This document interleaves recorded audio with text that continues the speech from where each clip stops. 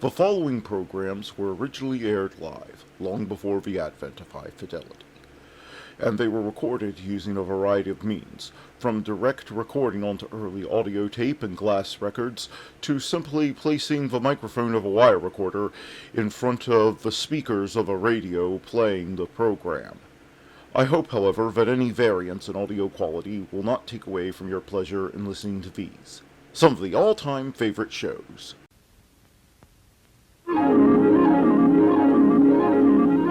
The following program is brought to you in living color on NBC.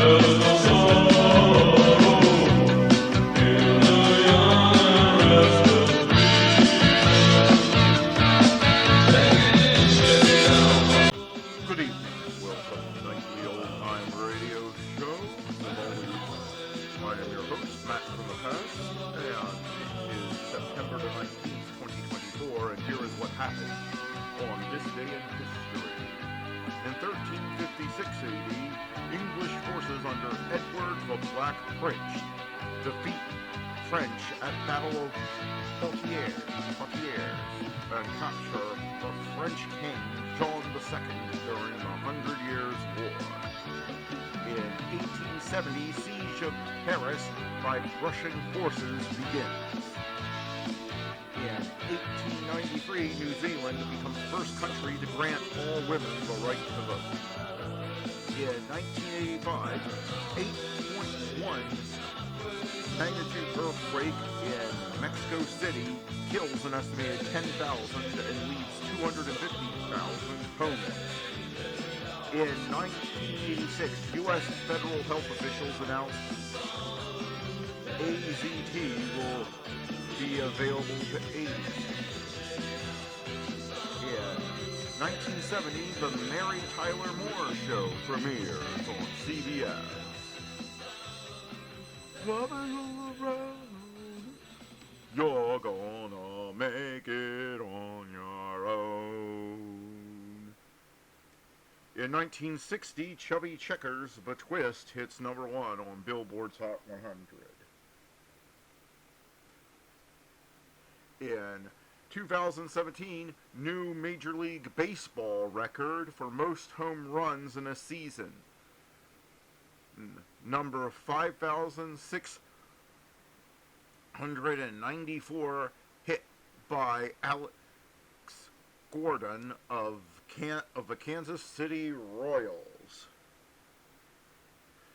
Famous birthdays today are Antonius Pius, Henry III of France, John Baptiste Joffet d'Alembert,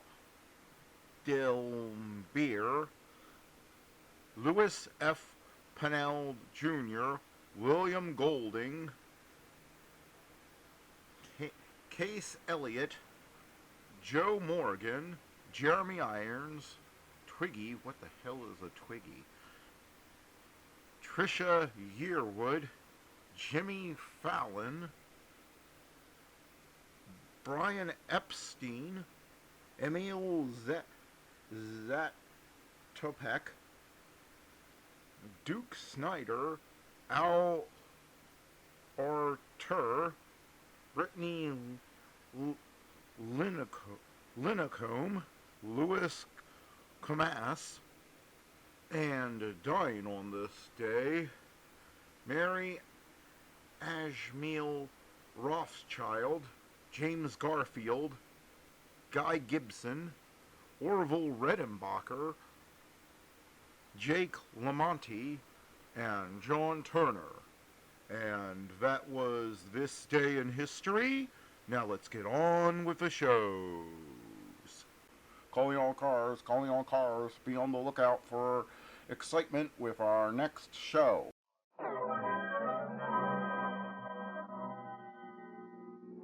Police calling all cars. Police calling all cars. Attention all cars. Broadcast 3. Be on the lookout for LaSalle Coupe. 8 X-ray 3072. 8 X-ray 3072. 3 men in the car. An American, a Mexican, and a Negro. He's been wanted for robbery and murder. That's all. Rosenberg.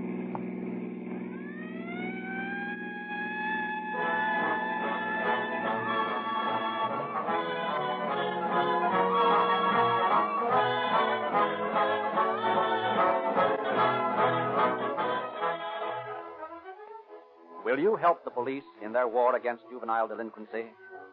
Every boy and girl should be trained to respect the law and despise lawbreakers. Already, many thousands of young boys and girls have joined Rio Grande's Junior Police Department. We offer 15 different free gifts to members, complete G-Man and Junior Detective outfits. Your neighborhood dealer who sells Rio Grande cracked gasoline will show you how to get all 15 of these gifts, all free.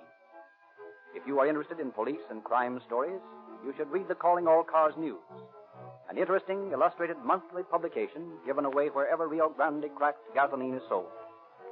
One of the most effective weapons used by your police in their war on crime is Rio Grande cracked gasoline, which gives so many police cars the lightning-like acceleration, the sensational speed and power which enables them to quickly capture speeders and fleeing criminals. Police cars have made an enviable reputation for these quick captures, and police say Rio Grande cracked gasoline has proved to be the fastest and most efficient gasoline they have ever used. Every year, more and more cities contract with Rio Grande to use cracked gasoline exclusively in all their emergency cars. For years now, more police and emergency cars have used Rio Grande cracked gasoline wherever it is sold than any other brand, and the list is constantly growing. We invite you to make a test in your car with the same tetraethyl-treated Rio Grande cracked gasoline used by police cars and enjoy the thrill of police car performance.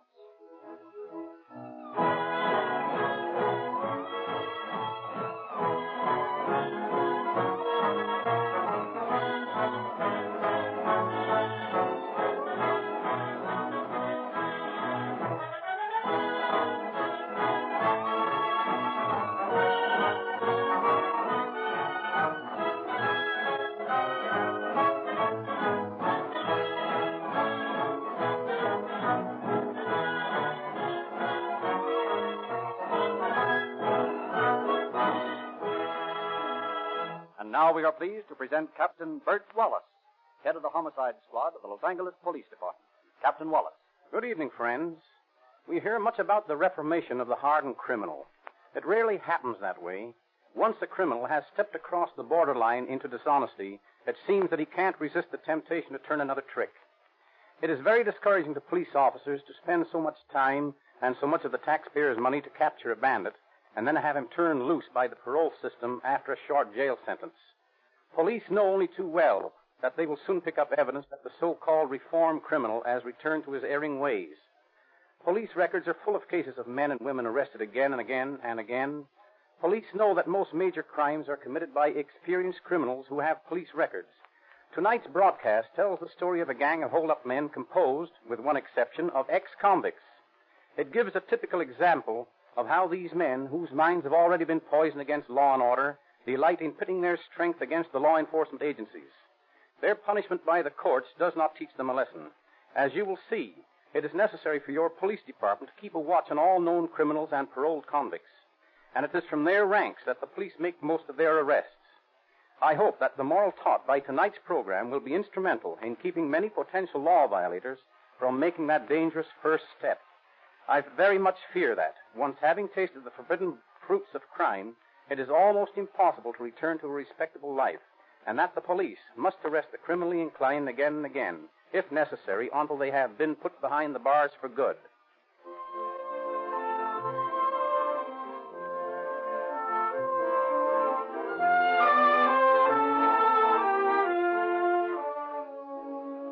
Our story opens on a warm summer afternoon in 1932 in a little jewelry store on South Vermont Avenue in Los Angeles.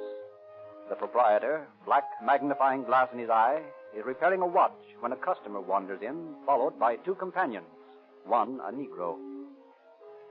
Yeah, well, good afternoon. And what can I do for you? I want to look at your watches. Yeah. About what price watch you have in mind? Oh, something around $35. $35. Yeah. Yes, we have some very nice numbers at that price. Just a minute, and I will show you.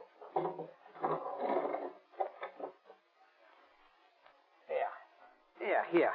Now here's a very smart watch. Swiss movement. Guaranteed. Here? Hold up your hands. What? Hold up your hands. My God, what's this here? Now, shut up. Dump those watches into the bag, Frank. Take this bird into the back room, Hank. Okay, boss. Look, Bob, here is a bag of jewels, diamonds, rubies. Okay, dump it in and don't talk so much. We gotta make time. I don't miss that silverware back there. No, I get in. Hey, boss, you got doors open back here. Well, lock it, dummy. Yowza. Look up, here comes somebody. All right, pile that junk into the sack. I'll take care of him. What do you want? I'm looking for the manager. You the manager? No, I'm not. Oh, I see. Well, I'd like to get my wife's watch fixed. It seems the mainspring is... Get in the back room. Yes, fall will be here soon. I said get in the back room. What's that in your hand? Well, I declare, a gun. I'll give you 3 to get in the back room. Well, the police will hear of this. 1. And it'll go hard with you. 2. I never was one to stand by and see the law Hey! broken. What's going on in here, boss? Never mind now, Hank. You got the junk, Frank? See, the sack is full. How about you, Hank? I ain't had time yet, boss. All right, forget it. Get going. This will be a tough beef. We'd better scram quick. Oh, my God, they've killed him. Help! Police! Police! Police!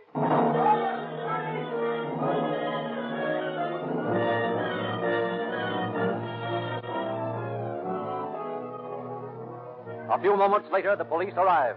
The clues are meager. The frightened jeweler's description of the bandits, the bullet which is later removed from the skull of the murdered customer, and a pillowcase which one of the bandits had dropped in his flight. This pillowcase, which was used as a sack for the loot, is turned over to Ray Pinker of the police department's laboratory. Later in the day, he makes his report to Inspector Davidson of the homicide detail. Well, Ray, what did you find? I was able to make out this erased laundry mark. It's 1471. 1471. Just a minute till I make a note of that. Well, there seems to have been a name worked into this material in the thread. Probably the name of a hotel. I've carefully pulled all the threads out, and I haven't been able to decipher that yet. Very well. Keep after it. You bet I will.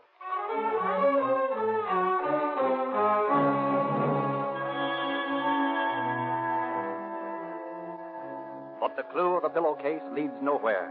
For a search of the hotel whose property it is results in no suspects fitting the description of the bandits. It looked like a clean getaway. That night, York returns to the gang's hideout from the fence. Who is that? I guess that's the boss. And maybe the bulls. You answer him, Hank. And then get all shut up? No, sir, not me. No, sir. Ah, it's Bob. 3 rings. I will get it. Well, boss, how you make out? Not bad, not good. How much is that? Well, he gave me $500 for the stuff. Only 5 C's? You should have let me take it to this fence, I know, Bob. I could get lots more. That's the best I could do. How much you holding out for yourself? Cut that talk, Mug. I don't do business that way. Okay. Drop the gat. All right, boys, this will not get us no place. Let us at the door. Okay, here you are. I figure the cut this way. 150 for Frank and me, and 100 apiece for Hank and Tiny. Hey, what is No, this? just a minute there, boss. Now, listen. Frank and I really pulled the job. Hank mussed around in the back room all the time. I don't know what he was doing, playing kiss the pillow with a Dutch jeweler or Now, something. listen here, boss. I can explain all that, I'll tell And you. Tiny only drove the car. Frank and I did the real work. Yeah, and you pulled a beef bumping off that old man. Yeah, you didn't have to do that, boss. How'd I know the guy was deaf? I can't stop to ask questions during a job. Listen here, York. You pulled a beef. But if the bulls get us, we'll all take the rap for it. Oh, maybe only life for us while you swing. We're all in it. We're cutting even, see? Yes, Bob. Me, I do not want more than the rest. And if you don't cut even, York, I just soon turn the heat on you as look at you. Well, I don't want no trouble. You bet you don't. You don't want me to press the button on this toy I got here, do you, York? Now, how do we cut? Okay. It's an even split. That's more like it. Here you are. 125 apiece. In marked money, York? Oh, shut up. Where's Rosita, Frank? Oh, my little niece. I do not know. Back in the kitchen, maybe. Well, I'm going out and talk to her.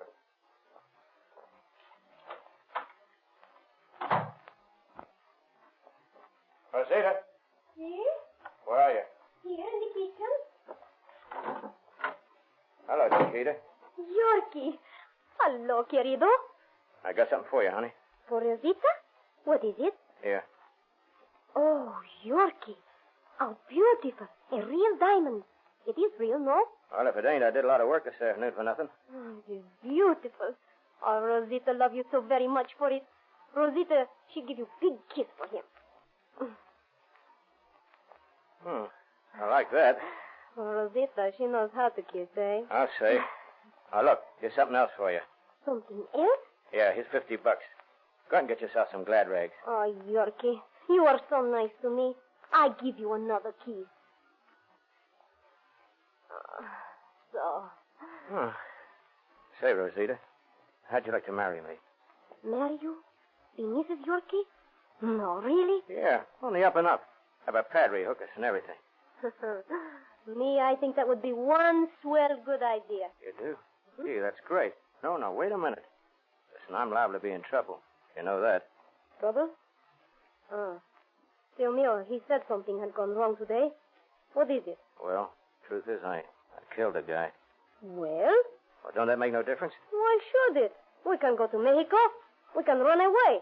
I will take you to the little town where I was born. They will never find you there. Yeah, but we ain't got no dough. Get some. Go get some like you got these. Only get a lot. Rob a bank. Rob a bank? That's an idea. A good idea. I'll talk to the boys about it right now. Yorkie, Yeah? you forgot to kiss Rosita. Oh, yeah. Chiquita, here are the berries.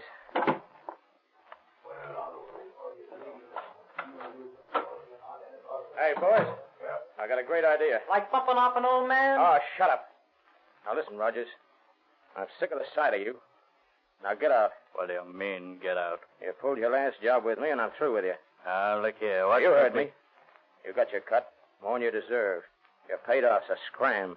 Well, if that's the way you feel about Well, it is the way I feel about it. You're nothing but a small change, Rogers.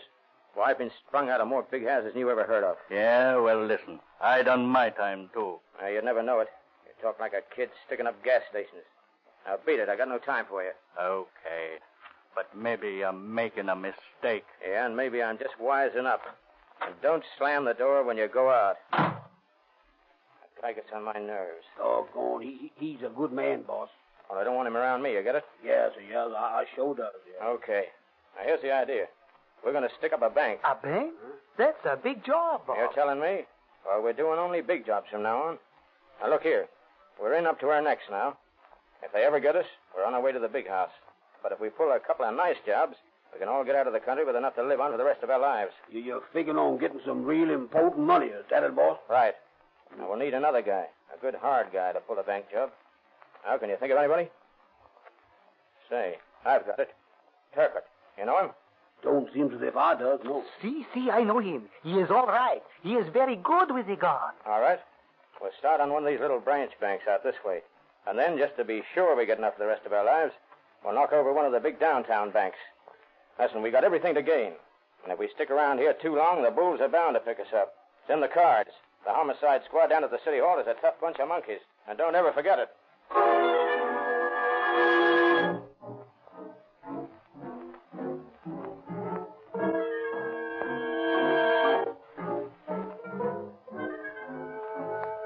The gang works slowly, cautiously, planning their crime.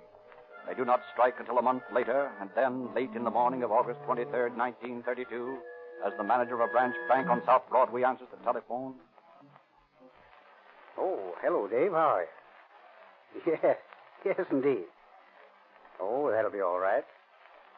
Yeah. Yes, we can handle you for that amount. Yeah. Say, Dave, don't hang up. 3 tough fellows just walked in. One of them's a Negro. Yeah. Yes, Dave, it's a holdup. They just pulled their guns. Call the police right away. I gotta hang up. Hey, you over there. Who, me? Yeah. You move to the back. Now get going. Keep him covered, Hank. While I get the dough. All right, boss. All right. Pass it out, Frank. See. Hank, I told you, watch that guy's gotta go. Oh, he got me. He got me, boss. He got me. Stop it, boss. Stop it, boss.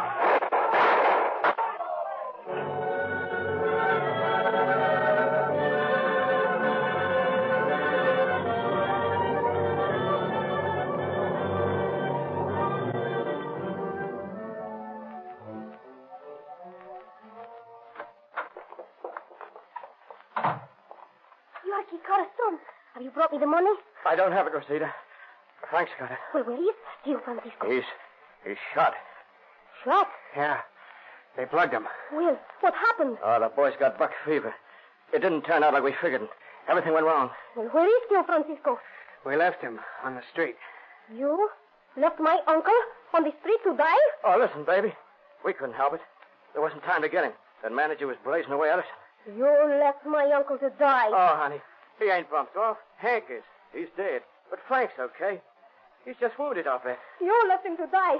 You're a thief. He was the only one in the world who was good to me. Oh, now listen, Rosita. Listen to me. I swear I'll spring him from the hospital. I'll spring him if I have to bump off a half a dozen guys to do it. No, he's dead. I know it. You let him die. I never want to see you again. Get out! Get out! Get out!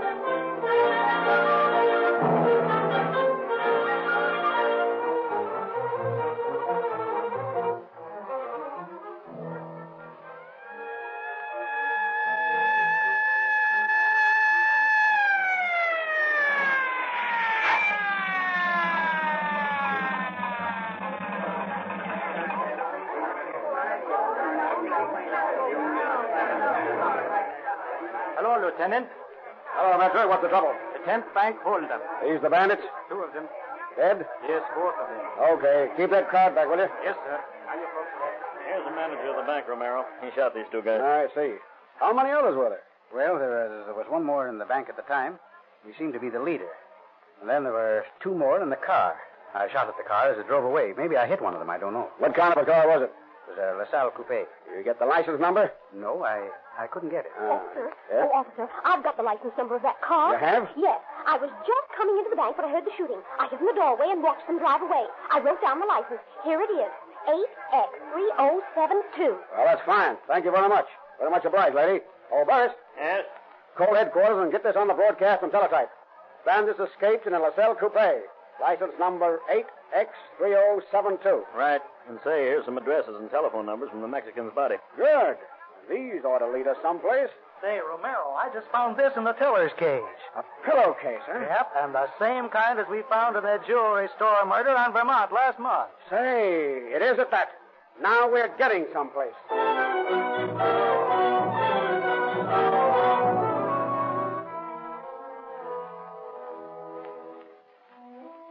The pillowcase turns out to be a mate to the one used in the jewelry store holdup. And the addresses found in Alvarado's pocket lead the officers to the gang's hideout on Mercury Street. Under the direction of Inspector Davidson of the homicide detail, a stakeout of the place reveals only a young girl as the occupant of the house. Late in the day, the officer decides to pay her a call.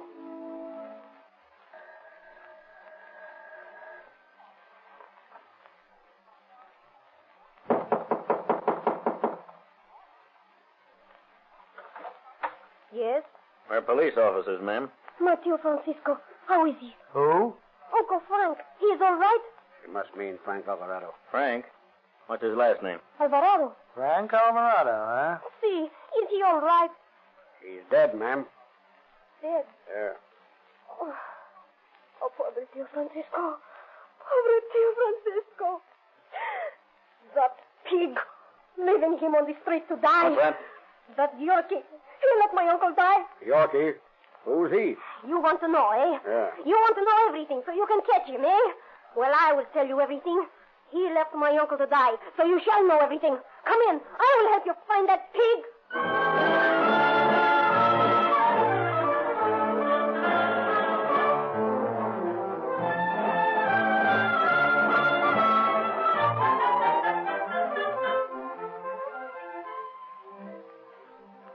Rosita's information leads the officers to a rooming house on Maple Street operated by an Oriental, where York and Alvarado stayed on August 15th. Oh, hello. How do you do? What can I do for very nice American gentleman? Let's see your register. Oh, what for I show register? Don't ask so many questions. We're from police headquarters. Oh, yes, very fine policeman. I show. Here, you please look. Yeah, let's see now. 19th, 18th, 16th. Here we are. Just two names. Thomas Kern and William Cummings. Probably phonies. Yeah. Hey, you. Know anything about these two fellas? Oh, what a fellow. Oh, these are... Oh, what do you want to know? What do they look like? Oh, look at that. Yeah. Oh, I scared. I not remember. That many days ago. I forget. Many people come, many people go. I not notice. Yeah, I'll bet. Please? Try to think what these two men look like, will you? It wasn't so long ago. Only a week. Oh, no. I'm sure I cannot think. I no remember. Well, then, that's that. Well, maybe he doesn't remember. Yeah, maybe.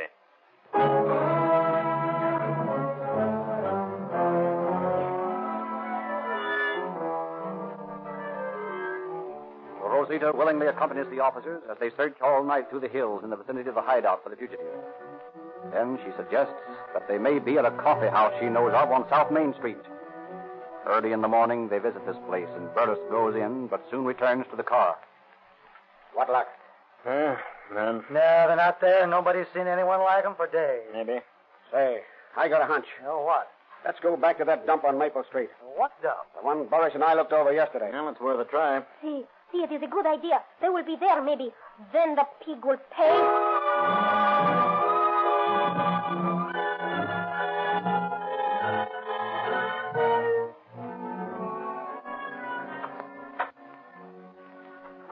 Oh, what the for? You wake me up before honorable sun in sky? I want to look at that register again. Oh, very good. I show. Anybody else come in since we were here before? Oh, people come, they go. Yes, I think very fine people he come. You please to look? Now, look, Romero. Huh? Here's the same birds registered yesterday as registered on the 16th. Let me see. Yep, you're right. Yeah, let me see that handwriting. Well, say, that checks with this, you see? Now, what's that? York's writing from the police records. Well, then I think we've got the boys. Hey, you. What room are they in? Oh, what a room? Oh, I think number 16, I think. Are they there now? I know nothing. Did you tell them we'd been here before? Oh, I run extra special fine rooming house. I know nothing else. Okay, you got a key to 16? I think maybe I find him here on the desk. All right, find it and let us into that room. Oh, I wonder if this is good thing for a customer. Don't forget, we're police officers. Oh, yes, sir. I remember now. I open now. You come around this way, please. Have your guns ready, boys. These are tough monkeys. All right. Well, here we are. All set? You bet. Okay. Open her up. All right, I do. Oh, I know can do. Bolt on other side. He's a lock. They got it bolted from the inside, eh?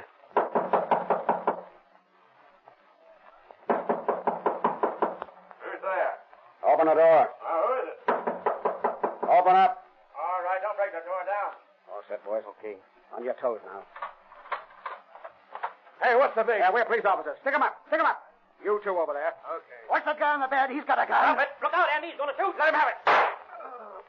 Now, drop it. Okay. Did you hit the bed?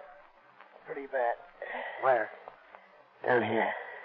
Sorry, but you shouldn't have whipped that rod out from under the covers. I know. I asked for it.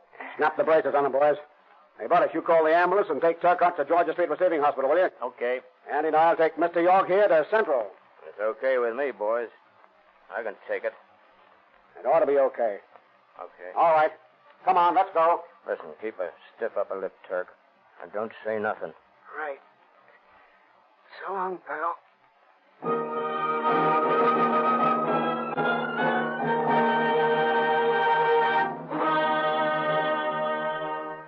Robert York confessed to the murder of William Kirkpatrick in the jewelry store holdup and implicated his previous accomplice, Rogers, in the crime. LeMay, the driver in the bank robbery, was sent to San Quentin for 7 years to life. Turcotte permanently wounded, and Rogers were given life sentences on a verdict of first-degree robbery and murder. And Robert York was hanged. So these habitual criminals again learned that you cannot beat the law. This time, the evidence presented by the police was so damning that the courts meted out stiff sentences. I hope that a mistaken sense of mercy will not result in these confirmed criminals being released from their life sentence to prey again on respectable citizens. Thank you, Captain Wallace.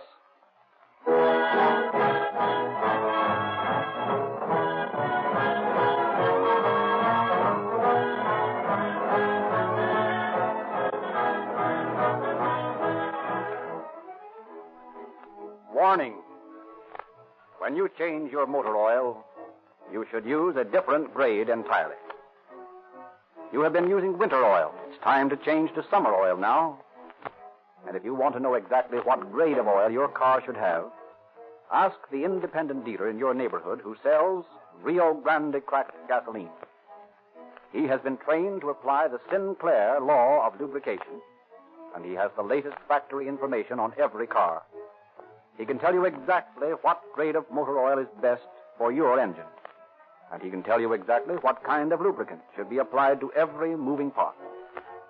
Sinclair is the recognized leader in the manufacture of scientific lubricants, and the Sinclair Lubrication Manual is the recognized authority on the correct application of oils and greases. Sinclair has become America's largest manufacturer of lubricants, and Sinclair experts work with every automobile maker to determine the correct lubricant for every part of your automobile. This information, revised from week to week, is placed in the hands of the Rio Grande cracked gasoline dealer in your neighborhood, so he can lubricate your car scientifically and accurately. It costs you no more to get Sinclair scientific lubrication or Sinclair motor oils, and you get a lot more for your money.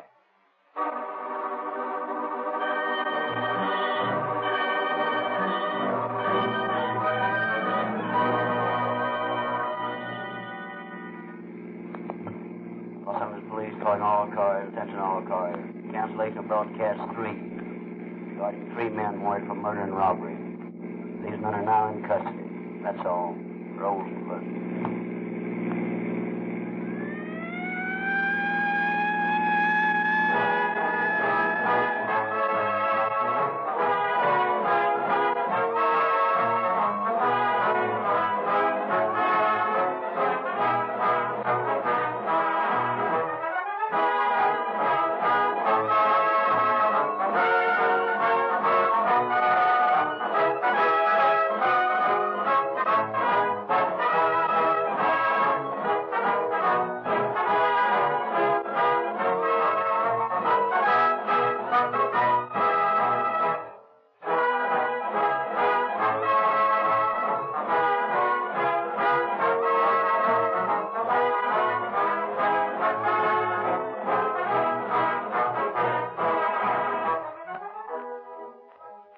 Frederick Lindsley, your narrator, bidding you good night for the Rio Grande Oil.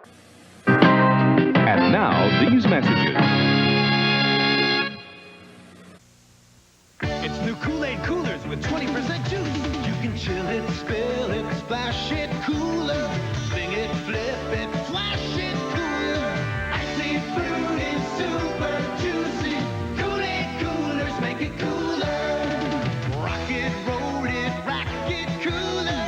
Snack it, six-pack it, attack it cooler. Icy fruity, super juicy with 20% juice. Kool-Aid coolers make it cooler. Ever see a ball quite like this? The Nerfles. Officer Bob, Speedy, Frankie, and Scratch, each sold separately. So much fun to clown around, to change and rearrange around, to bounce them up and roll around. Yes, Nerfles are a ball to be around. They switch around, they spin around. Nerfles turn your day around. Yes, Nerfles are a ball to be around. The Nerfles. Yups, the Nerfles. Officer Bob, Speedy, Frankie, and Scratch, each sold separately from Parker Brothers. From the sound of music. And Bing Crosby is up next. Hi, Rosie. Hi, Bing. Lovely day. Isn't it grand? I guess you rate the first song today. No, you sing it, Rosie, if you please. But, Bing, you should do the first song. After all, it's your birthday. I know that, but I have to blow out a lot of candles later, so I better save my wind. Don't you think that'd be a good move? Yeah, okay. Well, I'll open the store then. You're a good girl. Happy birthday. Me too. Happy birthday, Bing. Thank you, Ken.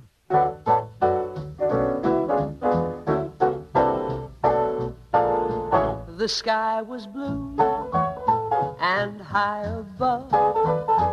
The moon was new and so was love. This eager heart of mine was singing, lover, where can you be?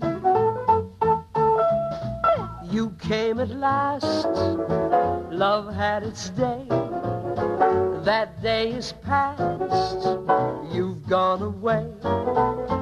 This aching heart of mine is singing, lover, come back to me. I remember every little thing you used to do. I'm so lonely.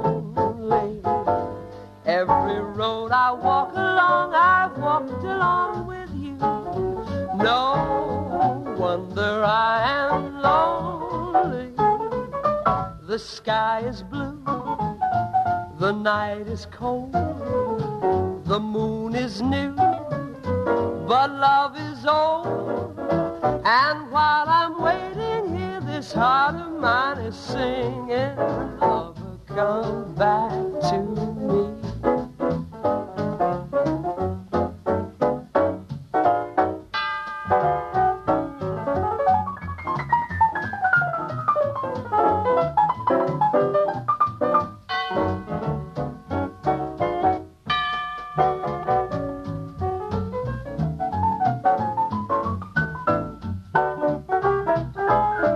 The sky is blue, the night is cold, the moon is new, but love is old.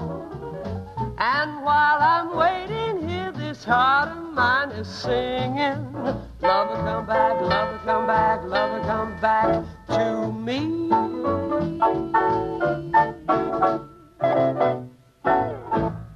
Say, Rosie, Mother's Day is hard upon us. You got any suggestions? Of course.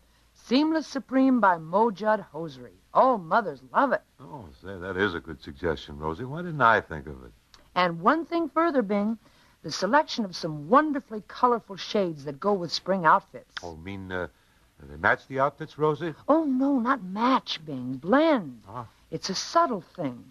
A girl should have a whole wardrobe of Mo Judd's Seamless Supreme to be really smart, and in more ways than one, too. Well, what do you mean? Well, Mo Judd's Seamless Supreme fits so well and wear so well, they have magic motion that makes them really fit at the ankle and at the calf so they won't sag ever. Oh, well, I agree. Really, there's nothing as unattractive as sagging stockings. Except runs. And that's another wonderful feature of Seamless Supreme. They have proven snag resistance and lace tops that help prevent garter runs. So you just can't go wrong with Mo Judd Seamless Supreme, can you, Rosie? No, you really can't. So look for Mo Judd Seamless Supreme at the nicest specialty stores in your town.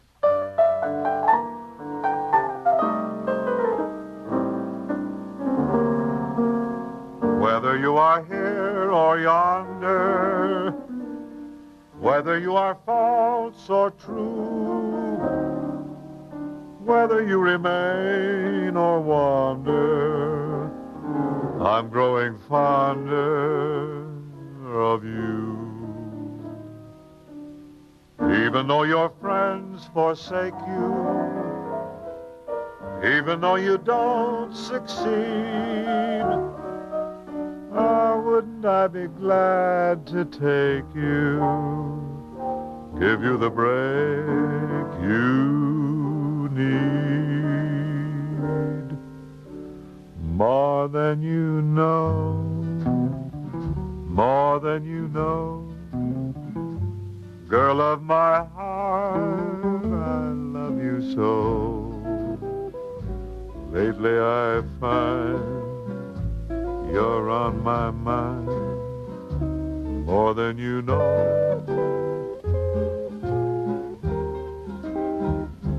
Whether you're right, whether you're wrong, girl of my heart, I sing along.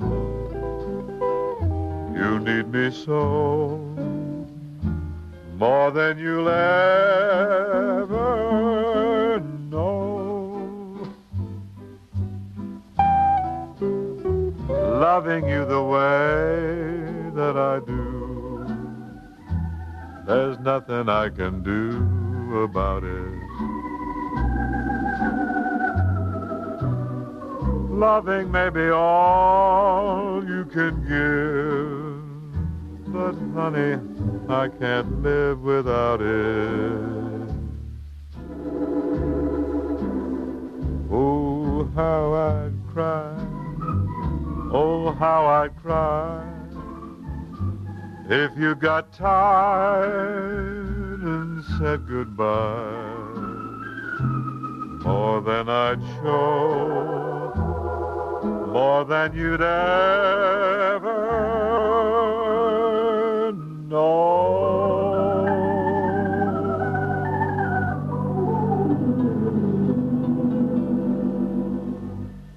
And now, friends, here's some words and music containing a bit of sage counsel for you all.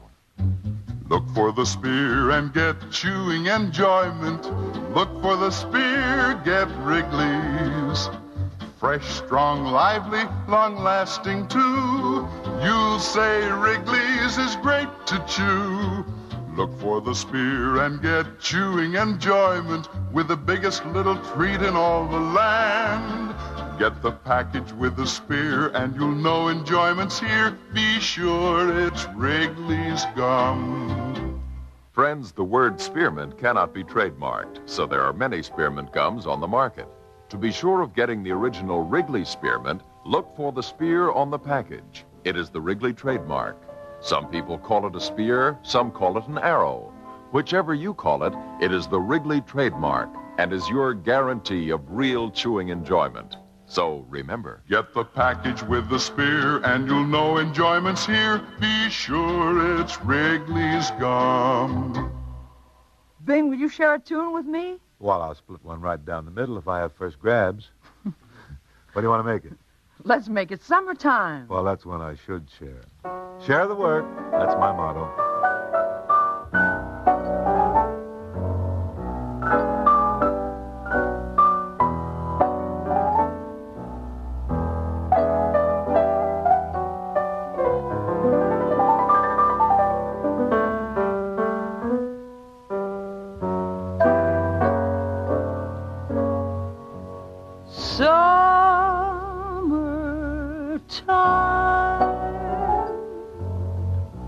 And the living is easy. Fish are jumping and the cotton is high. Oh, your daddy's rich And your ma's so good looking. So hush, little baby, don't you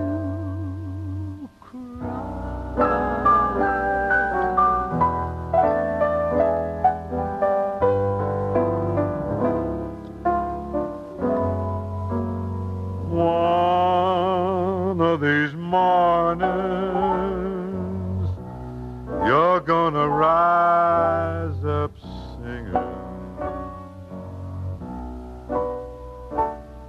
Then you spread your wings and you take to the sky. But till that morning, there's nothing can harm you. With Daddy and Mammy standing by. One of these mornings, you're gonna rise up singing. and you spread your wings and you take to the sky. But till at morning, there's nothing can harm you. With Dad and Mammy standing by.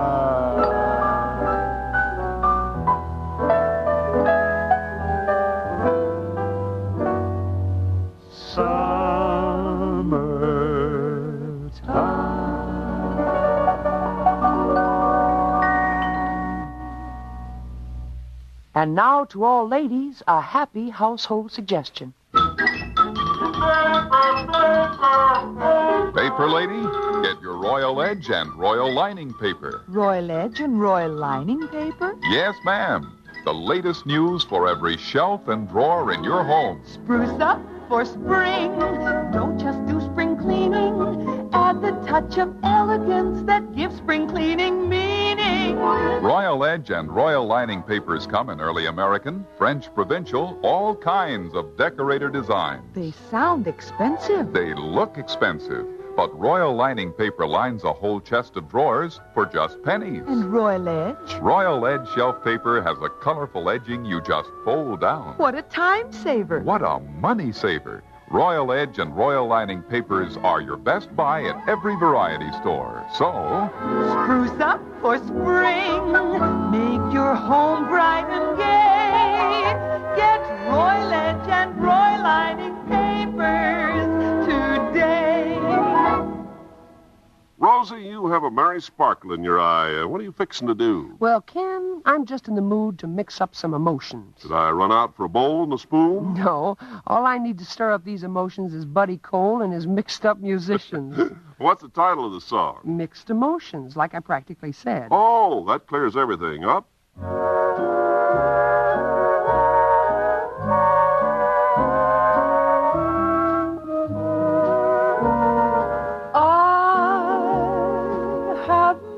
Emotions when it comes to loving you. I know I shouldn't like the things you shouldn't do, but if you were perfect, it wouldn't be the same. To a tiger, a tiger's not a tiger if he's tame. But when you're near me, I am happy, just alone with you. But when you're far away from me, I'm awfully blue. You're the bitter and the sweet combined. So what am I to do? I have mixed emotions over you.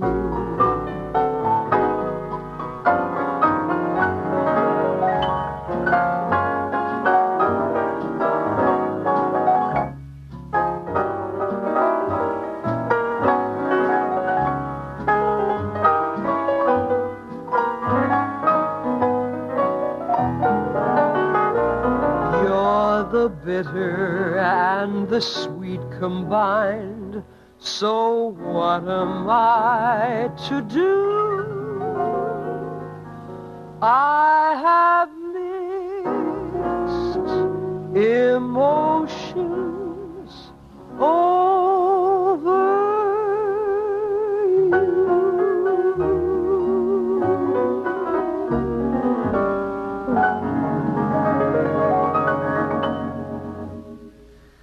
I guess the one room in the house that really gets a workout is the bathroom. Don't you know it?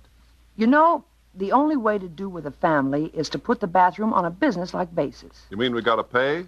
No, not that.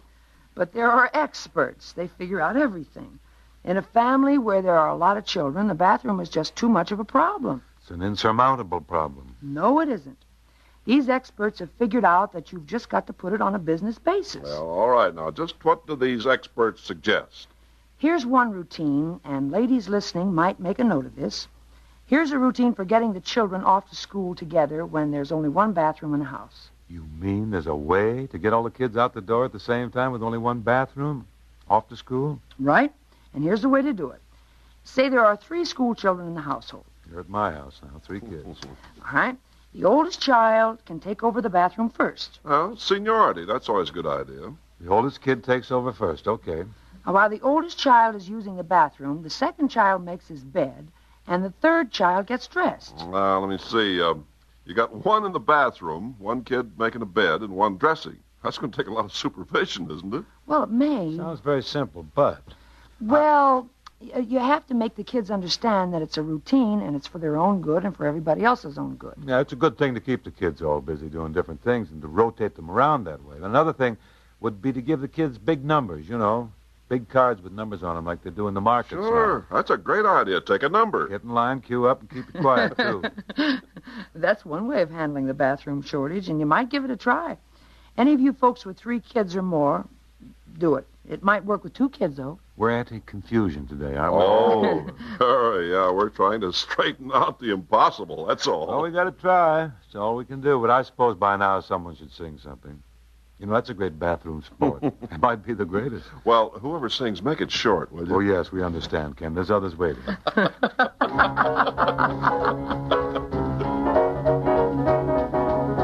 She gets too hungry for dinner at 8. She likes the theater, never comes late. She's never looking for people to hate. That's why the lady is a tramp. She don't like crap games with barons and earls. Won't go to Harlem in ermine and pearls. Won't dish the dirt with the rest of the girls. That's why the lady is a tramp. She likes the free, fresh wind in her hair. Life without care. She's broke, it's oak. Hates California, it's cold and it's damp. That's why the lady is a tramp.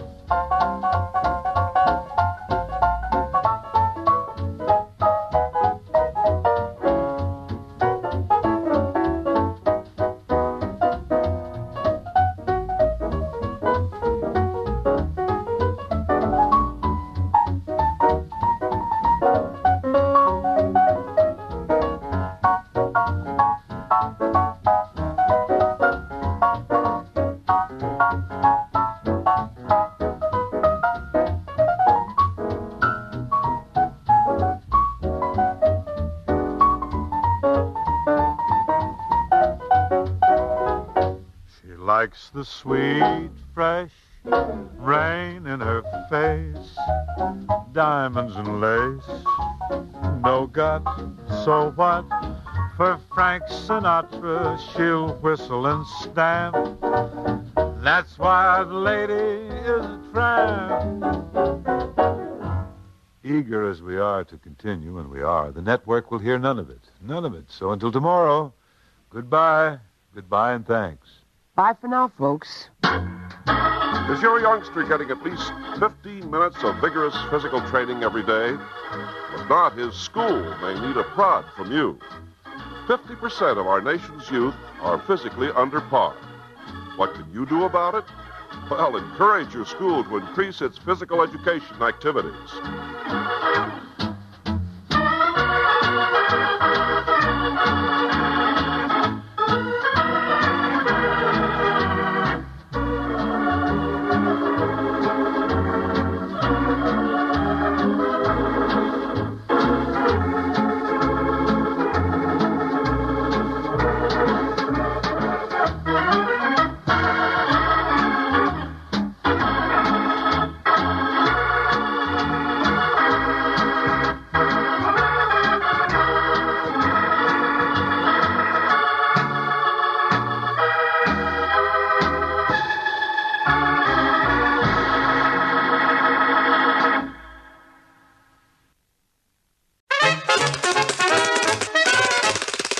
return after these messages.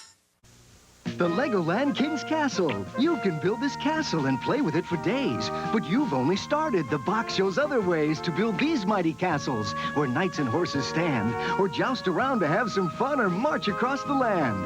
Each day there's adventure, always something new. And the team that dreams tomorrow up is Legoland in you. There are 6 more castle sets you can collect, each sold separately. King's Castle is part of the Legoland Castle Collection and has hundreds of bricks for building.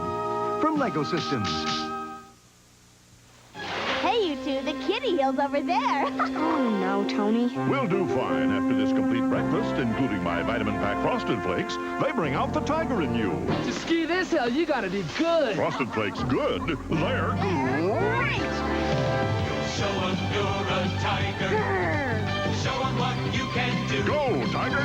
The taste of Tony's Frosted Flakes. Man, they're fast. Brings out the tiger in you. And you.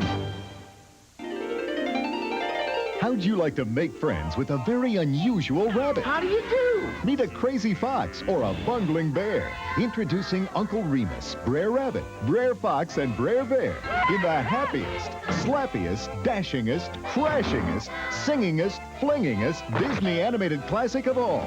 This holiday season, Walt Disney's Song of the South is back on the big screen. Rated G. Now playing at a theater near you. Check your local newspaper. Hi there, time for Timer, your roving reporter. I'm talking to you from inside a fantastic factory, your digestive system. You know what we build here? You! Not out of wood or metal, but out of food. You see, you are what you eat, from your head down to your feet. Things like meat and eggs and fish you need to build up muscle tissue. Uh-oh. Hello, appetite control, more protein. We need energy. Playing tennis today, you know. Whoops. All these motors in your body need a lot of fuel to go on, like carbohydrates, fats, and proteins, vitamins, and so on. What's left over forms the building blocks you need, indeed, to grow on. Yes, you are what you swallow, so that next time you feel hollow, don't just fill your face with any old kind of treat. This goes for every kid or 6-foot athlete. All you really are is what you eat. Here a ghost, there a ghost, everywhere some scary ghost. It's showtime, folks. Today, call for the real. A true legend of American comedy, Bob Hope, is up next.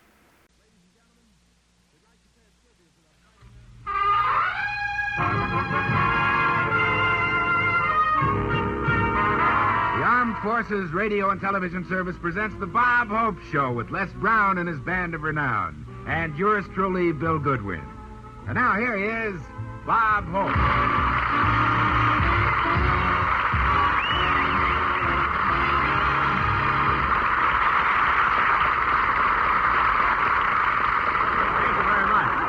Thank you, ladies and gentlemen. I've been busy this week going around to department stores and autographing copies of my new book, Have Tux Will Travel. I sign the book, wrap it for you, and for an extra 50 cents, I come to your house and massage your eyeballs while you read it. But the book has been getting wonderful reviews. One critic said, Bob Hope is to literature what Spike Jones is to music. But it's wonderful to be a successful author. I know I'm a success because I passed the delicatessen department of the May Company and they had my name spelled out in salamis. But a lot of celebrities are writing books. Gypsy Rose Lee has a book coming out soon.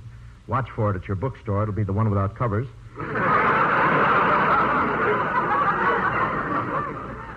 And Gina Lola Brigida has just finished a book. It's called The Second Most Beautiful Girl in the World. It's about Marilyn Monroe.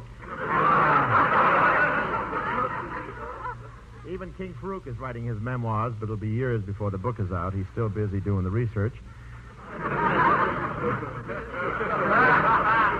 But it'll be quite a book. It isn't out yet, and already it's been banned in Boston. Elizabeth Taylor and Grace Kelly bought copies of my book, and you know who asked me to autograph it for her? Marjorie Mays. Thank you very much.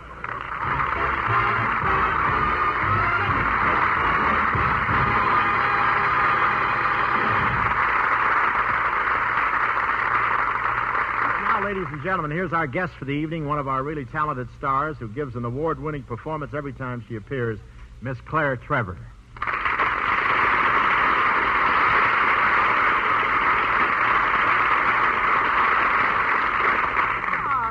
Very nice. I didn't expect such a fancy introduction. Would you like to say something about my acting? No. Thank you. Oh, Bob, I'm only joking. I think you're a wonderful actor, but why all this bouquet tossing? Well, we like to have a friendly spirit in this show, Claire, while we can. Later we talk about money. But Claire, I've been trying to get you on the show ever since I saw you in that wonderful picture, The High and the Mighty. Oh, do you like it, Bob? Oh, but the title fooled me, The High and the Mighty. I thought it was Howard Hughes' life story. You know, it was a gripping picture, Bob. A big airliner out over the ocean, almost out of gas, helpless, about to fall into the sea. And as the minutes went by, the passengers became more and more terrified. Have you ever seen someone go to pieces from sheer panic? It's a horrible sight. I know. Once in the Brown Derby, I saw Jack Benny get stuck with a check.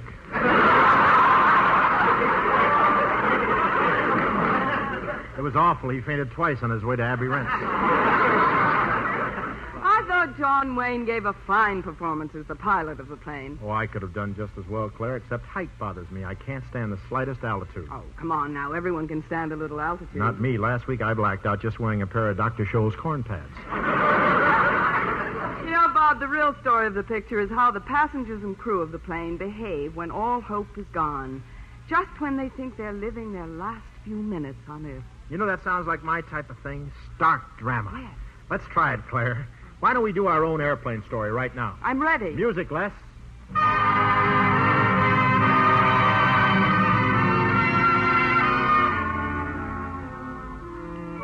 We take you to Hawaii, crossroads of the Pacific, and to Honolulu Airport, where giant airliners arrive and depart. Our story tonight concerns the fate of one of these airliners, its passengers, and its crew.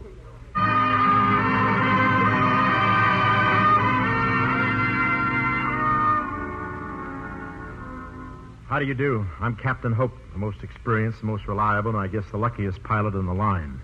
In 16 years, I've never had a crash, never hit the silk, never lost a passenger. The only casualty I ever had was the time I got a broken arm, a slight concussion, and 6 fractured ribs.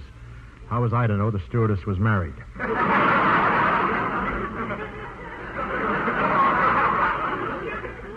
I love my job. I was born to fly. In fact, the stork didn't bring me. I was delivered by North American Airlines. All my family is interested in aviation. My father used to fly, too, until Mother hit his bottle.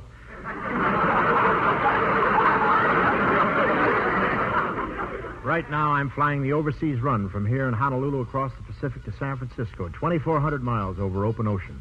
I'm not nervous, but just in case, I bring along a parachute, water wings, swim fins, emergency flares, a rubber raft, shark repellent, and a Bible. With all my equipment, I look like Florence Chadwick's supply ship. Flight 87 to San Francisco will be departing in 5 minutes. All aboard, please. Well, that's me. I've made this flight 100 times, but tonight there's something in the air, or foreboding, a feeling that something's going to happen, that something's going to break loose. I had this feeling once before when I saw Jackie Gleason bend over in a tight suit. I guess it's just nerves. Well, I'll go in the briefing room and pick up my flight plan. What's the weather, Mac? Well, come over to this wall map and I'll show you. Now, there's a disturbance up here in the Aleutians with an occluded front moving in on these isobars, affecting the north to south concentric currents of the polar air mass with a corresponding west to east barometric inversion. What does all that mean? There'll be light smudging tonight in Pomona.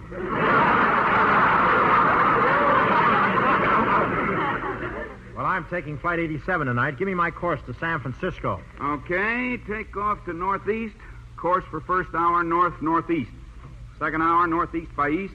Then east by northeast, 2 points northeast until you reach latitude 51, longitude 47. Then straight east, northeast. You got it? Got it. Now tell me one thing. What's that? Where is San Francisco? Well, so long, Captain. So long. Have a good flight. Oh, I will. I never have an accident of any kind because I'm always alert, wide awake. I keep my eyes open. What happened? I tripped over the weighing machine.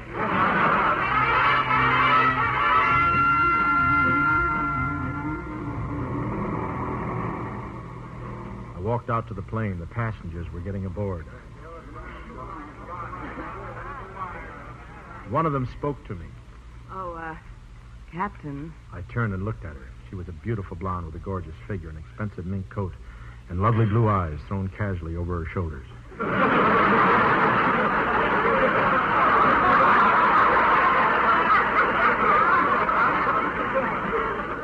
Captain, this is my first plane trip, Captain, and I'm so nervous. Will we have a nice, smooth flight tonight? Don't you worry about a thing, ma'am. It's a cinch. It's a breeze. Nothing to it. But all night, flying over that ocean, nothing but ocean and more ocean. How can you be so happy and carefree about it? I'm not going. I'm taking the train. You know, Captain, you're really cute. Definitely. You're a very handsome pilot. Thanks, but really I was nothing till I took the wire out of my cap.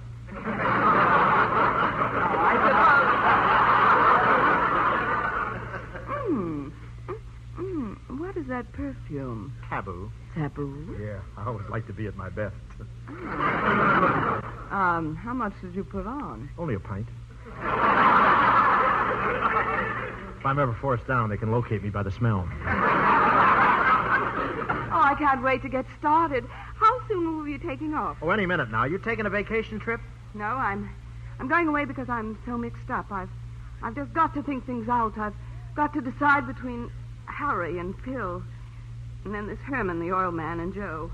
Joe wants me to marry him and live on his sheep ranch in Australia. I guess I would marry him if it weren't for Henry and Roger and then there's Tom and Bill and Matt. And then, of course, there's Ned and George and Pete and Ralph and Sam and Freddie and Jerry and Jim and Homer. You've just been listening to the radio version of The Long Gray Line. Where do you have your dates? In the Hollywood Bowl? You can see why I'm mixed up, can't you? They're all in love with me, and I can only marry one of them. Yeah, it might be a little less crowded. In the morning, your breakfast nook would look like the mess hall at Camp Pendleton. When I decide on one of them, it's going to be an awful problem. I mean, how could I tell all the others that they're through? Easy. Have it announced on the Arthur Godfrey Show.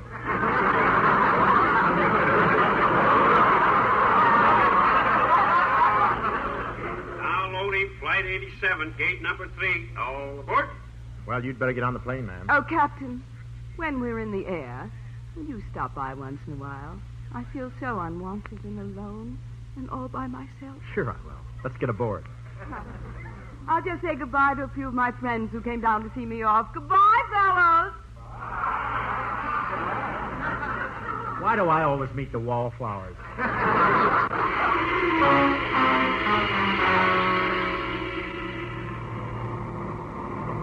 And so, Flight 87 prepares to take off from Honolulu on what seems to be an ordinary routine flight. The passengers are settling in their seats. Good evening, folks. This is your pilot saying welcome aboard. We're taking off to the south tonight. In about 3 minutes, you'll be able to see Diamond Head, the Royal Hawaiian Hotel, and if the moon is out, you'll get a lovely view of Hilo Hattie.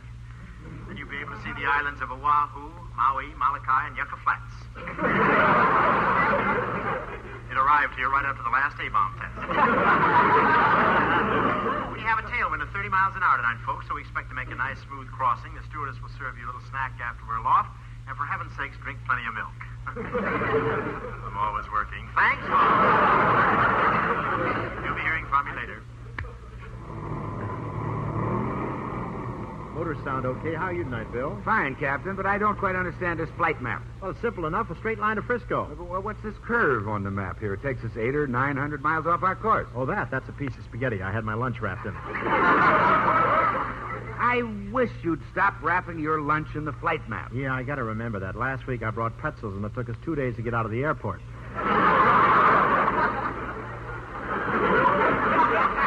Hand me those earphones. Flight 87, clear for runway 6. Roger.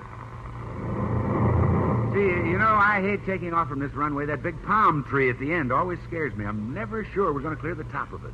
With me at the controls, I'll clear that palm tree by 100 feet. Well, we're up. We're going right up over that palm tree. We're almost over it. Almost.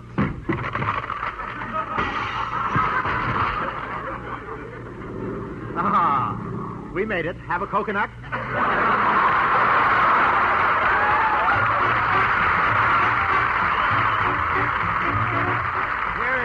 Whiting from the Capital Gang, assisted by Les Brown and his orchestra doing Tweedledee. Margaret Whiting. Tweedly, tweedly, tweedledee. I'm as happy as can be. Jiminy Cricket, Jiminy Jack, you make my heart go clickety-clack. Tweedly, tweedly, tweedledee. Tweedledee, tweedledee. Give it up, give your love to me. Well, tweedledee-dot, tweedledee-dot. Gimme all the love you've got. Oh, humpty, bump, tweedly, tweedly, tweedly-dum. I'm a lucky so-and-so. Hubba, honey-do. I'm gonna keep my eyes on you. Tweedly, tweedly, tweedly-dum.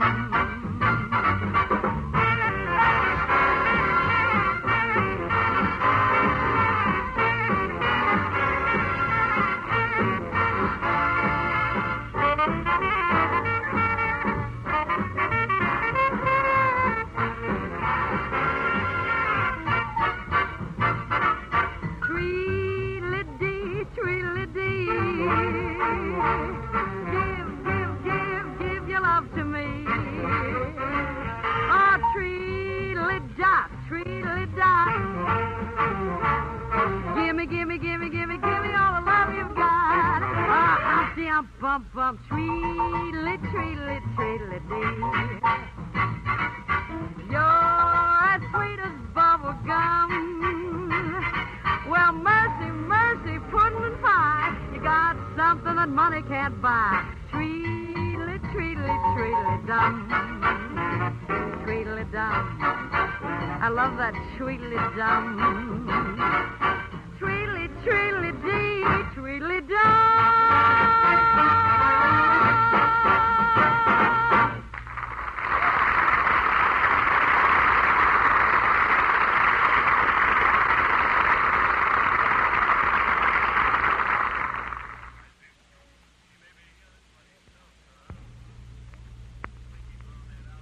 This is Bill Goodwin. You know, someone once said humor's the true democracy. And that's why we Americans can smile when we tell the stories of the legendary heroes who helped to build our country's great institutions and industries. Like John Darling, who was originally a boatman on the Erie Canal. But as people began to move farther and farther west, John moved right along with them. And it wasn't any time at all before he became the champion of the American farmers. One morning, John was re-shingling the barn. A heavy fog rolled in, but John kept right on shingling till noon. While he was having lunch, the sun came out, and John discovered he had laid the shingled roof 40 feet above the rest of the barn. Now, another time, the farmers were going through a cold winter. In fact, it was so cold that the smoke from John's fireplace wouldn't draw up the chimney, so he whittled himself a paddle, held it in the fireplace under the smoke, and began to fan the smoke up the chimney. After he'd sat there for a while, paddling and singing, he noticed the paddle was getting hard to lift. When he investigated, he found that the cold weather had frozen the smoke as it came out the chimney and turned it into a solid column 96 feet up in the air. In the spring, the smoke melted, and as John plowed the field, he could hear singing coming out of the melting smoke. The songs he had sung the winter before while he was paddling. That was the same spring, by the way, John accidentally broke a bottle of growing tonic which he had concocted. The stuff soaked down into the wheat field, and when John woke up the next morning, he discovered that his wheat had grown as high as the rooftop. Now, of course, you know that story must be true, because the farmers of the Midwest grow the tallest and healthiest wheat in the world. Yes, sir, it is a democracy which lets us tell stories of our legendary heroes with a twinkle in our eyes and a chuckle in our throats. And so long as we continue to laugh together as a people, ladies and gentlemen, we will live together as a nation.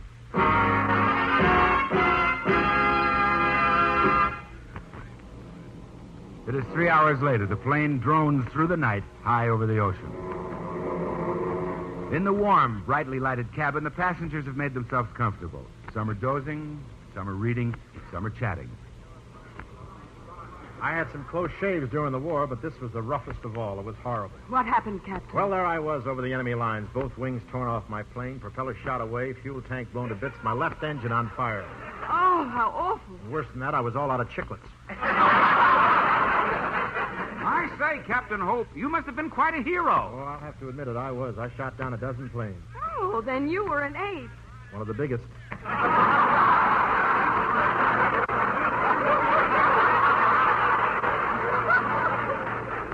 Captain, did you win any decorations in the war? Oh, I did all right. I won the Silver Star, bailed out of my plane over Germany, the Bronze Star, bailed out of my plane over Tokyo, and the Chrome Star.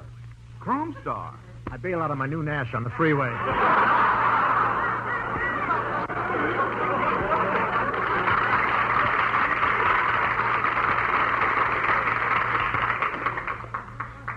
You know, Captain, a girl could fall for a big, strong, handsome, brave pilot like you. Really? Yes, I think you're wonderful. You're the only man I've ever really admired. Yeah, but what about Larry, Harry, Fred, Ned, and Ted? And all the rest? Oh, they're just school chums. What school did you go to, Notre Dame? Captain, no one's looking in this direction. Take my lips. Take my lips. What'll I do with him? Come here and let me give you a kiss. It's against the regulations.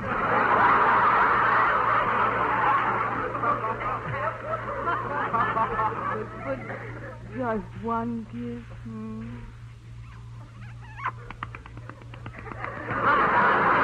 What's that? The wings on my collar flapping. Oh, Captain, What is it, stewardess? the co-pilot wants you up forward. Be right there. Captain, there's a terrible emergency. Oh, no. Relax. Be calm. Easy does it. No, Captain, we won't be able to make it to San Francisco. The gas gauge, the needle points to empty. I'll figure it out. Where's the flight map? I just swallowed it.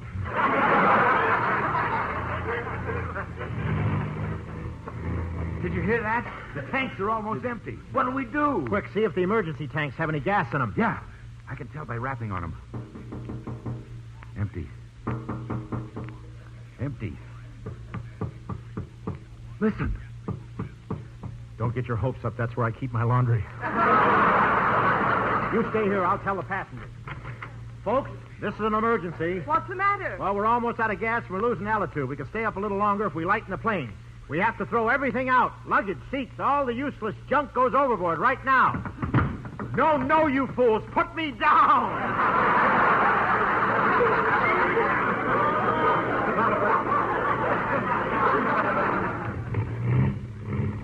Listen to that. Then I have to pick this week to send my parachute to the cleaners. And I thought you were a hero. You're no hero. You know what you are? You're a sniveling, lily-livered, miserable, yellow, low-down, chicken-hearted, cowardly, crawling worm. Just what are you trying to say? Captain, this is your plane. It's up to you to save it. Get on the radio and call for help. The radio. Good thinking. If we go down in the ocean...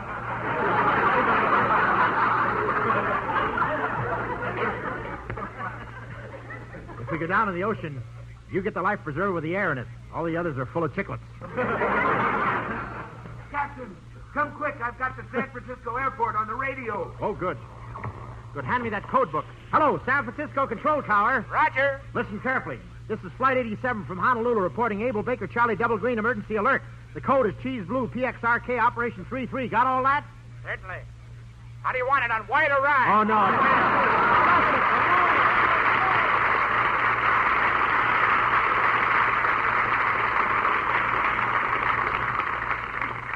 Listen, Kelowna, we're almost out of gas. We're losing altitude. Our engines are conking out, and our situation is very desperate.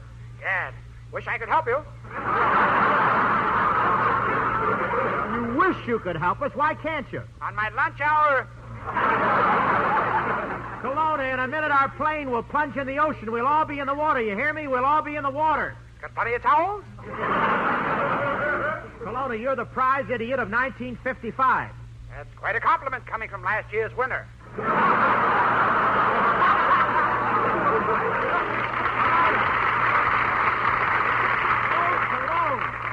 Kelowna, get busy and do something for us. I'd like to, but I have another emergency right here. I'm helping someone make a landing. Oh, Professor. Couldn't find a way through my mustache. Professor, you're smooching with your girl while we're in desperate trouble? Now, don't get wrong ideas. We're just playing checkers. You're playing checkers? That's right, Hope. Of course, some of the moves are pretty complicated. Kelowna, how did you manage to become so stupid? Deep breathing. Captain, let me talk to him. Oh, Professor. Yeah, who's that? I'm one of the passengers, darling. Will you help us, please? I'll be glad to, fair lady. Have no fear of dispatching a dog team immediately. We're 100 miles out in the ocean. You're sending dogs? Oh, it's all right. They're water spaniels. Hold on, Hope. I think I hear your plane now. Yeah, we're near the airport, but it's so foggy we can't see a thing. I'll guide you in, Hope. I'll send out a beam right from the control tower up to your plane. A beam right from the control tower to our plane? Yes. Now, just follow it in. Okay, we're following it, Kelowna. We're following it. We're still following it. We're right on the beam, Professor.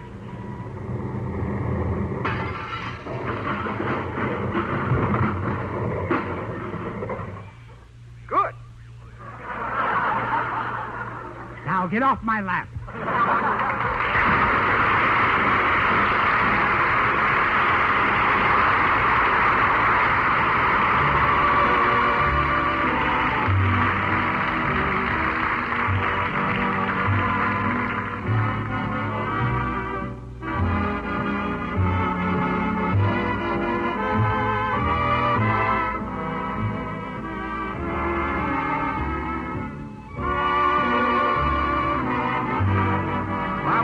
Starring Bob Hope and featuring the music of Les Brown and his band of renown is written by Norman Sullivan and Charles Lee.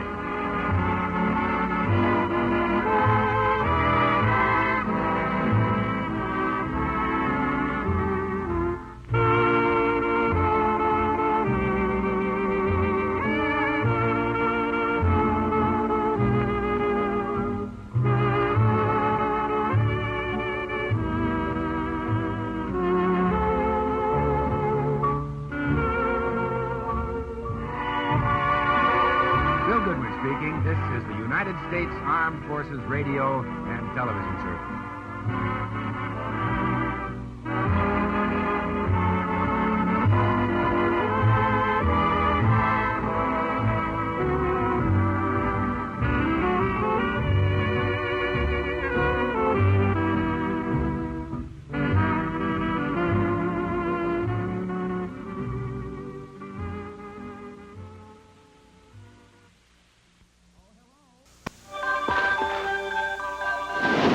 Return after these messages.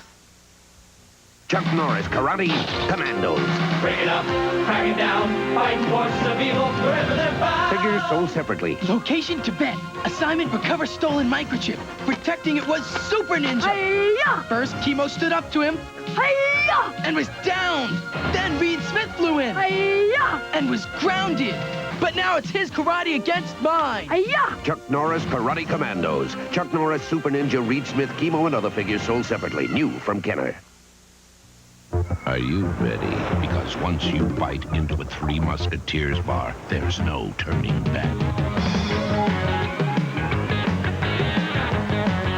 It's so light it lifts you to the limit in chocolate taste, with the center ripped like a chocolate cloud and coated in velvet smooth chocolate. Go on, lighten up with Three Musketeers and let your spirits soar.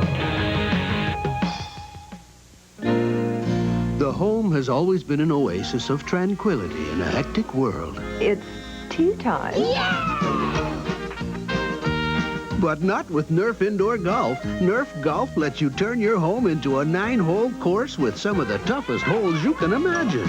And with Nerf Golf, it's tough to make a disastrous shot because the balls are soft and safe. Nerf Indoor Golf, the 9-hole golf game with clubs you put together. New from Parker Brothers. True crime stories of The LAPD are up next with Jack Webb's Dragnet.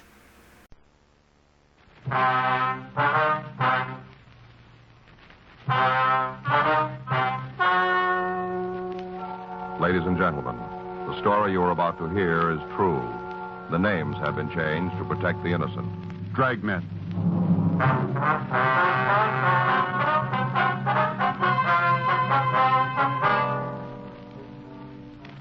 You're a detective sergeant. You're assigned to robbery detail. For a week, you've been on rolling stakeout looking for a gang of thieves. There's no sign of them. On the way back to the office, you get a 211 call. Your job? Investigate.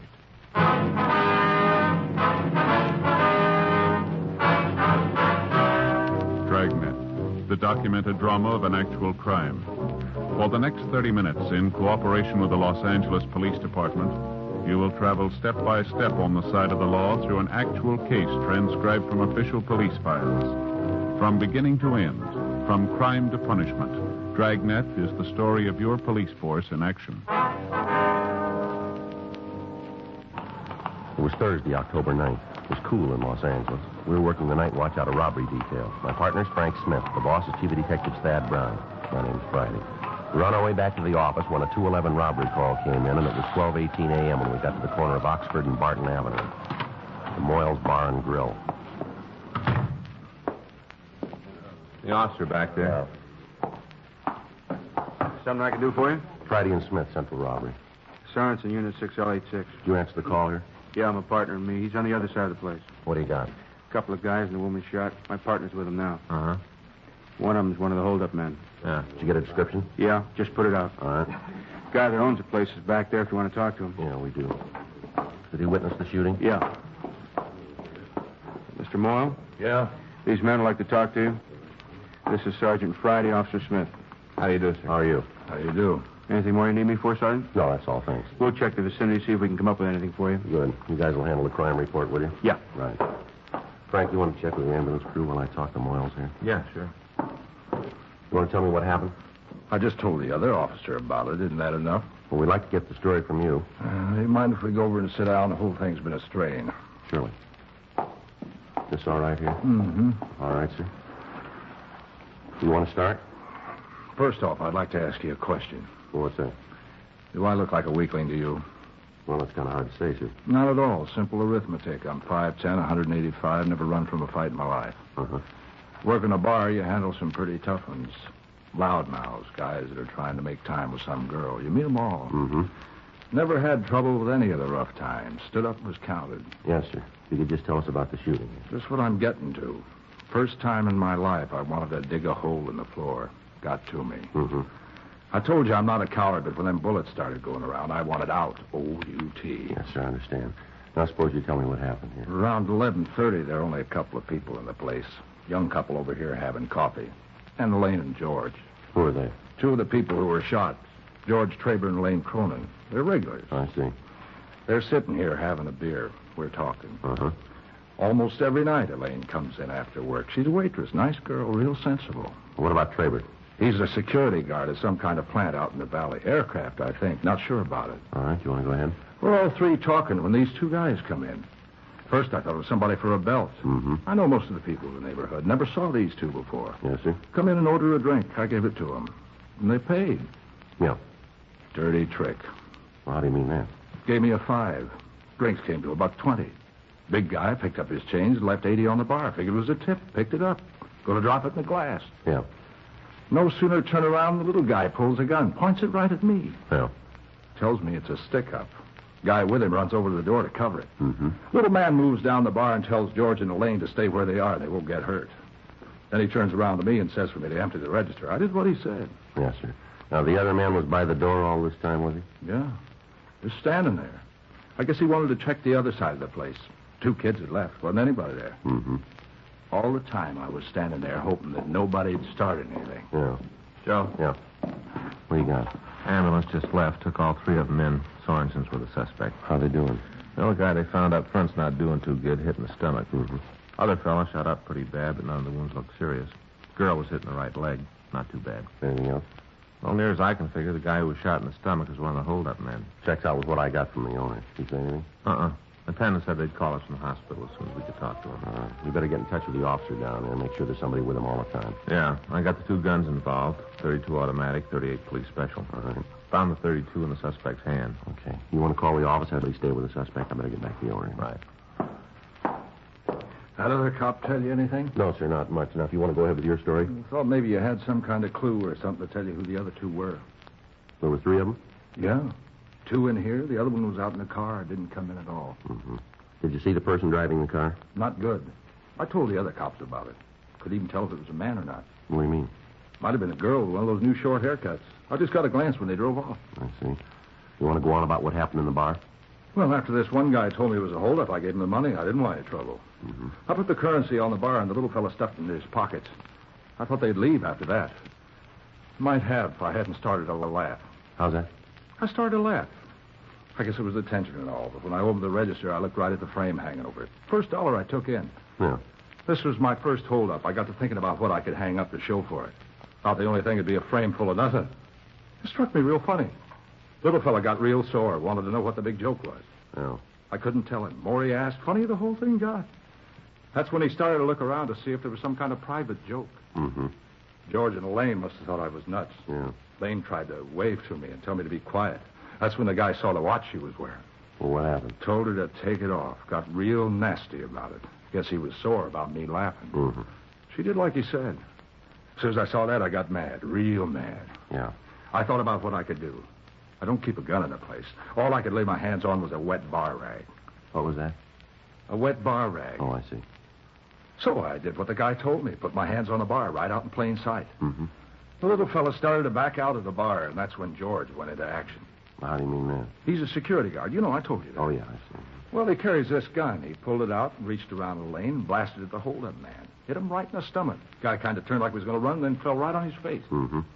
Then the big guy, the one at the door, he aimed his gun and shot at George. Was the girl still in front of him? Not exactly. You see, when George shot at the one guy, he knocked Elaine down. Wasn't fast enough, though. First shot from the big one caught Elaine in the leg. Second one got George. Well, what were you doing all this time? I was still there with my hands on the bar. Whole thing happened so fast there wasn't anything I could do. Just stood there. Uh-huh. Right after that, the big guy ran out of the place. I jumped over the bar and went after him. Guess I forgot there wasn't any way I could stop him. Didn't think of that. Good thing I didn't catch him. Yeah. You followed the man out on the street, did you? Yeah. Saw him jump into the car and take off. That's when I saw the other person. You know, the one who was driving. Yes, sir. Did you get a good look at the car? Saw it drive off. I understand, but did you see the license plate? Yeah. But not so I could tell you the number. Was it the California plate? Yeah, I could see that. All right, now about the car itself. Can you tell me what kind it was? Nash sedan. I think it might have been a 1953. Can't be sure about that, though. Might have been a new one. What color, do you remember? Near as I can remember, it was kind of light tan. All right, sir. Can you give me a description of the big man, the one who stood at the door? Well, I gave it to that other cop. Well, yes, sir, but I'd like to go over it again with you, if it's all right. Sure. As long as it'll help you get the fellas. All right, how old was he? Oh, I'd say 20-something. Anywhere between 24 and 27. Mm-hmm. How about his height? Tall one, over 6 feet. Didn't come real close, except when he was sitting. I couldn't pin it down for you, but I'd say over 6 feet for sure. All right, sir. About his weight? 180. Dark or light? Light. Had light hair and blue eyes. Hair was wavy. You could almost say the guy was too pretty, like some kind of advertisement, you know, for hair oil or something. Mm-hmm. What was he wearing? Had on dark pants and coat. Wore a dark shirt and a white tie. Remember that, because you don't see that combination much nowadays. Back in the 30s, it was all the go. Mm-hmm. You're sure about the shirt and tie? Positive. Real contrast. Dark shirt and white tie. All right. Was he clean shaven? Yeah. Talk to the business office, Joe. They're sending a team over to the hospital. That's good. Stop and talk to the men in 6L86. They checked the neighborhood. Didn't come up with anything. Mm-hmm. What about Elaine? Is she going to be all right? Yes, sir. She's not hurt seriously. Sure, glad of that. Felt bad about not doing anything to help her, but I'm the kind of guy when I cut my finger, I can't even put a bandage on it myself. Mm-hmm. Always been like that. Yeah. What kind of gun did the man at the door have, do you remember? Looked like a .45 automatic. I see. Mm-hmm. Descriptions check out. Yeah. Type of guns are the same, too. You know these men? Well, we've got an idea who they are, yes, sir. We've been after them for some time now. Sure wish I could have given you more. This is all over in a few minutes. Well, you've helped us quite a bit already, Mr. Moyle. At the time, it seemed longer than a Monday when there's been too much Sunday. Yeah. These guys done this kind of thing before? Well, we think so. They've been hitting theaters. This is the first time they've hit a cafe. Hope it's going to be the last. Way they put the B on George and Elaine, like to see you get them. Well, we're going to try. If you do, could you do me a favor? What's that? Well, I kind of goofed it up when they were here before. I'd like another chance at the big guy when he hasn't got his gun. Well, I'm afraid we can't do that, Moyle. It's a police business. Why not? He's bigger than me. Yes, sir? Be a fair fight, wouldn't it?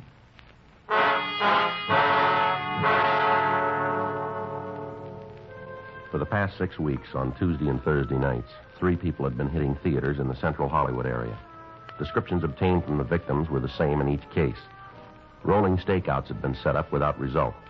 Runs by the stats office had been checked out, and we were still no nearer to our suspects. In each case, the method of operation was the same. 2 men would enter a theater box office and rob the cashier of all currency, and then leave in a car driven by a third person. We'd been unable to establish whether the person in the car was male or female. None of the victims had been able to give us a good description. However, in all of the holdups, the car the suspects used was the same. The robbery of the cafe and the shooting of the 2 witnesses gave us our first concrete lead to the identity of the suspects. The description of the smaller man matched the one we'd gotten in the theater jobs. From what the bar owner told us, it was more than possible that he was one of the bandits that we'd been looking for. We recovered the ejected shell casings and the spent bullets. They were booked as evidence. At 1:56 a.m., Frank and I left Moyle's Bar and Grill and drove over to George Street Receiving Hospital. We talked to Dr. Hall. He told us that the 2 victims were receiving treatment and would recover. From personal effects, the suspect was identified as Carl Layden. We called the business office and made arrangements for his home to be checked. Dr. Hall told us that the man was in serious condition, but that we might be able to question him. We went into the treatment room. Layden was under heavy drugs. Layden? Layden? Yeah? These men want to talk to you. Well, tell them to go away. I don't want to talk to anybody. Tell them. Layden, we want to ask you about tonight. You a cop? That's right. You tell me something. What's that? How bad is it? They're doing what they can. You lost a lot of blood. Am I going to make it? We don't know. Mm-hmm. Now, who are the other 2, Layden? I don't know. They left you alone. You don't owe them anything. Now, who are they? Come on, Layden. How about the one in the car? What's the name? They walked out on me, didn't they? That's right. Now, what are the names? How about it, Layden? Oh, Norberg. He's one of them. Norberg? Yeah, Sam Norberg. Has he done any big time? I don't think so. Which one is he, Layden? The one in the bar? The driver. How about the blonde? What's his name? Layden? Wait a minute, Joe. You're going to have to stop. No more questions. He's too weak. All right. We'll be outside, Doctor. I'll be right with you. Right.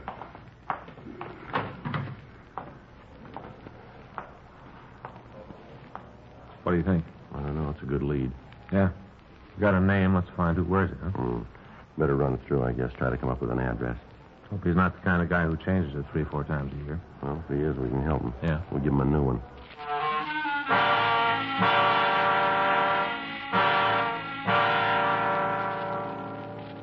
At 2:30 a.m., Frank and I went back to the office. We contacted the team who'd checked Carl Layden's apartment.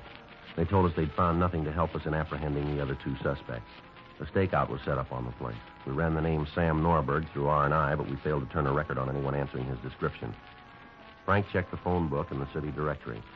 We came up with 2 possibles. We asked Sergeant Bud Young and Officer Serrani from the business office to help us. 2:47 a.m., we got to the first address, 713 Larchmont Boulevard. It was a small bungalow. A tan 1953 Nash was parked in the driveway. But the doors were locked and the radiator was still warm. While Young and Sirianni covered the door. The car makes it look good. Oh, you want to get the door?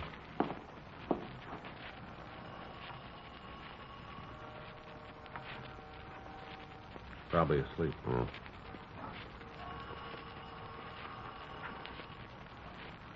Somebody coming now. Yeah.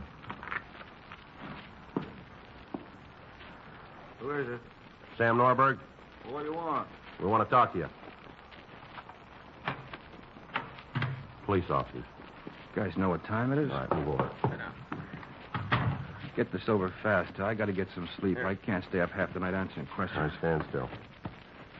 He's clean. It must be really important to come around this late. It is. Anybody else in the house? Oh, I got enough trouble trying to feed myself. Well, you won't mind if we look around. Make a difference if I did? No, not much. I figured that. Go ahead. Check out back. Tell him it's okay, huh? Yeah. Got the place surrounded? What do you expect to find? A purple gang? I wonder if you're as good with the answers as you are at the question. Look, you might think I'm a foul ball, but I don't know what you're after. I'll have to hand you this. Yeah. You guys must have me mixed up with somebody else. You're Sam Norberg, aren't you? Yeah? Well, we didn't knock on the wrong door. Okay, Joe. Place checked out clean. Did you talk to Young and Sirianni? Yeah, they'll wait for us. I told them this one looked good. Mm-hmm. I don't want to rush you, fellas, but you want to tell me what this all about? That's your car out in the driveway? Yeah, what? You got the keys then, huh? On the table there. All right. You want to get dressed? What for? I'm not going anyplace. Well, you keep believing that, but get your clothes on. I got a coat in the closet. Point it out. We'll get it. There's only one there. Right here. Now let's go. These the keys? You see any more? I don't know what this is all about. When you find out you made a mistake, don't apologize. Just go away so I get me some sleep. Yeah, sure. You can stand right there. Badge makes you a big man, doesn't it? You better keep your mouth closed. You're going to find you're in the wrong league here, mister.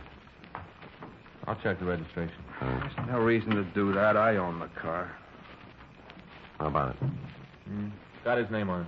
Well, who did you think you'd find? You come up with anything, I'll split with you. Anything else? Wait a minute. Take a look. Norberg, you know a Carl Layden? Never heard of him. You sure about that? I told you. And this is your car. Well, you know that. Well, then maybe you can explain this. What? This driver's license. What about it? Belongs to Carl Layden.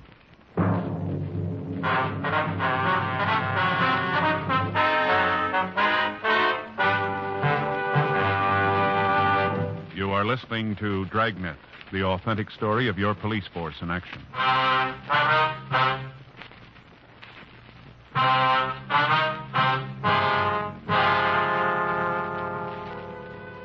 We made a thorough search of Sam Norberg's house, but we failed to turn up anything more to tie him in with the robberies. He was taken downtown to the city hall for questioning. 4:30 a.m. Where'd you first meet Layden? I don't even know. Well, then you can tell us how his driver's license turned up in your car, can't you? No, I can't tell you. You said it was your car. Yeah? It was locked when we found it. That's pretty smart figuring. Well, I hope you're going to do some now. What's that supposed to mean? I don't know how long you think you're going to be able to keep this up. We got you nailed and you know it. Now, why don't you tell us what we want to know and we can all go home and get some sleep. I'd sure like to help you, but I don't even know what you're talking about. Layden says he knows you. When'd he say that? Tonight. Said you drove the car for him and the other guy. Where'd you see him? Layden? Yeah. Georgia Street Receiving Hospital. He's unhappy with you boys. Figures you ran out on him. Willing to fill us in on the whole deal. With him on our side and the witnesses to the robbery tonight, you're in real trouble, Norberg. This on the level? Right down the line. I heard Layden didn't make it. You heard wrong. You want us to put in a call so you can talk to him? It's a lousy deal. Clint told me he was dead. Clint's the blonde fella, isn't he? Yeah, Clint Purnell. Told me all about how Layden didn't make it to the door of the place. Said he went right out. Well, that's not right. I'll check on it night. Okay. That lousy Clint. You know where he is? No, if I did, I'd give it to you. When'd you see him last? Tonight, I dropped him off downtown. Where? 5th and Spring. Said he had a big day. Uh-huh. Should have known not to trust Clint. Yeah. You got a cigarette? Here. Thanks. Help yourself. How long you known Purnell? I don't know. A couple of months. Where'd you meet him? A bar out on 1st Street. Layden and me used to go there all the time. Uh-huh. Layden and me had been good friends for a long time. We'd never been in trouble before we met Clint. Purnell set up the deal? Yeah. He started to talk to us about we could pick up some easy money. He laid out the whole idea. Layden and me told him we'd never been hung up in anything like it before. Mm-hmm. He said he knew enough for all of us. Clint's a pretty good talker. Guess it don't make a lot of difference, though. We could have said no. Where's Purnell live? Had a place out on Venice Boulevard. You got an address? No, but I can show you where it is. How'd you do? I don't think we got it. Take a look at these. This the Clint Purnell you're talking about? Yeah, that's him. He's older than that now. Mm-hmm. He's better looking in person than he is in that picture. Well, he probably had an off day. Well, his clothes make him look different, too, the dark shirts. Always wear them, does he? Yeah, I never saw him anything else. He asked me one day why I always wore a white shirt. Said it was square. Mm-hmm. Asked me how long I could wear a white shirt. I told him one day. Yeah. He says I'm crazy. Big deal about how he can wear a dark shirt 3 or 4 days and the dirt don't show on the collar. Yeah. Thinks people don't know the difference. They can tell. How many theater jobs did you go on? 5. How come you switched to cafes? Oh, it's Clint's idea. Said you might have the show staked out. Mm-hmm. Everything we did, he planned it. We asked about something, he said not to worry about it. He had it all figured. Yeah. Oh, we said he was as smart as any cop. Kept telling us you made mistakes. We do. Well, that's what he said. He should have told you the rest of it. What do you mean? We can make them more than once.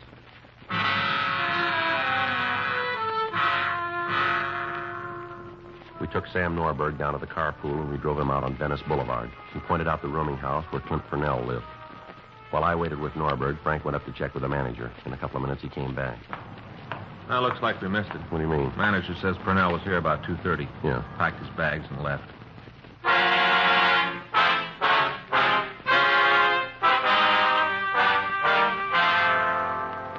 Frank and I, along with the suspect, went up and looked over the room. Apparently, Purnell had left in a hurry.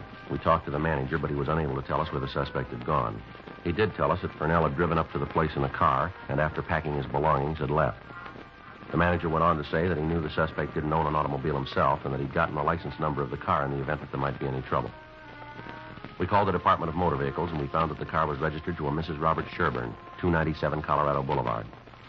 Frank and I went back to the main jail and booked Sam Norberg in on suspicion of robbery.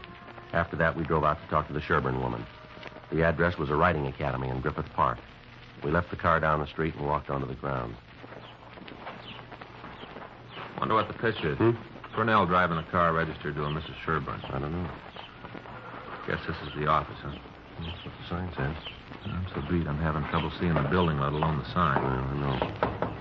It's kind of early. Maybe no one's up. There's got to be somebody around. Let's try it again. Yeah. Yes? Miss Sherburne? That's right. Police officers. This is my partner, Frank Smith. My name's Friday. What's wrong? How do you do, ma'am? We'd like to ask you a couple of questions about Robert, your car. isn't it? Something's happened to Robert. No, ma'am. You don't have to lie to me. I know that's it. Robert smashed up the car and he's been hurt. No, ma'am, that's not it. You know a man named Clint Purnell? Not about my husband? No. Oh, that's a relief. He left for Bakersfield this morning. I thought there'd been an accident. I was scared. Like when you're baking a cake and somebody slams the door, you have to check the oven, but you're afraid to look and you're afraid not to. You know how that is. Yes, ma'am. Now about Clint Purnell. Do you know him? Oh, yes, I do. He's my stepbrother. Is that why you're here? What's that? Is Clint in trouble again? We'd like to talk to him. I guess I should have known it. Clint never comes around unless he's in trouble. You seen him then? Yes, he came by last night. Said he wanted to borrow the station wagon to pick up his stuff. He said he was going back east because he couldn't make a go of it here on the coast. Do you know where he is now? Yes. He's back in the tack room. Said he didn't have any place to sleep, and I'd let him use the cot in there. All right. What kind of trouble's he in this time? It'd be better if we talked to him. Well, whatever it is, I'm not going to stand behind him. He promised me. He promised Robert. If he's running again, he isn't going to get any help from us. All right, where's this tack room? Back there. The second door. Thank you. I hope there isn't going to be any trouble. Well, if there is, he'll have to start it.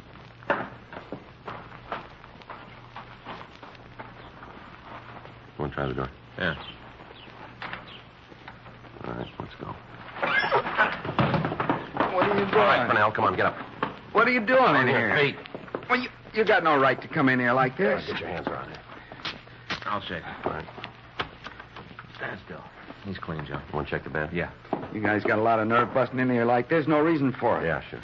45 automatic under his pillow. Big deal. So you found a gun. What's that prove? You carry him, too. Yeah, but there's a big difference, mister. Is that right? Yeah, we get paid for it.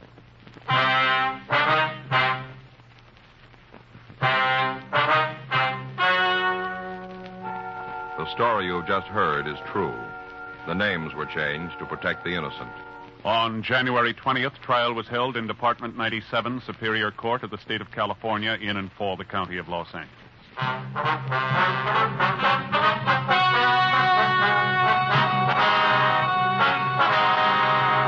Samuel Garland Norberg, Carl Franklin Layton, and Clinton Ward Purnell were tried and convicted of robbery in the first degree, 5 counts, and assault with intent to commit murder, 1 count. They received sentence as prescribed by law. Robbery in the first degree is punishable by imprisonment in the state penitentiary for a period of not less than 5 years. Assault with intent to commit murder is punishable by imprisonment for a period of from 1 to 14 years.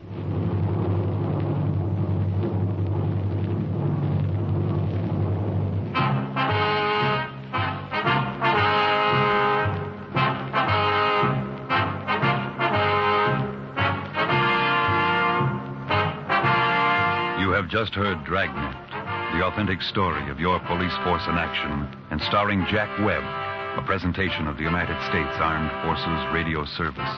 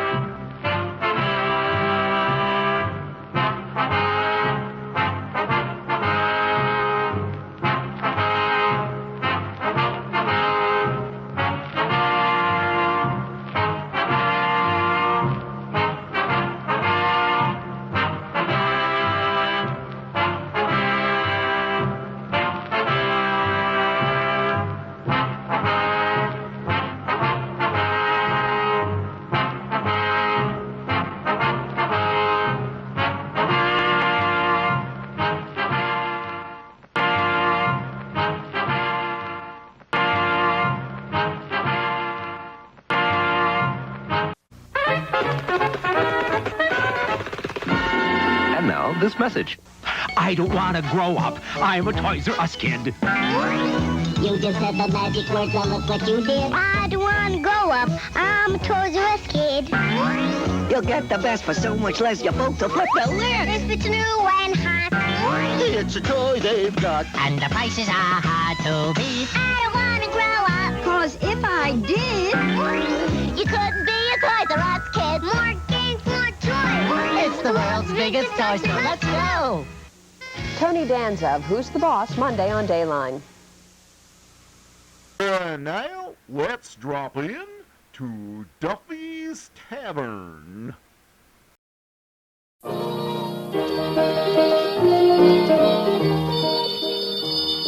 It's Wednesday night, so we take you now to Duffy's Tavern with our guest tonight, Dorothy Shay, and starring Archie himself, Ed Gardner.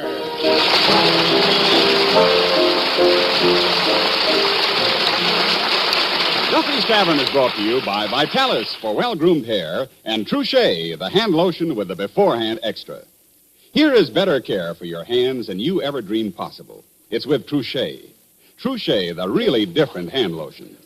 Anytime you put on creamy, fragrant Truchet, you'll find your hands will look and feel softer and smoother. But because Truchet is so different, with a unique beforehand extra, you can guard your hands against chapping, too.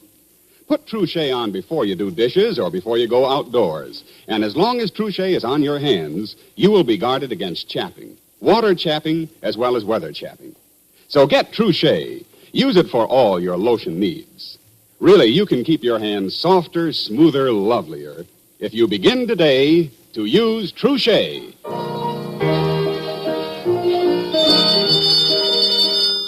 Hello, Duffy's Tavern, where they'll eat meat to eat. Eddie the waiter speaking. Oh, hello, Mr. Duffy. I want to thank you for your Christmas present. That lovely cigarette lighter. Yeah, very thoughtful inscription, too. Close cover before striking. Well, Mr. Archie? Well, he's in the back room brooding. Yeah, brooding. Well, with him, it's always one of three things. Money, women, or both. Huh? Oh, hold on. She's right here. Miss Duffy, telephone. Thanks, Eddie. Hello, Papa. This is your daughter, Miss Duffy. What, Papa? Archie? Don't worry, he won't sulk for long. Not with Dorothy Shay coming here tonight.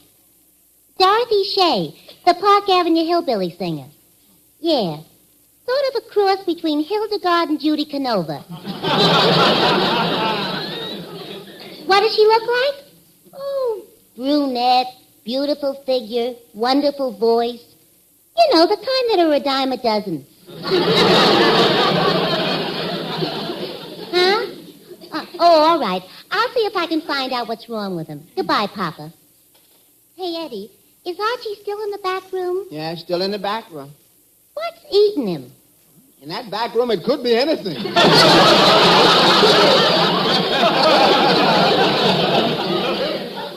No, I mean, what's worrying him? I don't know. It might be that newspaper article.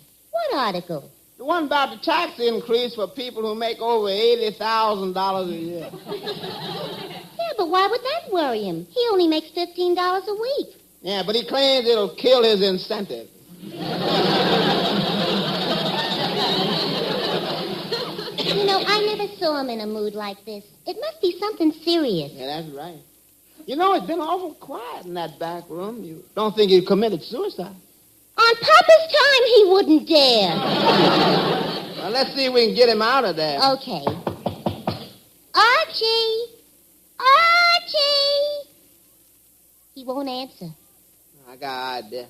Mr. Archie, guess what? The termites just ate up the health inspector. Archie! Archie, surprise! The tavern's burning down. I think I got the one. Hey, boss, did you hear the news? Mr. Duffy just dropped dead. Eddie, please quit trying to cheer me up. Look, you two, there ain't nothing nobody can do for me. I prefer to bear me anguish in silence. When a man finds out that he's been nurturing a serpent amidst his monks, and when that serpent turns on him like a viper, What is left but the protective wing of Nirvana? It's an old saying from Bartlett's quotations. Mr. Archie, what's all this about? I ain't talking. What's wrong with you? Duffy, I told you. I ain't talking. Just like a man. What do you mean? At least when a woman has a secret, she's got the decency not to keep it to herself. Good night. Look, Eddie. I'm a pretty decent sort, ain't I? Uh-huh. I go through life not hurting nobody, helping people when I can, don't I? Well... And what do I get? Retribution. Suddenly a thing comes along like this, and it destroys me faith in human mankind. For goodness sake, man, tell me, what is it? I ain't talking. Mr. Archie, please, out with it. Well, it's my best friend, Clifton Finnegan. What did he do to you? You want to know? Yeah. About as lousy a trick as one friend ever played on another. What did he do? He didn't send me a Christmas card. And after all I'd done for that Finnegan, when we was together at PS4, who was it learned him how to play hooky? How to roll with the punch when the teacher belts you? How to wear a dunce cap at a rakish angle? How to sleep with your eyes open in class? In short, all the useful bits of knowledge that go into making a liberal education. I've watched over him like a mother hawk. Who was it learned him all about the birds and the bees? You did? Of course. Well, no wonder he blushes every time he passes a canary.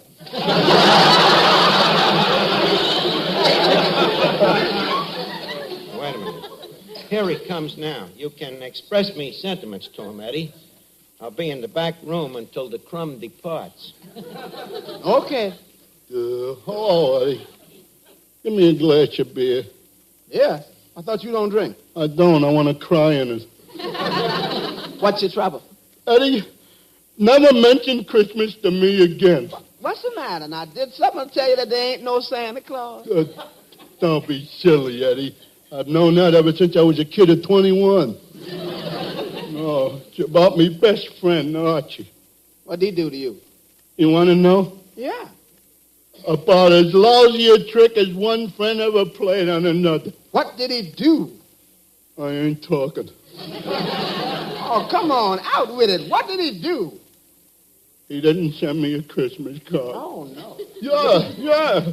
Dude, when I think of all the things I've done for that guy, to all the things I've learned him, how to start a fire by rubbing two matches together, how to make snakes out of horse hairs, how to hold your breath till your face turns purple. Another thing, who taught him about the birds and the bees? You taught him about the birds and the bees? Exactly. He was such a dope, though, that he got him mixed up with men and women. And to think, he didn't even send me a Christmas card, and after all I've done for him. Say, Eddie. Oh, is a certain uncouth person still here? Eddie, tell him I'm just as couth as he is. Says he's just as couth as you are. Even couther. Even couther. You see, Eddie, that's gratitude. After all I've done for that guy. Eddie, tell him I've done plenty for him, too. Eddie, tell him I've done twice as much for him as he ever did for me. Oh, yeah? Tell him I've done 3 times as much. Oh, yeah? Tell him I've done 4 times as much. Oh, yeah? I've done... Eddie, tell him not to flaunt his education in me face. Look, Eddie, remind me to put up a sign that says, this bar only open to people. Well, if the management is going to get fussy, I can take my loafing elsewhere. Goodbye, Eddie. Mr. Archie, now, don't you think you're being a little childish? Now, look, you mind your own business, will you? But don't yell at me. I sent you a Christmas card. I'm sorry, Eddie. A thing like this is a burden that's hard for a man to brunt. Hello, Archie. Oh, hello, Joe. Hello, Eddie. Good evening, Mr. Moran. I want to thank you for your Christmas card. Oh, did you like it? Yes, I love that sentiment. You know, Merry Christmas, Happy New Year, And remember, there's not a single drop of mineral oil in Vitalis. I'm glad you liked it, Eddie. I thought it was very original. Yeah, sure was. Didn't get another one like it. Look, do you guys mind if I get in a word edgewise here? What do you want to say, Arch? Just wanted you to know that I'm very depressed. What's the matter? I ain't talking. Eddie, what's wrong with him? Oh, he's sulking. Look, Mr. Rand, now you were the old friend. Why don't you try to cheer him up? Okay, Eddie. Arch, did you hear the good news? What? The Vitalis 60-second workout stimulates the scalp. Oh, really? Yeah, it gives it that wonderful, refreshing, tingling sensation. Uh-huh. And not only that, but Vitalis also routs loose dandruff and helps check excessive falling hair. Sorry, Joe, but I'm past cheering up. Well, things just can't be that bad, Arch. Here, let me tell you a funny story. It seems there were these two Irishmen, Pat and Mike. So Pat says to Mike, "Begorra, did you know that Vitalis tames down dry, hard-to-manage hair?" So Mike comes right back, and he says to Pat, "Sure, and Vitalis in the famous 60-second workout keeps hair handsome and healthy looking." So Pat says to Mike, he says, "You mean, begorry, that it gives hair that well-groomed look without a greasy patent leather shine?" So Mike says, and get this, Arch, he says, "Well, why not? There's not a single drop of mineral oil in Vitalis."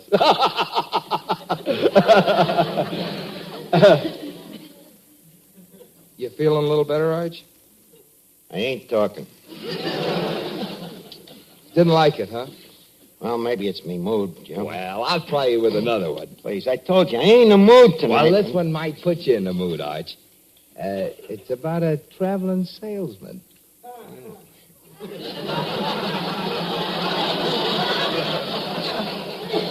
Well, this one sounds a little better anyhow. Yeah. Well, you see, this traveling salesman went up to this farmhouse and peeked in the window. Yeah. And guess what he saw? A big, lovely, beautiful bottle of Vitalis. Eddie, give me the bung starter. Well, now, wait a minute, Arch. I'm just trying to cheer you up. You want to cheer me up? Yeah. Blow.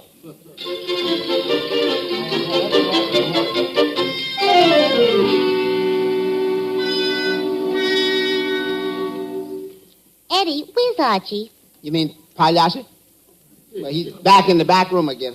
Still brooding? Yeah, I'm worried about him, too. He just sit there staring at the wall. The wall with the Esquire calendar? That's what worried me. He's staring at the other wall. Gee, he must be in bad shape. Well, whatever's ailing him, here comes the cure. Eddie, is that Dorothy Shay? Nobody else.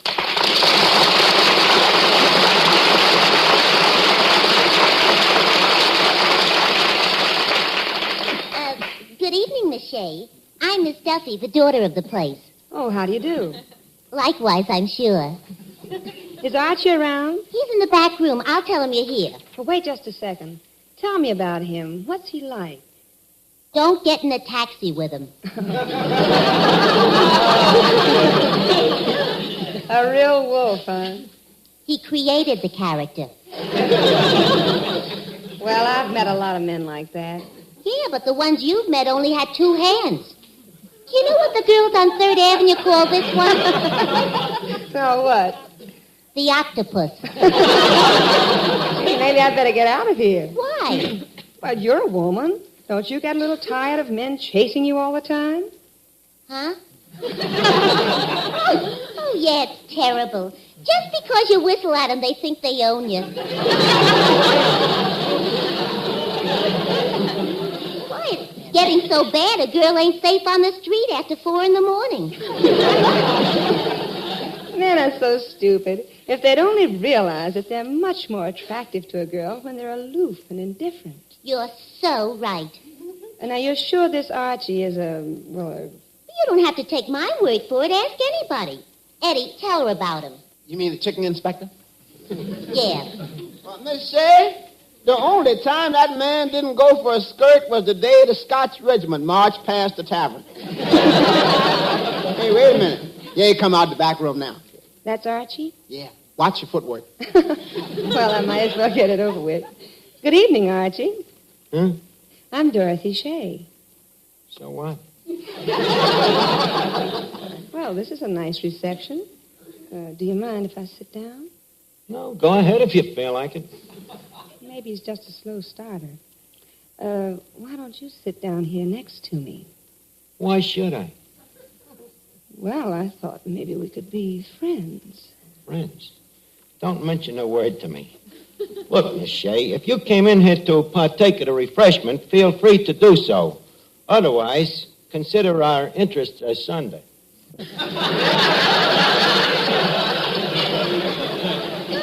Archie, are you always like this? Always like what? Oh, so aloof, so indifferent. I ain't saying I am, and I ain't saying that I ain't. Well, this is interesting. Not to me. Mr. Archie, you feeling all right? Take a look. So what? So she's beautiful. So what? My. And this from a man who breaks out in a cold sweat when he looks at a picture of Cash Daly.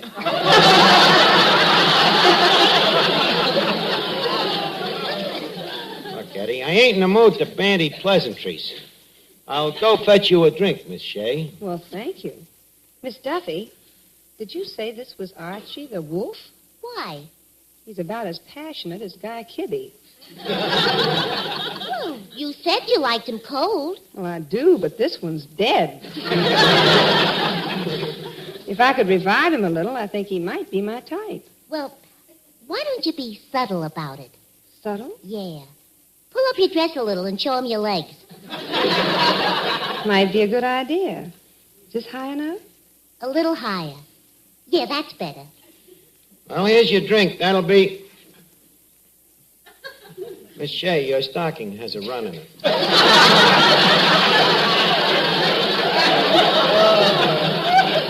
man done lost the will to live. Rolls the dice, makes his point, and then don't pick up the money.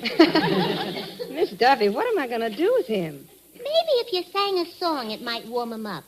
Well, it might work. Archie, would you like to hear me sing? If it gives you pleasure, go ahead. Lousy Christmas card. How much would it have cost the guy? One lousy Christmas card. Beyond the busy highway, beyond the city strife, we highly treasure and take great pleasure in our plain away life. Feuding, a fussing and a fighting. Sometimes it gets to be exciting. Don't like them ornery neighbors down by the creek. We'll be plumb out of neighbors next week. Grandma, poor old Grandma, why'd they have to shoot poor Grandma? She lies 'neath the clover. Someone caught her bending over, picking up a daisy feud, a fussing and a fighting. This is a wrong that needs a righting. Let's get that funeral service over, so then we'll go feuding and fighting again. Fighting, a feuding, and a fussing. That's all that's going on with us, and we are such neighborly people, peaceful and sweet, all except when we happen to meet. Daughter, baby daughter, poisoned all the neighbors' chickens. Daughter, shouldn't daughter, least till she could run like the Dickens. They hit her with a shovel, feuding, a fighting and a fussing. No use of standing here a cussing.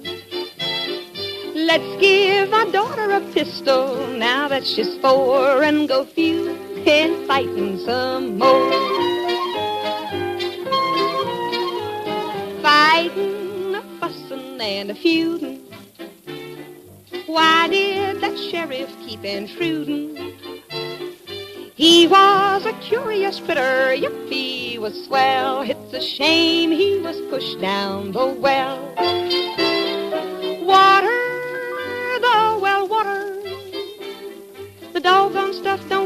tastes like it oughter. Look here, city slicker. That's why we all drink corn liquor. It's better with the shoes off feuding, a fussing and a fighting. This ain't no corner you can brighten.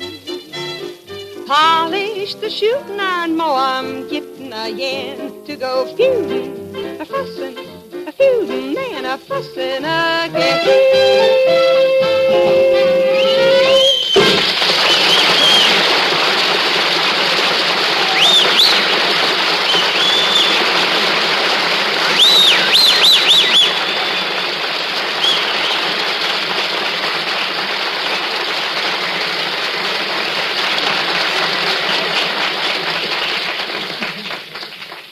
Well, Archie, how did you like... Hey, where'd he go? Back in the back room again. Well, I like that. Hello, Eddie. Oh, hello, Mr. Finnegan. Miss Say, this is Mr. Finnegan. Well, it's not much, but at least it's something to talk to. Do you mind if I sit next to you, Mr. Finnegan? It's a free country.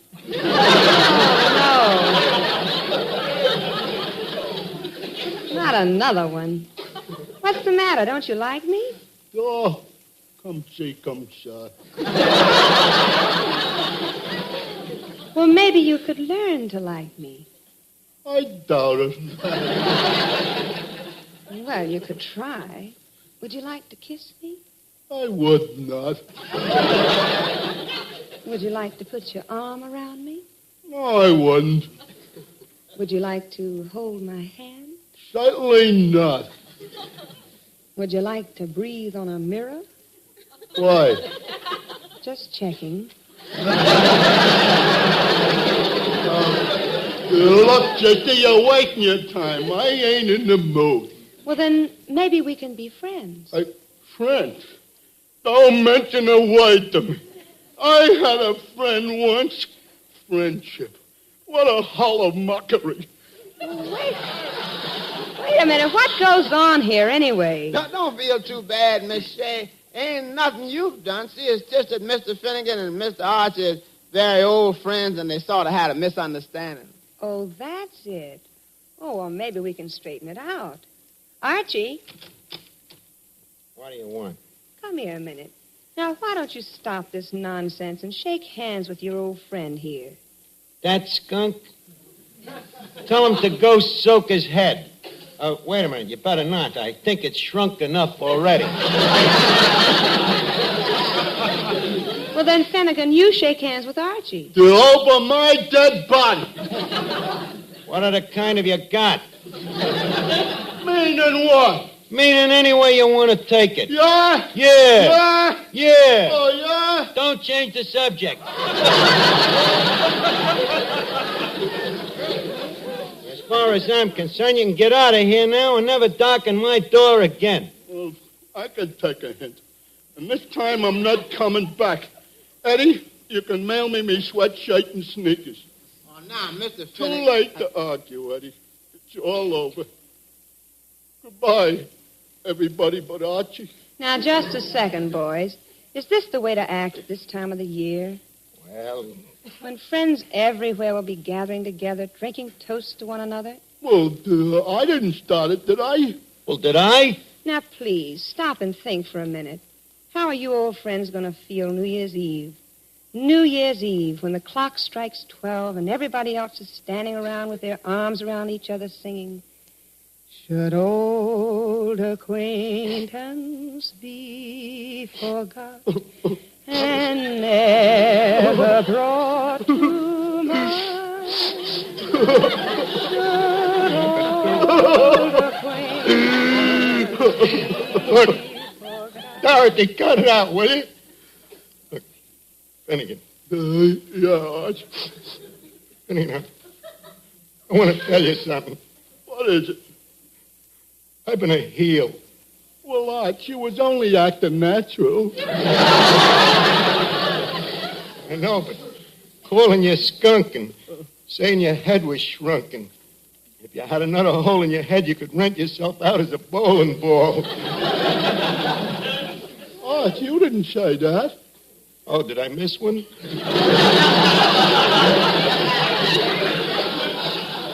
Believe me, I had plenty of good reason. After all, your oldest friend, and you didn't even send me a Christmas card. I didn't send you a card. You mean you didn't send me a card? I didn't send you a card. No. What are you talking? I even gave it to you to mail it. Dad, you're crazy. Who's crazy? I remember you put it in your pocket right there. For this pocket, I get the... Well, what do you know? It's still there. And look at what's right next to it. What? The Christmas card that I was going to send you. Well, holy cat. You mean we've been making this whole tempest out of a tea kettle? Let me see the card you were sending me. Well, Arch, I couldn't afford a regular Christmas card, so it's just a picture of me as a baby. Let's see. Oh, ain't that cute? On a bearskin rug, too. Must have been a little cold laying there in the gratin, wasn't you? Well, to tell you the truth, Arch, I don't remember. Let's see. It says, Merry Christmas. Who wrote that for you? My mother. That's nice. Yeah.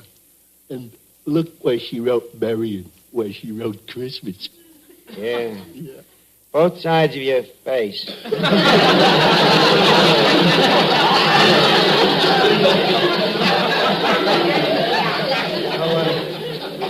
Ain't you going to read the card that I sent to you?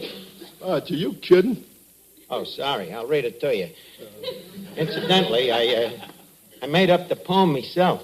Oh, well, that makes it twice as sweet. Yeah.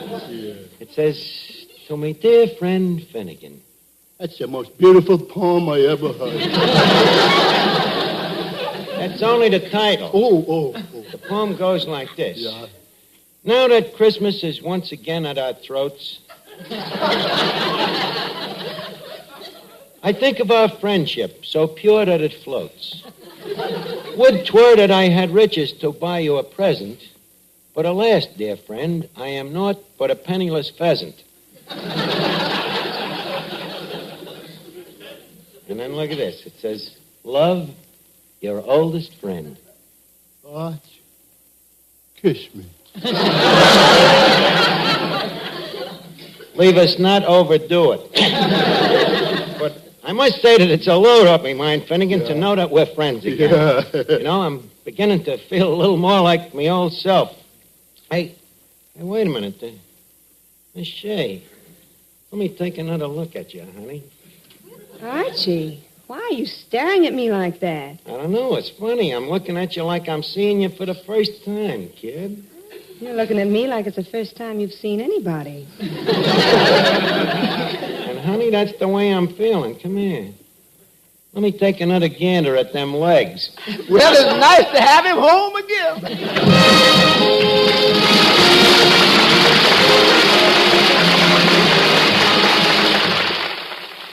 Say, friend, have you tried Benex yet? B-E-N-E-X. What's Benex? Benex is the new brushless wonder shave. Come now, is Benex really different? Just listen. In addition to the usual advantages, Benex brushless gives you 3 big extras. First, Benex brushless gives extra easy shaves. Its special beard softening formula makes your beard 1/5 water. Second, Benex brushless is extra smooth, lighter, so different it rinses off your razor instantly. How about comfort? Benex brushless brings you extra comfort. A special after-shaving action that leaves your face feeling wonderful. See for yourself. Benex brushless. Try it.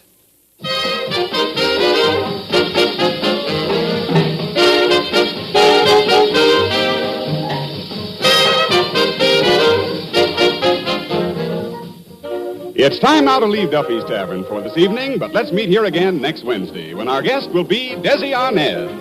Duffy's Tavern is brought to you by Vitalis for well-groomed hair and True Shea, the hand lotion with the beforehand extra. Each Wednesday, Bristol Myers brings you Duffy's Tavern and Mr. District Attorney, which follows immediately over most of these stations. This is NBC, the National Broadcasting Company.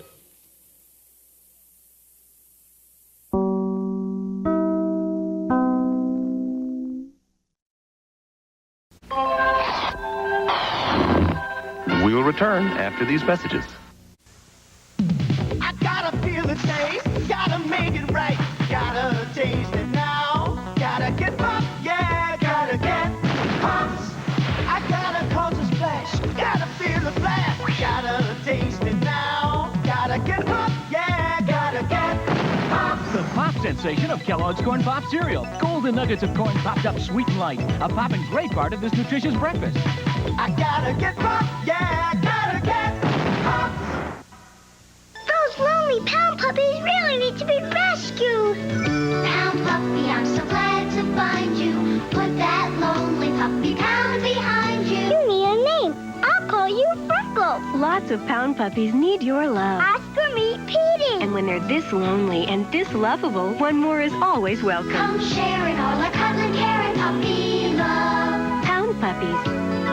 Each sold separately. From Tonka.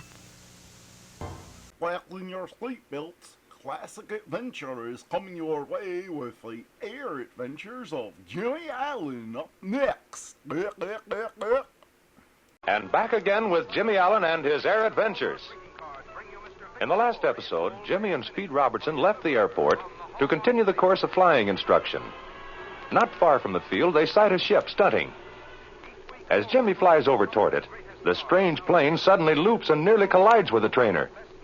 Jimmy recognizes the pilot as Major Moto, mysterious native of Manchuda, who is supposed to be an inexperienced student.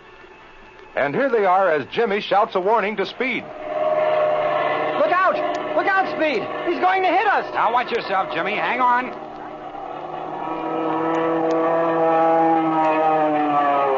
Oh, gosh! That was a close shave.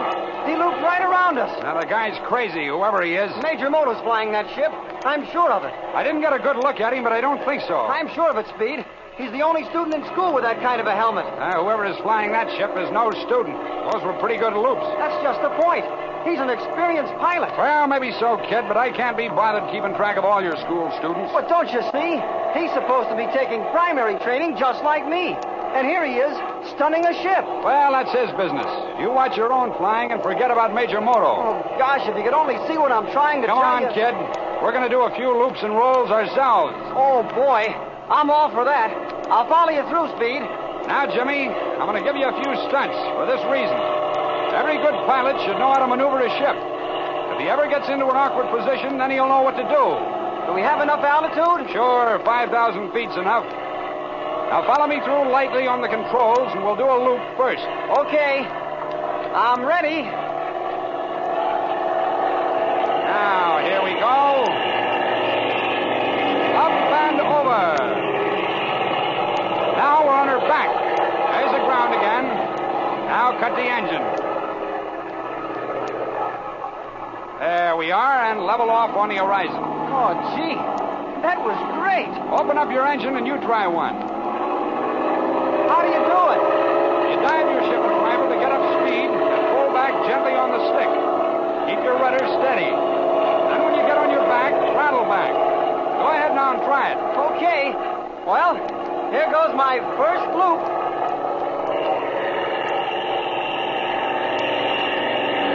Now take it easy, kid. Don't get over too fast. Take it easy. Are we all right? Sure, we're on top of the loop now. Watch for your second horizon. Okay. There it is. Well, that's pretty good. You came out a little cockeyed, but not bad at all. Oh, say, that's fun. All right, I'll do a couple of snap rolls now. All set, but, well, how do you roll? You ease back on your stick, and as you begin to climb, give her all your rudder, and bring your stick back over to the corner. Then, when you're about 3/4 around, neutralize the control. I see. It isn't as easy as looping. It's easier when you get the hang of it. Now, what's this? We'll do one to the right.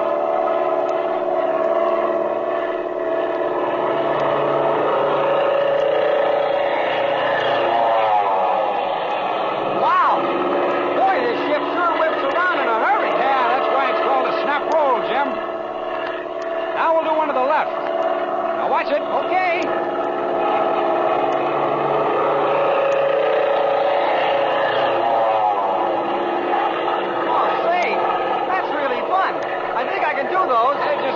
practice. Well, our time's up. Let's get back to the field. And this time, I want you to land the ship. All right, Speed. Okay, I have it. And say, Jim, always look around in the air for other ships that may be landing. And look over the field for other ships that may be taking off. I'm pretty careful about that, Speed. Now, you can't be too careful. You know my greatest ambition, don't you, Jimmy? No, what's that? The only way I ever expect to be hurt around an airplane is to be crawling out of that there cockpit and trip over my long white beard. Hey, you really think you'll be flying when you're that old, Speed? Sure, that's the greatest ambition of every sensible pilot, son. Believe me, I hope you realize that ambition. Well, I'm going to start my glide. You're flying the ship now. Go ahead.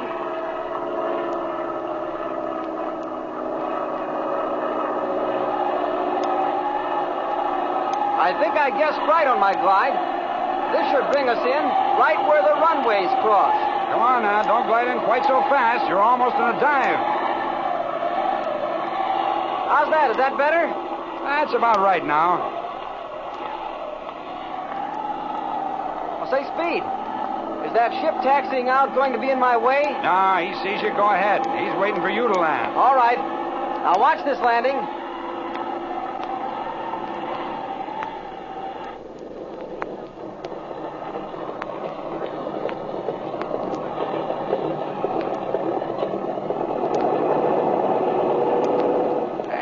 That's great. That's a very smooth landing. A bird couldn't have done any better. Oh, gee, thanks. Do you really think it was all right? Sure, it was fine. Okay, take her up to the line now. Hey, look at the new ship on the line. Wonder what it is. Hey, that is a pretty job. Looks like a single-seater fighter. Seems to be some sort of a jet plane. Yeah. You know, I feel better about my flying every day. It won't be long now. You just need a little brushing up and a few more landings. Hi, boys. This ship working all right today? Everything hotsy-totsy, Flash. Gee, Flash, I had a stunt ride today, and boy, it sure was fun. Yeah, fun. I'm glad you like it. I'll take my looping and spinning in a rocking chair. I'm one of the best living room flyers you ever saw. All I need's an audience. How about you know, that? when I was fighting the Say, Flash, where did this hot-looking little bus come from up the line there? Yeah. Whose ship is that, Flash? Ain't that a honey? It's one of the new jet-propelled fighters. JX-97, I think they call them. Just come in a while ago. Hank St. John flew her in. Well, of course. I know Hank well. He's been working for that outfit a couple of years. Yeah. He brought her in here to demonstrate to Major Moto. Yeah? The deuce you say? Yeah, Hank tells me the Manchurian Air Force might buy a lot of them. Well, is that so? Hey, I'd like to see Hank while he's here. It's a swell-looking battle wagon. Rocket guns on it and everything. All fixed up, huh? Well, I hope Hank does some good. Tell him I'm around here, will you, Flash? Sure. He says he was going to look you up, Speed. Gee, I'd like to see that ship. I cut your switches, kid. The engine's cool enough.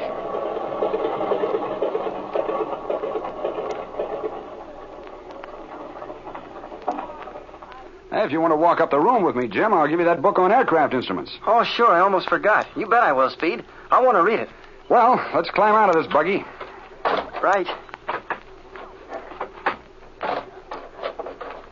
See you later, Flash. Keep her nose down. Don't worry, I ain't getting in those stalls. Well, it looks like your friend Major Moto might buy some airplanes. You know, I'm sure that was Moto stunning the ship today. Well, he may be an old pilot, just enrolled as a student, so he can get some flying time to keep his hand in. Look, Moto told me himself he'd never been in the air before he came to this country. Oh, you're unduly alarmed, Jimmy. Just forget all about this mystery business, and you'll be better off. Yeah, but look here, Speed. How do you account for that hunk of lead in the wingtip of that experimental jet plane you were testing, huh? You know, you can't laugh that off. Well, I'll admit that has me puzzled. Well, here we are.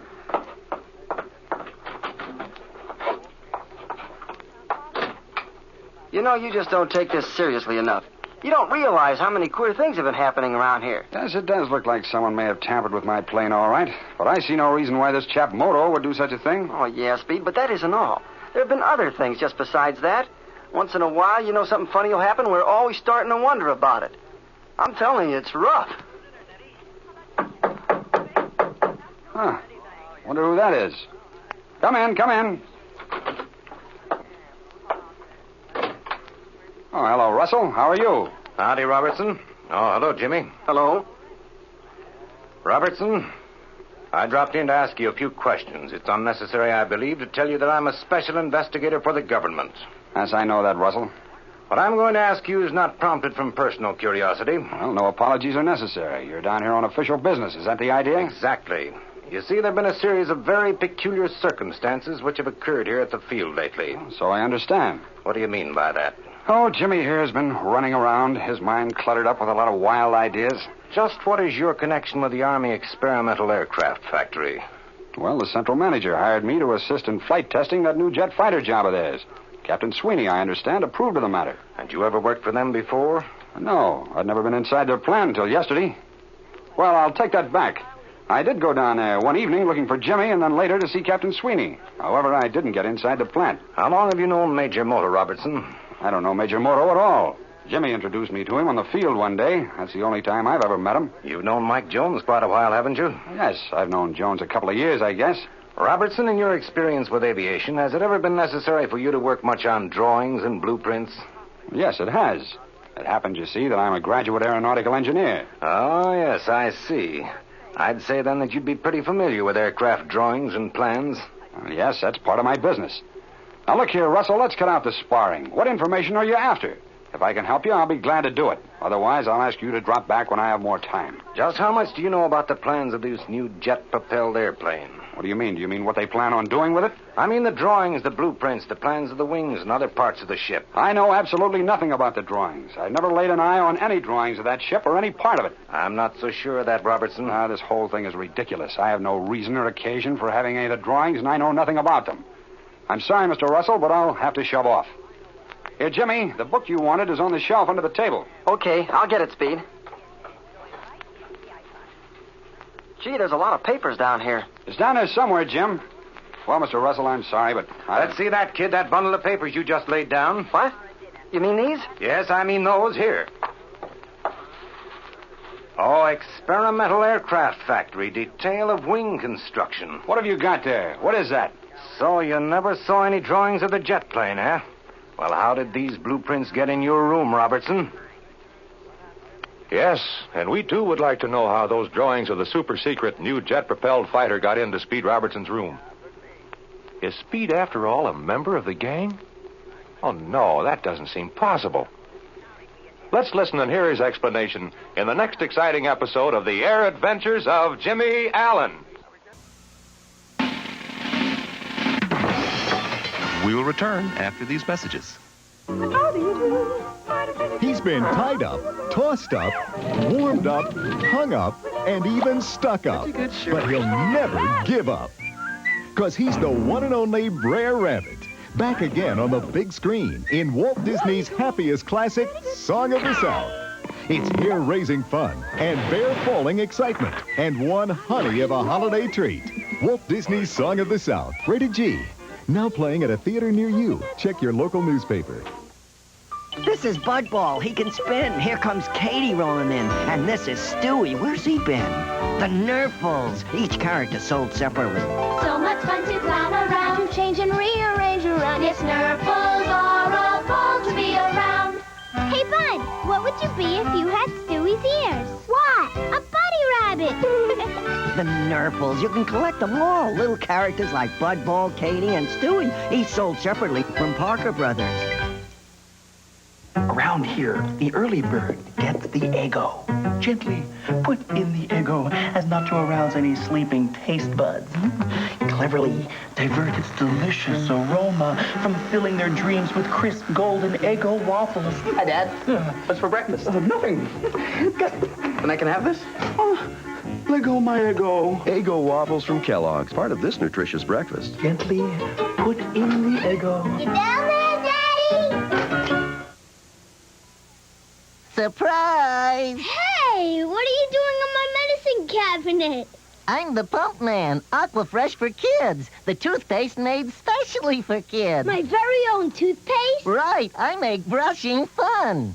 I've got a zingy taste kids love. Fluoride, too. And I'm easy to pump and have a neat top. Hey, Pump Man, hide. Here comes my mom. Aquafresh for kids. I make brushing fun. We've got puppies every place. Puppies, puppies. Every breed and every race. At the Puppy Pound. Get your pound puppies today. Come adopt a hound. They're cute and neat and really sweet. And fun to have around. Hey, man, how about we check in with Fibber, Magee, and Molly next? That sounds good to me. The Johnson Wax Program with Fibber, Magee, and Molly.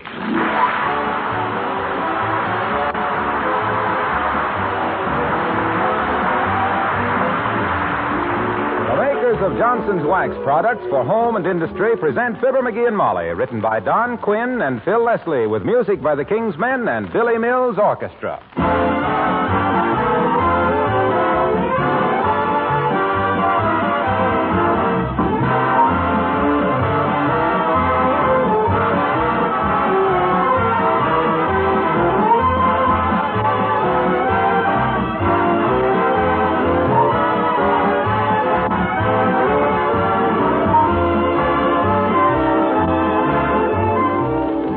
You know, right now in December, you can bring a little springtime into your kitchen with Johnson's Glow Coat. Yes, sir, Glow Coat will make your linoleum floors so bright and cheerful and downright beautiful that you'll think of the sunny days of April and May. And Glow Coat will do that little job almost by itself because it's so easy to use. There's no rubbing or buffing with self-polishing Glow Coat. You simply apply and let dry. And in 20 minutes, your floors gleam with a beautiful, tough, long-lasting polish. Glow Coat protects linoleum and other floor surfaces against wear, dirt, and moisture. It actually adds greatly to their life.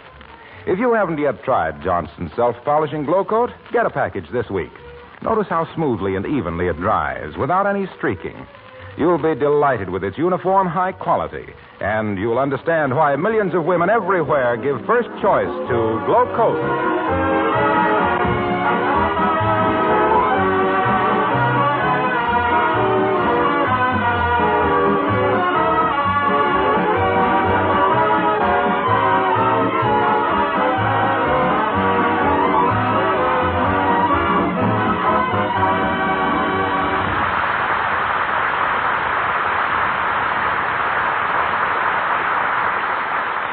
When it comes to politics, and almost everybody does, the real power is swung by mysterious little men with big fat cigars who talk out of the corners of their hotel rooms. The men behind the scenes. Well, here's a scene, 79 Wistful Vista. And here's one of the little men, Mr. Magee, of Fibber, Magee, and Molly.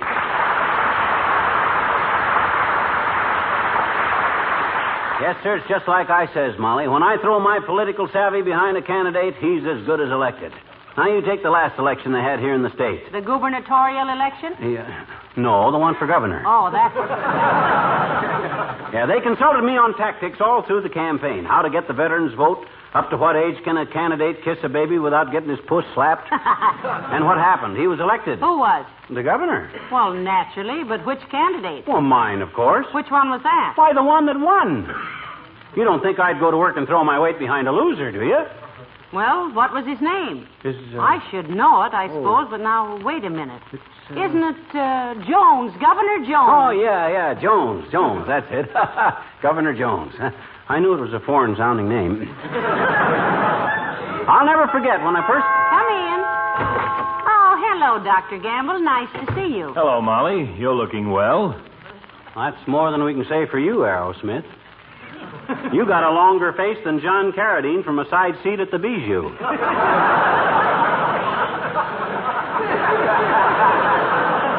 What's the matter, Doctor? One of your patients get well before you could operate? No, Super Mouse. I'm just in a bad mood. Just been realizing how badly nature has arranged things. What do you mean, Doctor? Well, by the time a man gets old enough to appreciate a 2-inch New York cut steak, he has to eat it with stored heat. When he gets to the age where he can recognize good music and literature, he's into the bifocal and ear trumpet department. And by the time he's earned enough money to go places and do things, he's too tired to go and wouldn't be able to do them.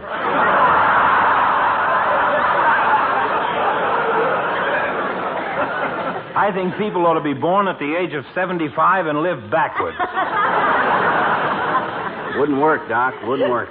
When you got down to be a child of 7, it'd be too dangerous to have all them old razor blades laying around.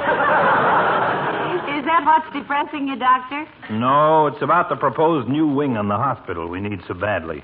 Looks like those tightwads in the legislature are going to fold up without making an appropriation. Well, why don't you go see the governor about it, or ask Magee to? Oh, why, sure, Doc. Anything I can do, be glad to.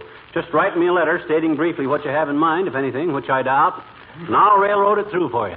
You mean to stand there, beaver tooth? Mean to stand there and tell me you're personally known to the governor of this state? Am I known to him? It is to laugh. My gosh, I practically put him in office, single-handed. You see these 2 fingers, Doc? Well, me and the governor are just like that. This one's me and that one's the governor. Grimy little chap, isn't he? My boy, you and I are going to pay a visit to the governor. You'll introduce me and I'll do the rest. Be mighty happy to, Doc, but I haven't got time to go to the state capitol now. I'm too busy. I'll give you a note to him, telling him I think you're a ham-handed old iodine artist and the mortician's best friend, but a nice guy for all of that. I haven't got time to go to the state capitol either, Magee, but we don't have to. The governor will be here in town this afternoon at the Wistful Vista Biltmore. Isn't that wonderful, Magee? Your old buddy, the governor. Imagine that. He's going to be right here in town. And... What? Oh, my gosh. What a break this is. Running into a friend of the governor's. Why, this is destiny. I'll pick you and Molly up at 4 o'clock. Now, be ready. No. Oh, my gosh. Me and my big, fat, loud voice. Now I am in a spot. What am I going to do now?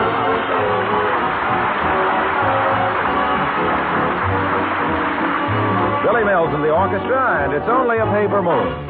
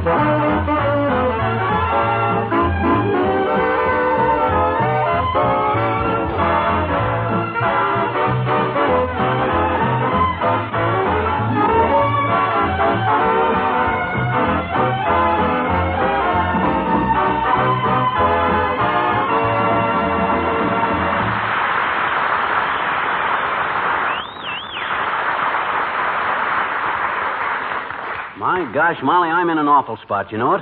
I got introduced, Doc, to the governor, and I don't know the governor from John's other wife. Well, dearie, when you claim to be the governor's right hand, you mustn't be surprised if everybody wants to shake you.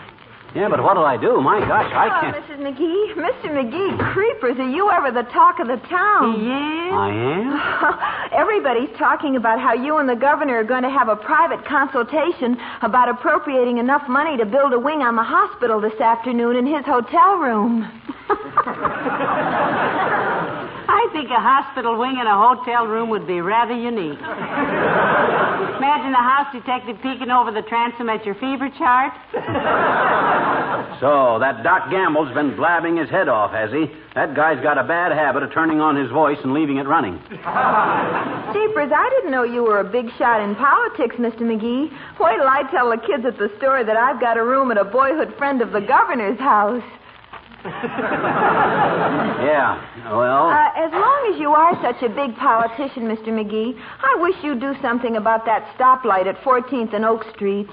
It turned red again this morning just as I drove through it. And I almost hit a policeman. Again? That's the third time that's done that to you, isn't it, Alice? Fourth, Mr. Magee. Oh. Well, I always say you can't trust a stoplight or a salad with radishes in it.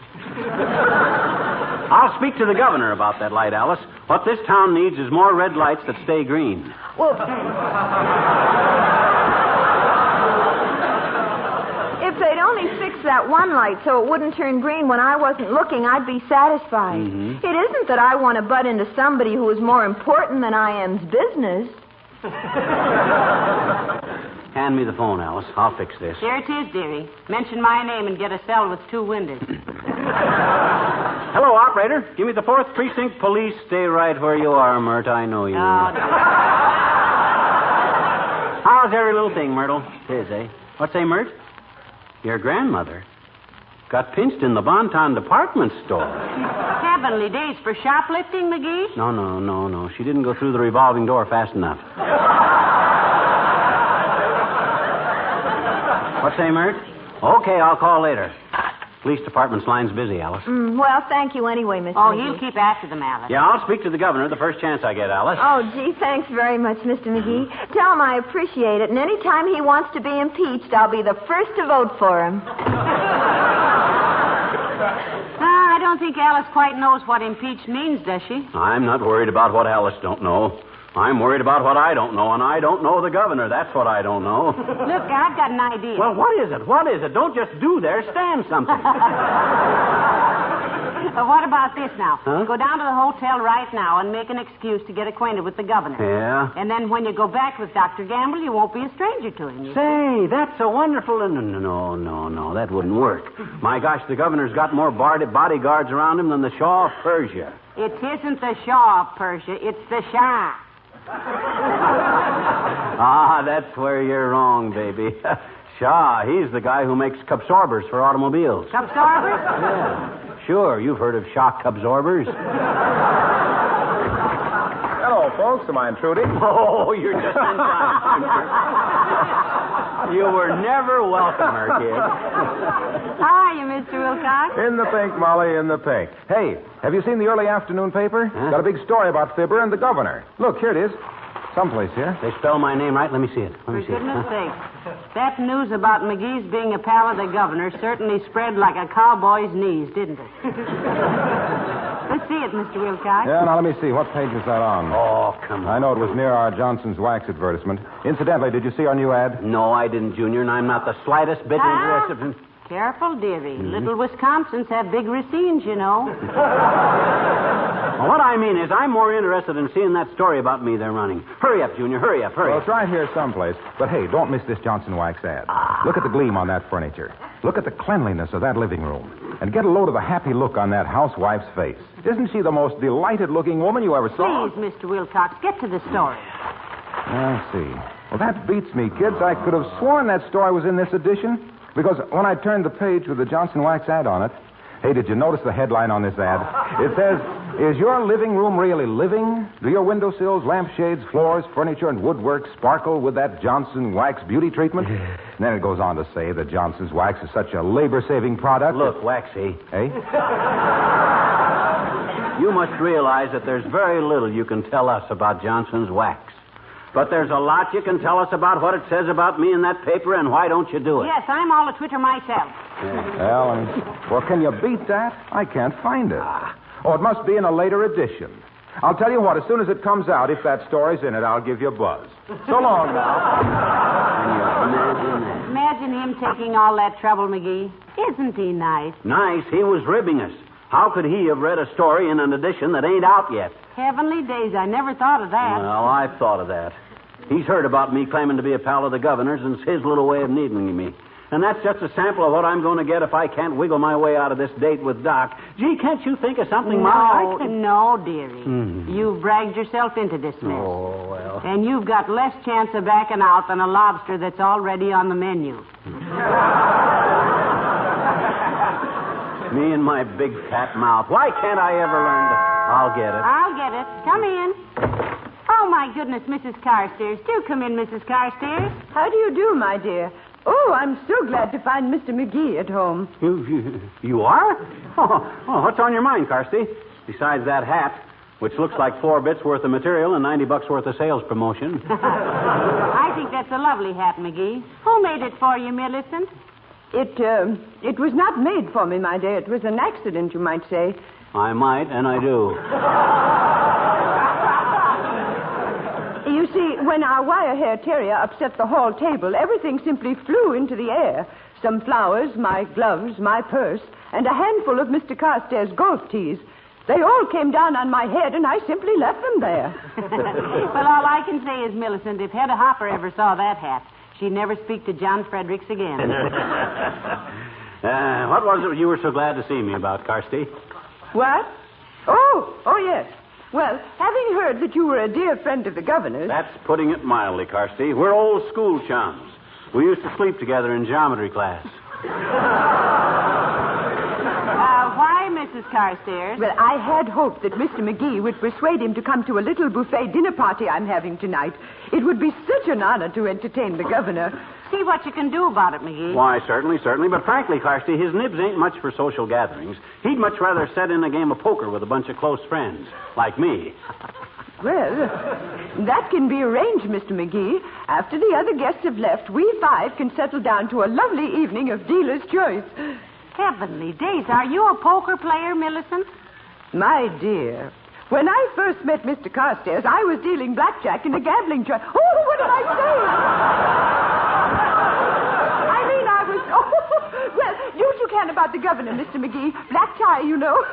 7:30. Hey, don't go out that door, Carsty. That's the hall clock.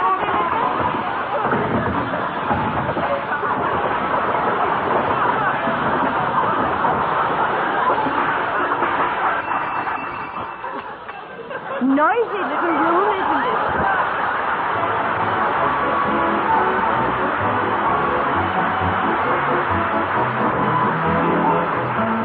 The King's Men sing Chicory Chick. Once there lived some chickens, some feathery, feathery chickens, who cackle loud and cackle long and cackled every day. But this is all they ever had to say.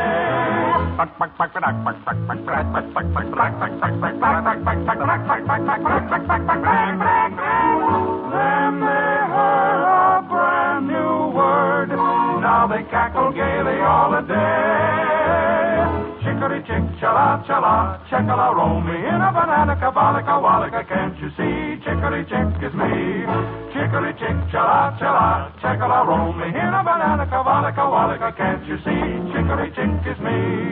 Every time you're sick and tired of just the same old thing, saying just the same old words each day. Be just like us chickens who found something new to sing.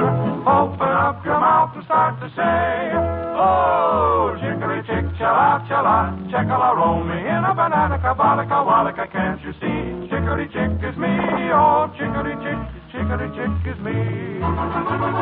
Chick, chick, chick, chick, chick, chick, chick, chick, chick, chick, chick, chick, chick, chick, chick, chick, chicory chick, chala, chala, checkala, roll me in a banana, kabalika, walika, can't you see?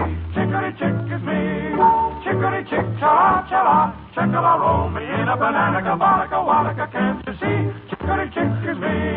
Stretch your neck and flap your wing, open up and sing. Chicory chick, chala, chala, checkala, roll me in a banana, kabalika, walika, can't you see? Chicory, chicory, chicory, chicory, chicory chick is me. Chicory chick is me.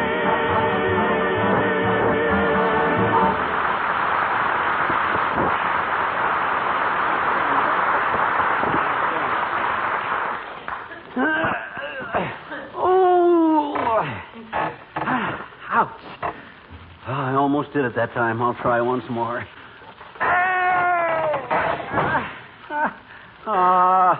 Magee, what broke? The arm broke off this chair. How? I was twisting my leg around it. Why? I was trying to bust it. Well, why on earth were you trying to break the arm off the chair? I was trying to break my leg.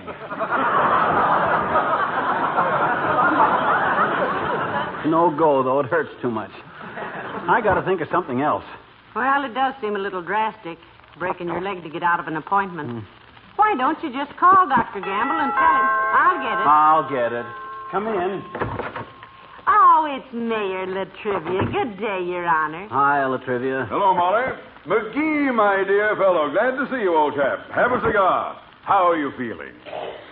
I'm a little suspicious of that jolly approach, to be strictly truthful. When I shake hands with a politician, I always count my fingers afterward. Oh, that's very good, McGee. Very good. Do you mind if I send that to Reader's Digest? It'd be only fair. That's probably where McGee got it. What's on your mind, Latrivia? And don't tell me this is purely a social call. There's a gleam in your eye that I haven't seen since election time. My dear lad, I assure you I have no ulterior motive. That is, unless you consider a request for a small favor ulterior. Well, considering that he doesn't know what ulterior means, Your Honor, you may proceed with whatever you have in mind. Yeah, open up, kid. What's the small favor? City treasurer get caught with his budget down? You want me to go to prison for him for a few years, or what? It's just this, McGee. As it happens, Governor Jones and I are on opposite sides of the political fence. But that does not keep me from admiring him for his integrity and decent administration. Why, since those hallowed days when our pioneer ancestors first set foot on the shores of this great country, with intolerance behind them and the wild elements, pardon me, surrounded on all sides by fierce savages and... Did you speak to me, Mrs. McGee? She's trying to hand you your hat, Latrivia. You dropped it on the floor, Mr. Mayor. Oh, thank you. I guess that's what started me off. I always make a speech at the drop of a hat. I'm sorry. Look, McGee, just ask the governor one thing for me, will you? Ask him if the new racing commissioner... I'm sorry, Latrivia. You better ask him that stuff yourself. But I can't get an appointment with him. I've been trying all day.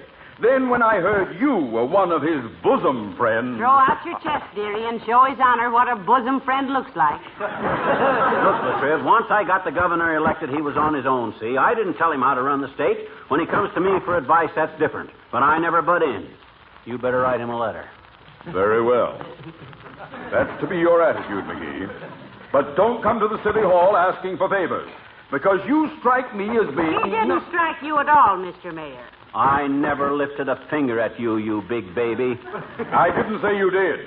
I merely said you struck me as being... I was watching you both every second, and he didn't touch you. You're just whipping up a case of false arrest for assault and battery, Latrivia. I'm onto your tactics just because I won't go to bat with the governor for you. I am not whipping up a case of anything. That's perfectly all right, Your Honor. If we want a case of anything, we'll buy it ourselves. Just because root beer is hard to get. I was not referring to a case of beverages of any kind. I was just saying... Why don't you want to refer to beverages, Latrivia? What are you trying to hush up? You working in with the liquor interest? No, I am not. I am not, and you know it. I'm a teetotaler myself. How much tea do you total in a year? I don't teetotal. Total tea. I mean that I'm not... Don't get so excited. Take the tea. I'm not excited. It's merely that you impressed me. Oh, so now he impresses you. Flattery will get you nowhere. I may impress you, but I didn't intend to flatter you. I merely stated that I struck you. You struck me as the salt and bath. You said you had some ulterior motive.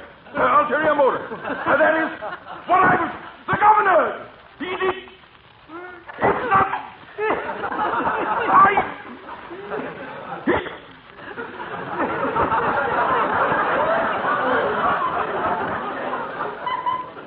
McGee?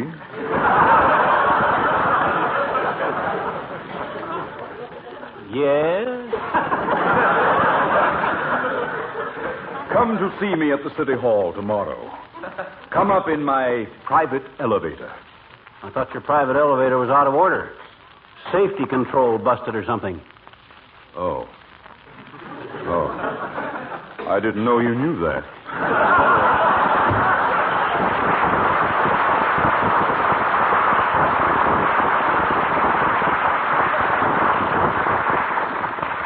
Great guy, Latrivia. Except he's always trying to get me into an argument. He does very well at it, too. Well, if he thinks I'm going to talk to the governor about... Hey, what time is it? What 3 time? minutes to 4. Oh, And the dear. doctor said he'd call for you at 4, so you'd better be... Oh, dear, here. Come in. All ready, folks? Come on, let's go. Be right with you, Doctor. Ready, McGee? Well, I'm as ready as I'll ever be, I guess. Now, watch yourselves on that front sidewalk, folks. It's pretty slippery. Don't want little bluegill here to break his leg. Break mine? Where? You say it's icy out there? Well, come on. What are we waiting for? Let's go. McGee, not so fast. Wait a minute. Take it easy, boy. You'll slip.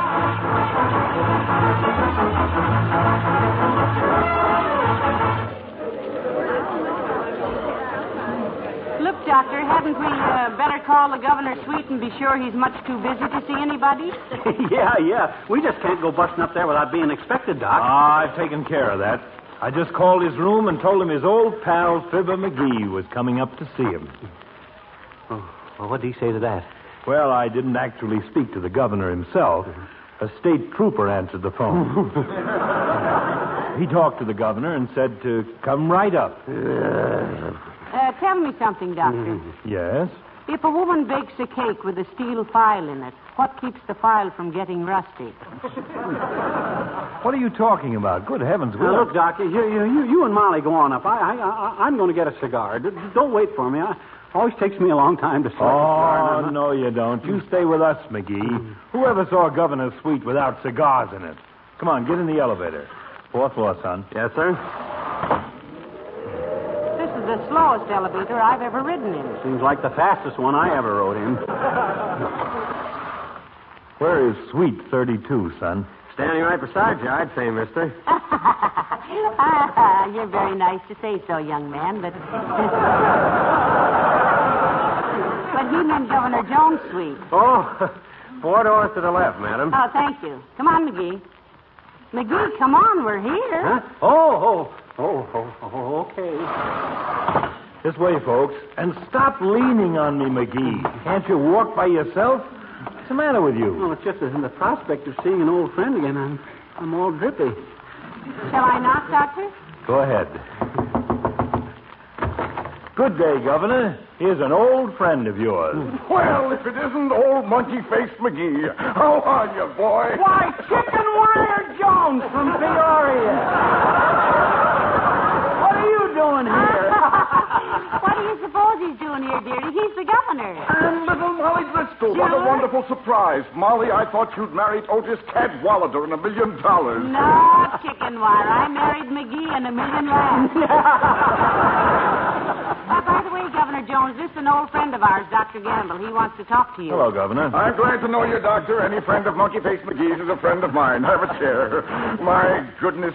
But it's been a long time, McGee, hasn't it? Yes. Remember the time that we played hooky and went to see Uncle Tom's cabin? And remember how you let the cat loose on the stage when the bloodhounds came on?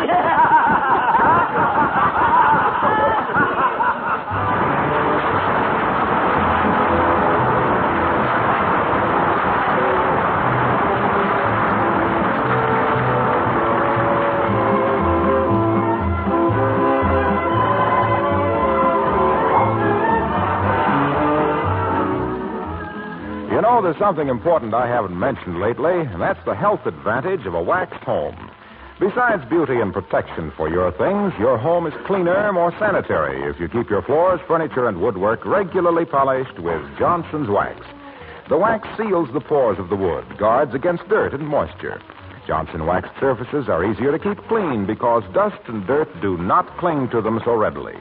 Areas that get extra heavy wear, such as hallways or windowsills, can be touched up as often as necessary without re-waxing the entire surface. And after you've used Johnson's Wax for a while, you'll notice that with every application, your floors and furniture take on greater beauty. That's why your favorite antique has such a soft, mellow luster. It's probably been protected with wax for a long time. And whether your things are old or new, it will pay you to polish them regularly with genuine Johnson's Wax.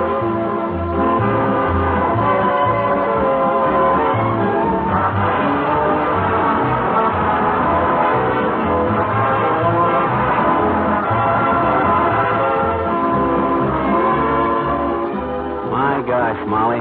Imagine imagine the governor turning out to be old Chicken Wire Jones? It was a better break than you deserved, dearie. And look, Huh? they say President Truman might come through Wistful Vista next month, so... Harry Truman? Well, what do you know? I gotta go down to the station and see him. Ah, good old Harry. Why, Harry and I are... Yes? Perfect strangers, come to think of it. Good night. Good night, all.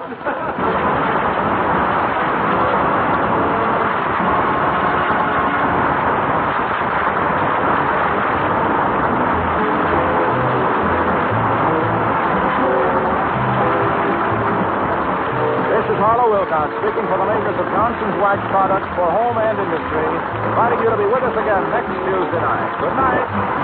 This is the National Broadcasting Company.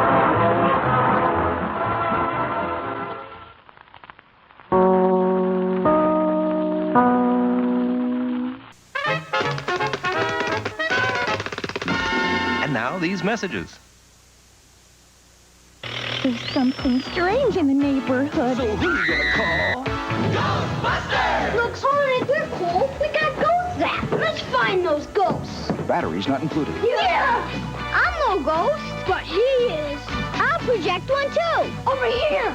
We're being watched. Fire ghost zappers. Turn to high frequency. We ain't afraid of no ghosts. Ghost Zapper Ghost Projector Guns, each sold separately. Ghostbusters, new from Kenner.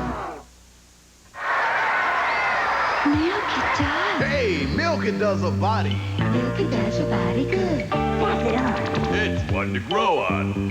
Great to pour on frosty cold and furthermore. It's full of what you're thirsty for. It is. It makes you feel good because it tastes so great. It really does a body good. Pass it on. Milk it does. Milk it does a body good. Milk it does a body good. Pass it on.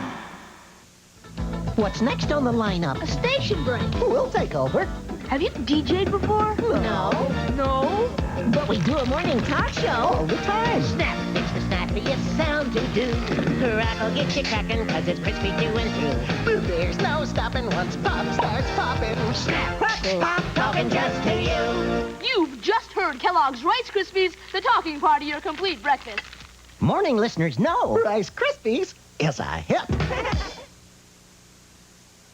Getting into drugs and being high is a stupid thing to do. Being original and take a stand. You're free to say no. Don't let a friend put you in. Taking drugs, you got a right to say no. Surprise! Guess who? The Loch Ness Monster. No. The Six Musketeers. No. The McDonald's Chicken McNuggets Happy Meal with regular fries and soft drink. How'd you know? Just a lucky guess. Let's each get a Happy Meal. Yeah, they're terrific. When you buy a Happy Meal at McDonald's, it always comes in an exciting special box. Wow! Thanks! Happy Meal boxes. Available at participating McDonald's. Lend a helping hand. Support the efforts of the United Way. I sure hope Jack Benny doesn't mind that Fred Allen is our next show. Ipana toothpaste and Salapatica. Ipana for the smile of beauty, Salapatica for the smile of health. Fun with our star comedian Fred Allen and his mighty Allen Art players, Peter Van Steeden and the Ipana Troubadours, the Town Hall Quartet, and a flock of new, anxious, and eager amateurs. New voices, new music, new fun. It's Town Hall tonight.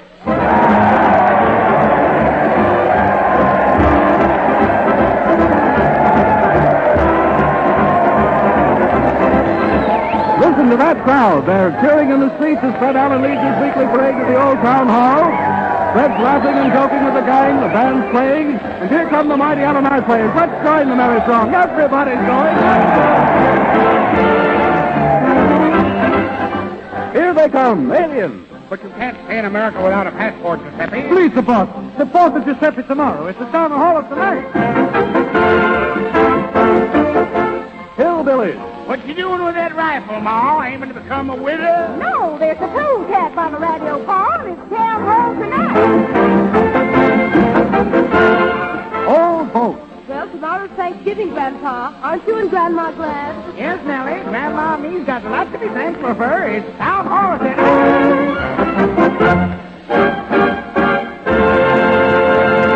Well, here we are in front of the old town hall, folks, and there's Fred slipping into his bulletproof vest and addressing the crowd. Let's listen. If I had the wings of an angel, through these town hall doors I would fly, folks. But you're just as welcome on foot. So go right in, Fred, if you'll kindly. Good evening, Alan. Hi there, Brother Crawl. How's the old steeplejack these days? I ain't getting rich, but I'm living high. Say, you can be grounded for a crack like that. Line forms to the right. Hurry, please. Hello there, Mrs. Dodge. Evening, Mr. Allen. Is you so funny tonight? Aha, you roll in the aisles, Mrs. D. Lord, and I'm wearing my Sunday dress. I hope you fall asleep. Go right in and strap yourself to a seat. Hurry, hurry, hurry, hurry, hurry. We're ready and willing, Captain. Okay, Harry. Tell Peter I'm opening with Rise and Shine. Okay, let her go, Pete.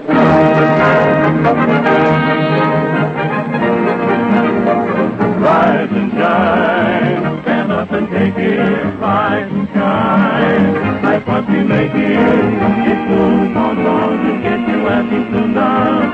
Shout high-de-ho-de-ho and do just as the moon does. Rise and shine, don't be a mourner. Things are fine around the corner. Go on trying it, there's nothing to it. You can do it like the sun. Rise and shine.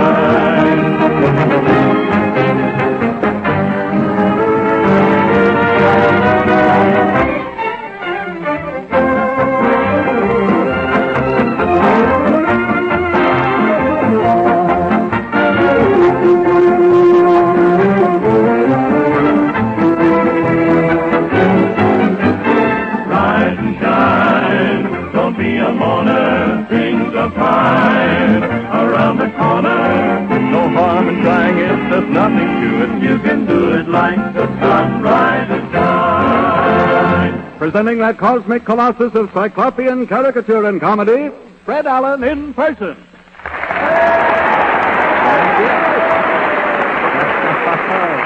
Thank you.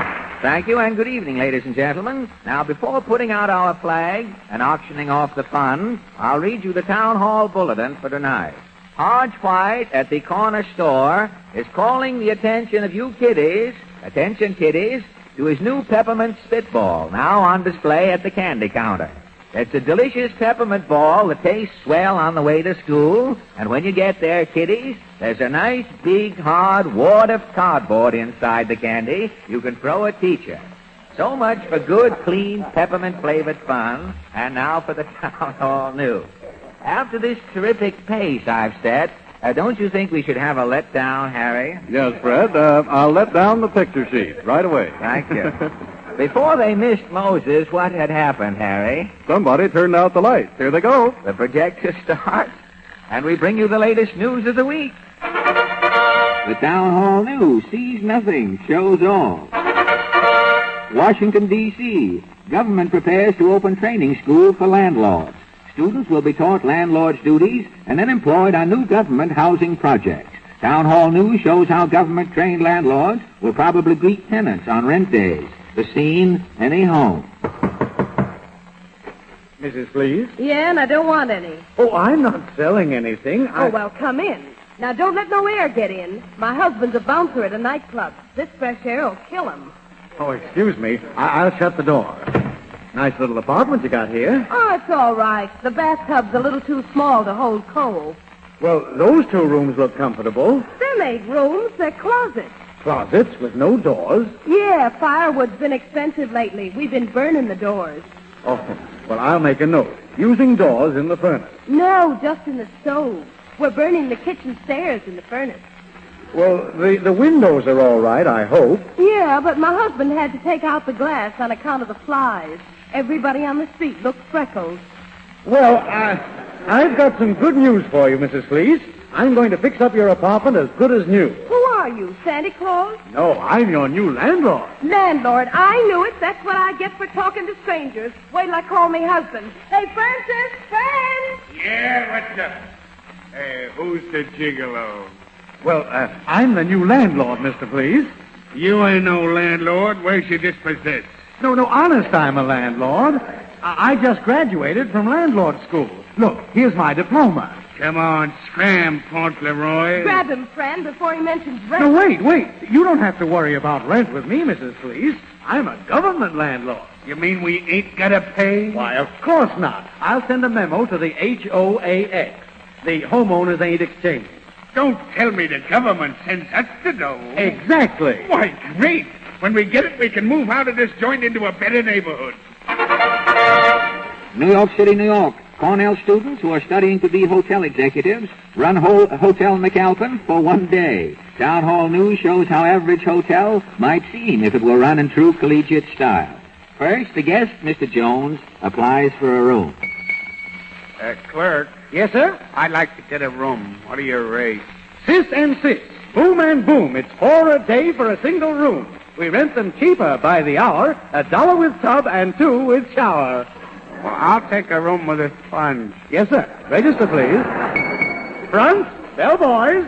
We're here to please and take your grip. The bellboy's gear is tip, tip, tip. Show Mr. Jones the 609. Rock, rock, rock. J-O-N-E-S, Jones. Skin is skin and bones are bones. It's 609 for Mr. Jones. Signal 906-069. Take it, Jones, right through the line. Here's your bag, Jones' old friend. Where do I go? Around left end. Here. He made it! Yay, Jones! After a hectic stay, Mr. Jones finally checks out. Leaving, Mr. Jones? Yep, I'm all in. Well, did you like our college boy service? No. Give me my bill. I'm raw. You smashed my bag and broke my jaw. Brigadier, alakazam. Get out of my way. I'm going to scram. Taxi! Brooklyn, New York. County court judge rules that married women have legal right to steal from husbands' pants pockets. Town Hall News interviews inventor Mr. Keita B. Humpty, who has perfected pair of safety trousers for married men. Oh, come right in. I'm Mrs. Humpty. Glad to know you, Mrs. Humpty. Mr. Humpty's right in here. What is it, Maud? I'm from the Town Hall News. Eh? You call for shoes? He's a little deep, Mr. Allen. Oh, it's about your new invention. Which one? The steam radiator for bird cages? No, your new safety trousers for married men. Men's pants. Oh, ants. Ants in your pants, huh? Well, try red pepper. No, he means your pit-proof trousers. Your pit-proof trousers with the big bend pocket. Oh, yes, I made these pants for my own use. Well, how do you protect your money in them? Well, I got a mousetrap built right here into the pocket. You hide the money under the trap. Oh, what's this little string here? That connects with a skyrocket. The rocket hid in the leg of the pants. That's right. The string's got a match on the end, and it sets off the rocket. Great idea. Now, as the skyrocket shoots off up the pants leg, it rings a bell sewed in the seat of the pants. Oh. Can you demonstrate it? Yeah, sure. Put your money in here, and I'll set the trap. Now, I'll hang your pants on the chair. Now, put your hand in, Maud, and show them how it works. All right. I reach in the pocket for the money, and the finger goes in the mousetrap. Ouch! Stand back. Look out for the skyrocket. Hey, that's a lot of noise. What's the big idea? Well, it wakes me up. I jump right out of bed and beat the stuffing out of the wife. Once again, the Town Hall News brings you the outstanding sound of the week. Island of Guam, Trans-Pacific Airmail plane, China Clipper, start last leg of 8,000-mile journey. The China Clipper. You like hair cut short on top or boyish bob?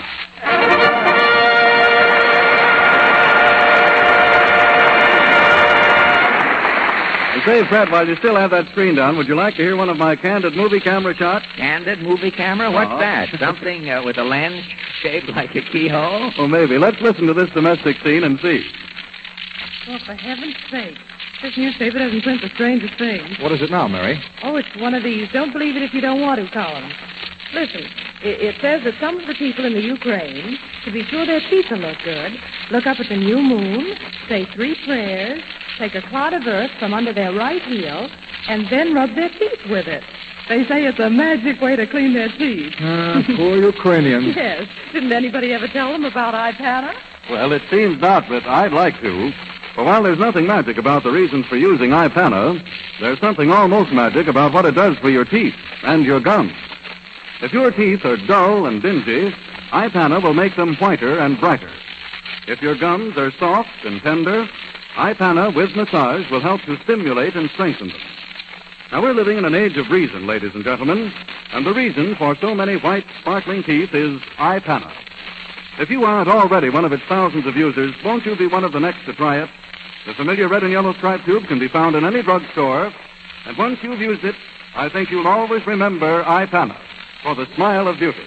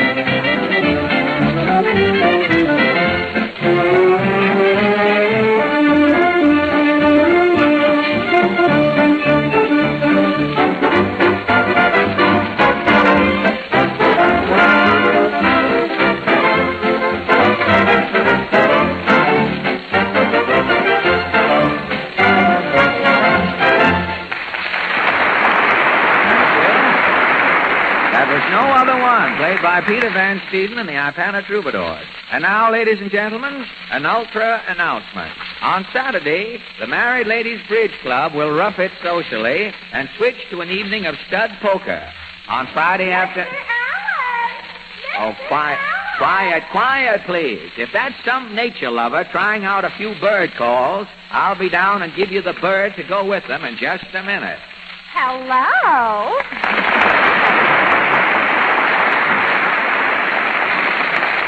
Well, sir, as I live and wear low collars, because an Adam's apple a day will keep the throat doctor away, if it isn't Portland. Yes, I'm going down to the Cat and Pet Show to meet Papa, so I thought I'd stop in. What's Papa doing at a pet show? He's too old to be going in for that sort of thing, isn't he? Well, somebody sent him a ticket. It said, Cat Show, admit one. So Papa took Mama.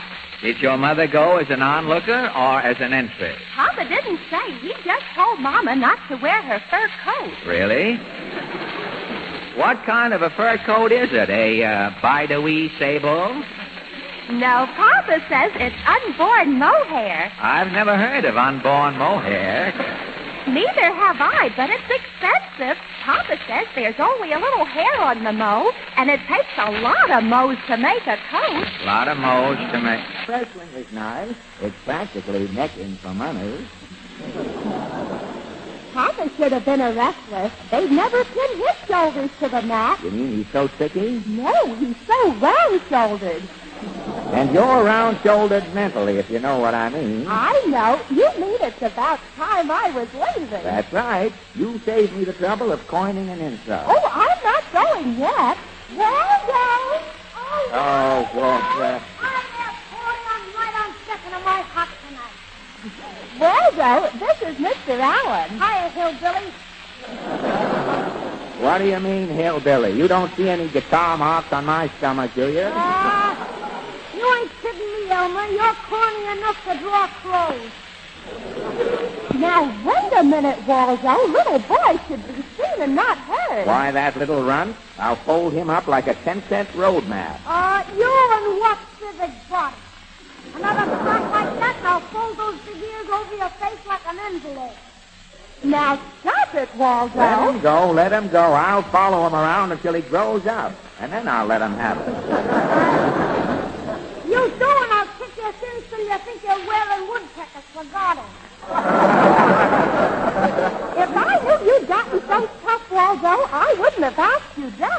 wish he was my boy. I'd paddle him through childhood like a canoe. Say, if you think I'm tough, you ought to see Pa. Is your father a ruffian too, Waldo? Is he? Why, Pa's got so much iron in his system, if he ever gets caught in the rain, he'll rust. Well, I hate to intrude, but my great-grandfather was the first soldier to bite the frost back at Valley Forge. Why, that's nothing. If my grandfather had replaced his divots when he played golf out west, there'd be no Grand Canyon today. How is the family on your mother's side, Urchin? Pa, we're all tough. None of us was brought by the stork. Our family used a buzzard. Gosh, what were you raised on, buttermilk?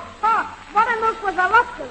Pa used to throw a can of condensed milk and a cold sizzle in my cradle, and I had to get along the best way I could. Well, my folks threw me into a cow barn, and I took it up from there. How old are you, Waldo? I'm 12. As years go, I've lived a dirty duck. If you're going on 13, it may be unlucky for you to hang around here, son. Calling your tongue, corn said. Your lower lip looks like a delicatessen counter. Well, if you two are going to keep hurling epaulets, I may as well go. Yes, women and children first. You two can leave in that order. Not so fast, stupid. What about my audition? What audition? I thought you were here looking for an argument. No, Waldo wanted to show you his Christmas present, Mr. Allen. Yeah, Ma did her Christmas shopping early. I got a clarinet. Look at this. How does she sound, Waldo?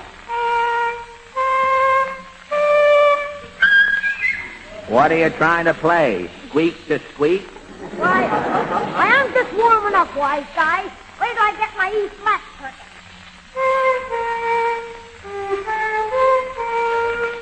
Heaven, I'm in heaven. That's what you think. The rest of it. Don't say it, Mr. Allen. We get the idea. Well, what do you want me to play, folks? Play possum for about an hour, will you?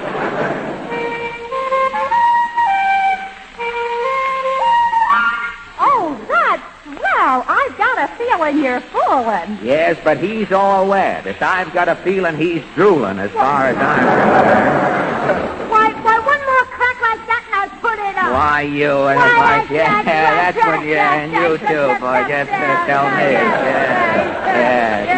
Don't stop right in the middle of a concert, Waldo. What concert? What concert? Why, you broken down MC, I ought to bust this over your head and make 2 piccolos. Don't play your clarinet, Waldo. It's valuable, isn't it? Well, I'll tell the world. Why, 200 wouldn't buy this musical bean blower. And I'm one of the 200, if it's any good. That's done it. I wouldn't take that from Rubinoff. I'll say. I'm insulted, too. Let's go, Waldo. So long, Waldo. Goodbye, Portland. Howie ho.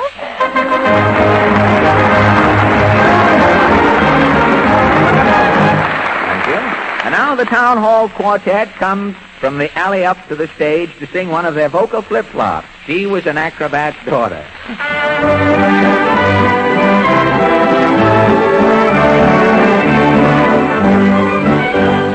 She was an acrobat's daughter. Her folks were the bounding Magees. She turned 21 and married the son of the man on the flying trapeze. Oh, the wedding was held in the circus for all the spectators to see. And when they were wed, they both stood on their head. An acrobat's daughter was she. She could do a backflip, a front flip, with real acrobatic grace. A nip-up, a trip-up, without landing on her face. She could do contortion, with portions of first well anatomy. You'd wonder by thunder just how this could ever be. Oh, she was an acrobat's daughter. And although they were married a year, why, each and every morning they'd rise, and just for a little exercise, why, they'd swing from the old chandelier. Oh, they turned somersaults before breakfast, a handspring or two before tea. When bedtime drew near, they both spit on their ears. An acrobat acrobat's daughter was she. Oh, she was an acrobat's daughter. Ja, und Herr Pep wär a little trained flea. She taught them some tricks, then gave 5 or 6 to the man on the flying trapeze. Oh, dressed up in her tights trimmed with spangles, she looked just as cute as could be. She feared they might care. Ooh, is my face red? So she carried a spare. Oh, an acrobat's daughter was she. Thank you, ladies and gentlemen. Thank you.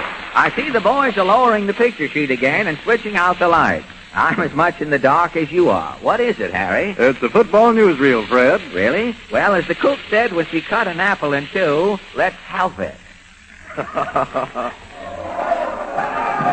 What a football game, folks. Here only a half minute left to play. State trailing by 3 points, and how those boys are fighting. It's 4th down now, only a yard to go for a touchdown. Listen to that crowd. Oh, dear, I'm so excited I can hardly... Darling, stop sneezing and keep your eye on the ball. Oh, Look. Jack, what's going to happen? Oh, I don't know. Look, and there goes the play. Oh, Jack, what happened? Gee, God, didn't you see that touchdown? Oh, no, darn it. I sneezed and missed it. Well, now I hope, ladies and gentlemen, that none of you will leave a football game tomorrow with victory in your heart, but the beginning of a cold in your head. If you do, will you take my advice and nip that cold in the bud? And don't do it in some hit or miss fashion, but do it scientifically, with rest, plenty of liquids, a careful diet, and sal hepatica. For you see, when you have a cold, there are usually these 2 conditions you must get after right away. First, waste in your system. Right. Waste, spreading poisons throughout your body. And second, too much acid in your system. Right again. And that acidity always aggravates colds. So take this simple tip. It's worth its weight in health. Put 2 teaspoonfuls of sal hepatica in a glass of water and drink it. Because unlike ordinary laxatives, which do only one thing, sal hepatica does 2. It both rids your body of waste and combats acidity. It's the mineral salt laxative you can always depend on for those 2 necessary actions. And you'll always find it gentle, quick, and thorough.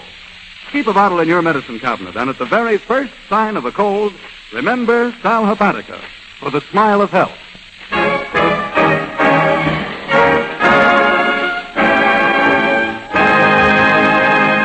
And now, ladies and gentlemen, we've come to the Mighty Allen Art Players. And to make this a real Thanksgiving, they will not present a Thanksgiving playlist.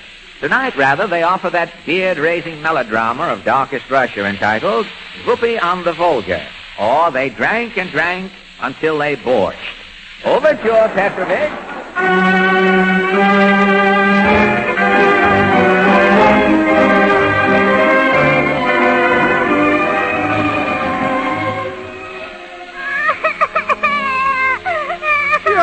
Just stop crying already, my darling. My sonny boy. You're stopping? I'm stopping. Go sleep already. Then Papa will come home, and Mama will gonna give you a nice supper. Look, this caviar is good, no? No. Oh, sure. You want Mama to sing for her little darling? Yes, Mamita. Sing to me a song, sir. All right. So put down your head. So, Uncle Doodle went uptown riding on the drosky. Uncle Doodle... Open up! I am opening up. Ah, Nikolai, my darling, it's you. It's me. Do you still love me, Sonia? Of course I love you, you silly Billy. It's good to be back again. Is your husband home? No, not yet, but I'm expecting him. You'd better kiss me quick and go. He's so jealous. And for why? For Nyati. I will kiss you and go. Yes, my love, kiss me and go. Yes, I will kiss you and go. Kiss her and go already. Open up! Oh, your husband made it. Quick, hide me, son. No. No, I will let you out the back way. Here, quick, through this door. Go, my love. I go without kiss you. Open up. Darling, kiss me. You still love me? Of course I love you. But tell me, who are you? Remember little Misha, what used to go to night school with you? Little Misha with the red hair? Right, Toots. Rusty Misha. Oh, yeah. Little Rusty Misha. Yep, that's the one. I'm his Uncle Jake. Jake from America. Sonia from Nizhny Novgorod. Aha! No wonder you are talking with an English accent.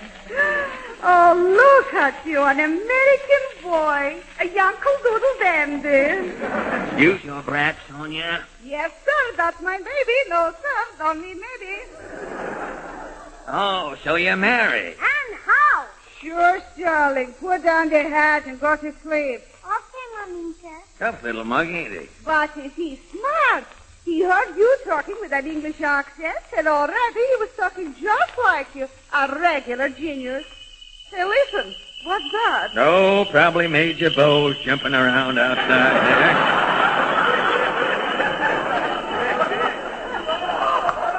there. Just the village bells, I guess, out for a good time. Why, it's stopping here. So what? Maybe it's my husband. He's jealous. Something terrible, especially a foreigner. Who's a foreigner? My people came over on the Potemkin. Let him in. If I meet him face to face, he'll get the worst of it. All right, but don't talk with an English accent. Tell him you are Russian school teacher. You are giving my boy lessons. School teacher, what'll I do? Sing to him. Oh, you.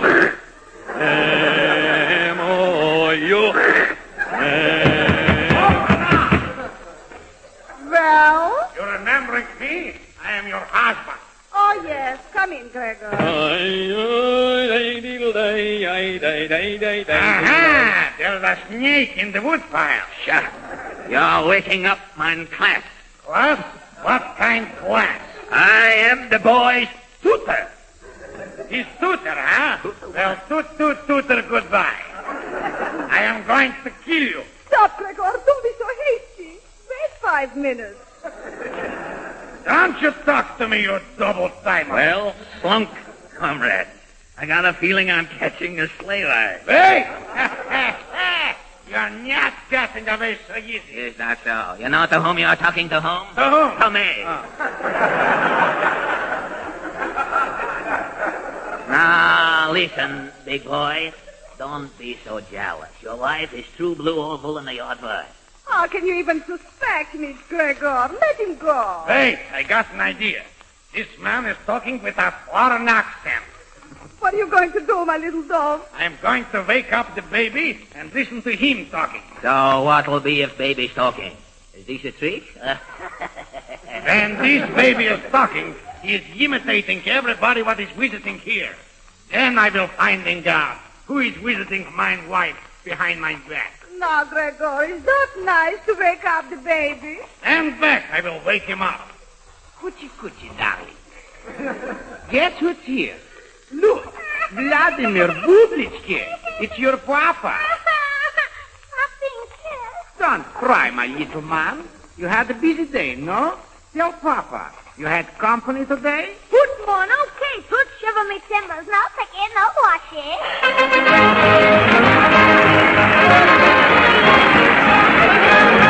Thank you. And now, before I bring the first of tonight's promising amateurs to the microphone, I'd like to introduce a man who, tomorrow, Thanksgiving Day, is going to commit the perfect crime, Harry Von Zell. Well, now, Fred, it's not exactly a crime, and it isn't exactly perfect. I see, but outside of that, I was pretty accurate, huh? Yes. Now, here's what I mean, Fred. Tomorrow is Thanksgiving Day. Yes, it is. And I know that when I sit down to murder that turkey dinner, I probably won't leave the table until I've stuffed myself fuller than the turkey. And I know I'll have plenty of company. Only 2 things wrong with you. 2 things brought on by your holiday overindulgence. Poisonous waste in your body and too much acid in your system. And you can remedy those things very quickly and very easily. Just put 2 teaspoonfuls of Salapatica in a glass of water and drink it as soon as you get up. Because Salapatica does not just 1, but 2 things. It both rids your body of those poisonous wastes and combats that acidity. And you'll certainly be thankful to Sal Hepatica when you're feeling your normal self again. Remember, Sal Hepatica, for the smile of health.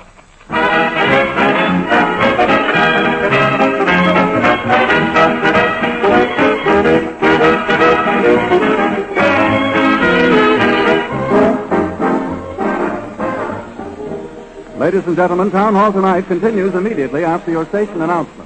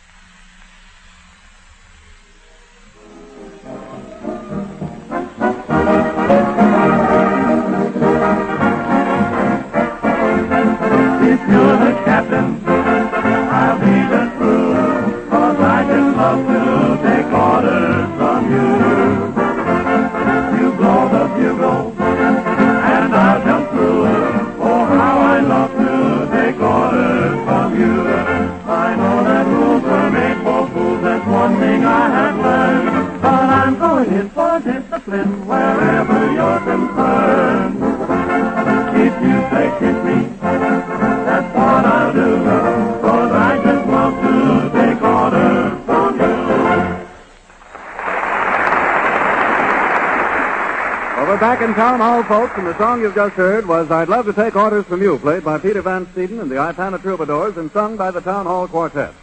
Now here comes Fred Allen leading a new group of eager amateurs out on the stage for tonight's big amateur contest. Thank you.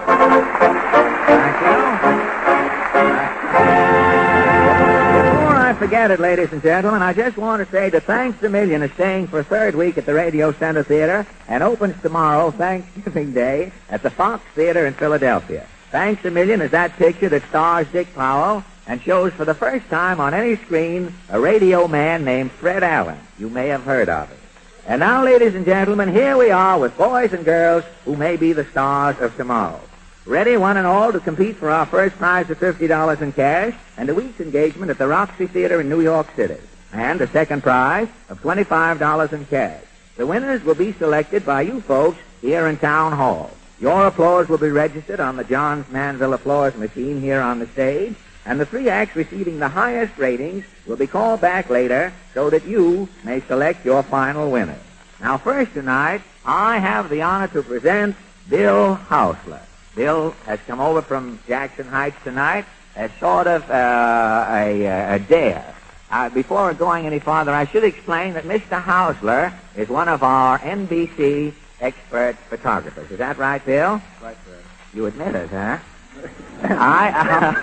How could I contradict you? Well, I was just going to say that I went down to have some photographs made about 2 weeks ago, and Bill told me that as a sideline, he was operating a small harmonica.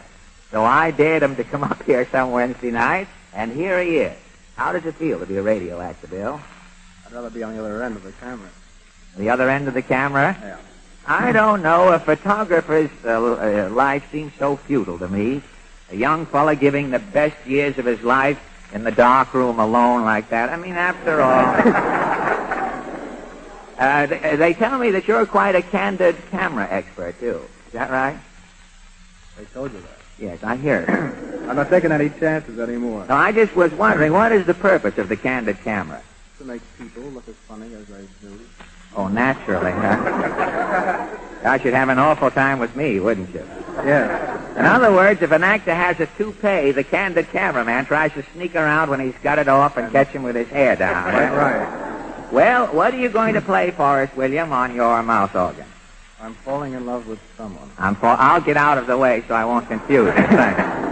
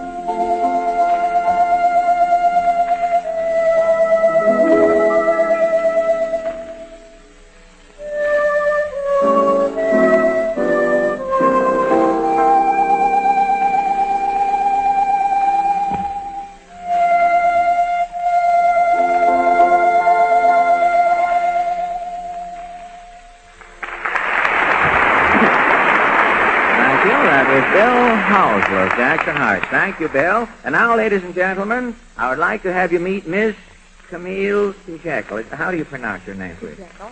And what is your first name? Oh, I didn't know whether it was Camille or Camilla. Those names are confusing. Sometimes you use the liquid L as an alphabet soup, and other times like it would be Camille as in walk a mile for it, you know?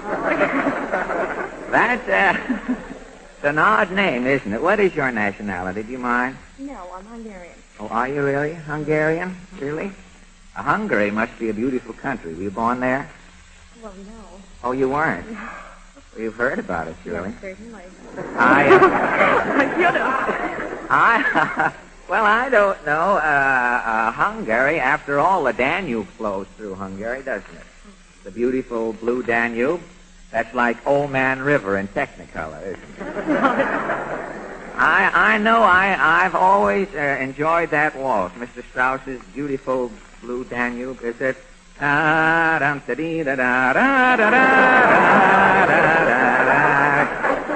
that's another river, isn't it? It's so confusing, all those songs named after rivers. Mississippi, Old Man River, Swanee River, and that new one now, Creek to Creek, that's coming. New one. I beg your pardon. Oh, is that a Hungarian song, is it? And what did you say it was again? All right, thanks.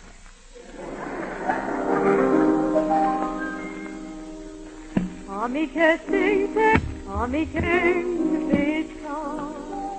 muskátli ablakot, nem lesz benyitva. Elválunk egymástól, rendben, ahogy élünk. A te kis kapud már nekem ki nem nyílik. Elválunk egymástól, rendben, ahogy élünk. A te kis kapud már nekem ki nem nyílik.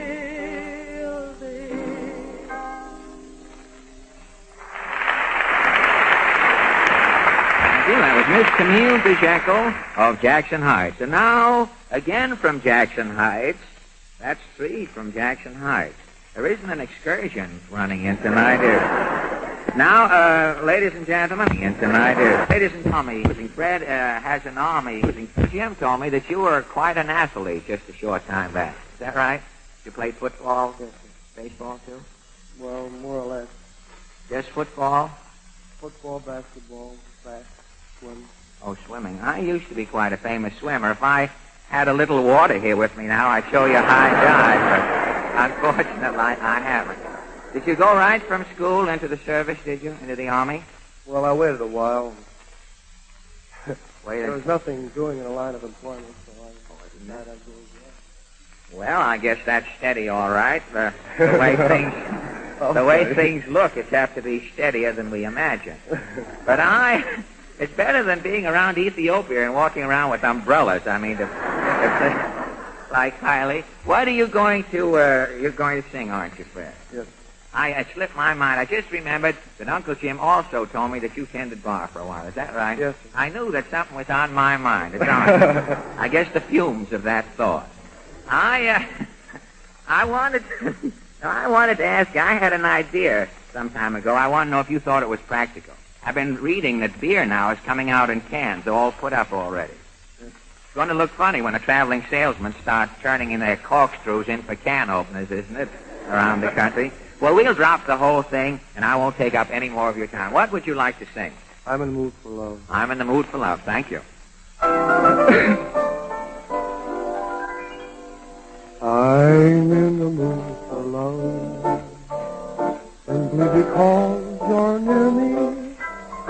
Funny, but when you're near me, I'm in the mood for love. Heaven is in your eyes, just like the stars we're under. Oh, is it any wonder I'm in the mood for love? Why stop to think of whether this little dream might fade. We put our hearts together. Now we are one. I'm not afraid. If there's a cloud above, if it should rain, we'll let it. But for tonight, forget it. I'm in the mood for love.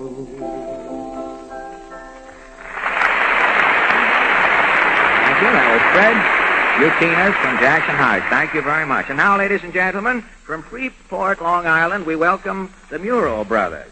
Paul, and what is the other brother's name? Joseph. Paul and Joseph. And the boys have a 12-piece boys orchestra from the Freeport High School. Is that right? Yes, Mr. Allen. Are you Paul or Joe? Paul. Oh, you're Paul. I see. I just wanted to make sure. How many boys in the band, Paul? There are 12. 12 boys in the Freeport band? All go to the same school? Well, not in the band. You mean this band? And this band that you're... Oh, this is your own personal band, huh? Oh, that Freeport band's a fly-by-night outfit, I suppose. Now we're getting someplace. What is the average age of the fellas? Well, we average about 15 to 17 years of age. 15 to 17. I know that boy with the cornet looks young enough to be playing on the linoleum over there. Well, Freeport's certainly a great place. A lot of actors used to have their summer homes down there. You see many actors around there now, Paul? No, not many now. Not many now. I guess they're going with the Indians, the way of all. I used to know a conceited actor who lived down in Freeport. He thought it was his drawing power that brought the tide in down there. What are you going to play for us, Paul? We're going to play our theme song, Moonglow, and then some. All right, you go right ahead. The theme song, Moonglow, your own personal theme song, huh? And then some. Go right ahead. Thank you.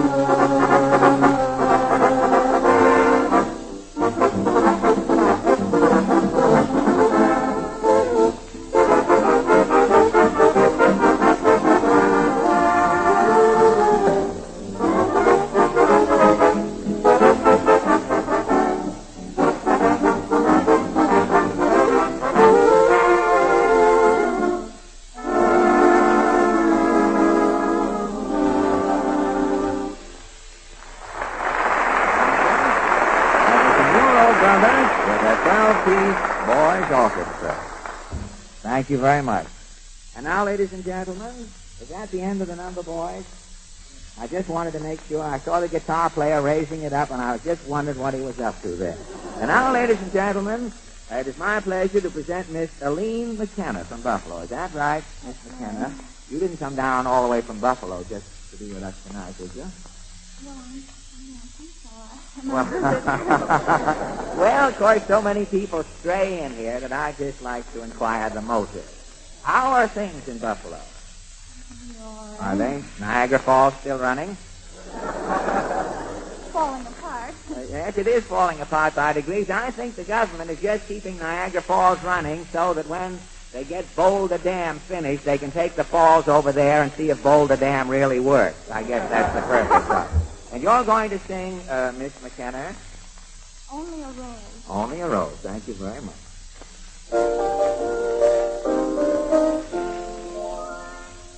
Only a rose.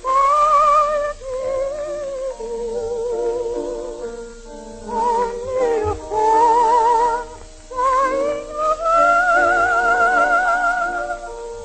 Only a smile to keep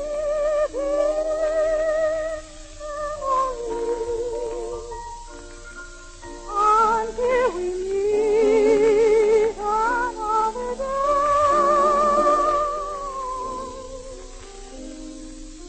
Only a rose to please nothing at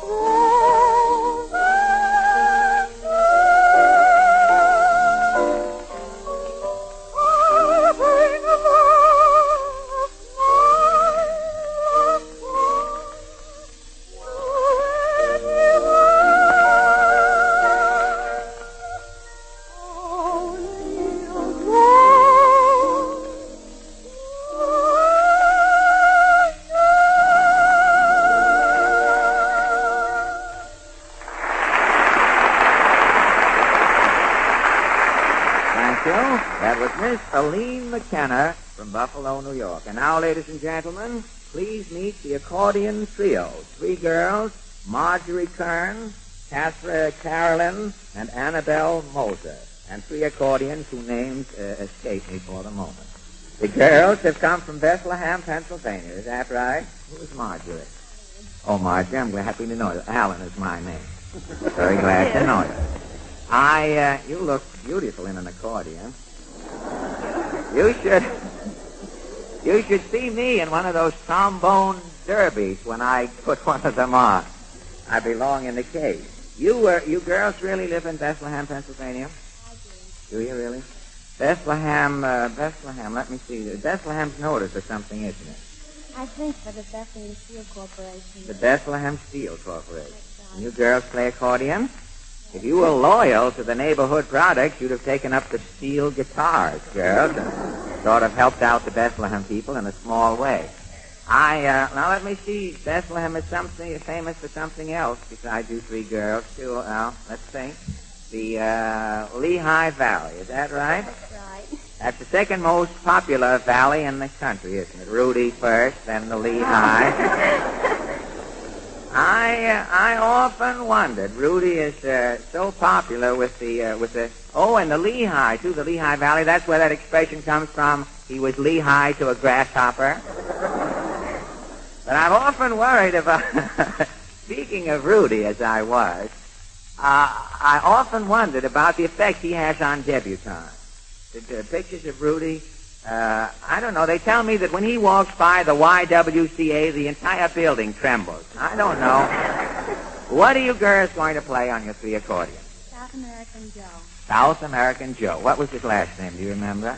No, I don't. I'm sorry. Thank you.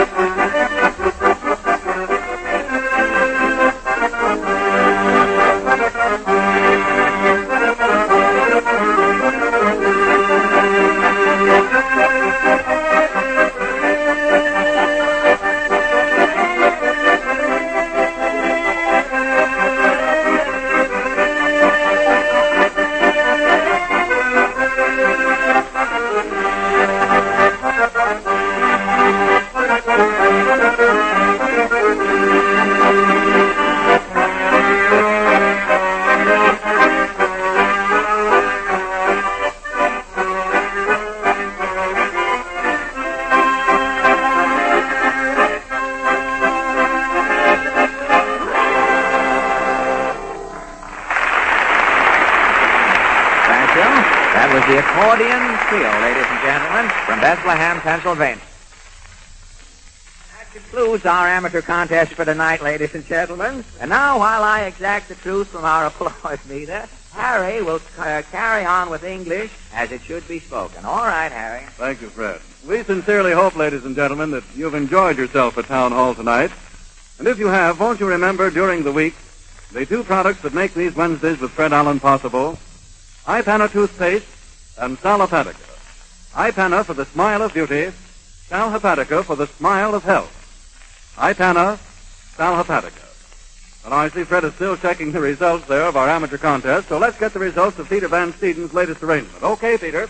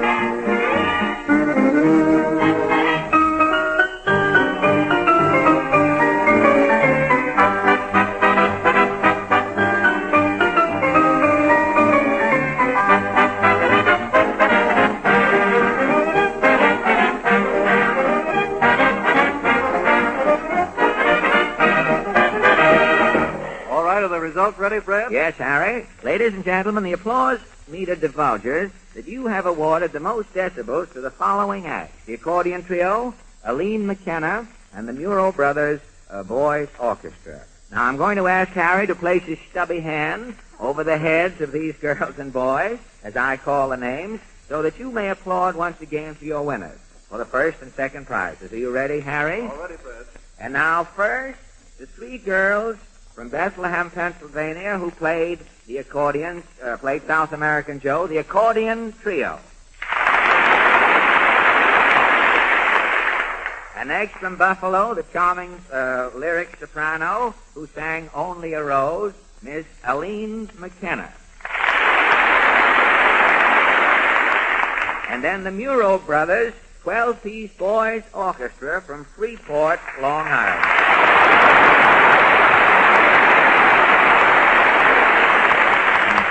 And what does the machine say, Harry? Just a minute, Fred. It's coming up. All right. There are so many in the orchestra, I guess by the time you divide that applause up, it'll run into fractions. Things go like that. We have to be very careful with our decibel rating. Thank you. Ladies and gentlemen, the first prize, thank you, $50 in cash, and the week's engagement at the Roxy Theater in New York City goes to the Muro Brothers Orchestra in Freeport, Long Island. The second prize, $25 in cash, goes to the accordion trio, the three girls from Bethlehem, Pennsylvania. To the others, we're happy to have had you here, and better luck next time.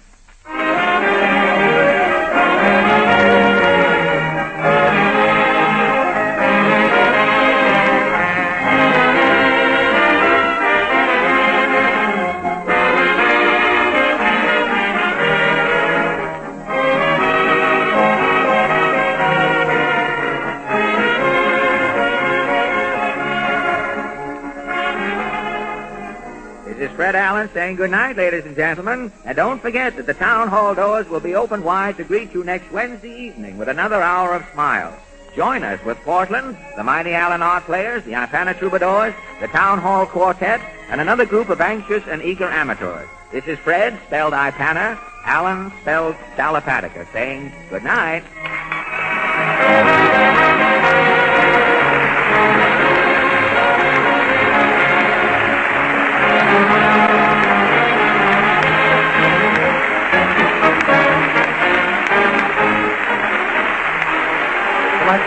And Falling in Love with Someone performed on this program was from Victor Herbert's Monty Marietta. This is the National Broadcasting Company.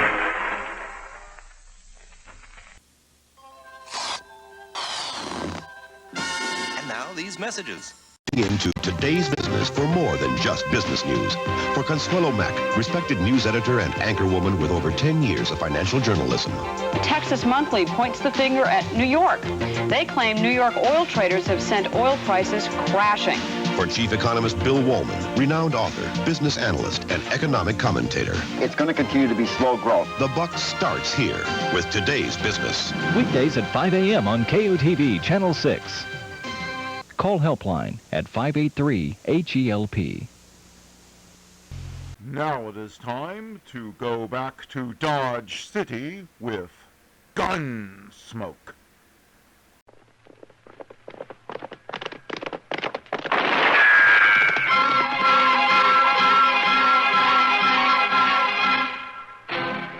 Around Dodge City and in the territory on west, there's just one way to handle the killers and the spoilers, and that's with a U.S. Marshal and the smell of Gunsmoke.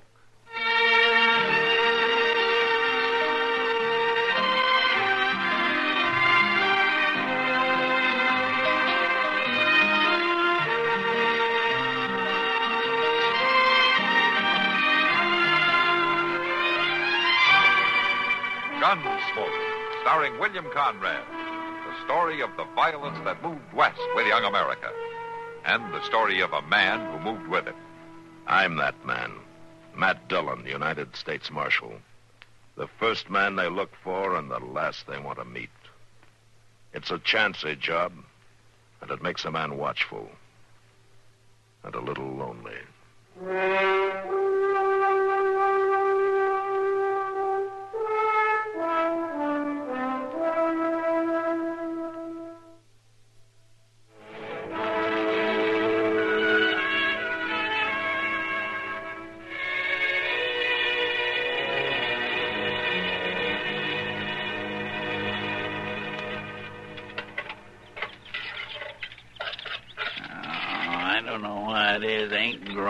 Like they used to.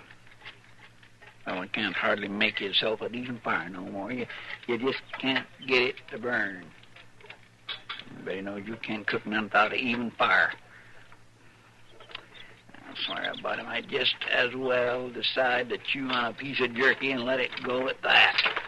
Oh, Chester, you got the beans ready? Now, you know they ain't ready, Mr. Dillon.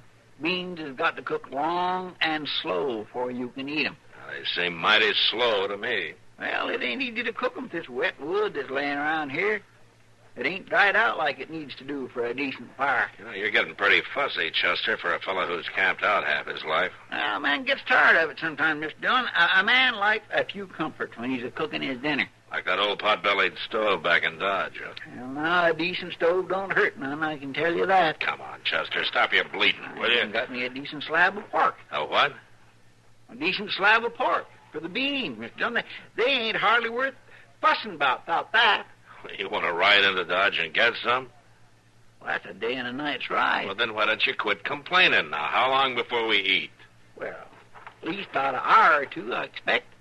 Them beans should just set and simmer. That's all right, sure. so let them set and simmer, and we'll go check that line shack for Old Man Goss like we promised, huh? Guess that'll be all right. You bet it'll be all right. Come on.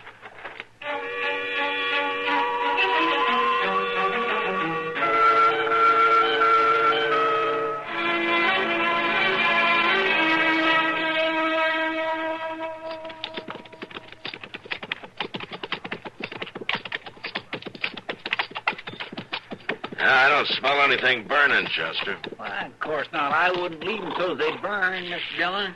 Well, I'm glad to hear that. Oh, I'm tired and I'm hungry. You know, there's some cooks on the chuck wagons that won't let you touch their beans till they've set all night. Well, I'm not about to wait all night, so why don't you dish them up and I'll say to the horses, huh? Well, sure. I was just telling you, there's some folks that's mighty particular about their... No. Mr. Dillon? What?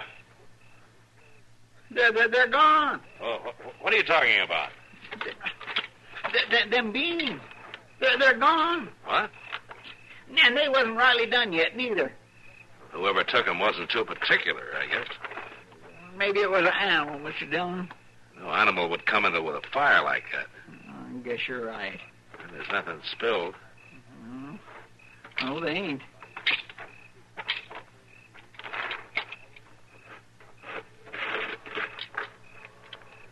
Your animal is a two-footed one, all right. I declare. Looks like they was just dragging along, don't it? Yeah. You gonna track them? Well, I don't begrudge anybody a free meal, Chester, but I wanted some of those beans myself. Yes, sir. Say, you reckon I better go get the horses? No, not yet. Let's see where these tracks lead to.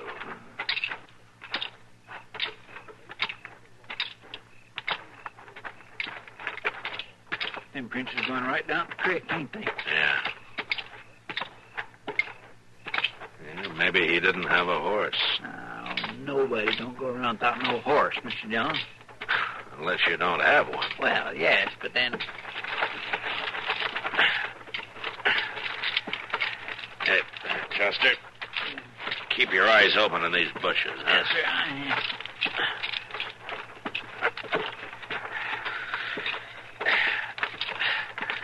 am. Down this way.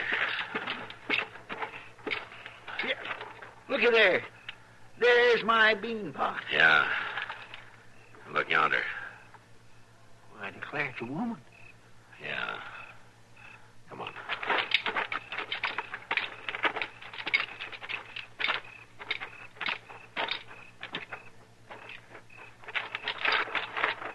Let's turn her over easy, Chester.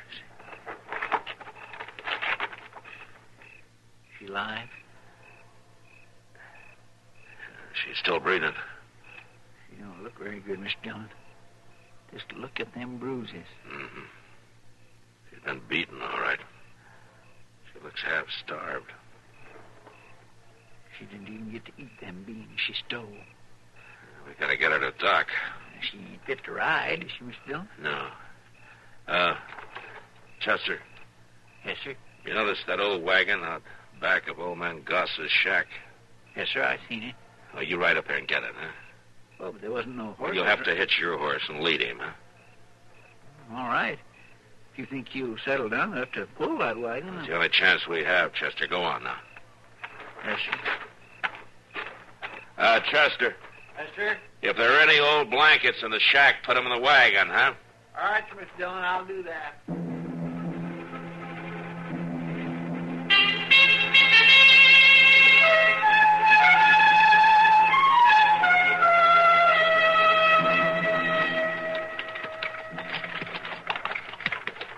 Hold up a minute, Chester. I want to take a look at her. All right, sir. Move.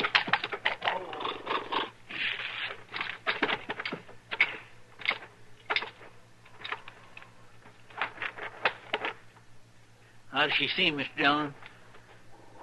Yeah, it's hard to tell, Chester. She hasn't moved. Yeah, she's still alive, anyway. Poor thing. Yeah, whoever she was running from gave her plenty of cause. All right, you get on my horse, Chester. I'll lead the wagon for a while. No, I ain't tired, Mr. Dillon. I can go on walking. Go on, Chester. Mount up. I want to stretch my legs. All right. I'll say one thing. You're going to have plenty of time to stretch them between here and Dodge. Yeah, I guess you're right. All right, let's go.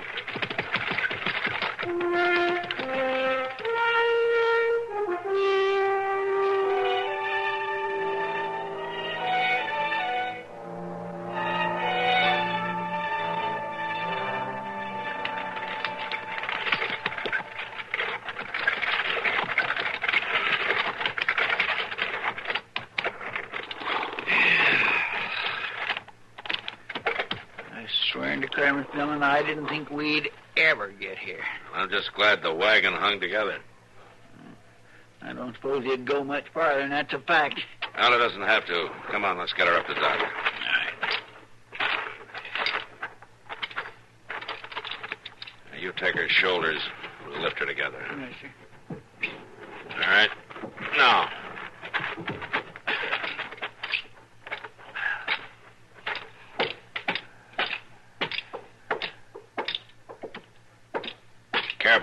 Chester. Take her up easy. I am.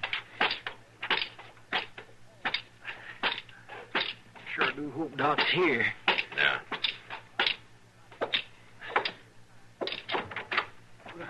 Matt and Chester, what's the matter? Who is it? It's a woman, Doc. Yes, I see it is. Oh. Where'd she come from? We don't know, Doc. She was out near Hat Creek when we found her. Yes. You didn't get her here any too soon. She's pretty bad off, ain't she, Doc? She's in bad shape, Chester. Yes, she is. She took a mean beating. Well, it isn't the beating that worries me so much. How's that? This woman is nearly starved to death. Now, Chester, pour some water in that pan for me, will you? Yeah, Doc, sure.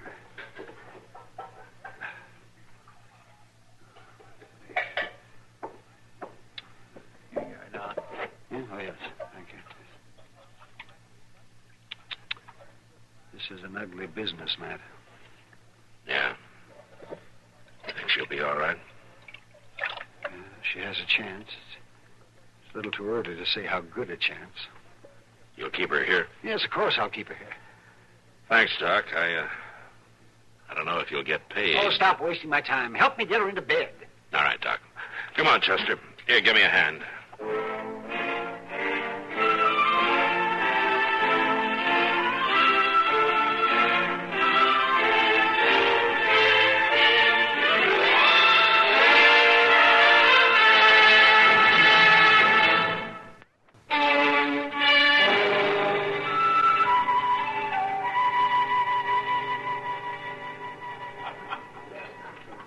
And you don't know who she is? Don't know anything about her. Just that she was badly hurt and hungry. Shame. Is she a young woman, Matt? Kitty, that's kind of hard to tell. She was so skinny and so sick. Yeah. Well, I hope she comes out of it all right. The doc said she was doing a little better this morning. That's good. And maybe I could go see her when she feels well enough. Would you, Kitty? That'd be nice. Sure. We women have to hang together. Or hang separately. Oh, that's a lawman's attempt at a joke, if I ever heard one. Oh, you want me, Sam? I came to speak to the marshal, Miss Kitty. Well, what can I do for you, Sam? That big fellow at the bar, Marshal. Down at this end? That's the one. He's been asking after you. I thought maybe you'd sooner see him over there. Yeah, Sam, thanks. See you later, Kitty.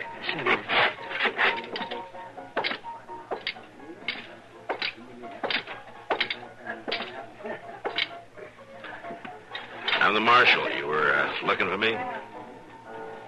You got my woman? Oh, what's your name? My name? Jedro. I come from a woman. What makes you think I've got her? You was seen. You brung her here in the wagon. Are you the one who beat her? I'm her husband. That's not what I asked you. Did you beat her? That ain't rightly none of your business, Marshal. It is if she dies. Allie? Allie ain't gonna die. Well, the doctor isn't so sure. I come to get her. She's in no shape to be moved. I come to get her, you hear? Now, you listen to me. No, you listen to me. You ain't gonna tell me what to do about my woman. All right, come on, get out of here. There's no need You for a ain't ruckus. telling me Yes, what... I am telling you. Now, come on outside. Come on. Come on. All right, now. Just stand easy. Maybe we can talk. There's nothing to talk about. A man's got a right to see his wife. Man's supposed to treat her decently. I got a right to see her. Now, the law says that. All right, Jedro, I'll take you to see her. More like it. But I'll be there, too. Come on.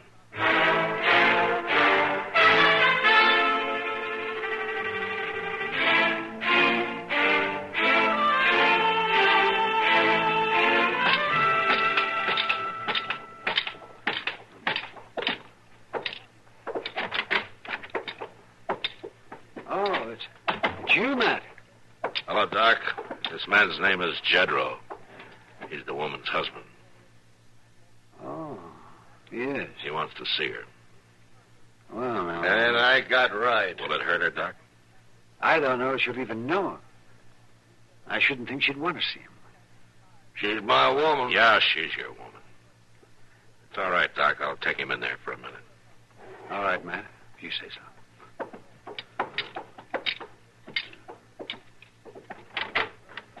Come on in.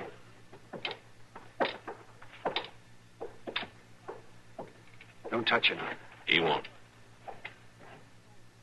Allie? I come to get you, Allie. Jedro. Come to take you back. Jedro. She turned her head away. Let me get to her.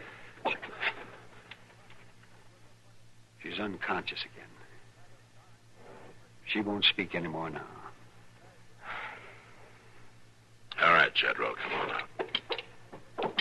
I come to get you, Allie. That depends on the doc, Jedro. And on the good Lord.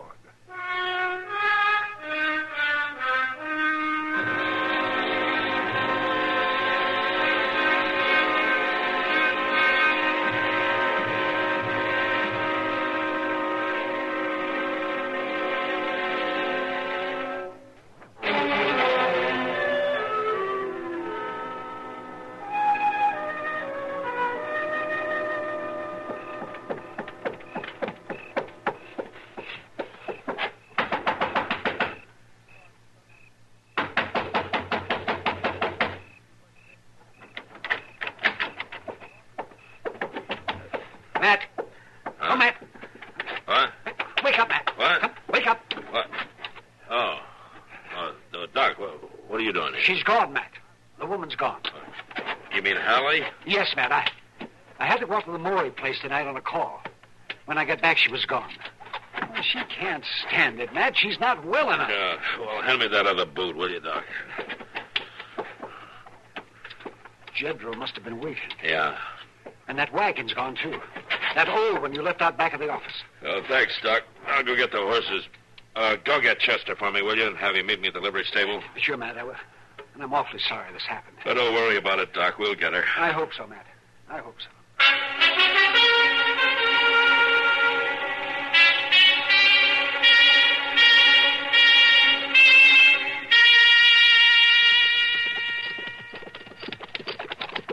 It'd have been a sight easier if that Jedro would have took his woman off in the daytime. He's not interested in it being easy, Chester. Well, no, but there just ain't no sense in everybody losing a night's sleep. Won't kill you.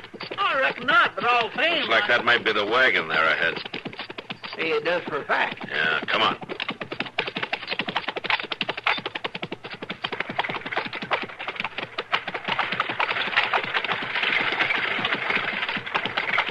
Hold up, Jedro.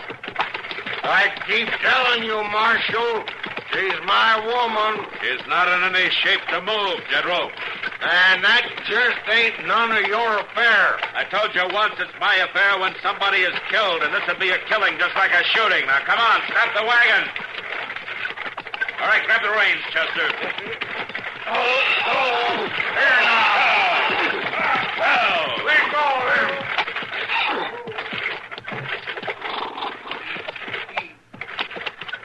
Now, you listen to me, Jedro. This woman has a right to decent care until she's well again. She has a right to decide for herself whether she wants to go back with you. No, I do the deciding. She might even want to file charges against you for the beating you gave her. She's going to get the chance. Marshal, her place is with me. Not right now, it isn't. Now, come on, climb down from the wagon. Well, I ain't doing that. I said climb down. You ain't going to shoot me, Marshal, because I ain't wearing no gun. Ain't no way for you to get me down. Yes, there is. You're coming down. No, there ain't. God! My arm. Will you let go of my arm? Pull it off. All right, get up. Oh, my arm. You could have broke it. You're lucky I didn't. Ain't no call to break my arm. Now, you listen to me. I'm going to drive your wife back to Dodge, and if I see you around there again before she's well, I'll lock you up if I have to break both your arms to do it. Man's got a right to have his woman has with... a right, too, Jedro. All right, come on, Chester. We're heading back.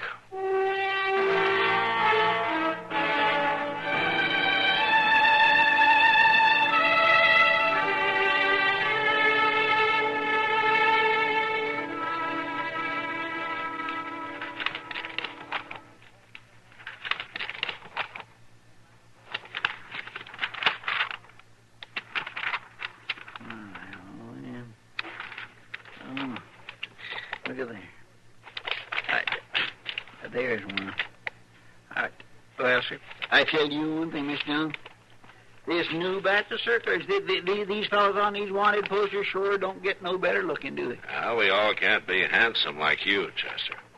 Yeah, my gracious. Still, I ain't handsome, but I don't look like no desperado, I'll tell you that. Oh, I guess you don't at that. Marshal Dillon? Yes, ma'am. I'm Marshal Dillon. Well, I'm Hallie, and I come to thank you. Hallie? Well, Doc Adams told me all you done, fetching me to him and all. Oh, Hallie.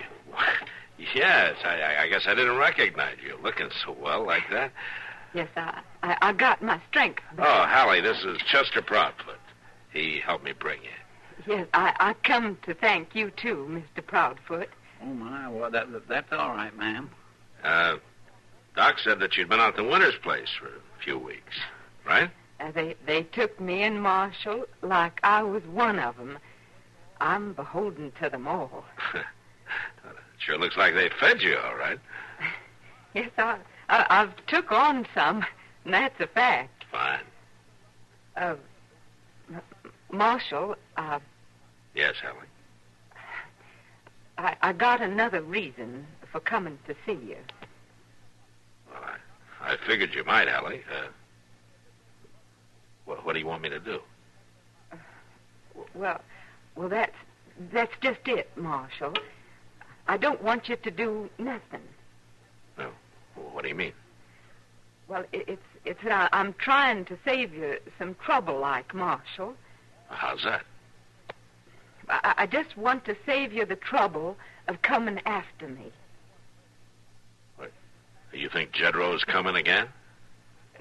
No, Marshal. It ain't Jedro. It's me. I'm going back. Going back? Yes, Marshal. I'm going back to Jedro. Oh, you don't have to do that, Hallie. He can't force you to. He ain't forcing me none. He don't even know it. Well, then why? He'll be needing me, Marshal. The crop's coming in. What, if he treats you so badly? Jedro don't mean no harm. And if we get a good crop, maybe we'd have enough to eat this year. And Jedro ain't took mean so often when he's eating regular. Hallie, you've been a very sick woman. You better think this over. I've been thinking. That's my place out there. I spoke up to the preacher that I'd take Jedro. The law will protect you, Hallie. You don't have to go back to him. Yes, I do, Marshal. Yes, I do. A woman belongs where her man is. I'm thanking you, Marshal, but I'm going back.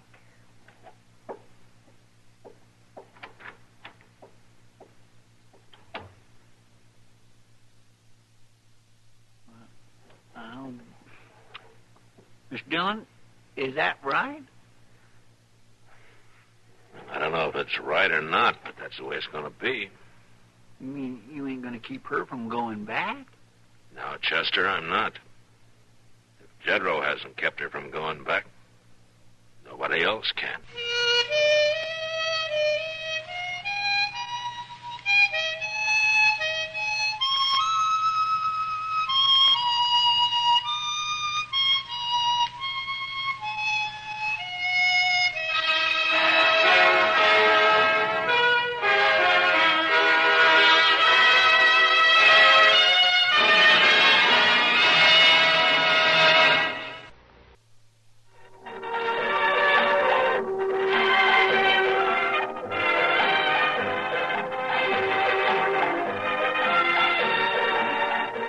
Gunsmoke. Produced and directed in Hollywood by Norman Macdonald, stars William Conrad as Matt Dillon, U.S. Marshal. The story was specially written for Gunsmoke by Marion Clark, with editorial supervision by John Meston. Featured in the cast were Lawrence Dobkin, Virginia Christine, and James Nusser. Harley Bear is Chester, Howard McNear is Doc, and Georgia Ellis is Kitty.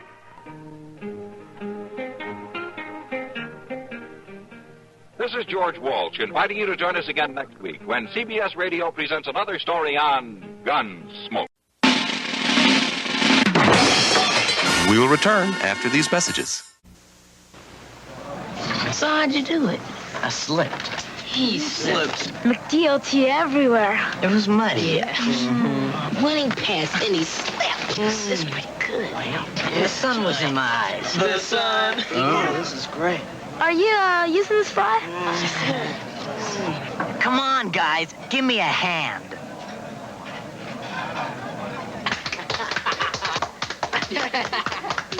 Comedians.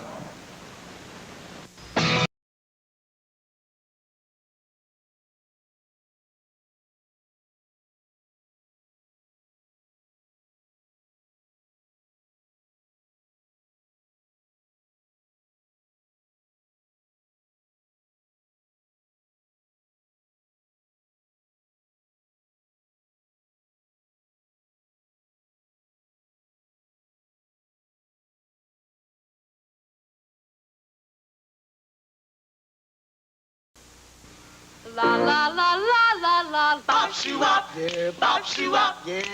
Oh yeah, oh yeah. You know you got the song in your head. Oh wop bop a loo bop, wop bop bop. And the feeling's gotta come out. I can feel your song. Sing off key. You're in harmony. You rock, sing and shout, baby, baby, baby, baby. Whenever the song comes out.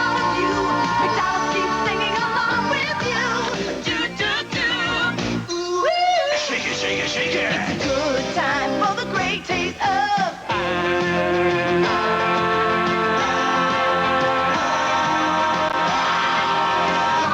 Good time for the great taste. It's a good time for the great taste of McDonald's. Friday on CBS. My mother's seeing a spy. A mother's disgrace forces Scarecrow and Mrs. King to gamble with national security. I might get lucky. You didn't tell us you were having a party. On Saturdays, it's always a celebration with the fun of CBS Story Break. Fun and fun. Our next guest will give you the laughs. Just don't ask him to lend you money. It's Jack Benny coming up next. J-E-L-L-O. The Jell-O program brought to you by Jell-O and Jell-O Pudding, starring Jack Benny with Mary Livingston, Phil Harris, Dennis Day, and yours truly, Don Wilson. The orchestra opens the program with Are You Ready?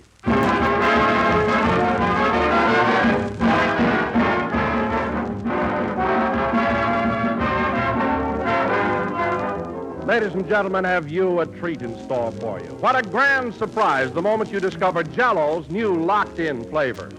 Never until now has any gelatin dessert been able to bring you so much delightful goodness. Because up until now, gelatin desserts constantly faded in flavor while waiting to be used and brought you only a shadow of their original richness. But that's all been changed. Today, Jell-O's tempting, tantalizing flavor is locked right into the tiny Jell-O particles, where time can't get at it to steal it away. No matter how long Jell-O remains in the package, it retains its luscious flavor to the very last. Now, you be the judge. Open a package of Jell-O. Notice the absence of any heavy, fruity aroma, the usual sign of escaping flavor. Then dissolve Jell-O, and presto, there's your flavor, all of it, the full-strength flavor of Jell-O, as rich and vivid as the day it was locked into Jell-O's delicate crystal-like particles. So try Jell-O, now made better than ever by Jell-O's new locked-in process.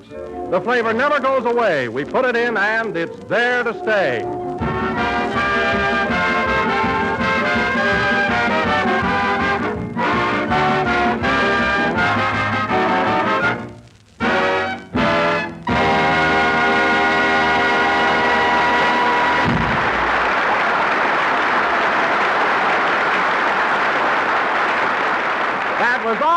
Betty, played by the orchestra. And now, ladies and gentlemen, as you all know, next Friday, October 31st, is Halloween, and will be celebrated by gay parties throughout the land. Yes, sir. We'll play games and everything. So tonight, we bring you a man who always loses his bridge bobbing for apples, Jack Benny.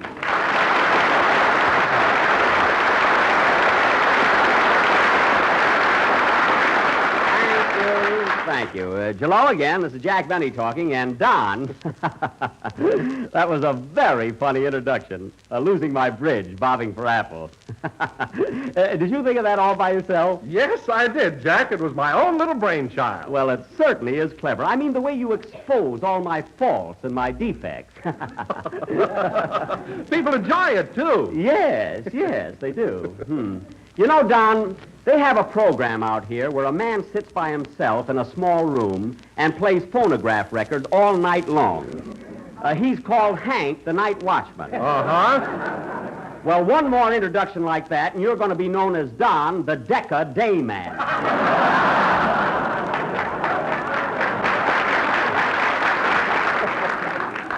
In other words, I don't want to set the world on fire. I just want to start a flame with your contract. By the way, Don, getting back to Halloween... Oh, hello, Mary. Hello, Jack. How are you? Getting back to Halloween... Oh, fine, thanks. Getting back to Halloween... You didn't have to answer me, you know. What's that for? Coming in so mad. What's the matter with you today? Well, you know that new usher they got at the reception desk, that tall, good-looking fellow? Yeah? When I came in just now, he winked at me. Oh, a fresh guy, huh? He's not going to take me out tonight. Well, I don't blame you. I asked him, but he's busy.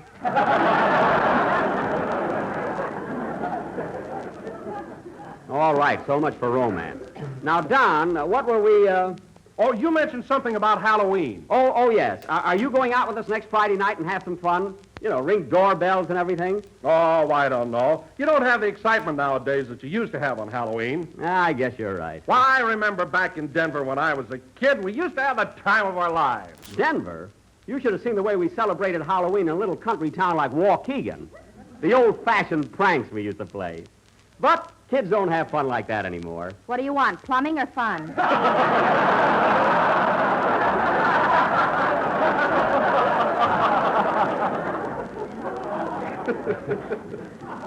Oh, guys.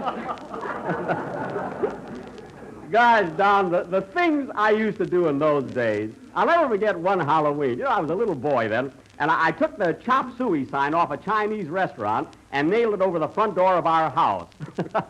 Oh, boy. The chop suey sign, huh? Was your father mad when he saw it? No, he just hung a tail on his derby and went into business. That's how my sister Florence came to be known as Lotus Blossom. We had some restaurant, chopped liver and suey. And then the following year... Oh, hello, Phil. Are you coming out with us Halloween? Yeah, Jackson, but I can't meet you until after 9 o'clock. I got to go to night school. Oh. Well, I'll tell you what, Phil. We'll meet you in front of the school about 9:15. How's that? Okay, I'll bring my long pants with me and slip them on. What? Now, wait a minute, Phil. Don't tell me you wear short pants to night school. Look, Jackson, I'm in 3rd grade and I'm going to dress like it. Oh, by all means. 3rd grade, eh? The rate you're going, you'll get your Social Security and diploma on the same night. No kidding, Phil. Why don't you give up night school? Nothing doing. I don't want to be a maroon. That's moron. Look, Phil, just wear your short pants all the time. Say, I wonder if Dennis wants to come along Friday. Where is the kid, anyway? I called him yesterday, and his mother told me that he's been asleep ever since we got back from New York. Well, I'll be darned. See, I didn't know the kid was so lazy. What do you mean, lazy? You made Dennis share your berth on the train, then you snored so loud he couldn't rest for 4 nights. Oh, for heaven's sake, Mary. It's impossible for me to snore because I recently had my adenoids removed. I had an operation. Some operation. Rochester hasn't even got a license.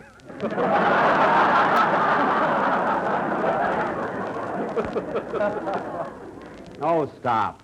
You thought he couldn't build me a barbecue pit either. You should see it. Say, Don, speaking of our trip, I meant to ask you, is your wife still mad at me for putting you both in one berth? Well, I thought she was, Jack, but strangely enough, as I was leaving the house this morning, she handed me a cake. A cake? Yes, she baked it especially for you. Especially for me, eh? I'll give it to you right after the broadcast. Well, especially for me, eh? Well, thanks very much, Don, but you see I'm on a diet right now, and I have to cut out fattening poison. I mean cake.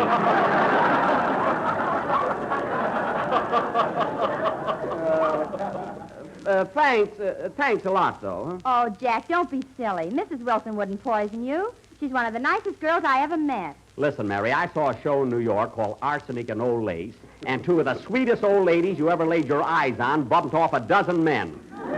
12 of them. Yes, but they gave him elderberry wine. What you can do with wine, you can do with cake. I ain't eating it, sister. Oh, Jackson, don't act like a baby. All right, Phil, let's drop the cake and have a band number. Tell Peggy thanks, Don. Well, how about a number, Phil? What are you going to play? Now, wait a minute, Jackson. You won't laugh if I tell you, will you? No. What's it going to be? Poet and Peasant Overture. Are you kidding? Well, let's have it. I may be sorry I didn't eat that cake before this is over.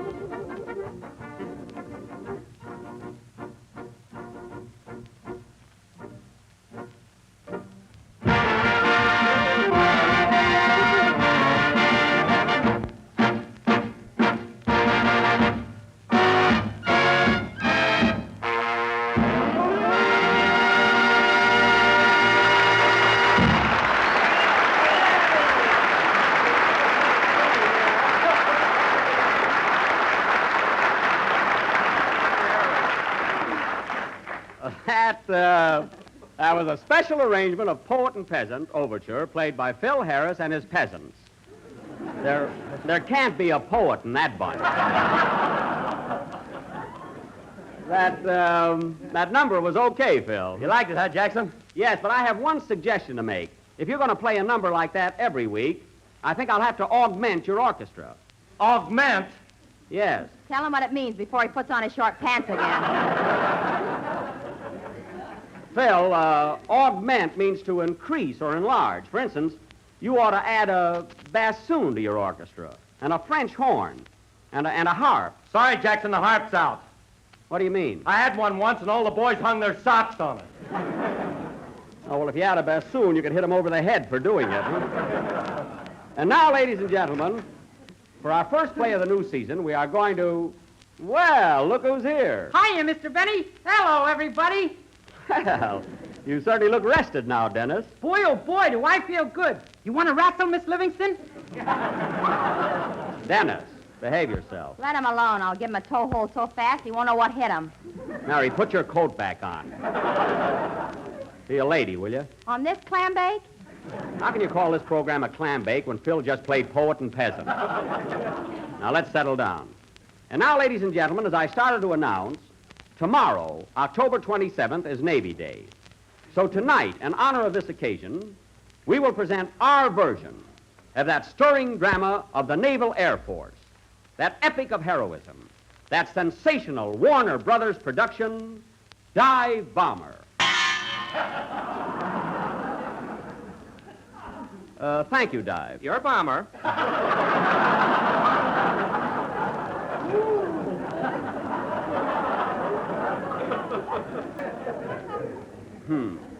Now, in this sketch, I will play the part of the young flight surgeon as portrayed on the screen by dashing, daring Errol Flynn, which happens to be the most important role in the picture. Now, let's see. But, Jack, I saw the picture, and I thought that Fred McMurray, as the test pilot, had the most important part. Who? McMurray? Yes, he did some very heroic things. In fact, the audience applauded him the night I saw it.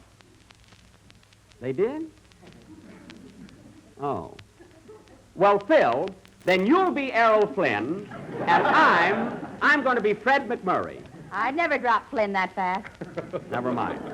Now, it's all set. Phil is Errol Flynn, I'm Fred McMurray, and Dennis, you're going to be Ralph Bellamy. Oh, boy, he had the best part of the whole darn picture. Who? Bellamy? Yeah, he was a great doctor, and the whole story was built around him. It what? Well, now, let's see. Phil, you're going to be Errol Flynn. That's settled. Dennis, you'll be Fred McMurray, and I'll be Ralph Bellamy. Yes, that'll work out fine.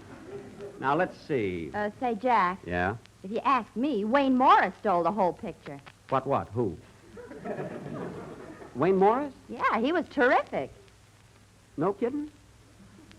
Well, fellas, it's all settled. I'm going to be Wayne Morris. Yeah. Good. He wasn't even in the picture.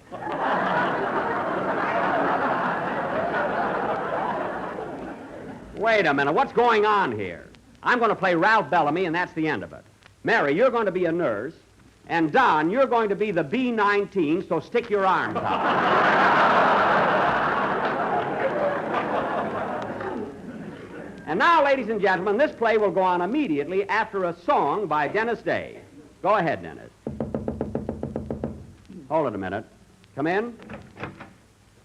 Oh, hello. Hello, Mr. Benny. Can I see you about that now? Yes, wait out in the hall. I'll be right with you. Excuse me, fellas.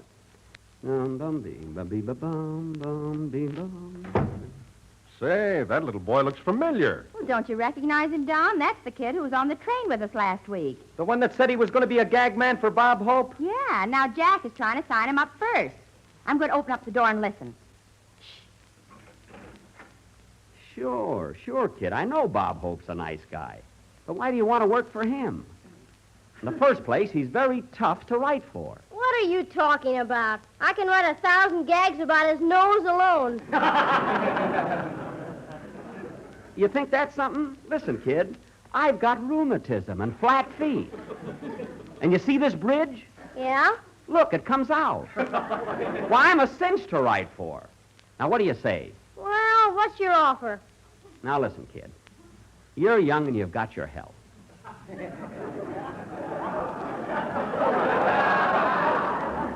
Now, look, money we won't talk about. The heck we won't.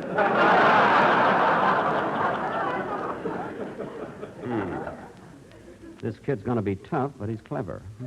Now, look, son, by the way, what's your name? Barton. Belly laugh Barton.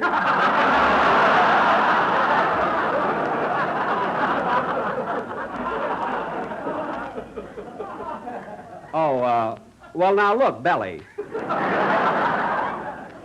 Forget Hope, and I'll tell you what I'll do.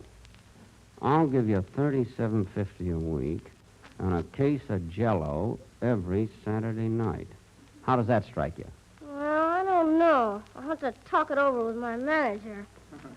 What do you have to talk it over for? Look, kid, Jell-O is good for you. It's delicious. And not only that, this year it's got that new locked-in flavor. Locked in, huh? Yeah. The flavor never goes away. We put it in, and it's there to stay. Now sign here, right here on the dotted line. Come on, kid. Okay, let me out of the corner. Oh, I'm sorry. Well, it's a deal, kid. See you at my house tomorrow morning. Come for breakfast and bring some coffee cake. So long. Goodbye. Here he comes, boys. Act nonchalant. Well, sorry to kept you waiting, fellas. Okay, Dennis, let's have your song. Belly laughed Barton. Gee, I hope he lives up to his name.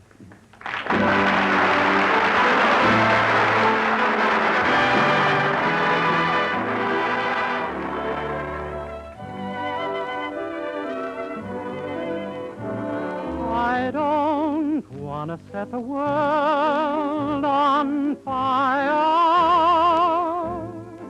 I just want to start a flame in your heart. In my heart I have but one desire, and that one is you. No other will do.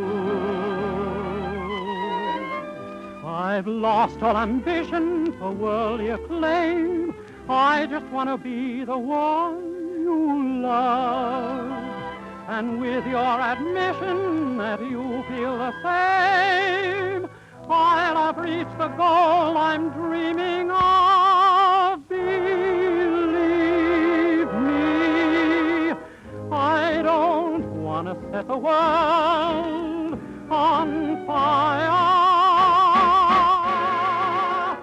I just want to start a flame in your heart.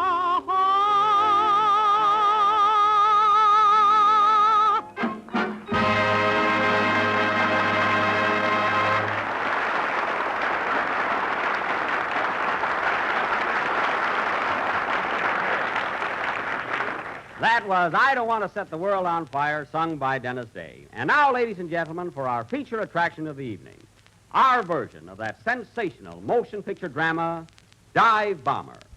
And I'd like to announce that this production will be done entirely in Technicolor. How can you do Technicolor on the radio? We're on the red and blue networks with a green cast.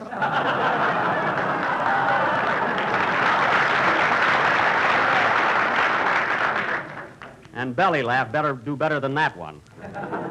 Now, the opening scene is the laboratory of the famous flight surgeon, Dr. Bellamy, who at the moment is testing the reflexes of that ace aviator, Dennis McMurray. Curtain. Music.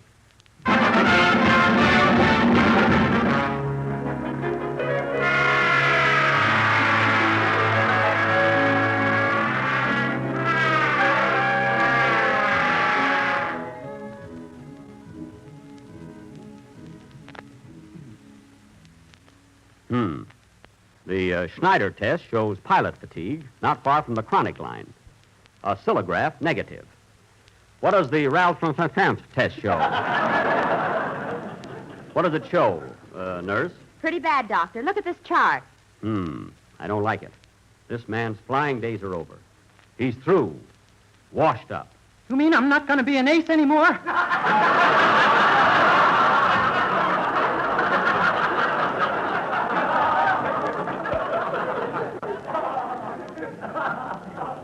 To us, you'll always be an ace.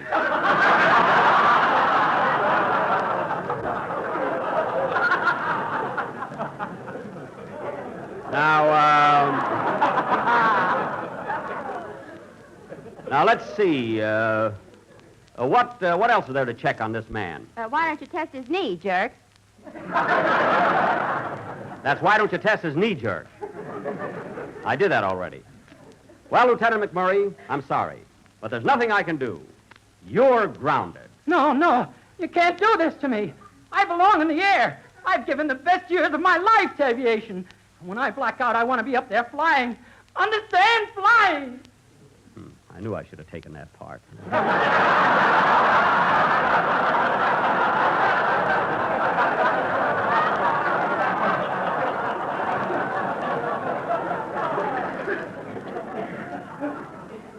stop beefing. This had to come sooner or later. It's just tough to step out of the ring when the main event may be ready to start. It's tough, I tell you. Tough! Oh. No, I had to be Ralph Bellamy, stand around like a dodo.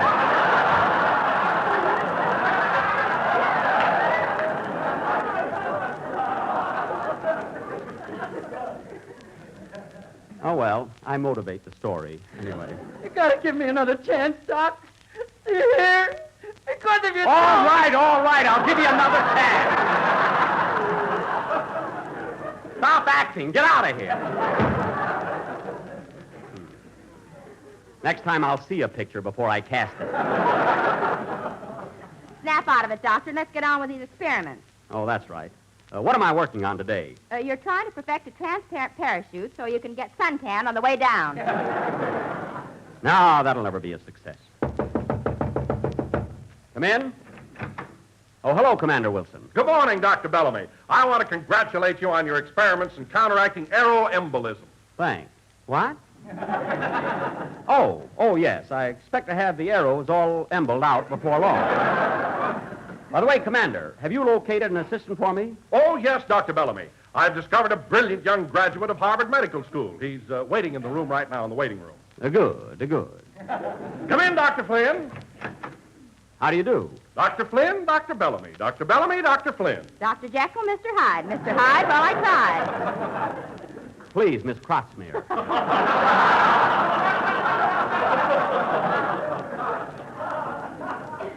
Please. Hey, she's not bad. I'm pleased to meet you, Dr. Flynn. So you're a Harvard man, eh? Yes, who's the tomato? Dr. Flynn, Commander Wilson tells me... Yes, I believe I have solved the problem of counteracting aeroembolism. For instance, why don't we make a bell? Well, Rubber, don't you... Pneumatic, inflated before the dive. But that would compress the upper part of the body and stop the blood from leaving the brain. It can't miss, I tell you, it can't miss.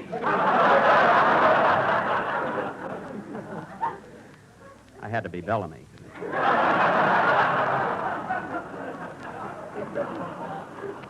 The most important part. Play it.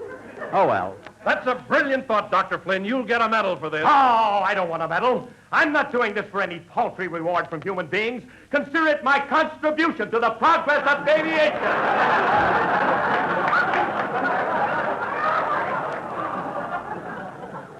Contribution. I knew he'd louse it up. Now, look, Commander Wilson. Flynn's idea seems to be practical, but I've got a better one. What is it, Dr. Bellamy? I'll demonstrate. Hand me a pencil, Miss Crosby. Here you are. Thanks. Don't thank me. I'm not doing this for any paltry reward from human beings. I gave you that pencil because it'll stop the blood from leaving the brain. A pencil? What do I care about a pencil? I've got dozens of them. Dozens of them, do you hear? And consider it my contribution to the progress of aviation.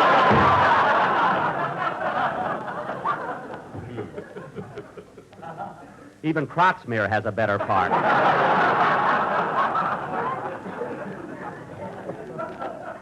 Well, come on, Dr. Flynn. That bell of yours is a good idea. Let's get busy on it. Okay, Dr. Bellamy. Going out to Kildare. Dr. Kildare reports to surgery. That's the other feature. This is dive bomber. Oh, pardon me. Come on, Flynn. We'll make that bell, or my name ain't...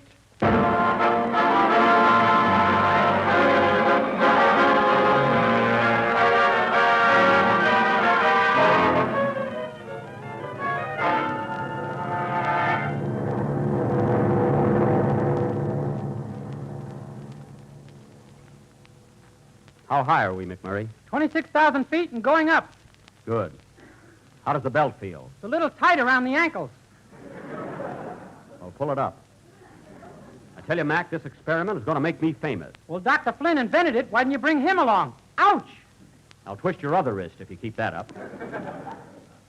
How high are we now? 30,000 feet. You better put your oxygen mask on. I took it home. I'm going to wear it Halloween. But I feel pretty... Uh-oh. What's the matter, Doc? I don't know. I felt a little dizzy there for a second. But I'm all right. How high are we now? 31,000. 31,000, eh? I gotta snap out of it. I feel kind of drowsy all of a sudden. Doc, what's the matter? I don't know. I guess it's the altitude. Guess this altitude kind of got me. Belt. Pneumatic. It'll stop the blood from leaving the contribution. Yeah. Doc, wake up. Dr. Flynn, Dr. Bellamy. Dr. Bellamy, Dr. Flynn.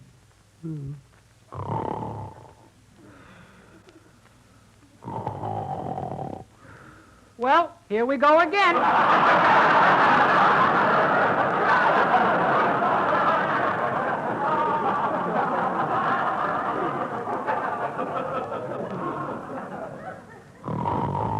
Now come the whistles.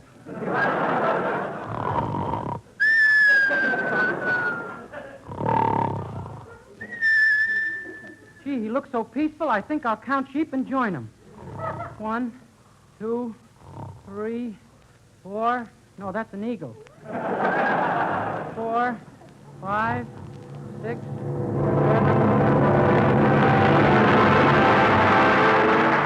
Well, next week brings Halloween, and Halloween brings fun and festivities, gay parties that call for good things to eat, like the grand dessert I'm going to tell you about right now. It's a real party treat, and yet an easy dessert to make.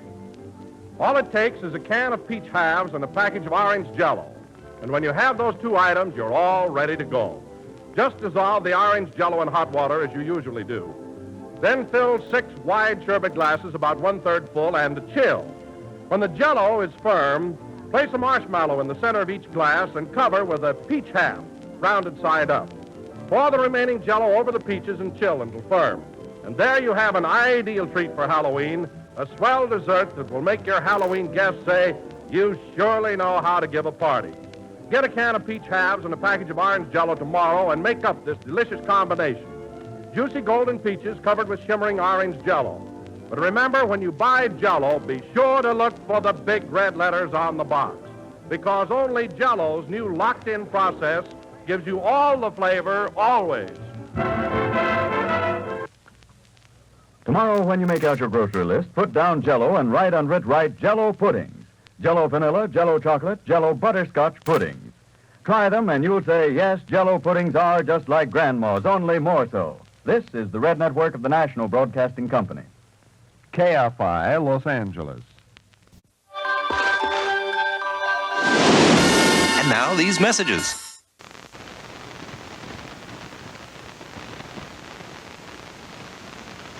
If you're sick and tired of being sick and tired because of a drug or alcohol problem, the new year could mean a new life for you. Go for it. You Earth people keep stars in a bowl? Campbell's chicken and star soup. Why do you put stars where you speak? That's the way we eat. Mouth.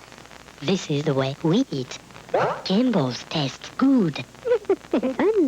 Kids may be different, but Campbell's knows what they love. That's why we have 6 delicious soups for kids. If you eat where you speak, do you drink where you listen? Campbell's soup is good food. Well, I got horses coming in and out of here all day long. Mealtime can come differently every day. I get this gnawing in my belly. Snickers satisfies you. Nothing satisfies like Snickers. It's a good solid snack. Packed with peanuts, peanut butter nougat, caramel, and milk chocolate. Snickers satisfies you. Packed with peanuts, Snickers really satisfies. When I'm feeling hungry, Snickers is one thing I know I can count on to satisfy me. Saturday, her first husband died, but now she's starting over. Let's get married. Oh, okay, why not? There's only one problem. I'm what you might call a ghost. It's a hauntingly funny situation. Do you want to live here with your mother and your dead husband, or do you want to marry me? Sally Field, Jeff Bridges, and James Caan. Kiss Me Goodbye. One of the all-time great directors, Cecil B. DeMille, hosts Lux Radio Theater. Up next. Lux presents Hollywood. The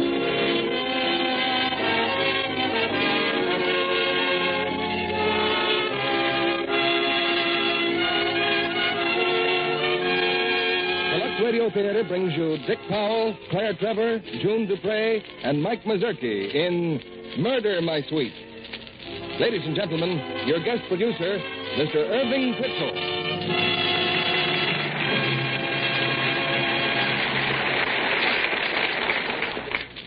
Greetings from Hollywood, ladies and gentlemen.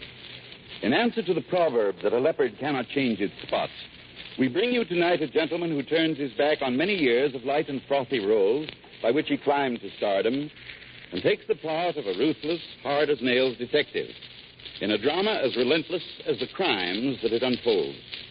He's Dick Powell, hailed so enthusiastically as Philip Marlowe in RKO's sensational success, Murder, My Sweet. Co-starred with him in her screen role as the fatal and mysterious Helen is Claire Trevor. Also, June Dupree, whose natural loveliness would lead us to expect a touch of romance in our play. And towering above our microphones is Mike Mazurki as the quietly alarming Moose Malloy. 4 characters of widely different natures and conflicting motives, involved in one of the screen's most baffling and complex mysteries, a story that in its published form was one of the best-selling thrillers of our time. Most of the action of Murder, My Sweet takes place right here in Hollywood, not too far from our stage. If you saw the picture, you've seen many Hollywood sights from Malibu Beach to Sunset Towers, from the skyline of Los Angeles to the canyons of our hills. Landmarks as native to Hollywood as the radio and motion picture studios from which these dramas come. In fact, the name Lux on the outside of our theater is, I venture to say, as familiar a landmark in this capital of entertainment as Lux soap itself is familiar in the dressing rooms of screen stars. A standard of complexion care from coast to coast, Lux toilet soap is a friendly link between your home and Hollywood. And now, we take you to the downtown section of our city and the first act of Murder, My Sweet, starring Dick Powell as Philip Marlowe, Claire Trevor as Helen, June Dupree as Anne, and Mike Mazurki as Moose Malloy.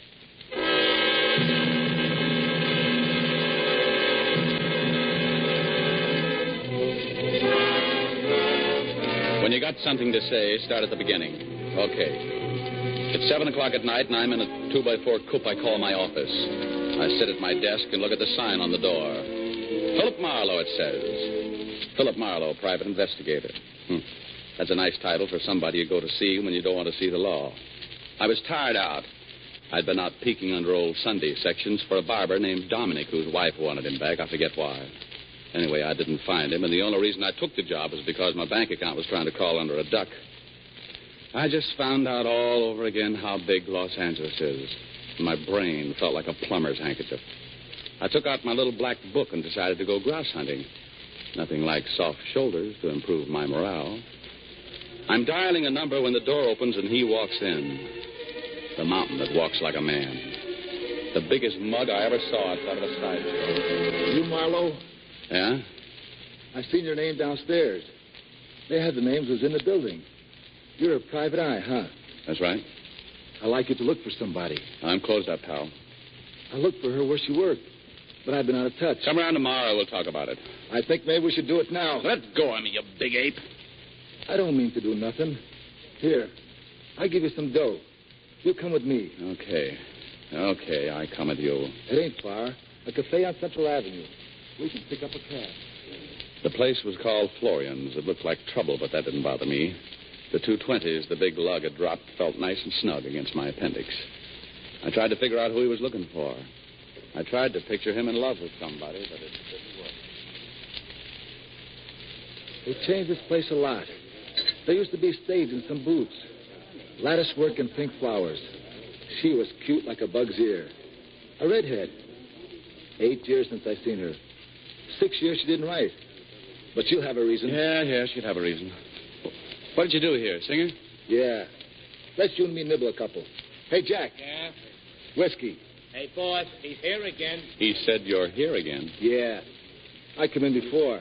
I try to find her. Now, look, big boy, I told you once I'm sorry about your girl, but she ain't here. Her name is Velma. You never heard of Velma, Mr. Florian? She used to work here. You better drink up, Joe. That lady at the end of the bar. Maybe she knows. I'll have to request you don't bother the customers, see? Lady, you remember a girl used to work here? Her name was Velma. You talking to me? I said leave the customers alone. So far, you rate me polite, huh? I don't bother you none. Swallow your drink and get out of here. Get out of my way. Come on, pal. 8 years is a lot of gin. They don't know anything about Velma here. Some guys has the wrong idea when it gets done. The boss was no lightweight, but Moose picked him up like a rag doll and dropped him in the corner pocket. Moose seemed a little dazed as he walked out, and I tagged after him down the street. That guy in there, he shouldn't have talked to me like that. Sure, pal. What's the next stop? Who asked you to stick your face in? Remember me? I'm the detective you hired, Chunky. The name is Moose. Cut him I'm large. Moose Malloy. That place ain't like it used to be. There used to be a stage and some booths. You said that. Maybe I told you too much. Maybe I... Let go of my arm. Huh? We was to be married, me and Velma. Where you figure I've been them 8 years I said about? Catching butterflies. San Quentin I've been. Look, you find Velma for me, huh? Has she got a last name? Velma Valento.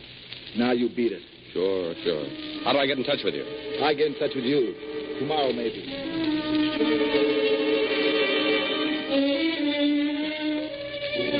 So tomorrow comes, and I'm thinking about Moose Malloy and that bucket of mud look on the face of the boss and Florian's when I hear footsteps coming my way down the hall. Moose was coming back, except it wasn't Moose. It was another new customer. Good-looking guy, well-dressed, like a movie star. Mr. Marlowe, my name is Marion. Come in. Who put in the pitch for me, Mr. Marion? Pitch? No one. I saw your name in the classified section of the phone book. I'm in a clutch at the moment, Mr. Marion. You're what? I'm busy. I couldn't take on anything big. What have you got in mind? I'd like your services tonight, for just a few hours. I'm meeting some men. I'm paying them some money. How much money and what for? I can't go into that. I've simply agreed to serve as the bearer of the money. Oh, you just want me to go along and hold your hand. I'm afraid I don't like your manner. Yeah, I've had complaints before, but it keeps getting worse. How much are you offering me for doing nothing?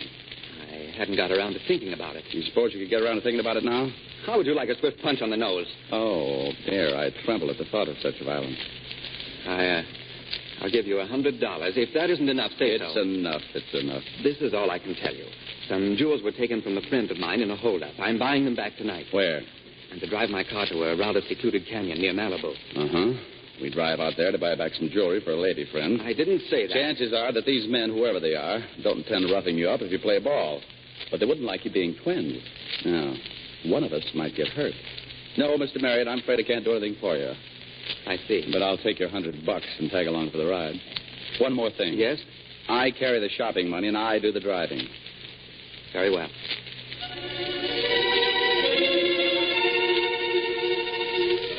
We drove down that night. Somehow I knew we were being watched. I didn't see anything. The fog was a nice dish of puree Saint Germain. I felt it coming. I was a toad on a wet rock, and a snake was looking down my neck. Slow down. We're getting near the spot. Shh, quiet. There should be some white posts along the road. Pull in your head. In back of the white post, there's the path. The path goes down into a hollow. That's where we're to wait. Hey, look. Huh? White post. All right, stop the car. Now, you sit tight. I'll go down and have a look-see. Have you got a flashlight? Yeah. Don't be more than a couple of minutes.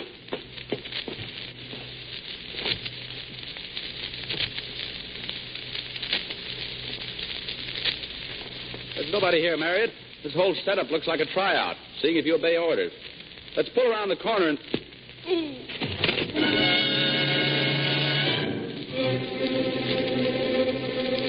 I caught the blackjack right behind my ear, and a black pool opened up at my feet. I dived in. It had no bottom. I felt pretty good, just like an amputated leg. I don't know how much time went by. I forgot to look at my watch. But as I came to, I started to call for Marriott. Marriott! Marriott! Are you all right? What happened? Who are you? Oh. Hey, come back here. Come back here.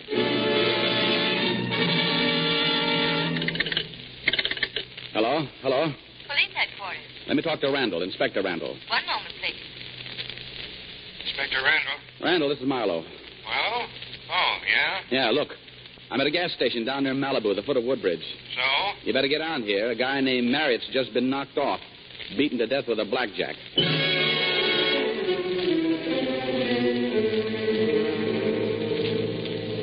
Look, Randall, I told you a dozen times what happened. I'd like you to tell me again, here in my big, comfortable office. Who killed Marriott? An amateur killed him, or somebody who wanted it to look like an amateur. Nobody else would hit a man that many times with a saddle. The oftener you go over it, the sillier it sounds. I'd sooner dig eggshells out of a garbage can than information out of you. Oh, I get it. You don't like me. Okay, I'll go home. Right after you start talking sense. For instance? For instance, you don't know anything about Marriott. You don't know how much money you were carrying. You don't know what it was supposed to buy back. Trusting soul, wasn't he? Now, where's the dough? Where? Well, right after I beat out Marriott's brains and just before I hit myself on the top of the head, I hid the money under a bush. And that dame you claim you saw? Yeah, she must have thought I was somebody else. She took one look and got out fast. Suppose the jewel outfit got the bright idea of using a private dick for contacts and payoff. Oh, great, great. Now I'm a finger for a heist mob. Look, I'm trying to be helpful. I get up off the nice cold ground. I don't use the car because Marriott's still in it. I walk 5 miles just so you can be the first to hear the news. I wait for you at the beach and lead you straight to the body so you won't have to wait till next Christmas to find it. I tell you all I know. It sounds screwy. It is screwy. But it's all I know. Sure. Now I'm tired of your bum guesses. Either book me or let me go home. Well, you'd slit your own throat for 6 bits, plus federal tax. Now, look, Randall. Go on home and keep your big yap shut. One phony move and you'll be locked up as a material witness. Whoever killed Marriott, I'll get him. Yeah, you'll get him. About the time you get your third set of teeth. And stay away from Marriott's pals. I've been after those boys for a long time, and I'm getting close. So watch your step, or I may have to pick you up in the same basket with Jules Amthor. Yeah? Hey, is Jules Amthor mixed up in this? Oh, so you know Amthor. I know lots of people in this town, but I never heard of Jules Amthor. Bad guess, Inspector. Good night, Randall. And keep away from the newspapers. I'll do the talking.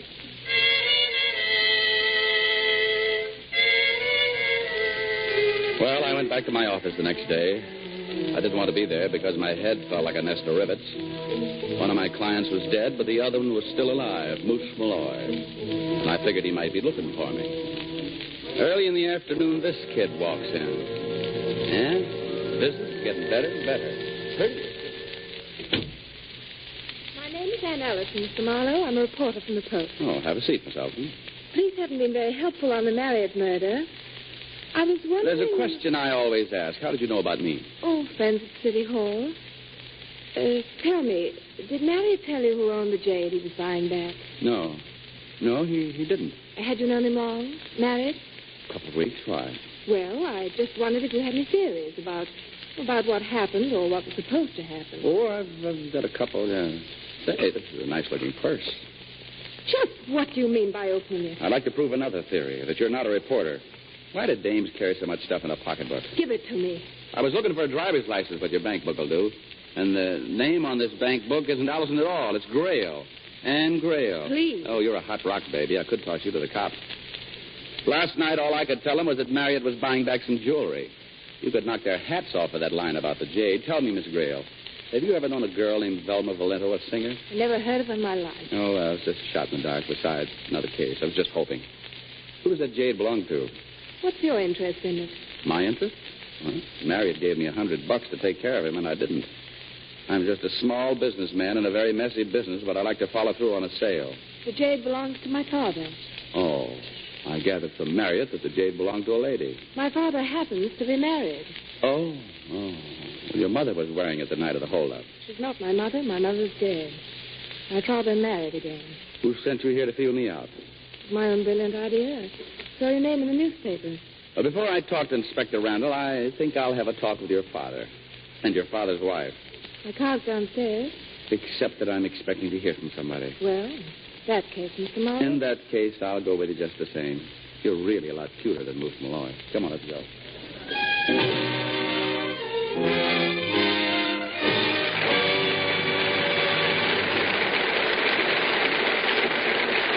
Before Dick Powell and his co-stars return with the second act of Murder, My Sweet, we take you to where there's a local war bond rally going on. And Mrs. White is curious about one of her fellow workers. Dean, stop here a minute, will you? Tell me, who is that attractive woman in charge of the next booth? Oh, that's Mrs. Jennings. Lovely looking, isn't she? Her daughter's a classmate of my Phoebe at college. Oh, now, Jean, don't tell me she's old enough to have a 20-year-old daughter. Well, she looks like a girl herself. It's her skin, I think. I've never seen her when her complexion didn't look like that. So soft and really fresh. Well, that's what a lovely Lux complexion does for a woman. Makes her look radiant, appealing. It's what you notice first about her appearance. That smooth, soft, Lux complexion.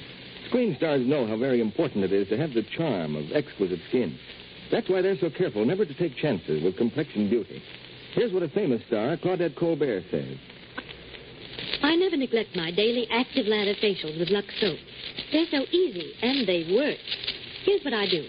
I cover my face generously with a creamy lather, work it in thoroughly.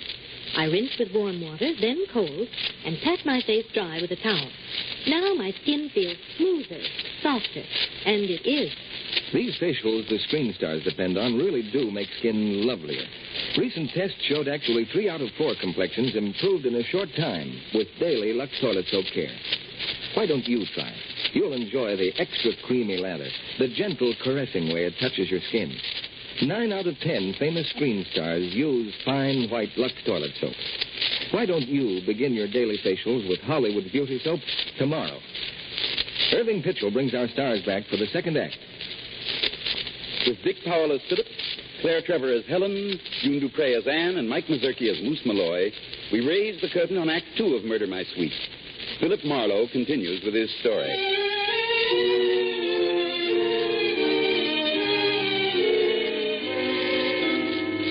This girl, this Anne Grail, she drove me to her father's place in Brentwood, a cozy 8 or 9 acres. Okay for the average family, only you'd need a compass to go to the mailbox. House was all right, too, but it wasn't as big as Buckingham Palace. I waited while she sold me to the old folks. It was like waiting to buy a crypt in a mausoleum. And then she called me in. Old man Grail looked like a college professor, and the old lady... what an old lady. Blonde, gorgeous, and I guess about 30, with a face and a shape that'd make most pinup girls look like gravel Gertie.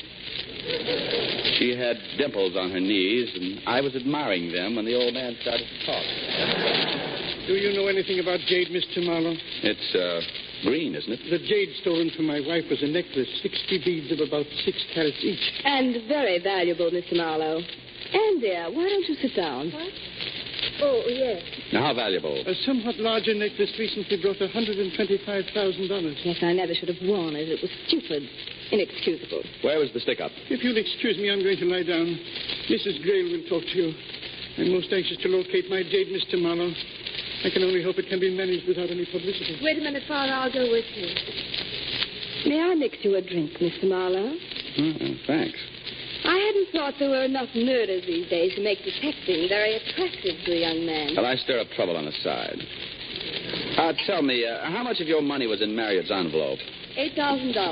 Water or soda? Scotch.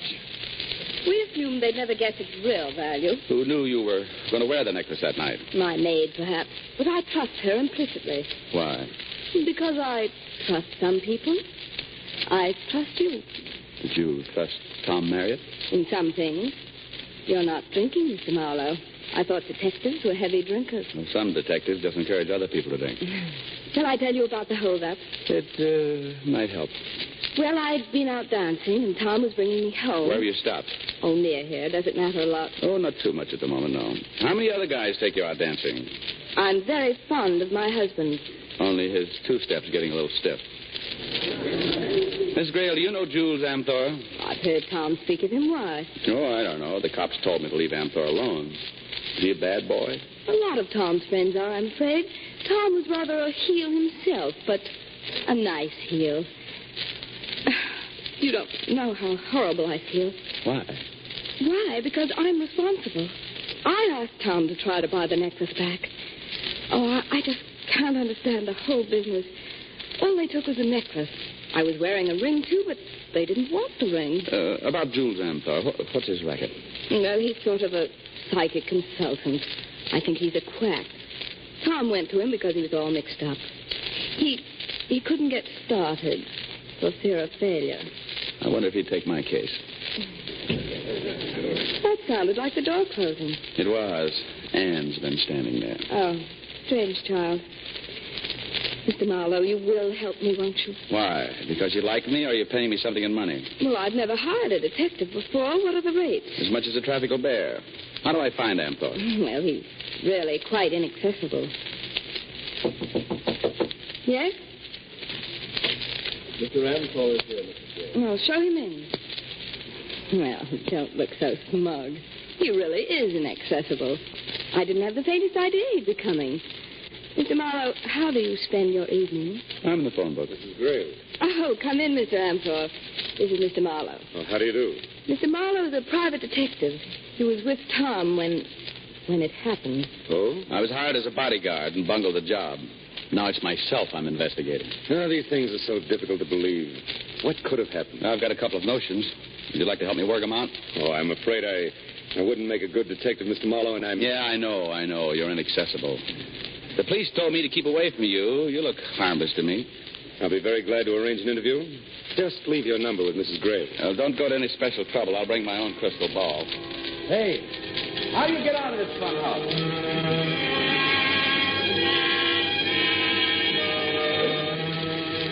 I was home that night trying to add things up. Moose Malloy, Marriott, Helen the beautiful blonde, and Jules Amthor. I put it all together and it just thumbed its nose at me. I decided to go down to Florian's Cafe and split an infinitive with the boss when the buzzer changed my plans. I had a visitor, Helen Graham. I just dropped in because I thought you'd be interested in what Amthor had to say. Oh, and here. Shall we call this a retainer? Yeah, let's call it a retainer. Mr. Marlowe, do the police know about me? Would that bother you? Well, my husband has a morbid fear of publicity, and he's not at all well. No, I'll manage it. Now, about Amthor. Oh, please. I don't like being rushed. I was hoping we could go out somewhere. Do you like the Coconut Beach Club? I've never been there. I'm the drive-in type. The lights there are very flattering. They'd even mellow you a little, I think. But it's the sort of a place where you're expected to wear shoes and a tie. I'll be right with you. We went to the Coconut Beach Club. We had a table in the corner. She gave me that dreamy smile and started asking questions. You know, you've got a nice build for a private detective. Oh, it gets me around. How does one get to be a private detective? You don't mind my sizing you up a little? Well, most of us are ex-cops. I worked for the district attorney. Got canned. Surely not for incompetence. For talking back. I had an interesting childhood, too, but you didn't drop in on me to get a biography. You'd rather I talked about Amthor. That's right, a good guess. Well, then, stay right here. I've got to powder my nose, and then I'll tell you all about it. Well, just be back before I get stuck with a check.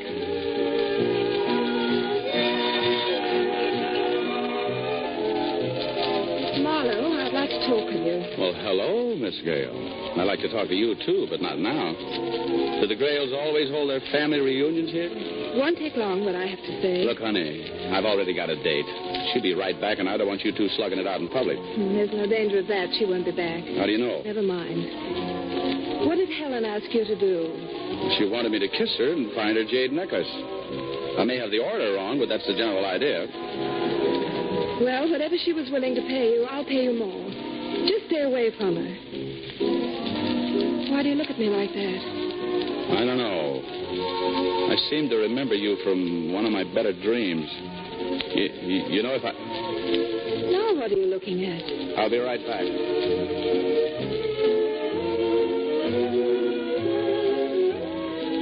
Hello, Mr. Malloy.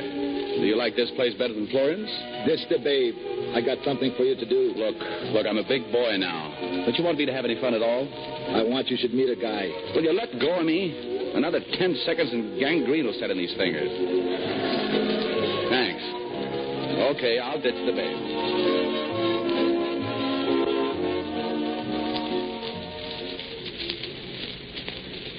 I couldn't ditch the babe. The babe had ditched me. First Helen had disappeared, now Anne. Anne had left a card on the table. She'd written on it, I'll keep the offer open. I don't live in Brentwood. My address is 962 North Hoover Street. Moose saw me put the card in my pocket. He came over and hustled me out to the curb. There was a car waiting, also a guy to drive the car. He took us to a very ritzy apartment house, showed us up to the penthouse, and then did something that made me rather unhappy. You carry a gun, Sally? Oh, I'm so used to packing one I hardly notice it's on me. I think maybe I better hold it. Stop the stalling. Let's get inside. He was there, all right, Mr. Amthor. Me and Moose got him. Thank you, Michael. Mr. Amthor, I'd like to ask him about Velma. Don't be impatient. You and Michael wait in the other room. Come on, big boy. But you ask him quick. I want to know now. Where did you pick up Moose Malloy? I met at Mrs. Grail's. You said you wanted an interview. Yeah? I must insist upon some sort of logical progression. We'll come to Moose Malloy later. As for my profession, my patients regard me highly as a psychic consultant, Mr. Marlowe. Years ahead of my time. Which might be one way of saying that some folks have made some complaints to the cops. It might be. Do you have another theory about me? Yeah, I do, and it goes like this. Marriott blackmailed rich women, but somebody else found the women for him. Oh. Well, if you're right, I would be that somebody, and I would have Mrs. Grail's jade necklace, wouldn't I? Unless something went wrong, like Marriott losing his nerve and ringing in a private dick, a sucker who'd risk his neck for a C note, but who might figure a jade necklace would be a nice thing to have in his bank. And would this hypothetical detective be willing to part with it for a consideration? Could be, if he had it. How much of a consideration? Well, it's difficult to say until he produces the jade. He might be bluffing, trying to gain information. In which case, a great psychic, years ahead of his time, might try to beat the truth out of him. You wouldn't suggest that? Only if you wanted to wear your face backwards for a while. No. There's no need for us to be at each other's throats, Mr. Marlowe. And there's really no need for subterfuge. Putting it on the simplest and friendliest terms, I want that jade. I suppose I don't have it. I suppose I don't want to sell. You got him to tell you yet? No, Malloy. I asked him where Velma is. He refuses to tell me. Now, wait a minute. I don't like you start telling me where you got Velma. Well, if Amthor told you I know where Velma Valento is, he's nuts. He just picked you up to do his dirty work. I gave you some dough to find her. Well, keep your shirt on and stop dancing me around. He's lying, Malloy. He knows. Where you got her? I haven't got her, you dimwit. You shouldn't have done that. You shouldn't have hit me. All right, now, the two of you. Stay just where you are. What do you got to pull a gun for? Where's that necklace, Marlowe? If you tell me, I can stop Moose. I don't know. Very well, Moose. He's yours. Make him talk. So Moose went to work. Those fingers went around my throat tighter and tighter. That black pool opened up at my feet again, and I dived in. The rest of it was a crazy, cold-cut dream. I was going somewhere. I'd never been there before. I was drugged. Somebody had filled me full of juice. I was in the land of poppies, and I met a lot of interesting people. Necklace, Mr. Marlowe. Where is the necklace? I'm all right. What happened? I'm all right. You shouldn't have hit me like that. You should have hit me.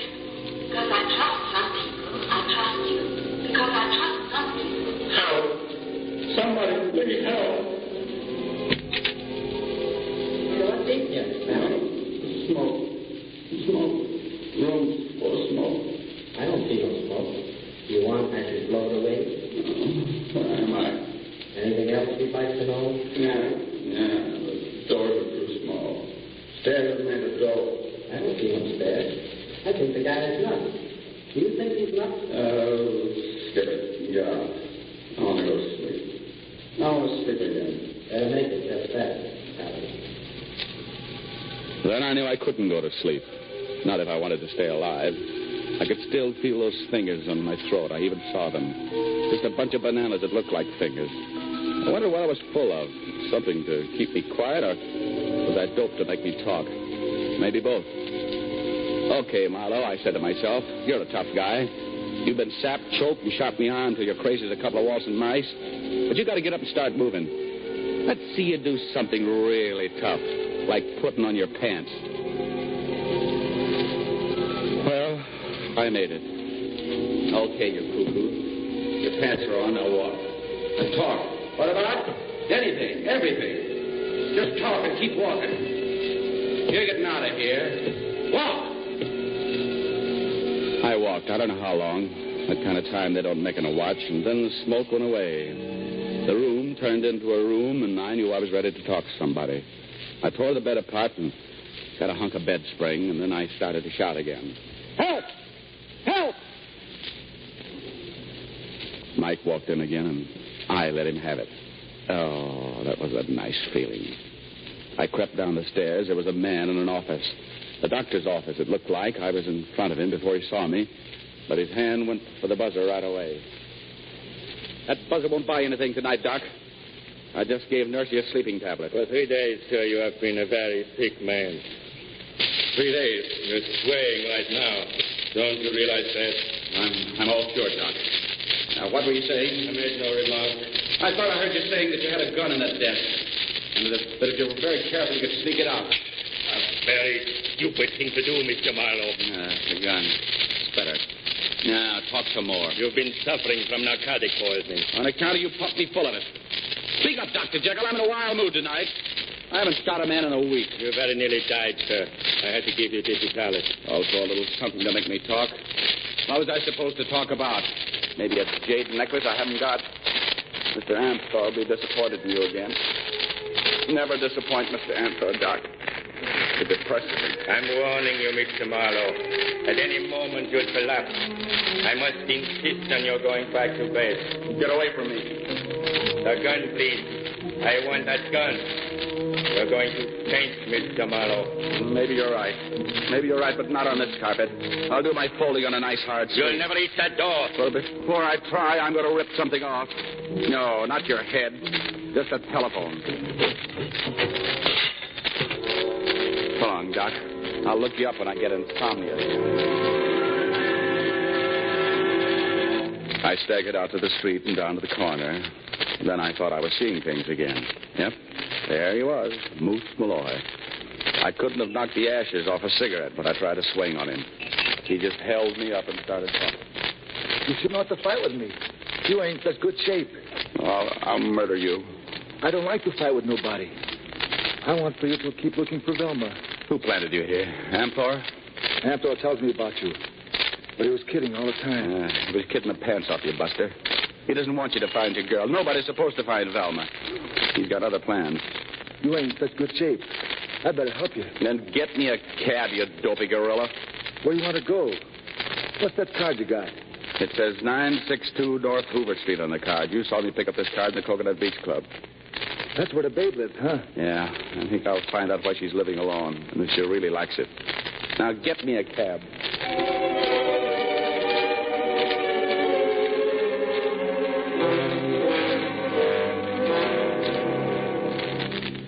What are you doing here?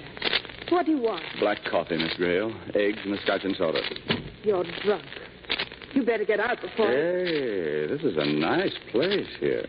Is there room for you in the Brentwood Palace, or don't you like it out there? Why did you come here? Because the cops may be looking for me, and I'm not ready to talk. You're not drunk. Why do you look the way you do? Yeah, ask the second Mrs. Grail. She fixed up a blind date for me with Jules Amthor and a couple of his whipping boys. What happened? Are you all right? No, I don't think I'm supposed to be alive. Say that again. Say what again? The last thing you said. I said, what happened? Are you all right? Miss Grail, what were you doing out there in the canyon the night Marriott was killed? I was lying on my face when somebody threw a flashlight and asked me if I was all right. And then she said, what happened? Yeah, a girl with red hair and a crooked nose and a nice figure.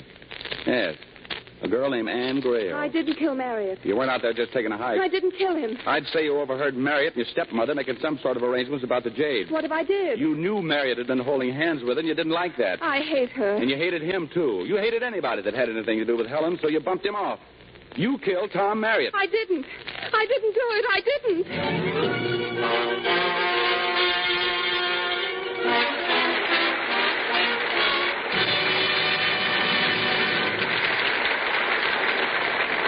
We pause now for station identification. This is CBS, the Columbia Broadcasting System.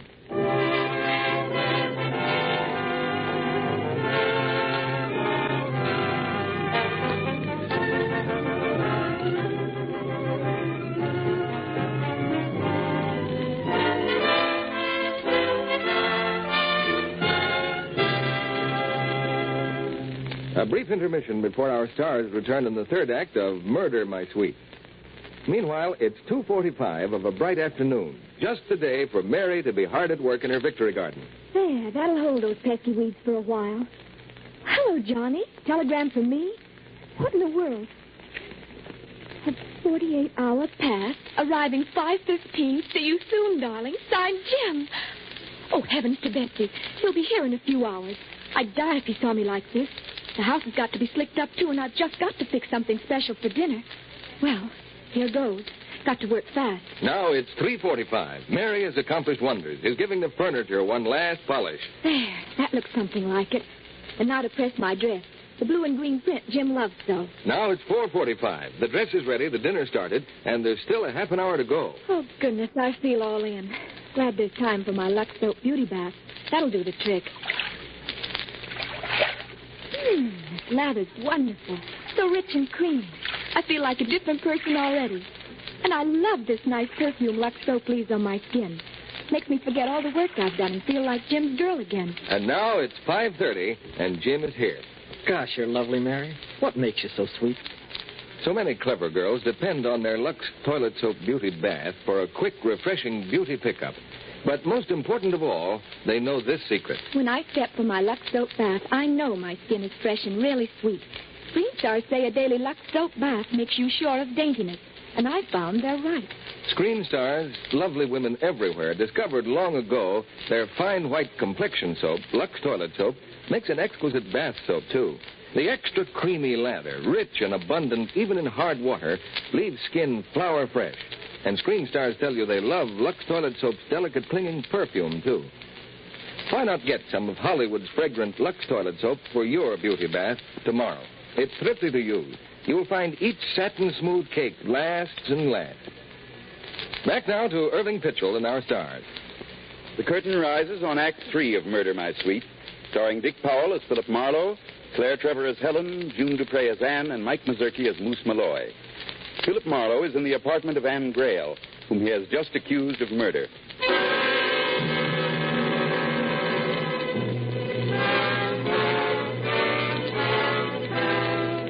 I stood there in Anne Grail's apartment and accused her of killing Marriott. I was sure she hadn't done it, but I had to find out what she did. I know just what you're thinking. If I didn't kill him, my father did. And if he did, you'd do anything to protect him. No, he couldn't do such a thing. I don't buy it either yet. I was just trying it on for size. Won't you please go home? I'm expecting a date. I can't go home. There's a very stubborn character named Inspector Randall. And if he isn't on my doorstep right now waiting to pick me up, then two of his stooges are. So relax it. Hey, your date? Probably. Wait here. Tell him you've decided to have a quiet little supper with me. Yes? My name's Randall. I'd like a word with your boyfriend. Oh, I was just talking about you, Inspector. I've been looking for you for 3 days. Pull up a chair. Miss Grail was about to fix some soft-boiled eggs and scotch. You wouldn't join us. Last time I saw you, I gave you some good advice. I guess it didn't take, huh? I didn't bother Amthor. I was going to, but I didn't get around to it. He got to me. Yeah, he gave me quite a party. How'd it go?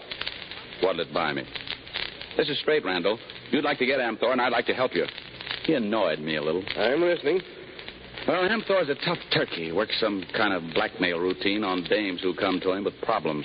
I think Marriott was his contact man. Let's get to the new part, huh? The jewelry Marriott was after was a jade necklace that belonged to one of Amthor's patients.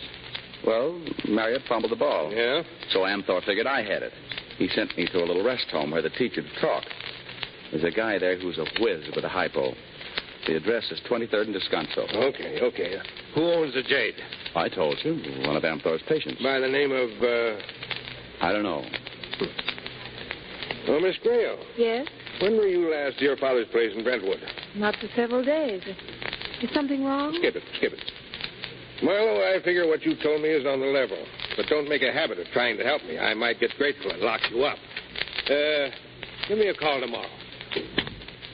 How could he know about me? I don't know. That's what happens when you let a cop go to school. He gets smart. Now, fix up your face. We got to get out of the marble quarry. Where? Brentwood.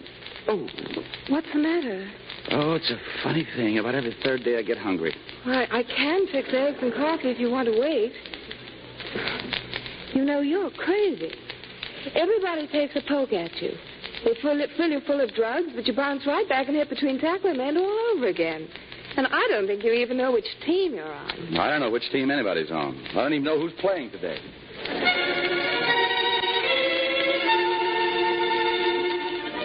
At Brentwood, we saw Mr. Grail, and I've seen healthier-looking gents in the county morgue. His face was gray with worry. Something was eating him. More important than a missing jade necklace. A missing wife. Helen left yesterday. I haven't heard from her since. And have you seen her? Have you? No, dear, but maybe she went to the beach house. Beach house? It had been rented to Marriott indirectly through the bank. I think I'd better have a look at it. This whole thing has gone too far. Oh? Or maybe it's coming too close to home. Mr. Grail, I don't say you killed Marriott, but you could have. For a good old-fashioned motive. I did not kill him, Mr. Marlowe, but I say it is better that he is dead. I'm not concerned if the police suspect me. I'm concerned about my wife. I'm losing her. Father. And that is why I say all this has got to stop. You'll drop the case, Mr. Marlowe. I'll pay you well. Oh, fine. I get dragged in, get money shoved at me. I get pushed out, get money shoved at me. Everybody pushes me in, everybody pushes me out. Nobody wants me to do anything. Okay, skip it. I'll put a check in the mail. Yeah, well, I cost a lot to do nothing. I get restless. Throw in a trip to Mexico. Father, where are you? Stay here. Why? Because I want to keep at that beach house. But you just told him. I can't stop now. Do the cops stop? Does Helen stop? Do you stop? What do you mean? Does Helen stop? Oh, I don't know. If I always knew what I meant, I'd be a genius. You're vicious. You get some horrible satisfaction seeing people torn apart. Sister, you're hanging on to something that's going to smack you hard. If I stick, it smacks you sooner and cleaner. Maybe that's why I'm sticking. But I'd stick anyway, because a guy who hired me got killed. I'll get you the key. We went to the beach house. Things happened there. Some of them I can explain. One thing I can't. After we took a look around, Anne and I were standing there in the dark, looking out that big front window toward the ocean, and before I knew it, we were in a clinch. Oh, it's nice to kiss a girl like Anne Grail. I told her she had a cute little face, even if her nose was slightly crooked. It isn't crooked. There's a bump on it where I got hit with a baseball. I used to play shortstop. Philip. Yeah? What about my father? If we don't find I'm Helen... going to make you mad now, baby. But here goes. Your father really loves Helen. When I came along, you were afraid she might turn me into another Marriott. So you tried to buy me off. That didn't work, and I began to suspect your father. A real tough guesser might say that when he couldn't buy me off either, you decided to be nice to me. Like just now. There's nothing decent about you, is there? Nothing at all. I don't always guess right. I may be wrong. I think I am wrong. Sometimes I hate all men. Young men, handsome men who don't work for a living and almost heels who are private detectives. Helen. Oh, I'm sorry, darling. But you should know by now that men play rough. They soften you up and then they belt you one. Hello, Mr. Marlowe. Hi. I didn't finish, Helen. I hate a lot of women, too. Especially beautiful, expensive blondes. All bubble bath and moonlight. And inside, cold and hard like blue steel. Only not that clean. Your slip is showing, darling. I'm leaving. I'll tell Father you're here. Well, how long have you been here, Mrs. Grail? Since yesterday. You just happened to leave the Brentwood place before the cops dropped in on your husband? Oh, please. Look, you hired me to get your necklace, so you stand me up in a corny rum joint and tell Amthor. I'm sorry. I thought you might have had the jade. Please don't blame me. You could have had it. What Amthor did, was it bad? It almost made me mad. No. Now, just what goes between you two? Well, he's blackmailing me. Well, that much even I can figure out. My husband is in love with me. I'm fond of him, and I'm grateful, but I find other men very attractive. I imagine they meet you halfway. I met Amthor through Tom Marriott. He's smart. He does know psychology. He got me talking, and of course I talked too much. He uncovered something, and the blackmailing started. I think if my husband had found out, it would have killed him. So you agreed to give Amthor the necklace? But before I could, it was stolen. By Marriott? Must have been. Amthor probably came to the same conclusion. He decided to kill him, and that's why Marriott wanted you for protection. All right, I'll buy it up to there. What happens now? I want you to help me kill Jules Amthor. Don't you see? You're the only one I can turn to. It's the only way I'll ever have peace. He'll never be satisfied, even if he does get the jade. Why me? Because I have a gun or just because I wear pants? Oh, please, I need you so. I need help and peace desperately. I need you. Haven't got anything worked out? Yes, but Amthor's disappeared. Maybe I can find him. Well, then tell him you've got the jade and you're ready to sell. Then what? And that's my part. All right, I'll dig him up. Oh, you're wonderful. How would you like not having to earn a living? Wouldn't bother me a bit. When will you be back? I may have a time finding him. Maybe not till tomorrow night. Oh, would you mind kissing me goodbye? No, Please. I wouldn't mind at all.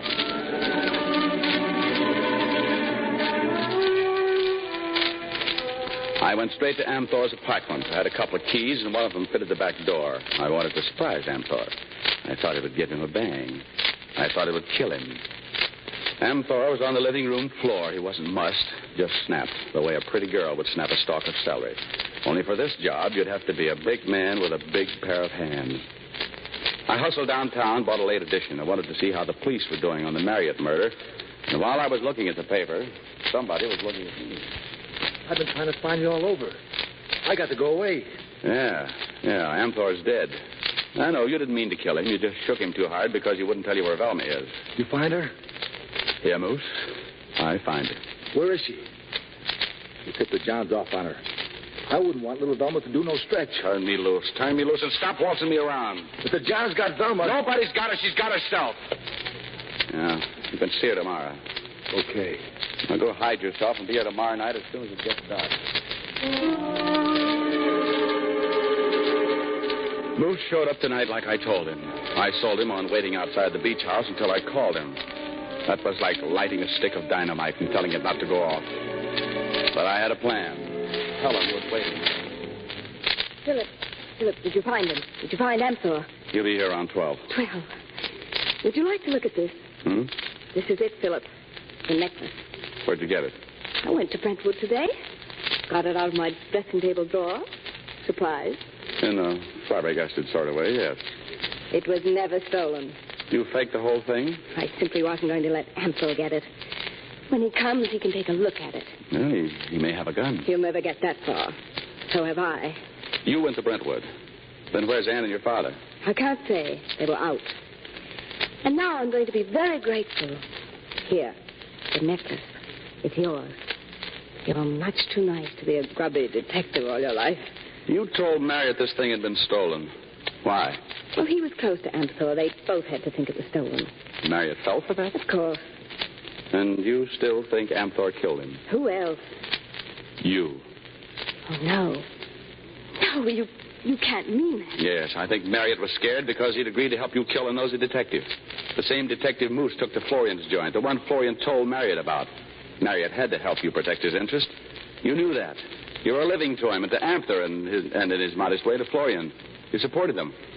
They knew you wouldn't be worth blackmailing if I found you for Moose Malloy. Oh, no, I was please. nifty thinking, darling. At the canyon, one of us would get out of the car. Didn't matter who. Either way, you had Marriott and me separated, and you would tag us one at a time and get your $8,000 and knock off Amthor later. Yeah, it might have worked, too, if it hadn't been for Ann chasing down there after you. Of course, my head's pretty hard. It's true. It's all true. Everybody was closing in on me. I didn't know which way to turn. And it almost worked, sister. I was almost as dead as Marriott. But killing a man with a blackjack, oh, that's no work for a lady. Well, after it happened, I didn't know what you would do. But now I'm so close to peace. So close. Just Amthor. But I can't face it alone. Don't desert me now. Sure. Amthor blackmailed you. He's got something on you, only it isn't what you told me. It isn't just men. Your husband could understand the men. Yeah, it's the clink looming up. And it's no good understanding the clink. Moose is looking for you, Velma. Where is he? Where is Moose? Waiting for me to call him in. 8 years ago, when you were his girl, what did you talk Moose into doing? He went to jail for you. Was it murder or something serious? Where are you going? To tell him that his red head has turned blonde. Come back. Huh? Oh, a gun. Well, it fits your personality better than a blackjack. And the pearl handle goes swell with your fingernail polish. You know, it's too bad it has to be like this. Don't move. Who is it? Well, come in. Darling, that gun. What are you... Close that door, Anne. You're timing, dear, gets worse and worse. We've been listening. Why didn't you tell me you were in such trouble? I wanted to spare you. I might have been able to prevent all this. Now, of course, it's too late, Mr. Marlowe. I see your point. Helen, if Mr. Amthor is coming, I think perhaps you'd better do it quickly. Father. Get inside, dear. Keep your hands up, Mr. Marlowe. I'll have to take your gun. I'll be with Anne, Helen. Oh, all by ourselves again. Yes. You know, this will be the first time I ever killed anyone I knew so little about and liked so much. You and I. Just a couple of mugs. But we could have got along. What's stopping us now? I can handle Moose. He broke Amthor's neck yesterday. What did you say? Something I shouldn't have. Amthor is dead. Yeah? Then that leaves only you. I'm sorry, but you know too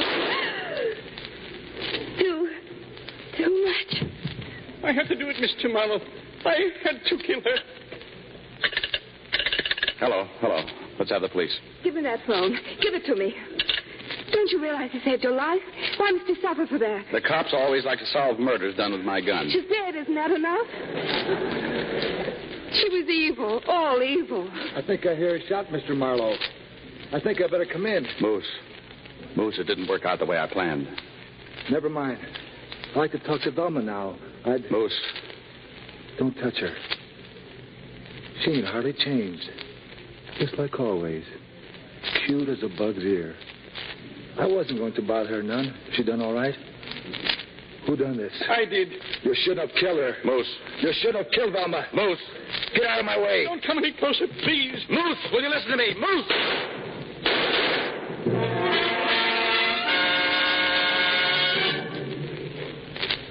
That old black pit opened up again right on schedule. Blacker than the others and deeper. Well, that's the works. That's all I know on account I didn't see so well with my eyeballs scorched. They didn't keep me long at the hospital. 2 hours ago, Randall came and picked me up. And everything I've been telling you, I've been telling him. He's sitting right here in front of me now. And I wish I could see Randall. Wish the bandage wasn't on my face. I want to look at his ugly kisser and figure what he's thinking. Marlowe? Huh? There's a piece of paper here on my desk, a warrant for your arrest. I'm tearing it up. Oh, thanks. Tonight, when it happened, I heard the shots. I still don't know who got hit. It wasn't the kid, was it, Randall? No. No, you can get out of here now if you want to. You mean I'm sprung? Who backed me up? Who got shot? I heard 3. Moose Malloy. Dead? Yes, and Grail. Well, they were fighting for the gun. Anne's okay, then. Huh. She thought it over while I was in the hospital and came around and backed me up, right? I didn't say. McNulty, see if he gets home. Yeah. I'll buy you a ride in a cab, Marlowe. Hey, what are you putting in my pocket? The necklace.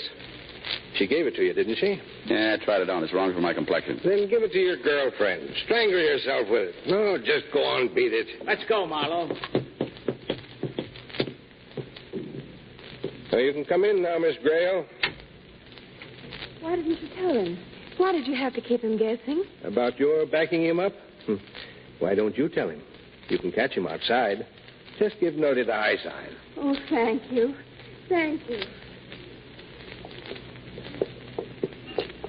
Hey, nothing. Yeah? What do you know about that redhead pitching for me?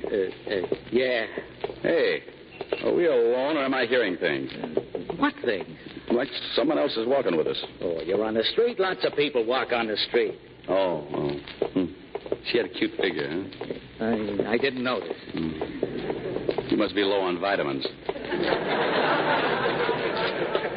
She had more than a figure, too. Not a beautiful face, but a good face. I didn't notice. Face like a Sunday school picnic. Oh, there's a cab down the block. Say, are you sure we're alone? Hey, cab. Yes, sir. Oh, well, I guess she thought I liked the blonde chewing on my face. Wish I could tell her.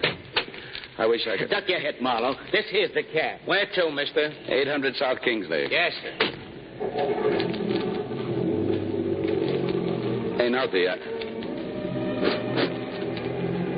Hey, what goes? If I didn't have these bandages over my eyes. You going to the same address, too, lady? Noty, I haven't kissed anybody in a long time. Would it be all right if I kissed you, Noty? I think it would be just fine. I said, are you going to the same... Oh, yeah, I guess you are.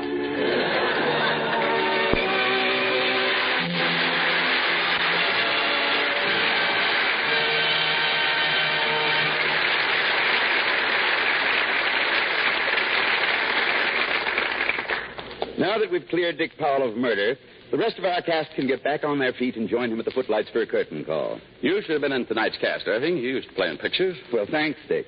But I'm too old to go through what you went through in tonight's play. Tell me, Claire, how does it happen that a nice girl like you always gets to play the bad girl roles? Oh, I don't know, Irving. I guess they've got me typed.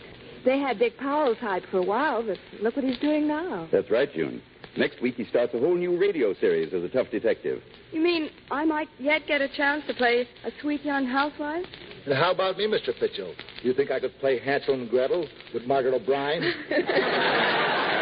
Maybe if you took a course in compression, Mike. You mean expression? No, I mean compression. Or else learn to walk on your knees and keep your hands behind your back.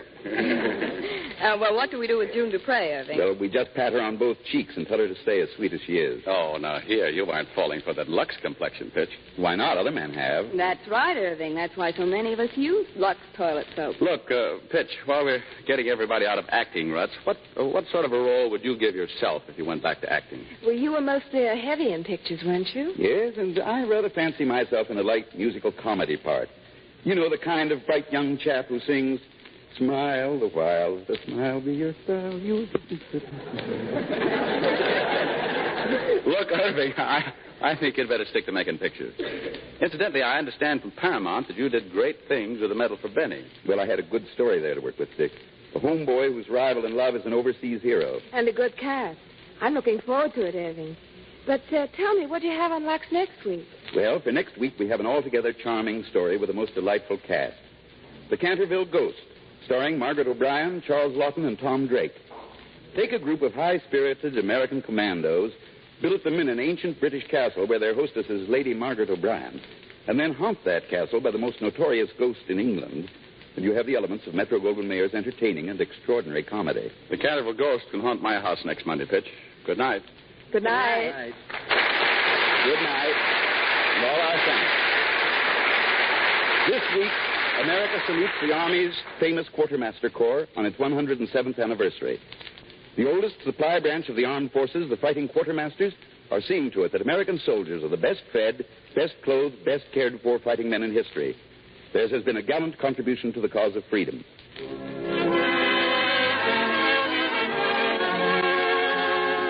Our sponsors, the makers of Lux Toilet Soap, join me in inviting you to be with us again next Monday night when the Lux Radio Theater presents Charles Lawton, Margaret O'Brien, and Tom Drake in The Canterville Ghost.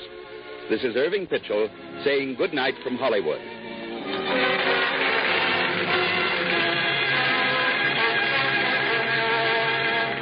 Every day, as the war against Japan increases in intensity, the need for waste fats and greases grows more critical. Here's one department where the enemy may be superior unless you help make up the difference from your kitchens. Save all waste fats and greases, no matter how discolored. Keep a clean can in which to strain them and take them regularly to your butcher. Remember, for every pound, he'll give you 4 cents plus 2 extra meat points. Murder, My Sweet was presented through the cooperation of RKO Studios, producers of Enchanted Cottage. Dick Powell appeared through the courtesy of the Fitch Bandwagon and will shortly be seen in the RKO picture Cornered. Claire Trevor will soon appear in RKO's Johnny Angel. Mike Mazurki is currently working on the RKO version of Dick Tracy. Heard in tonight's cast were Cy Kendall, Gerald Moore, Robert Regent, Norman Field, Eddie Marr, Doris Singleton, Charles Seal, Ed Emerson, and Leo Sharon. Our music was directed by Louis Silvers. This program is broadcast to our fighting forces overseas through cooperation with the Armed Forces Radio Service. And this is your announcer, John M. Kennedy, reminding you to tune in again next Monday night to hear The Canterville Ghost with Margaret O'Brien, Charles Lawton, and Tom Drake. We'll return after these messages. About our favorite subject, Oklahoma weather. Hello, I'm Police Chief Bob Dick. Every day I'm out in the community talking with our young people, and the majority of these young people take pride in themselves. They take pride in their grades, their education, and achieving their goals. This year, TV2 has made a commitment to all of our young people. Through news stories, on-air public service announcements, and community events, they will be exploring the challenges and opportunities our youth are facing today. Support TV2 in their For Kids' Sake campaign. After all, the future of our community depends on our youth today. Speak your mind, America. America speaks its mind on Donahue. Weekdays at 9 on TV2. You're watching KJRH, TV2, Tulsa.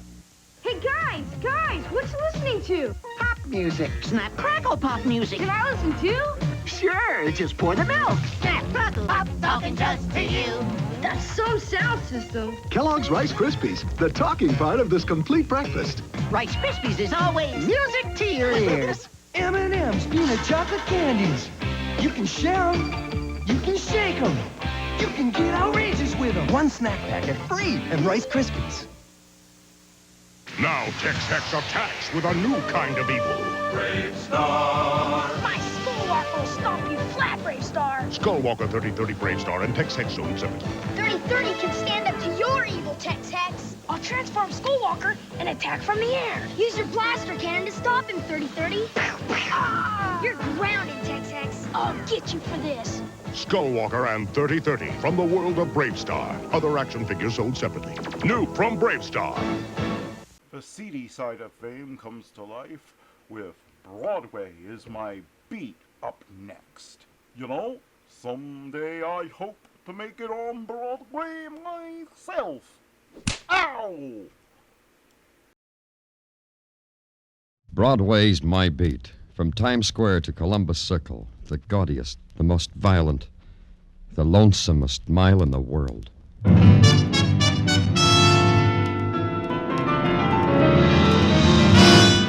Broadway's My Beat, with Larry Thor as Detective Danny Clover.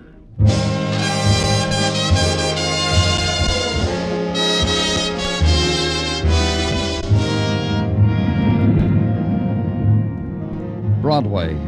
It's a tinseled wilderness of steel and of stone, and the foliage of darkness is thick and unyielding. You make circles and pretend you're not lost. You make circles and walk and try to break through. Then you get the message. It can't be done. Because it's a cage, a big cage. The animal cries you heard were your own. It's Broadway, My Beat.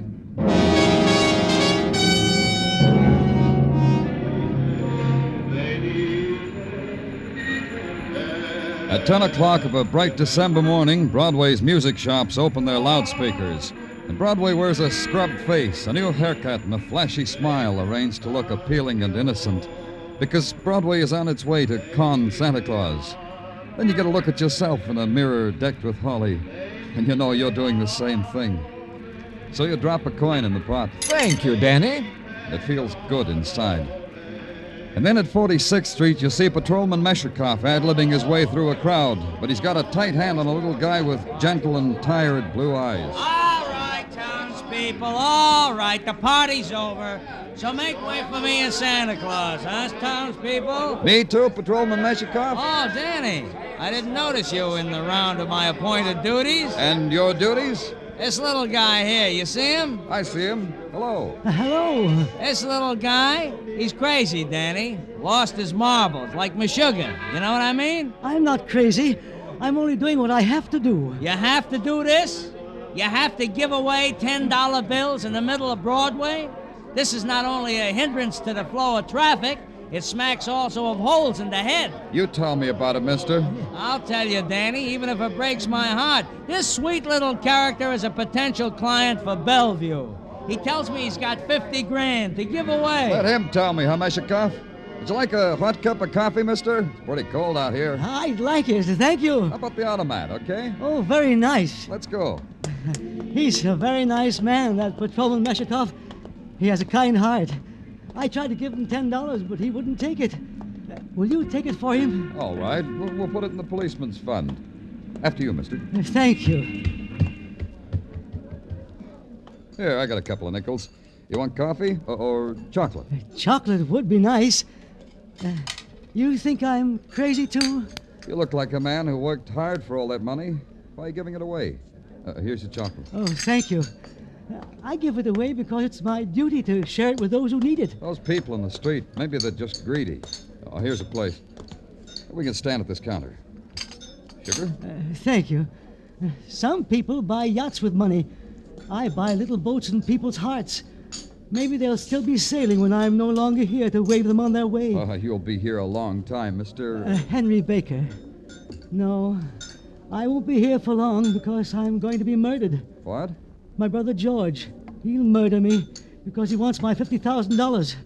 And I want to give it away before he kills me. What's your name? Well, Danny Clover. Look, I don't quite... You're a policeman, aren't you? Yes. Then you'll protect me until I give all that money away. You'll do that, won't you, Mr. Clover? Yeah, I'll do that. Oh, you're very kind. Kindness is in your face, Mr. Clover. Well, look, Mr. Baker, you've done enough for today. Why don't you go home and rest? If there's any trouble, call me right away. Just give your name and they'll put you through to me. I may call you at any time? Any time. All right. Now I'll go home. Thank you for the chocolate, Mr. Clover. It was very kind.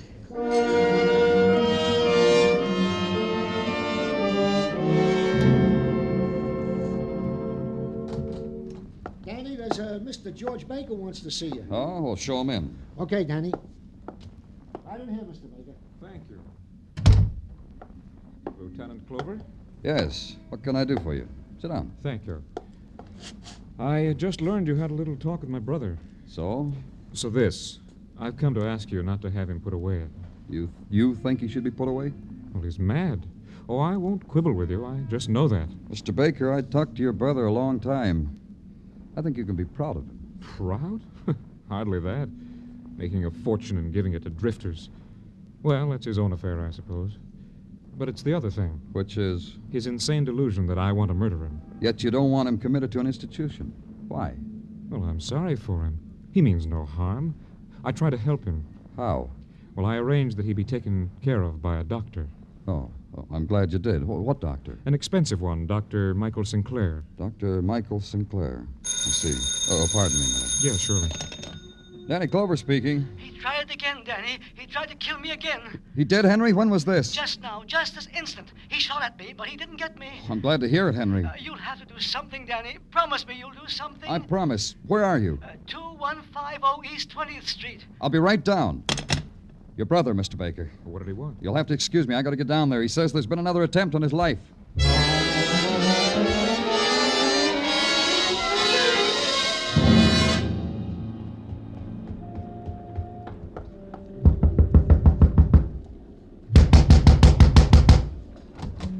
A gentle knock does it, Mac. Shall we try again? If you got time to play, you got nothing important to do here. Point yourself north, kid. Yeah. Now we stop rubbing noses, huh? Now we discuss our problem. You think so? I say we play some more. Copper. Huh? Blush to my shoes when I say it. I'm from the police.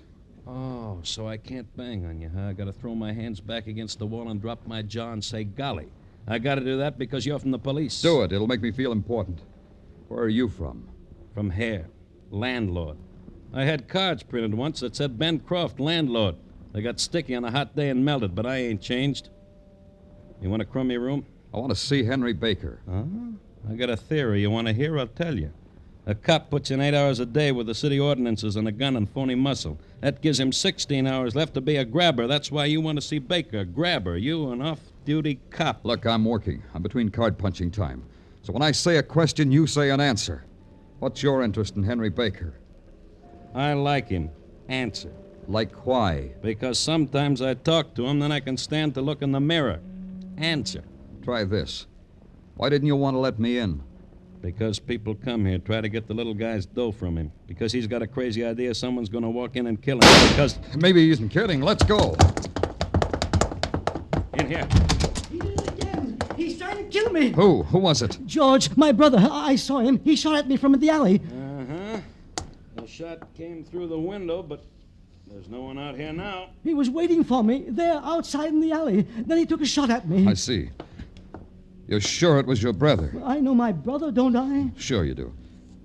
Hey, what's this sticking out from under the bed? You mean my suitcase? No. Yeah, your suitcase. Open it, Mr. Clover. Sure. Holy... Almost $50,000, Mr. Clover. Have a $10 bill. Go ahead. Take some. You're my friend, and I want you to have some. I didn't tell Henry Baker that what I'd seen sticking out from under his bed was a gun that had just been fired. I didn't tell him that the window glass had fallen into the alley outside. And I didn't tell him that all that meant he had fired the shot himself from inside his room and through the window. He didn't even know his brother couldn't possibly have been there. I couldn't let him know I saw through his child's game of attempted murder. But I could take the gun away with me, and I could call on his doctor, because a doctor is where you go when someone important to you is sick. Yes, what is it? I'd like to see Dr. Sinclair. Is he in? I'm Dr. Sinclair. Won't you come in?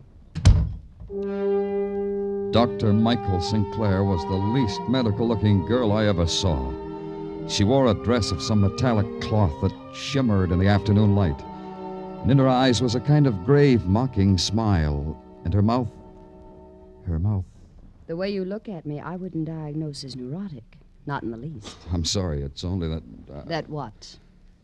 I don't know. You're the doctor. It's that I'm a woman doctor, and women doctors are rare, wasn't that it? Rare? Yeah, that's it. And women have the vote, give their seats to nice old gentlemen in subways, get their PhDs in psychology at Hunter College in the Bronx. You feel better now? I'm a policeman, Doctor. Danny Clover. I want to talk to you about a patient of yours, Henry Baker. What about him? He tells me his brother is trying to kill him.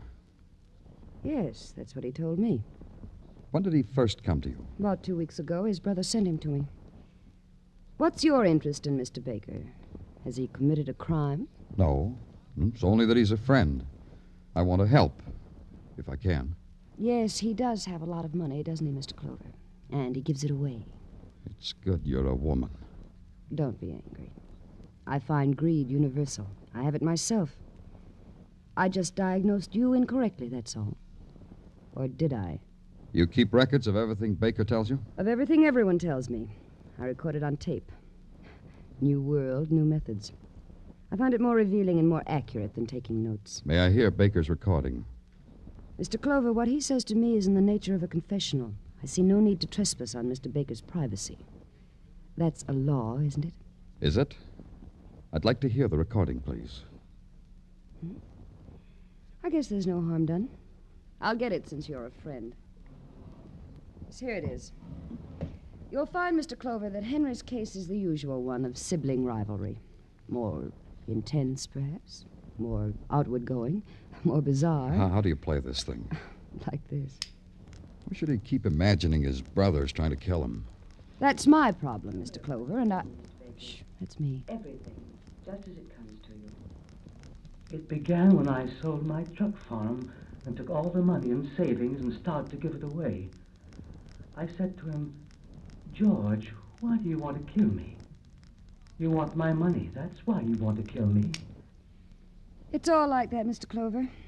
A recurring aberration. You think it's only that, eh? There couldn't be any truth in it. I strongly doubt it. How often do you treat him? Every day. As a matter of fact, he should have been here an hour ago. What? I called his rooming house. He wasn't there. I called his brother. Not there. Do you have any idea where he might be? Yeah, Doctor, I do.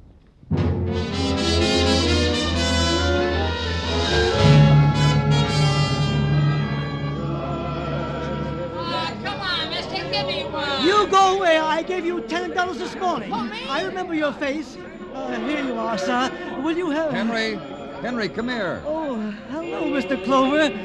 Oh, you're angry at me for giving away money again, aren't you? No, I'm not angry, Henry. Shall we have another cup of chocolate? Oh, that would be nice. All right, Henry. Oh, but I can't. I just remembered. I have an appointment with Dr. Sinclair. Would you like to come along? All right, Henry. Oh, she's very pretty. Oh, Mr. Clover. Huh?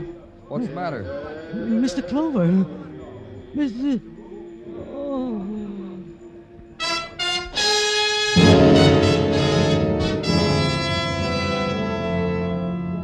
His body slumped to the pavement and his face stared up at me.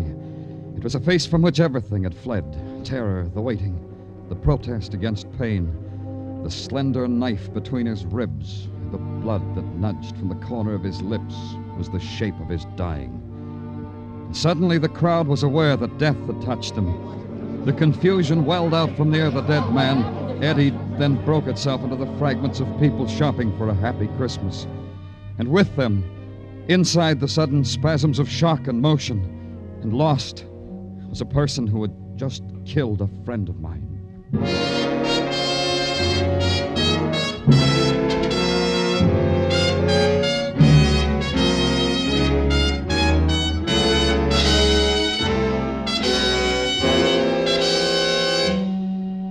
listening to Broadway's My Beat, starring Larry Thor as Detective Danny Clover.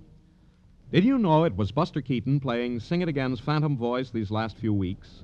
Well, now there's a new phantom riding the airwaves on Sing It Again. For identifying him tonight, some CBS listener can win $50,000 in cash prizes, radio's largest jackpot. Phone calls go out from coast to coast. Be ready when Sing It Again comes your way over most of these same CBS stations later tonight.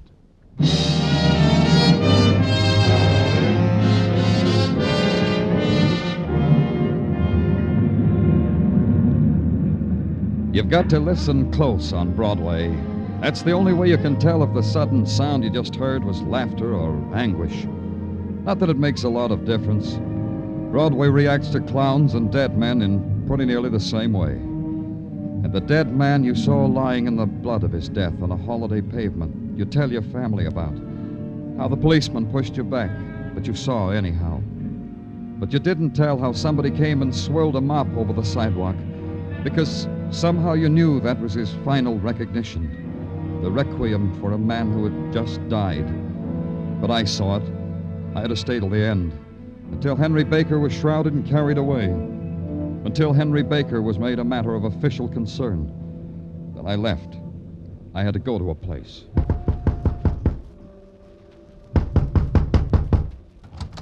Yeah? Oh, it's you, the police fella. Yeah, Croft, me. Then come on in out of the snow and cold and the dismal elements. See, I'm doing the right thing by you. Stick around. I got a bowing and scraping act that'll tug your heartstring to pieces. Henry Baker is dead. Did you hear what I said, Croft?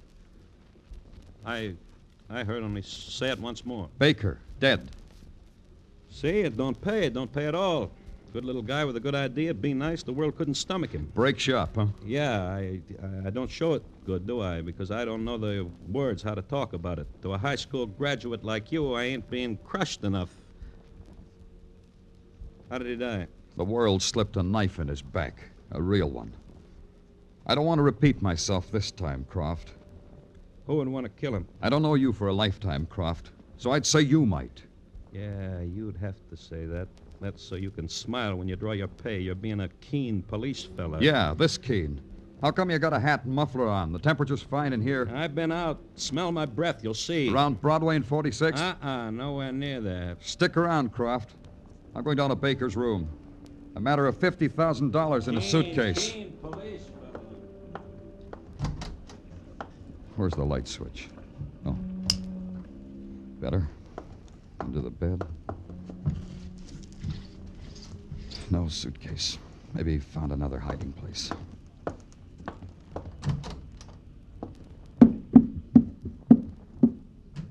Oh, not in the closet. Maybe in the bureau.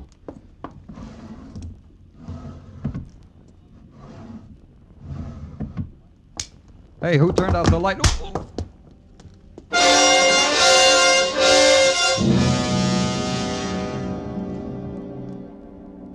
Somewhere I heard it, caught hold of it, and wouldn't let it go. Christmas bells banging an offbeat rhythm to a dream I never had before. I was in the middle of a room which was in the middle of a room which was in the middle of a room, and far away, far, far away was a little man with a blood-red $10 bill tucked in his coat lapel. Then he did a clever thing. He did a backflip. When he stood up, it wasn't him at all. Her name was... It didn't make any difference. She was dressed in metallic cloth, and her mouth said I'd better get up. So I did. I looked for Ben Croft, and he wasn't there. So the thing for me to do was to get back to the office. So I did.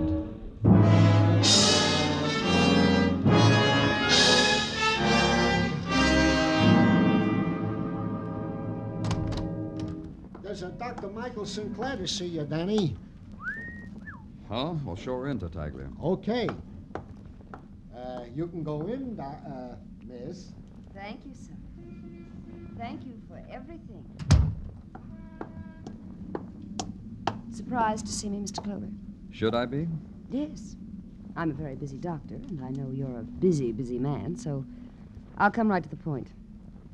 I want Henry Baker's money, all that was left of it. Oh? You're his widow? Henry never told me. Neither did you. Nothing quite so cheap as that, Mr. Clover. Henry promised me his money. Every visit to my office he promised me.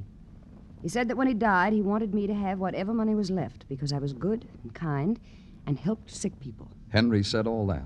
On a tape recording? No. No, that was our own secret. When a man says things like that to a girl doctor, Mr. Clover, she wouldn't record it as if it were a symptom of a wandering mind. Now, would she? I wouldn't know. And I wouldn't want to keep you from your appointed rounds, Doctor. So many people must be crying out for you. You're saying I don't get the money? I'm saying we haven't got it. I'm saying a girl with a bright, shining mind like yours can make her own way in the world without robbing the dead. I'm saying... Quite enough. And all of it insulting. Ain't it the truth? Thank you, Doctor. Happy neurosis, Doctor. I was glad when she went. Anyhow, she ruined the decor of my office. I made a note to splatter the place with wax roses, then have her in again, which constituted the mixed-up daydream for the day. Right now, there was a man I had to see.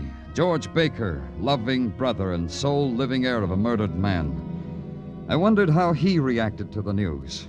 At his home, I found out. I have nothing to say to you, Mr. Clover. You don't understand about policemen, do you, Mr. Baker? When they intrude upon grief, they're intruders. I started to talk about you not understanding policemen. We got a right to make a nuisance of ourselves, Mr. Baker. The public demands it. What do you want to know? You thought your brother was mad, didn't you? I told you that. Of course Henry was mad. He gave away money. Money?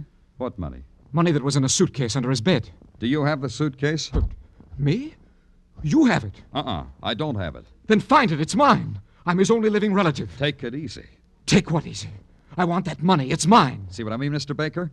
What? See what I mean? You want that money so badly, maybe you'd kill for it. Get out of here! You can't say that to the law without nudging me with your elbow and smiling. You know that, Mr. Baker. I'll post a suitable reward. Does that interest you, Mr. Clover? A reward? Wait a minute. I know men like you, Mr. Clover. You're greedy. You're holding out for a price. So I'll give it to you. I'll give you 20%. Baker! 25%! So help me, Baker. No, don't hit me. No, I wouldn't do that. I'll just throw you away. Ah! Dog! Pig! Filth! Scum!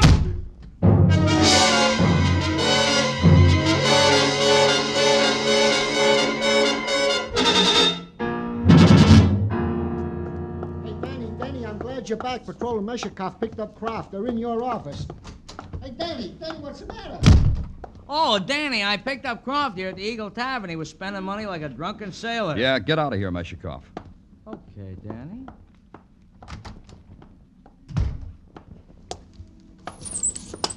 You ran away, Croft.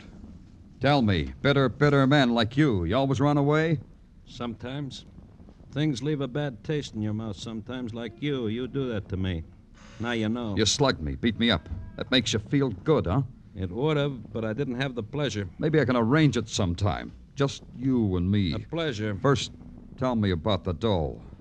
The dough that flowed like wine. It was give to me by a little guy who had a healthier brain than all of us. That includes you and me. Baker gave you the money? How much? $100. 10 crispy sawbucks. That makes $100. That made you a big man on 2nd Avenue. Now, you haven't got it right, Mr. Clover. Baker gave me the dough. He made me promise to toast his way to heaven when he died. This I was doing when your bull walked in and stunk it up. You could have followed Baker up to Broadway. You could have stood in the crowd and slipped a knife into him. Then you could have taken his dough and hidden it. You want to know something, Clover? I'll bare my soul to you. None of that what you said could I do. It's a weakness with me how I'm in love with good people. Yeah. Baker sometime had callers in his room. Yeah? The callers. Who were they? You? Me. His brother? His brother. His doctor? His what? His doctor, a perfumed doctor with the body of a girl and the legs of a girl. Like how often? Like practically every day. It was a thing a man could look forward to. Her with her little black case and a smile that said, "Hey, policeman, where you going? I ain't finished with my confession."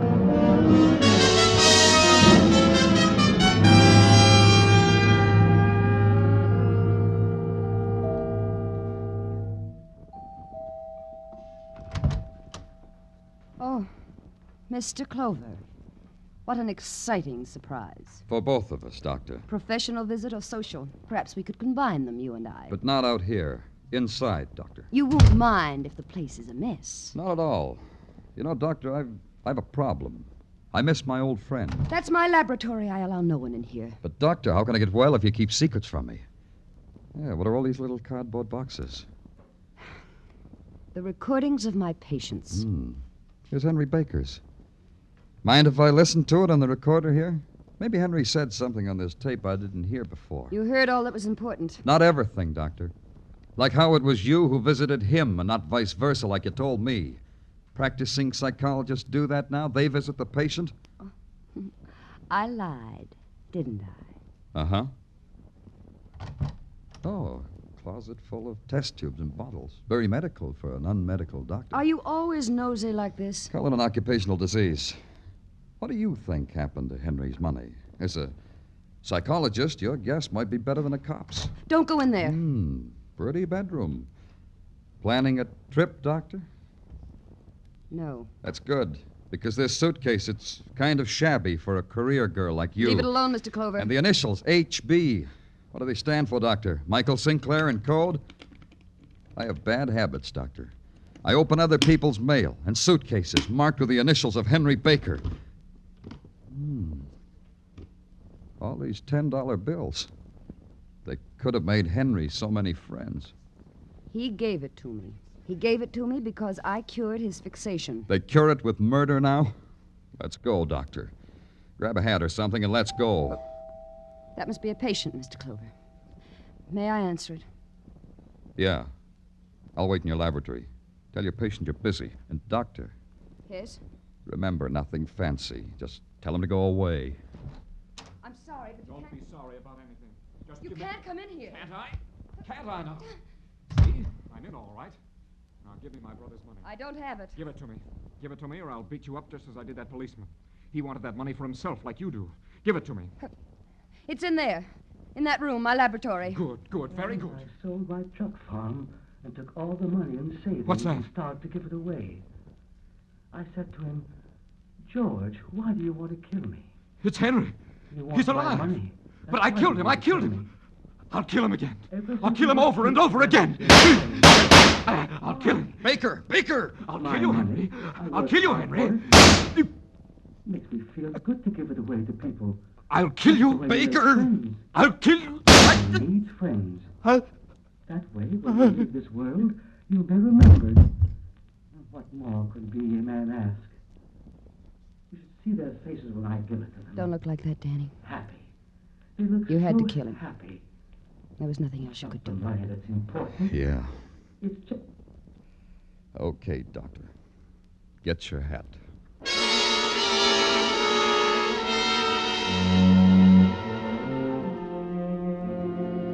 And so it was over. Done. A little man had given away pieces of his heart in kindness until it was shattered finally by violence. And his murderer, his brother. 2 bullets had fixed the mask of greed on his face. Michael Sinclair? She had the money all the time. She cried when we took it away from her, but it didn't do her any good. Not a bit of good.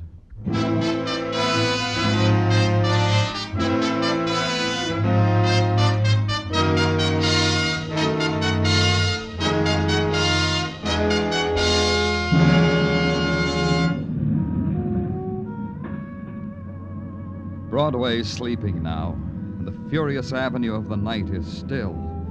It stretches out in front of you, without beginning, without end. Only the sleepwalkers are there, the handful whose lust for a dream or reality is never through. The seekers, the sodden, the huggers close of nothing. It's Broadway, the gaudiest, the most violent, the lonesomest mile in the world. Broadway, my beat.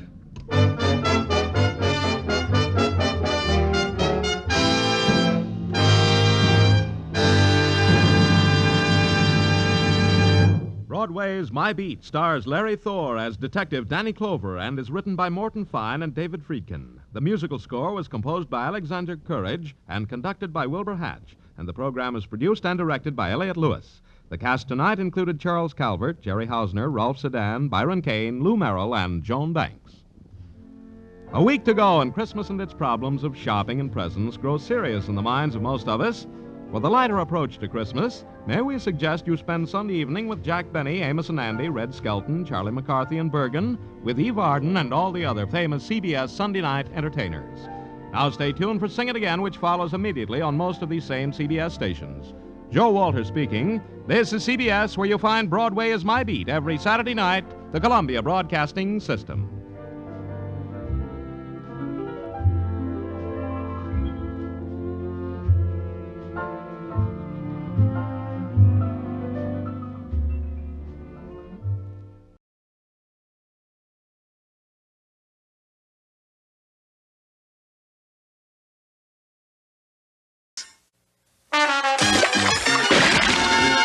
We will return after these messages.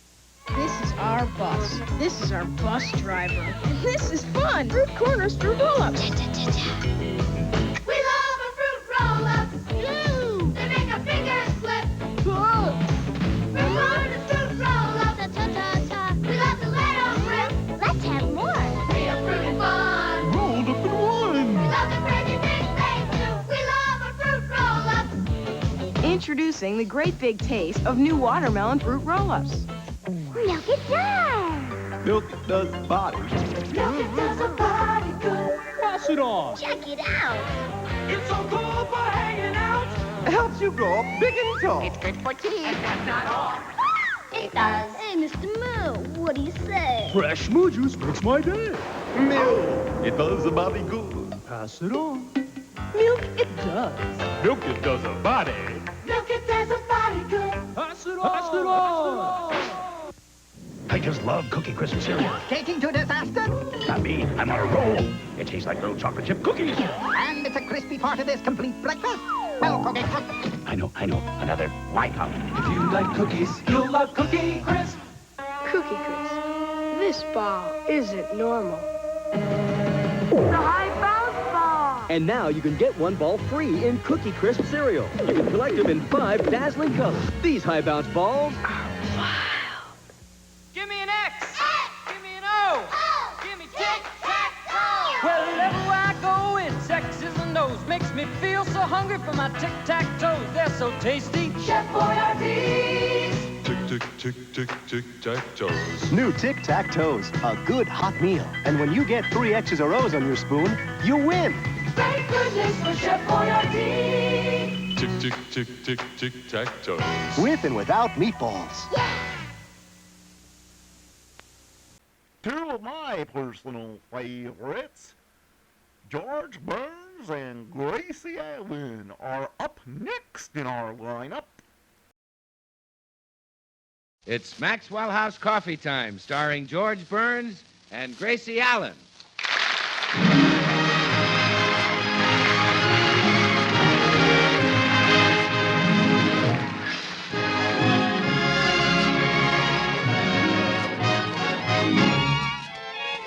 With yours truly, Bill Goodwin, and the music of Meredith Wilson and his orchestra. For deep down laughs and listening enjoyment, it's George and Gracie. And for deep down coffee drinking enjoyment, it's Maxwell House, with extra flavor in the blend because of choice Latin American coffees, skillfully combined. Extra flavor in the cup because Radiant Roast develops the full flavor of every coffee bean. And the result is that today more people buy Maxwell House than any other brand of coffee in the world.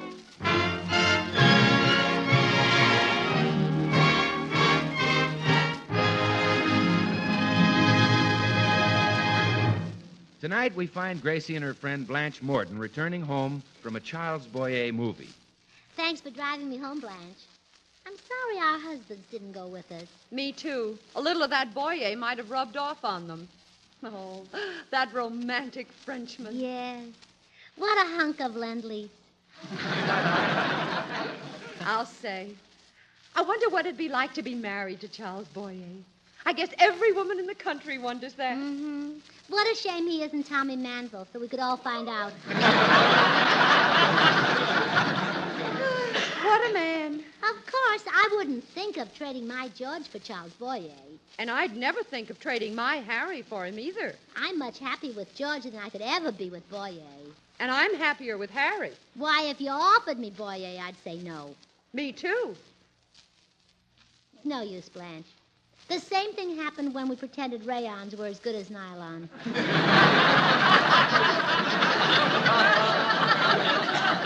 Yeah, let's face it, Boyer is dynamite. The way he made love to that girl in the picture. Wow. You know, Blanche, I don't believe Frenchmen eat snails. He just couldn't eat snails and work that fast.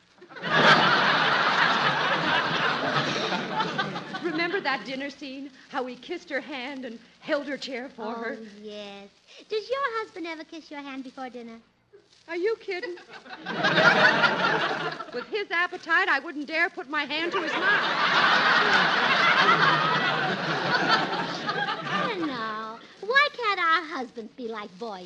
Yeah. Why, even after he married the girl in the picture, he was so sweet and romantic. Yes. He was always telling her how lovely she looked. Does Harry ever tell you how you look, Blanche? Yes, the rat. Remember that scene where his wife had been gone for a few hours and Charles Boyer was pacing the floor waiting for her return? Yes. She opened the door and said, "Darling, I'm back." And Boyer said, "Oh, my Cherie, each minute has seemed like a year." And then he swept her into his arms and smothered her with burning kisses. Yeah, and that wonderful vein started throbbing in his temple. Don't you wish George had a vein like that? Oh, he's got the vein. What he needs is a refill. Well, enough of this high-voltage dreaming, Gracie. I've got to get home to my 10-watt husband. I'll call you tomorrow. Maybe we can go shopping. Good night. Good night, Blanche. Thanks again for driving me home. Now, maybe I've been unfair about George. Maybe he's pacing the floor right now, waiting for me. Maybe when I say, "Darling, I'm back," he'll say, "Each minute it seemed like a year." And then he'll grab me and smother me with burning kisses. "Darling, I'm back." Oh, have you been gone? George, I'm within easy reach of you. Good. Scratch my back, will you? Oh, George, just look at you sitting there in your undershirt and stocking feet. What's wrong with that? Charles Boyer would never let his wife see him in stocking feet. What does he do, sleep with the shoes on? Oh, what's the use? Why don't you go to the show now and then and learn to do things like men do in the movies? I do. Well, then see somebody besides Wallace Beery. I like Wally. Darn good actor. Oh, George, be a little attentive. At least greet me when I come home. You didn't even shake hands with me. Oh, I'm sorry. I didn't realize it meant so much to you. Put her there. Shake. Oh, George. Check hands. Be romantic like Charles Boyer. Oh, I can't be like him. I'm strictly the Wally Berry type. Oh, no, you're not. I'm sure your kisses can be just as burning as Boyer's. Kiss me, Charles. Okay. Want another one? No, thanks, Wally. Yeah, well, it's past my bedtime. Let's turn in, Gracie. Oh, it would be awfully romantic if someone carried someone upstairs tonight. Don't be silly. I'm much too heavy for you.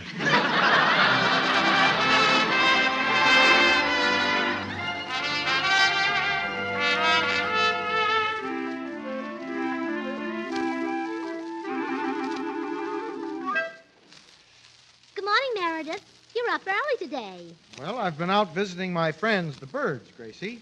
Each morning we commune together. Oh, that's sweet. Can I fix you a nice poached egg for breakfast?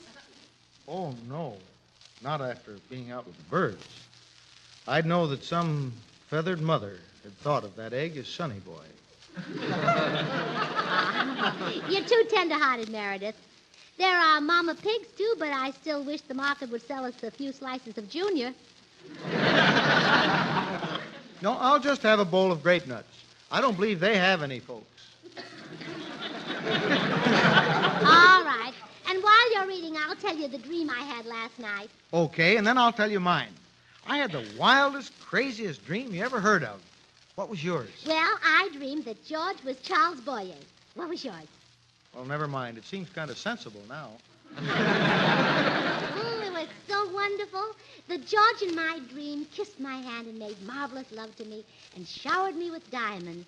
But the more he did for me, the colder I became. Why was that? The real George had pulled all the blankets off me. But quite a letdown. Oh, yeah, it certainly was. Oh, I'd be so happy if that dream came true. But I don't suppose there's anything in the world that could turn George into Boyer. Well, a good hypnotist could. A hypnotist? Yeah, one of those fellows who get you in their power and make you do whatever they say. I was hypnotized once by a chap who said he'd turn me into a trained seal. Yeah, and did he? I guess so. I woke up later with a mouthful of fish bones. Say, that's an idea, Meredith. Do you know any hypnotists who would work on George? No, but you might study the art yourself. I have an excellent book on the subject. Oh, is it easy to learn? Now, that all depends, Gracie. You can't hypnotize a person unless his mind is weaker than yours. Oh, well, we're on the right track. Well, the first thing to do is look into his eyes. Then you make passes at him. If it turns George into Boyer, I'll let him make the passes. Bring me that book, Meredith.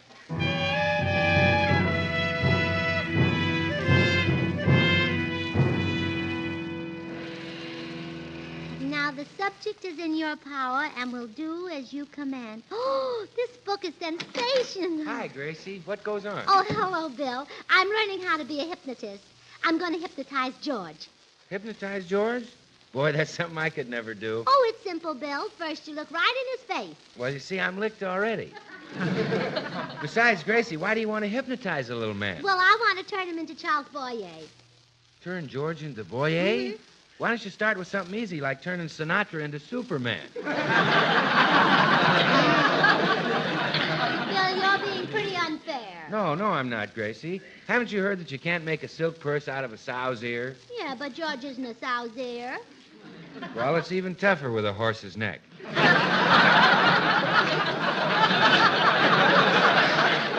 it's worth a try. Let me practice on you, Bill. Me? Yeah, let me turn Bill Goodwin into Charles Boyer. What, and disappoint thousands of women? No thanks. Oh, you're so lucky, Bill. Thousands of girls are waiting for the man they love to come back from overseas. How does that make me lucky? Well, you can see the man you love every day and get a shave at the same time.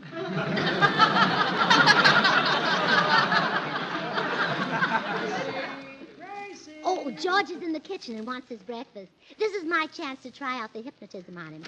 Good morning, dear. Good morning. Boy, am I hungry. How about a stack of wheat cakes? George, look me right in the eye. Huh?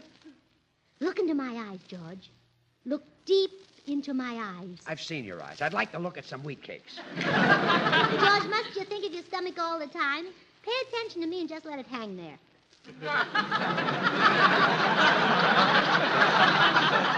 What is this, anyway? George, look at me.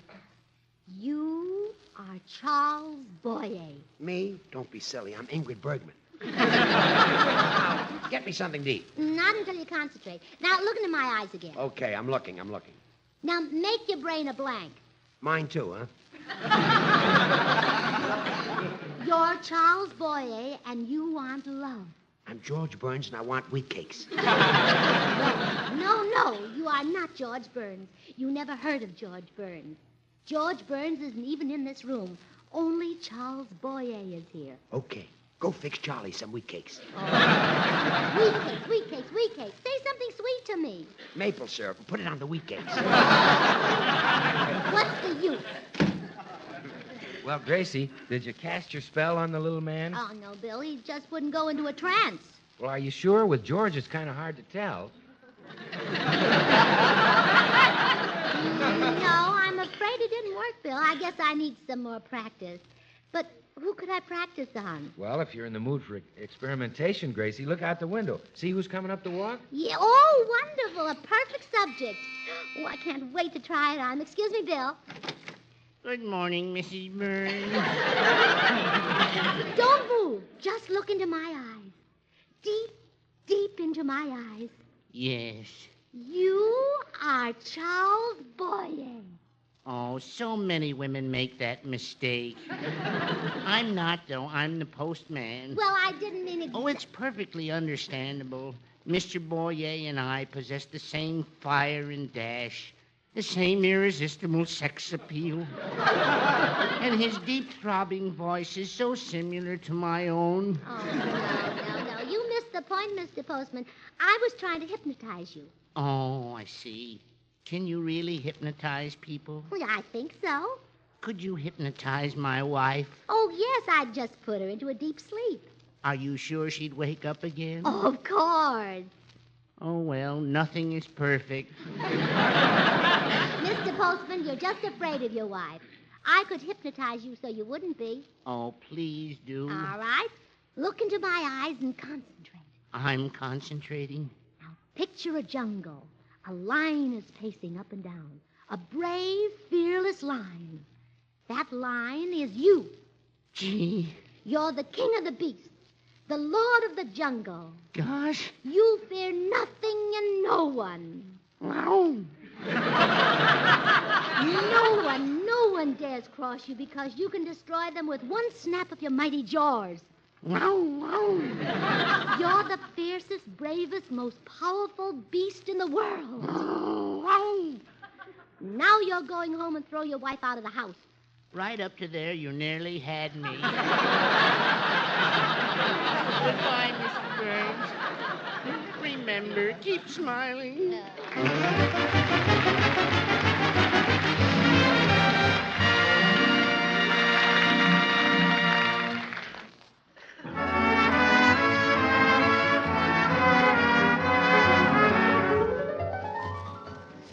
And now Meredith Wilson's chiffon swing, The Banks of the Wabash.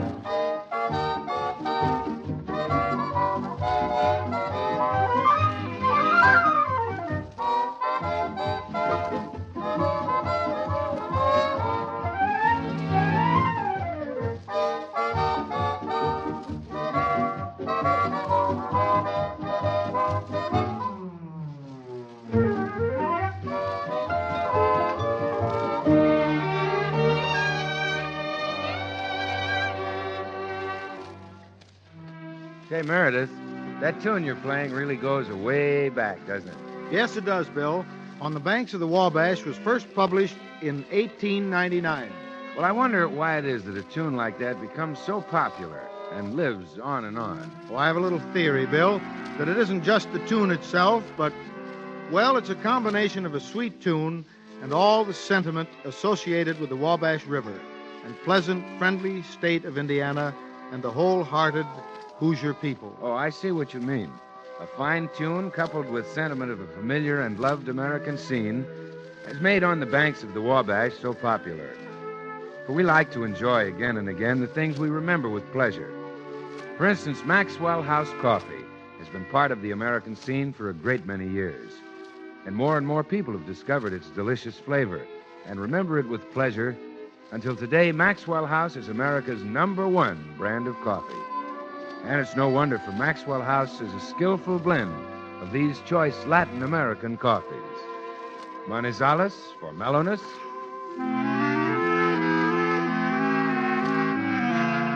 Medellins for richness. Other choice Latin American coffees for vigor. And Bucaramangas for full body.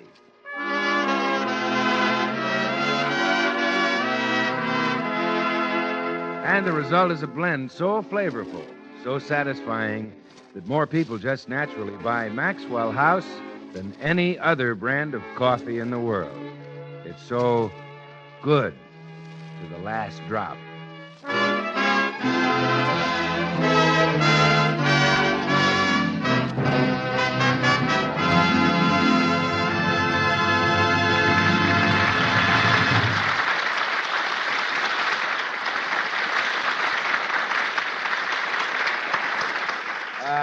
Say, Meredith. Yes, George? All morning, Gracie's been waving her hands in my face and staring at me. What's she up to? Well, I know what it is, George, but, gosh, I can't tell you. It's a secret. Oh, come on, Meredith. Let me in on it. No, I'm sorry, George, but I gave Gracie my promise. And when a fellow's been a Boy Scout, he doesn't break his promises. But, you might tell the secret to another Boy Scout, huh, Meredith? Were you a Boy Scout, George? Wish I had a nickel for every old lady who helped me across the street. Well, that doesn't sound much like a Boy Scout. I better test you. How do you start a fire? With a match. Boy, you belong to a smart troop.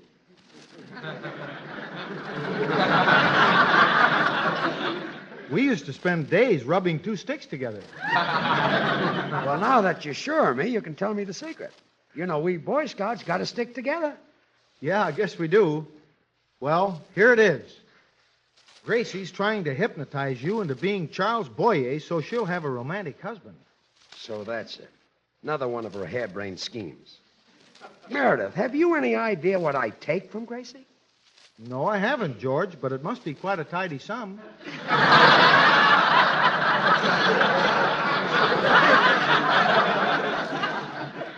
I'm going to teach her a lesson she'll never forget. I'll let her think she's hypnotized me. I'll be Boyer until she's sick of it. Not a word of this to Gracie, Meredith. No. This is a secret between Boy Scouts. And I don't suppose Gracie was ever a Boy Scout. No. They wouldn't let her in because she couldn't tie the knots. Yes. Well, here's where I get myself hypnotized. What are you reading, Gracie? Oh, a book. I just finished the last chapter. Good. Look me in the eye, George. Okay. Come closer. Much closer. All right. You are getting sleepy. Your lids are very heavy. You're growing drowsy. You want to sleep. Sleep. Sleep. Gracie, snap out of it. Wake up. Yo!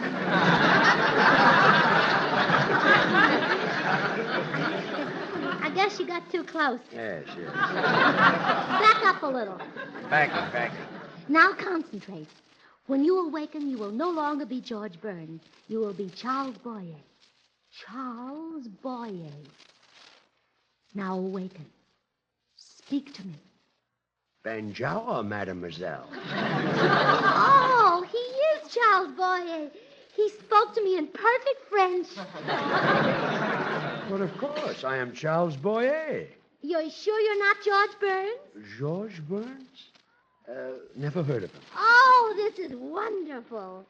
And who are you, mon poutout?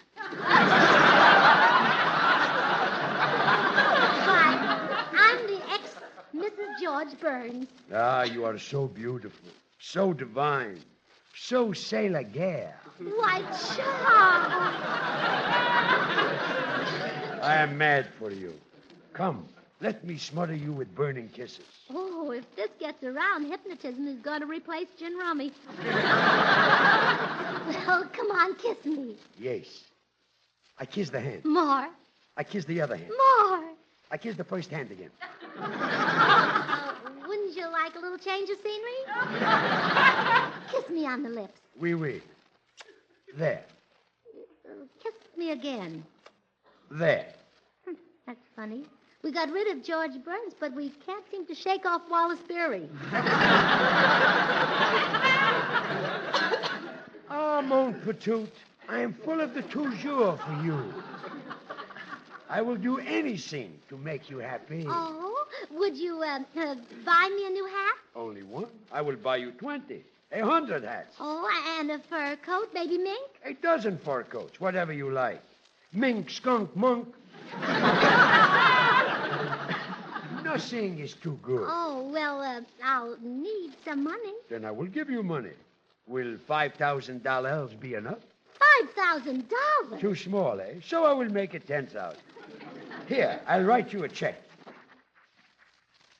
Your check, mademoiselle. Oh, you're sweet. You're the most generous. Oh, wait a minute. You signed it, Charles Boyer. But of course. That is my moniker. Or, as you say in America, me name.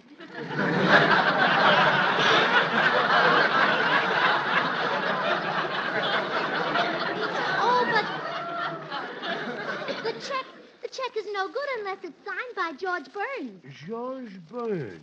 Never heard of him. But this check... I love you. I kiss the hand. This check... I kiss the other hand. Oh, stop. What is wrong, mon patoot? Stop calling me that. I'm not a patoot and I'm not young. Come in. Hello, Gracie. Would you like to go shopping with me? Well... another woman. I make the love to her. What's with your husband? Well, I hypnotized him, Blanche. He thinks he's Charles Boyer. And Boyer makes love to all the women. Come to my arms, mon latest patoot. Hey, cut it out. Yeah, you let go of her this minute. Not until I smother her with burning kisses. That's enough. That's enough. I'm getting out of here. Yeah, get out, Blanche. Go do your shopping. Shopping my eye. I'm going to study hypnotism. Why did you do that? Why did you make love to her? Because I am Boyer. For Boyer not to make the love is like the baker not to make the bagel. Oh, this is terrible. I've got to turn you back into George Burns. George Burns? Never heard of him. Oh, please, look into my eyes. I am looking. Now concentrate. When you awaken, you will no longer be Charles Boyer. You will be George Burns. George Burns. Now awaken. Speak to me. Banjour, mademoiselle. Oh, this is awful. Please, George, wake up. Come in. Hi, Gracie. I'm sorry to bother you again, but Gracie, you're crying. Oh, I can't help it, Bill. The most terrible thing has happened. I hypnotized George and turned him into Charles Boyer, and now... Oh, you poor kid. Now he's turning back into George, huh? No.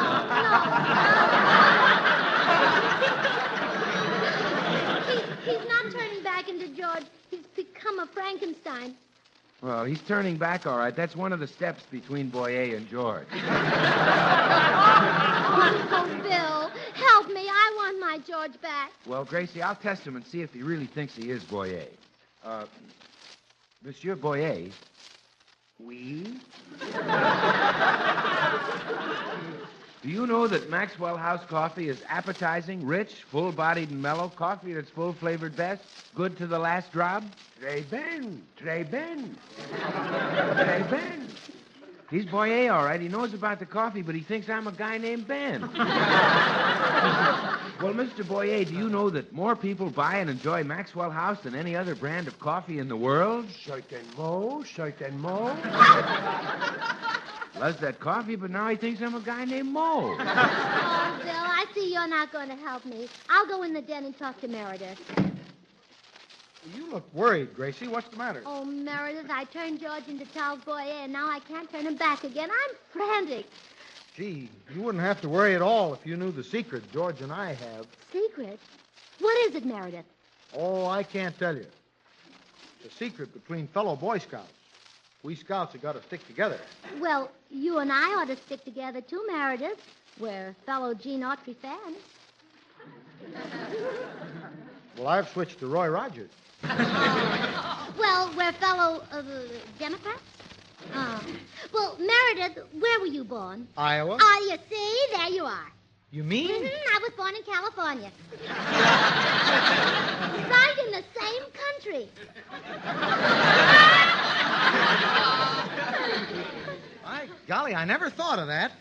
We're fellow Americans. Well, sure, we were both born in America. That's right. E pluribus unum. San Francisco.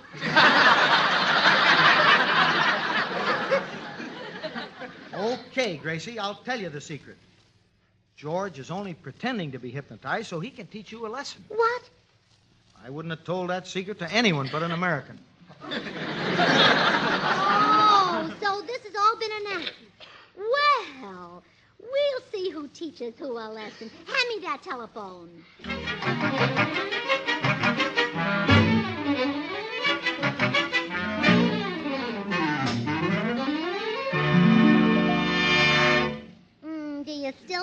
Charles. I worship you. I adore you.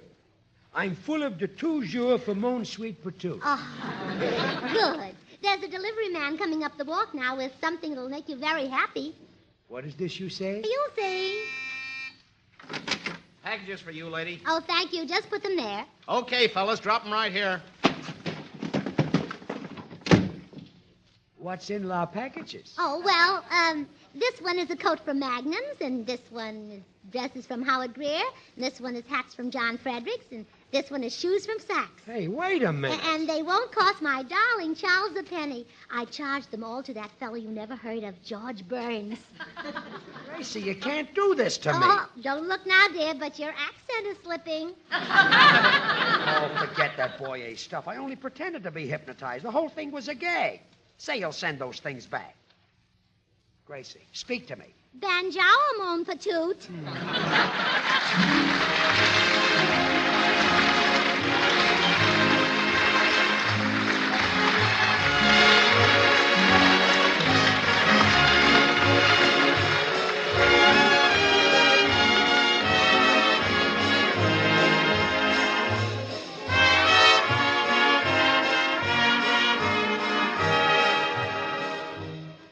Join us again next week when we'll all be back. George Burns, Gracie Allen, Meredith Wilson and his orchestra, and yours truly, Bill Goodwin. Until next Thursday, then, good night and good luck from the makers of Maxwell House, America's #1 brand of coffee, always good to the last drop.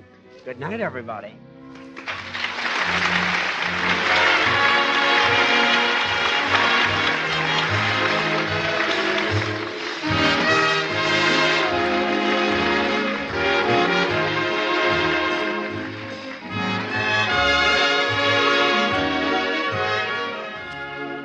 Stay tuned to this station because Dinah Shore's open house is coming on in just a second. Dinah's special guest tonight is Groucho Marx. Oh, goody, goody, Jello pudding tonight. It tastes like Grandma's, only more so. You ain't kidding, that's right. And just as Jello, 6 delicious locked-in flavors can't be beaten. So the proof of Jello pudding's in the eating. The Jello twins are hard to find, but keep on looking in your store. When sugar shortages are over, there'll be more. Just a taste of Jello pudding or of Jello and you know it's the one and only Jello. This is NBC, the national broadcasting company.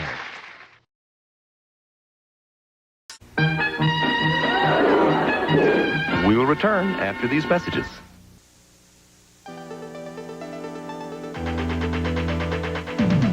Constructs. You build. Constructs. Power. Batteries not included. Constructs. You build. Constructs. Control. Constructs. Action. Constructs. Power Creations Constructs from Fisher-Price. Constructs. You two gonna win, sir? Sure, after this complete breakfast, including my Frosted Flakes, they bring out the tiger in you. Well, try to step, okay? Okay, they're good. You'll show 'em you're a tiger. Show 'em what you care. The taste of Tony's Frosted Flakes brings out the tiger in you. What keeps away frowns isn't for turkeys, keeps you from getting kissed, and best of all, costs no money. Stampers. There's one free and specially marked packages of Frosted Flakes. Hi, I'm Houston or two, Karen Keith. And I'm Tony Casillas of the Atlanta Falcons, and we're getting in shape for the Goofy Game. And the Goofy Games are a chance for you to team up with Tony and me on March 7th through the 12th at Disney World in Orlando, Florida. Our team will be trying to win $10,000 for the big brothers and sisters of Green Country. Just write us a letter or postcard and tell us in 25 words or less why you think you can help us win the cash for big brothers and sisters. That's the Goofy Game. It's P.O. Box 2, Tulsa, 74101. Join the fun. Call the Girl Scouts. Hunt the biggest of all game with the Green Hornet and Cato coming up next.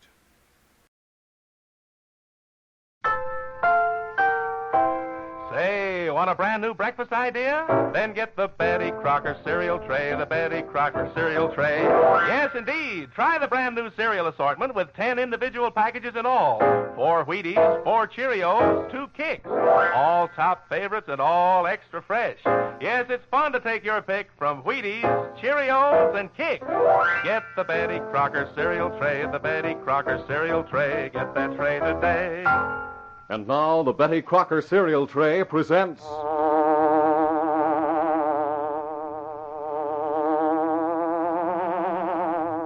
The Green Hornet.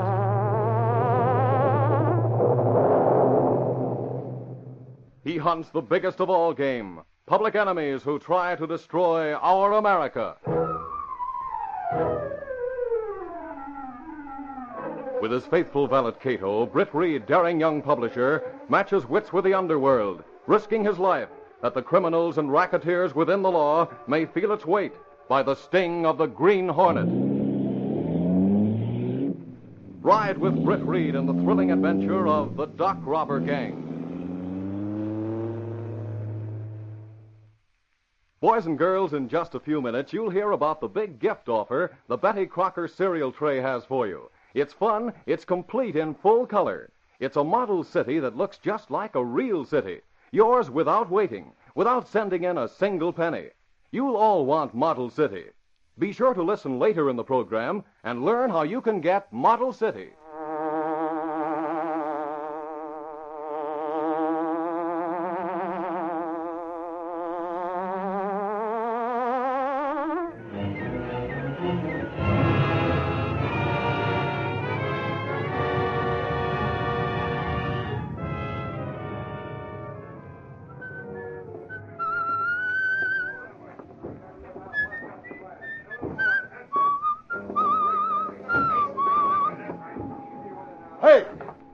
Hey, what are you doing there?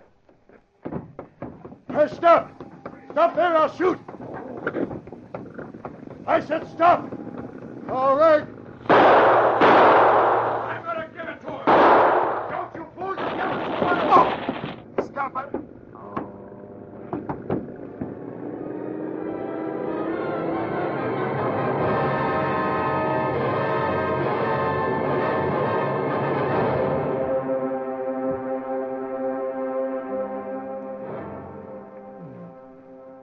An hour later, 2 men were in heated conference aboard the luxurious yacht Fundela, anchored near the middle of the river. One of the men seemed out of place as he sat amid the ornate trappings of the owner's cabin. He was River Jake Carney, rugged-faced, hard-looking, but meek now as he listened to the tall, well-dressed man pacing up and down the floor. The latter was the owner of the yacht, prominent businessman Stanley Trim. Gotti, you're a stupid bungler. It's not bad enough that they heat us on from police and newspapers because of the robberies. No. You have to let one of your morons kill that watchman. But I tell you, this guy came on us from nowhere. Just when we was finishing the loading. He paid a couple of shots and, well, Rudolph gave it to him. Oh, Rudolph, eh? All right, boss. He did bump that guy tonight. But he's still one guy we got to depend on account of him knowing the warehouse layouts and running that store of his. Never mind. That's enough. You'd better get back to shore before the police boat comes snooping here. Okay. I'll call you tomorrow? No. I'll contact you at the Tarragon warehouse.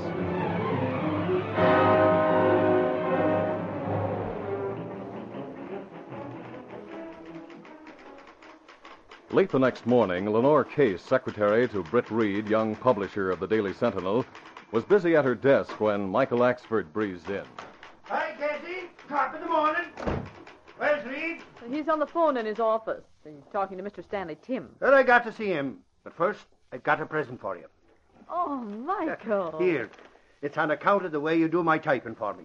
Now, I got to see Reed. But Michael, he's on the phone, and Gunnigan's in there. Oh, hello, Gunnigan. Quiet, you wait. Maybe I can get to your office before Inspector Kinlan leaves. Just hold the line a minute. I just came from Cops Headquarters. Gunnigan, you mind if I cut in on the warehouse assignment? You're the boss. I'm just city editor. Go to it if you want to. Hello, Mr. Tim. I'll be at your office in 15 minutes. Yeah, I know where you are. Goodbye. Isn't Tim president of the Tarragon Importing Company? Yes, also the president of the Merchandisers Protective Group. Most importers belong to the group. Hey, he's the guy that lives on a yacht in the middle of the river. That's right. He prefers it to his townhouse. He must be steamed up. He's lost plenty of shipments to that gang of river pirates. That outfit's the worst yet. Reed, what were you saying about Inspector Kinlan? He's with Tim. I'm going over to get a statement. You want to come along? Count me in. I'll get back to the desk. Michael, you are sweet, but, well, I can't accept this present. Axford, you handing out perfume? Why can't you take it? What's wrong with it? Oh, gosh, nothing's wrong. It's a Amour de Chine. It's fabulous. You just can't get it. But I got it. Amour de Chine. That's the first I've heard of since '39. Are they importing it again? So it would seem. Used to cost $75 an ounce. Holy crow. That's not what I paid. Where'd you get it? In a little place down on the riverfront. Rudolph's Swap Shop, they call it. Right near where that watchman got shot last night. I'll bring the perfume with you. We're going to River Street. Tim can tell us if that's the real thing. And you can see if Rudolph made a mistake.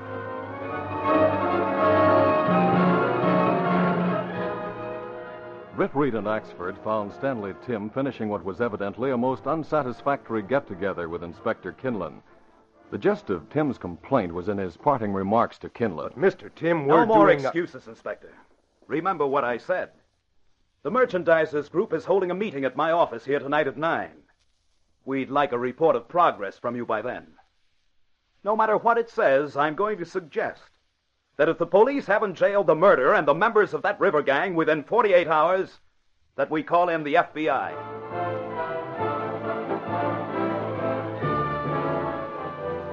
The disconcerted Inspector Kinlan left the office, and Stanley Tim gave his attention to Reed and Axford. A short time later, after they had taken his statement, he was showing them the records and bills of shipment on merchandise stolen along the riverfront. So you see, Reed, my losses alone have reached 6 figures. And I'm just a minor casualty. Haven't the insurance companies reimbursed you? Well, yes, in some cases, where the merchandise has been stolen from our warehouse. Most of the time, however... Holy crow, will you look at this? What's that? Something on that bill you have there, Axford? I'll say there is. Look at it. This perfume. Armour de Chine. Oh, that. The first shipment to this country in 9 years. To us, the sole importers. And they steal it before we receive it. You'll note the date. Stolen last night. When the watchman was killed? I presume so. Oh, maybe we came upon something. Look, Tim, take a look at this bottle. Where did you get that bottle? It's Armour de Chine. Tell me, is it real? If that's real, Tim, I think we may be on the trail of your river pirates and warehouse thieves. It smells genuine enough. Where did you get it? A place called Billy Rudolph's Swap Shop. It's... On River Street. Yes, I know where it is. Rudolph himself sold it to me for only a few dollars. Only a few dollars, eh? Then I imagine it's a fake. Let's find out. I'm with you. We'll break this case open before the final edition goes to press. We'll get the police and we'll Now, wait them. a minute, Axford. Wait a minute. Not too fast. But Reed, if this perfume is stolen or something, the cops ought to be talking to Rudolph, questioning him. A half hour's delay isn't going to hurt anything, Axford. Let's go down and talk to Rudolph first. We might learn a few things. Yeah, maybe so. And then we'll phone the paper and have a photographer on hand when the police question Rudolph. Always the newspaper man, eh, Reed? Personally, I agree with you. It's well to go slowly. And while you're calling on Rudolph, I'll check my records on this end. Very well, Tim. Come on, Axford. Stanley Tim watched the two newspaper men leave his office. Then he closed his door and picked up the phone.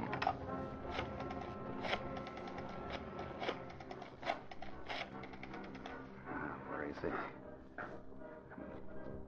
Carney, get this quick.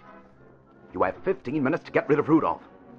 Rub him out. The dirty double-crosser's been stealing from the shipments and selling merchandise on his own. That perfume last night.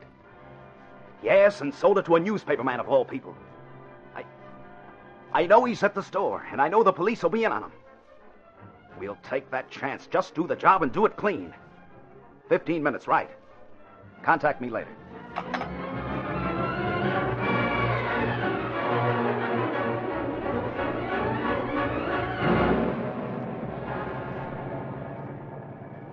You know this neighborhood, Axford. We turn here? Yeah, the next is River Street. There's the Tarragon warehouse. Oh, yes. Then Rudolph's is 3 blocks away. Towards your right. There's just an old deserted warehouse on the next street. Turn right now. The car turned right onto River Street, past the empty warehouse, then braked to a sudden stop as Reed and Axford saw a surging crowd in front of a store.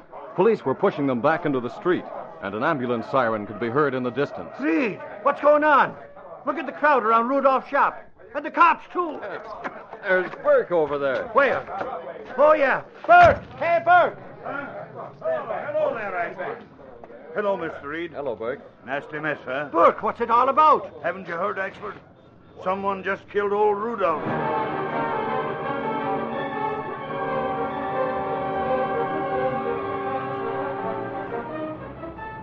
Lux Street, Fibber, murder on the waterfront. Here you are, sir.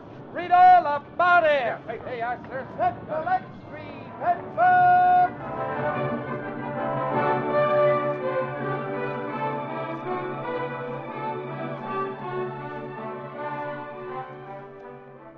That evening, as Britt Reed read the headlines, he began to see a vague pattern in events, and discussed it with Cato, his faithful Filipino valet. The only person who knew the young publisher was the Green Hornet. Mr. Britt, you say police agree Rudolph's story is outlet for river crooks? For some of the things, Cato. Tim's papers, the records of all the firms involved, show some of the stock came from stolen shipments. Why are you suspicious about Mr. Tim? Perhaps because the Green Hornet has learned that a lot of men aren't what they pretend to be. But police find no perfume like Mr. Axford purchased in store. No, yet 6 cases were stolen last night. Well, crooks must hide cases some other place. Yes. Still, I remember Tim's expression when he saw that bottle. And I think it's connected with Rudolph's death. Rudolph was a crook, but... well, they killed him. Only one way to learn truth, Mr. Britt. You're right, Cato. And that says the Green Hornet. Tim's having the Merchandisers Protective Group at his office tonight. It might be interesting to find out what takes place there. Come to think of it, it might not be a bad idea to look over his warehouse on River Street. It's 3 blocks away from Rudolph's. Yes, Mr. Britt. We'll start with Rudolph's shop. You have not told police of suspicions, Mr. Britt. I can't. There's nothing to justify them now. I have my mask and gun, Cato. You ready? Always ready, Mr. Britt. Now, let's get the car. Come on. The policeman in front of Rudolph's swap shop did not see the 2 figures that blended into the blanket of fog pouring in from the river. Nor did he hear the noise at the rear door in back of the store as Britt Reed opened it with his special key.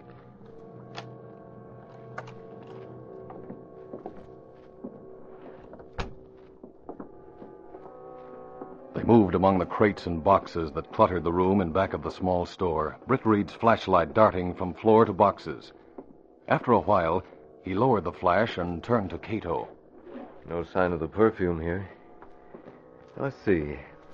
There's no stairway going down. Look, Mr. Britt. Over behind box. What have you found, Cato? This hook in floor seems to be... a trap door. And that's what it is, Cato. A trap door.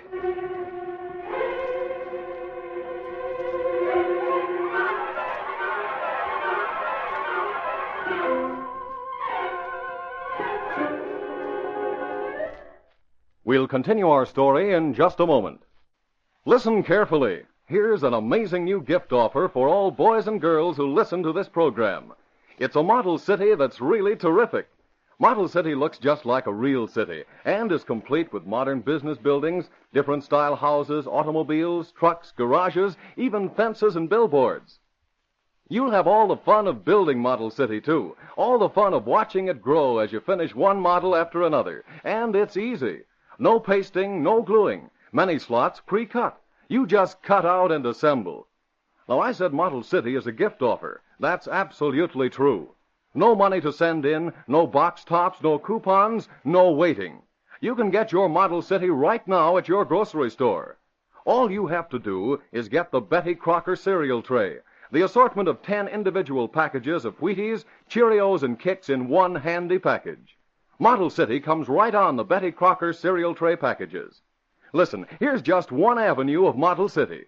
First, a big modern airline ticket office. Next is a Chinese hand laundry. Down the street, the Model City candy store. Next, a hardware store. Everything complete. Even storage sheds in back of buildings and awnings in front.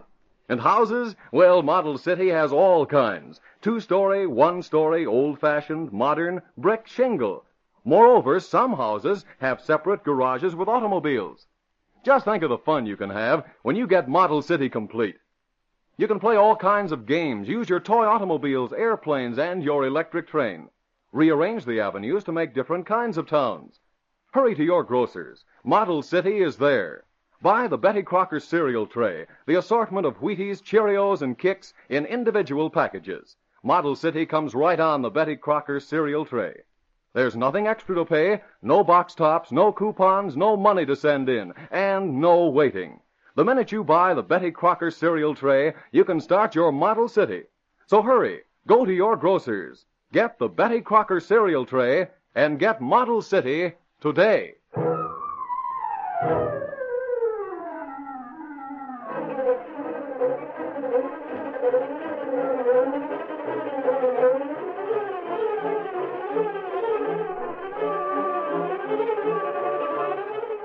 And now to continue our story. Acting as the Green Hornet with Cato at his side, Britt Reed found a trapdoor in the shop where Rudolph had been murdered. He was surprised to find water where a cellar should have been, and a rowboat tied at the bottom of a ladder. He and Cato descended to the rowboat. Now, what do you think of this, Cato? 6 motorboats moored here, too. Look at them. All black. Yeah, they're pretty well rigged, too. We also have rubber rafts and signal rockets. We use one of motorboats? No, let's forget about them. We want to be quiet. Mr. Britt, water here runs sideward under a street. Oh, you see ahead? There is wall where river should be. This is a subterranean stream, Cato. It's man-made. You can tell that by the walls. I take oars and row. Let's go forward a bit toward the river. I'd like to examine that wall there.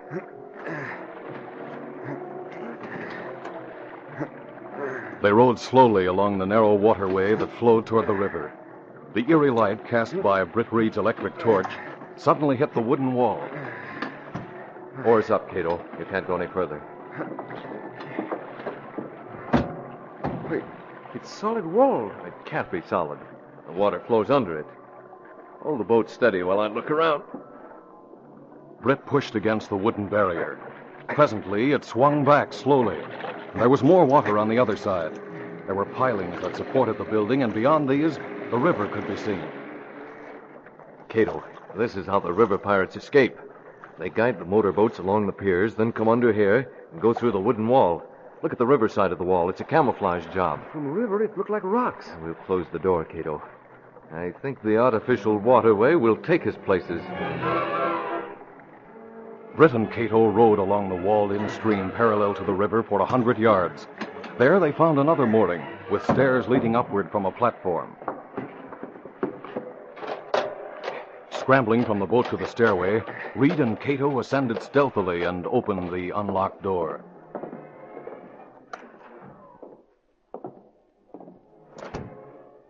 Keep your flashlight low, Cato, and see what's on that side. I'll look around here.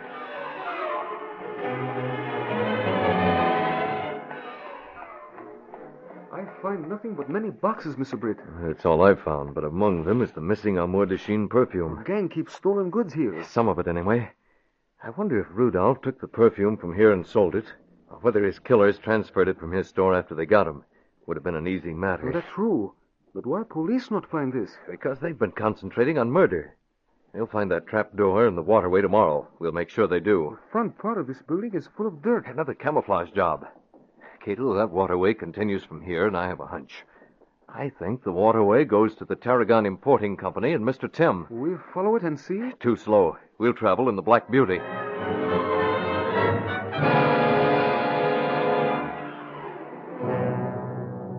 It was a little later when the Green Hornet and Cato found a way to enter the offices of the Tarragon Company. From the darkness of the room where they stood, they watched the meeting of the protective group break up. Everyone left except Stanley Tim. He was alone in the committee room. Then he opened a door. River Jake Carney came in. I could hear you talking at the meeting. How did you like it, Jake? Heard it all, Mr. President.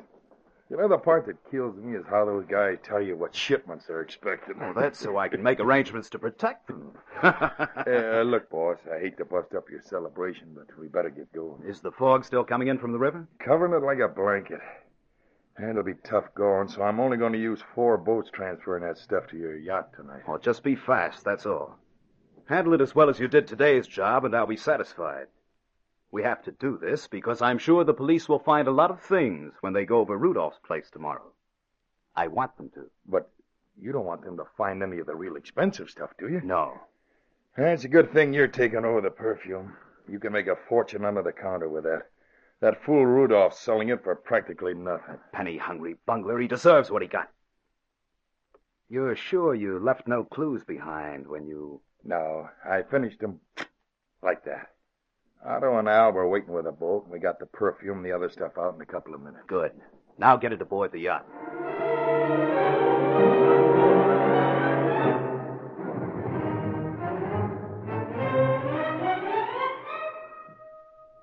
In the room where they had listened to Tim and Carney, Brett Reed turned to Cato.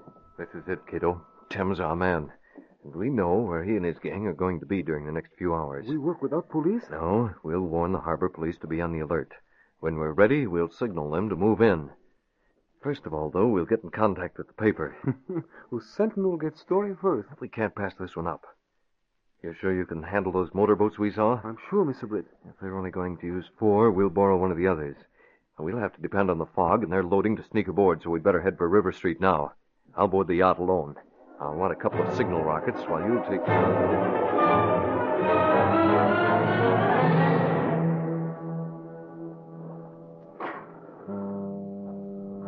A heavy fog covered the harbor. Standing against the rail aboard the Fondela, Stanley Tim heard the last of the crates being loaded into the hold of his yacht. Then his alert ears picked up the sound of footsteps coming toward him. Boss, it's me, Carney. Where are you? Here, Carney. Everything aboard? Oh, everything, boss. Just paid the boys off. They're below, ready to get back to shore. Hey, Jake! Jake, where are you? Over here. It's me, Ricky. I thought I told you. What's the matter? The boats, Jake. The boats are gone. 4 of them. Cut away from the yacht. Is the man crazy? Cut away from the yacht? Yeah, we had them tied up while we got our dough. Ricky, they couldn't float away. I tell you, the ropes was cut. The boat is gone. This is preposterous. Oh, no, it's not, Tim. The boats have been cut away. I told you guys to stay off this Not deck. this guy, Connie. Don't move any of you. You're covered. Jake, the guy's wearing a mask, a green mask. A Green Hornet. Nobody else, Tim. Yes, Riggy, the boats are cut away. I cut them. What are you up to? You can't get away with this. And you can't get away with murder.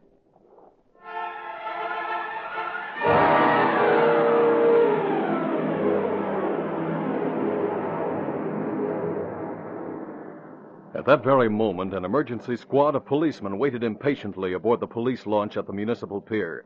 Inspector Kinlan was there, and he, Gunnigan, and Axford were equally impatient. Sure, it's just another one of them tricks of the Green Hornets. Look at this note. Be on municipal pier at 1 o'clock, ready for action. You'll round up the river thieves and at least 2 murderers. It'll be the break of your career. Signed, the Green Hornet. What do you think of that, Inspector? Pretty much like the note we received. Personally, I believe it's a hoax. If the Green Hornet Cunningham! Holy crow, will you look at that? Shooting off rockets from that yacht in mid-river. They're in trouble. We have a story after all. We're going out there. Start her up, Case. You 2 want to come along the police launch? No, we have our own motorboat here, Inspector. We'll ride that. Come on, Axford.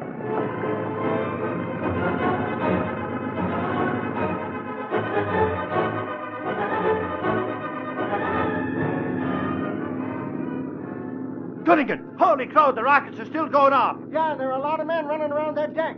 What are they up to? I can't see. Hey, Gunnigan, they got Tommy guns. What?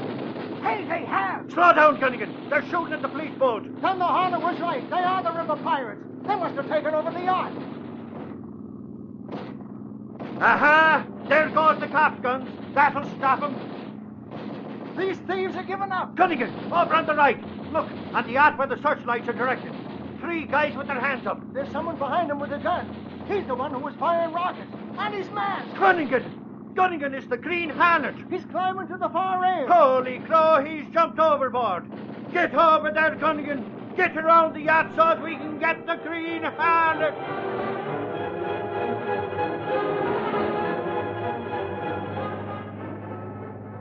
In a motorboat, Cato had been waiting alongside the yacht. He was ready when the Hornet dropped from the rail. He gunned the engine, and the small, fast boat raced toward the dock. Reverse the engines. That'll stop us.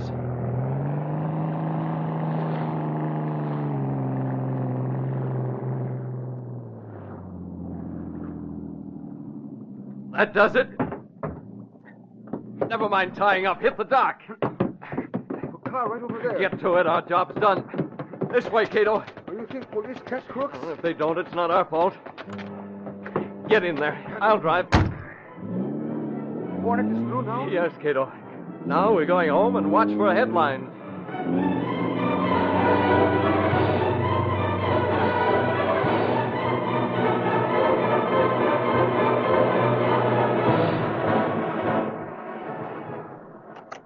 Reed! Hey, Reed, where are you? Are you home? Axford, for the love Oh, there you are. What's the idea of barging in like a banshee at this hour of the night? Reed, what a night it's been. Supper and snakes, I've been out with Gunnigan in a motorboat, and we just missed getting the Hornet. What? Oh, golly, me and Gunnigan got a tip-off, and so did the cops. We were all at the waterfront with boats, and the Green Hornet and some crooks went to Tim's yacht. Tim's yacht? Yeah, he's the guy we seen about the perfume. Yeah, I know. Well, Reed, that yacht was loaded down with stolen goods, including that fancy perfume. The crooks all got to talking at once, and when they were done, we had the whole story. Oh, about the perfume? And lots of other stuff. Tim was the head of the whole gang that stole the stuff, and Rudolph was in the gang. That's why he got killed, so he wouldn't squeal. You say the Hornet tipped you off? That he did, and I've got it all doped out. He had a row with Tim. That's what happened. He was sore at Tim, so he exposed Tim's whole setup. Well, that explanation is as good as any. It'll do till a better one comes along. You filed the story with the Sentinel? Sure I did, Reed. Well, what about the Green Hornet? Did you get him? Reed, you know better than that. He got away. He had a pal waiting on the dark side of the yacht in a small boat. We thought he jumped into the water, and by the time we found out different, he was halfway to shore. Oh, well, maybe I'll get him the next time.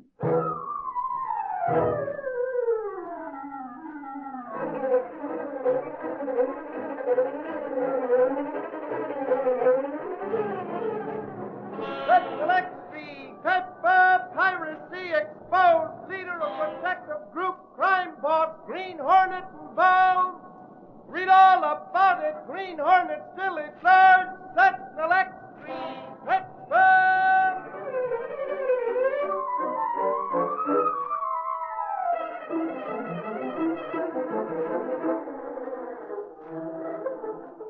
Remember this big gift offer. Get your complete model city without sending in a penny. Yes, get a model city that looks just like a real city.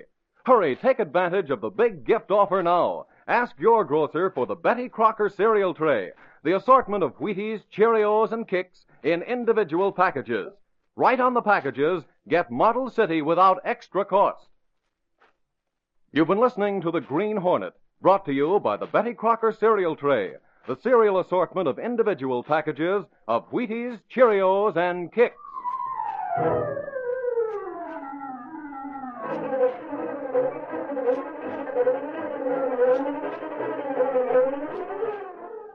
Special offer. Cheerios now offers you not one, not two, not three, but actually 4 wonderful Walt Disney pocket-sized comic books.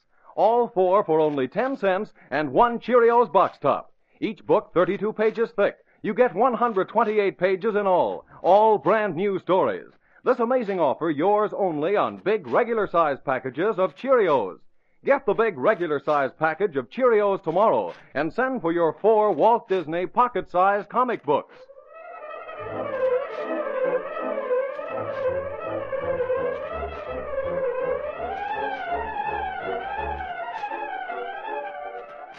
Be with us again next week at this same time when General Mills will again present The Green Hornet. And for other exciting adventures of the Green Hornet, read the Green Hornet comic magazine, now on sale at your newsstand. This copyrighted feature originates in Detroit, and all characters, places, and incidents used are fictitious. Fred Foy speaking. This is ABC, the American Broadcasting Company.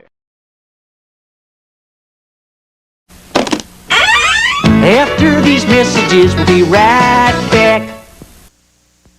last time with Lucky Charms. Oh, no. Stuck up here with a whale on me rainbow and swirled whale marshmallows in me cereal. Come on, let's get him down. Pull!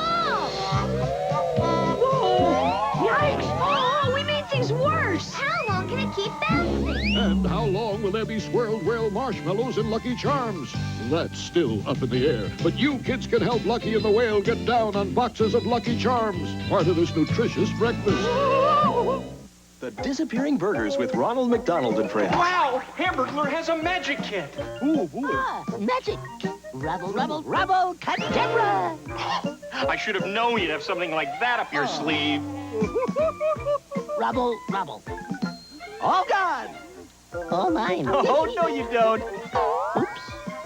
Now for a little trick. Rubble, rubble. We can all enjoy. Our hamburgers. It's a good time for the great taste of McDonald's. What's shaking? Working out, Toucan. Sure could go for some fruit flavors. Fruit flavors? Just follow my nose. It always knows. Kellogg's Fruit Loops. Natural orange, lemon, and cherry flavors, plus vitamin C. Part of this complete breakfast. Delicious, but gotta run. Oh, no. What's this? A Garfield padlock. Whoa! Wow. To lock up your pad. There's one Garfield or Odie padlock free inside Fruit Loops. It's Ken and new Jewel Secrets Barbie with 3 fabulous secrets. We girls love lots of jewels to wear. Right, Barbie? Jewel Secrets, Barbie. Jewel Secrets. Wow. Step out of that gown for a night on the town. Jewel Secrets. Just right for a disco night. Barbie has one more secret. Her ball gown is a purse.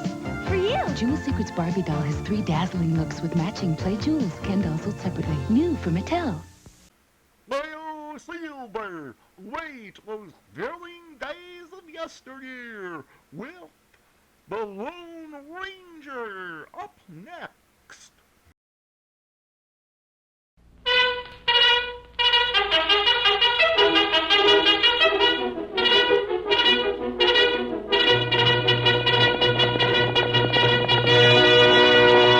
Hail, Silver, away! A fiery horse with the speed of light, a cloud of dust, and a hearty Hi-Yo Silver, the Lone Ranger.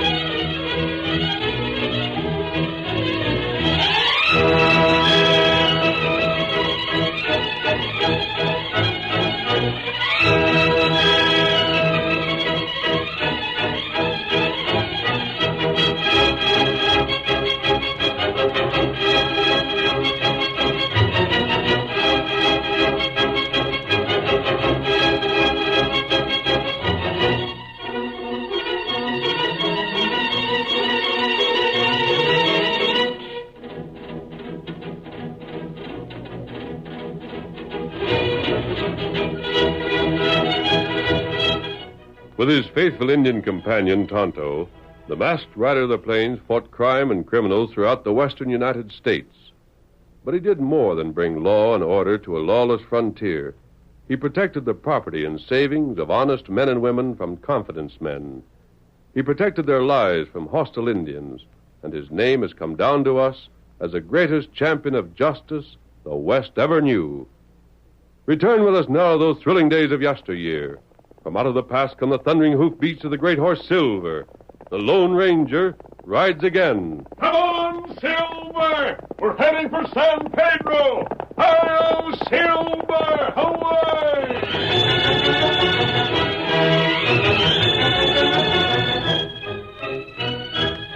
It was at 10 o'clock on a bright summer morning that George Casey, foreman of the Flying W, rapped at the back door of the ranch house.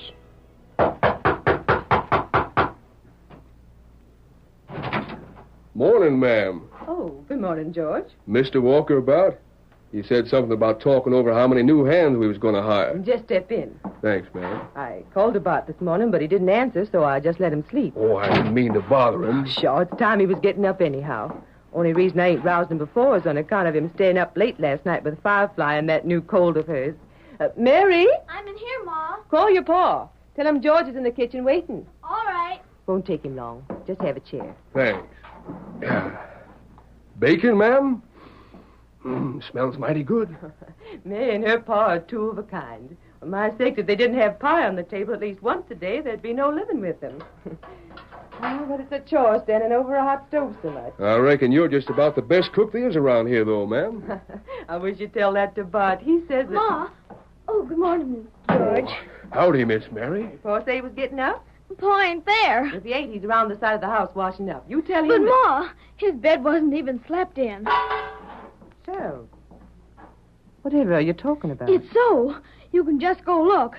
Pa ain't been there. Well, now, that's a funny thing. But I heard him in there last night. And then when he come in from the barn.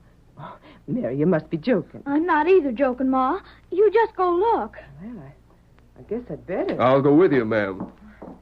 I don't understand it. That his room? Uh-huh. Would he make up his bed himself? He'd never do that. Doggone if Miss Mary wasn't right. But See? George, could he have got to worrying about Firefly and gone back? Well, I looked in the barn before I come here. Looked in the corral, too, and when I see none of the horses he rides as a rule had been saddled, I figured this is where I'd find him. Then where could he have got to, Ma? Well, I declare I don't know. Don't that beat all? I reckon I'm just a fool, George, but it's so strange for Bart to do a thing like this. I'm scared. No, ma'am, don't get upset.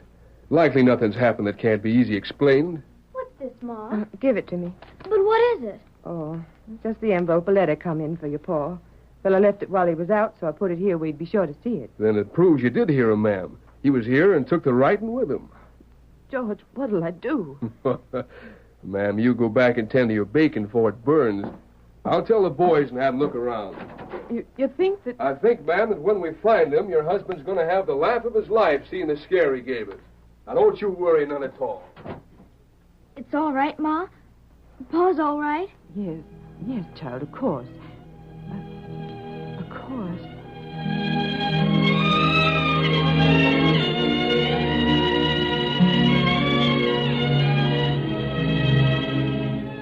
Nevertheless, Bart Walker was not found that day, nor that week, nor in the years that followed. No one had seen his departure. No rumors of his existence in another part of the country drifted back to the Flying W. No reason why he should have vanished ever came to light. 10 years passed, and while his daughter became a beautiful young woman, his wife, broken by sorrow, became embittered against the world. Even George Casey, whose loyalty had preserved the ranch, was not safe from the lash of her tongue. George! Ma'am? Come here. Feeling uncomfortable, ma'am? I'm always feeling uncomfortable. I'm an ailing body, and it's a wonder I wasn't put away in my grave years ago. Not that anybody around here'd care. Shucks now, But that ain't ma'am. what I wanted to see you for. Were you calling me, Mother? Oh. You were calling George, I thought. You come here, too. What I got to say is for both of you. Yes, Mother. You're both together in this. Scheming and ungrateful, that's what you are. Seems like I don't count for nothing no more. Well, I suppose when a body gets my age, he ought to expect such things. Oh, gracious knows Oh, Mother, that's not so. Ain't you a little bit hard on us, ma'am? That's right. Call me a storyteller to my face. Please, Mother. If we've done anything to hurt you, won't you tell us what it is? As if you don't know. Gosh, ma'am, you've got me stumped for fair. What about yesterday? Well, don't stand there like the cat had got your tongues. Thought you'd put something over on me, didn't you?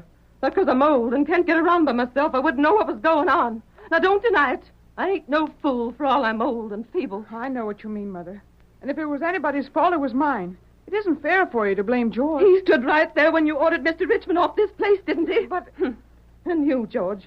You'd have kept it secret from me, drawing my wages, owing me for the food you eat and the clothes you wear and the home you got, and going behind my back to scheme against me. Mother, don't talk like that to George. You haven't the right.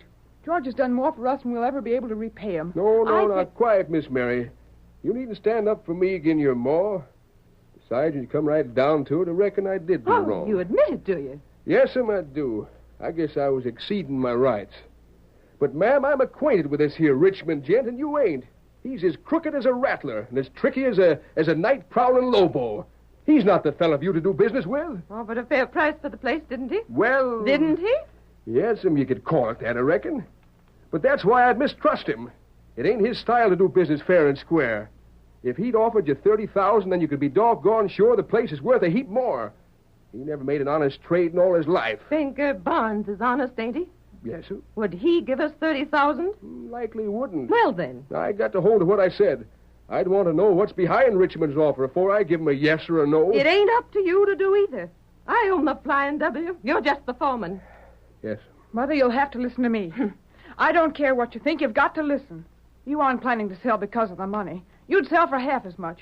The only reason you're selling is to move away from here. Oh, it is it? Yes, it is. You're afraid I'll marry Tom Craig. You want to take me where I can't see him again. Tom Craig. That's all I ever hear from you anymore. If I ever seen a worthless, natural-born loafer in all my days... Why, ma'am, Tom's right well thought of around here. He's real up and coming. Hard worker, too. Shucks, someday he's gonna... That's enough. Oh, what's the use of trying to talk to you, Mother? It isn't Tom. If I were interested in anyone else, you'd say the same of him. Just because Father... Don't mention your father's name in this house. I'm sorry, Mother. I didn't mean to... You're both against me, both of you. I'll try to save my daughter all the misery and disappointment I've gone through, and what thanks do I get for it? None. None at all. Please. Get out. Leave me alone. I'm sick of you. Sick of the sight of both of you. You scheme against me, talk against me. You both hate me. Everybody hates me. All I try to do what is right. Mother, please. Get out. Mother, Come on, Miss Mary. Can't you see your ma's tired? We'll let her rest for a bit. I'll close the door, ma'am. Then nothing will be disturbing you. Yeah, we're going. And if Mr. Richmond comes back, you send him in to me or get off this place and don't never come back. Oh, George. Oh, George, I don't know what to do. What to do? Ever since Father... Now, Miss Mary, you listen to me. Your ma's a mite unreasonable, sure. It's awful hard for a girl your age to put up with it. But always recollect this. Your ma's had a hard time of it. She thinks so much of you, she wants to save you from going through the same. You listen. Maybe she's wrong. Offhand, I'd allow she was, but she's your ma. She's my boss. And it ain't up to us to criticize. We keep still, and you know what I bet you? A month from now, you'll be wondering what all the fuss was about.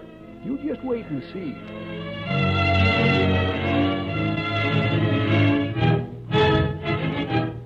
In the cafe at San Pedro, Richmond sat at an isolated table with a dark, stockily built Easterner. As they carried on a low-toned conversation, Richmond failed to notice a tall, broad-shouldered stranger who stood with his back to the bar watching them. It was a famous Lone Ranger in disguise. Richmond was tense as he spoke, and every now and then he pounded the table to emphasize his words. I tell you, Gorman, it's there. I seen it, I tell you. You've seen the mine, Richmond, or the map? Don't think me a fool because I'm from the East. I know very well for the last 50 years this district's been full of swindling prospectors willing to tell how to find the lost bonanza for a price. If you know it, don't you think I know it even better? You should. I've seen the mine itself. That's better. Think I'm lying? No, Richmond. If you put it that way, I am perfectly willing to agree that you've probably seen a mine. But how do you know that it's a... That it's a lost bonanza? Yes. You know the whole story? How it was found in the first place? Who found it and how it was lost again? I've heard a little, not much. Well, it don't take long to tell. It was found by a fella named Prindle. The way he found it was by accident. His burro slipped on some loose shale and fell into a canyon. Prindle didn't know whether it had been killed or not, so he climbed down to put it out of its misery in case it hadn't. When he looked around for a way to climb up again, he found these nuggets. Nuggets as big as his fist.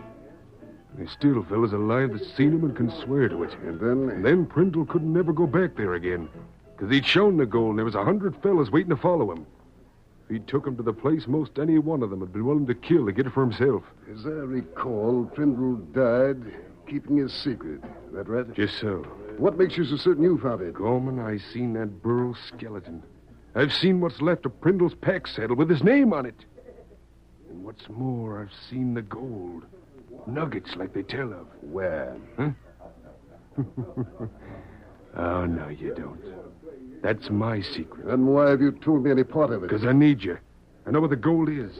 I got cash enough to buy the property it's on. It's included in land belonging to a certain ranch, and I'll have to buy the whole outfit to keep from being suspicioned. But after I've done that, I won't have cash left to develop the mine. So that's where you come in. Just how? You got good connections back east. You can raise what cash is needed in such a way that it won't cost us control to borrow. Sure, you and me. We'll float this thing together. And you needn't raise a penny till the land is mine, and I've shown you the gold. Now, you tell me where you can lose on a proposition like that. It sounds all right, but we'll both lose if you aren't more careful. Huh? That old fellow behind you looks to me as though he's blind. His face is badly scarred. He's been edging over the... Yeah, he has he? No. As for sticking your ugly face in what ain't your business, I ought to You take want to get drilled for hitting a gent that old? Craig, who asked you to butt in? Step on a snake like you, I don't need an invite. Why, blast you! Look out, Tom, he's gone. Oh! The stranger shot the gun right from his hand. Reach for that other gun and you'll get worse.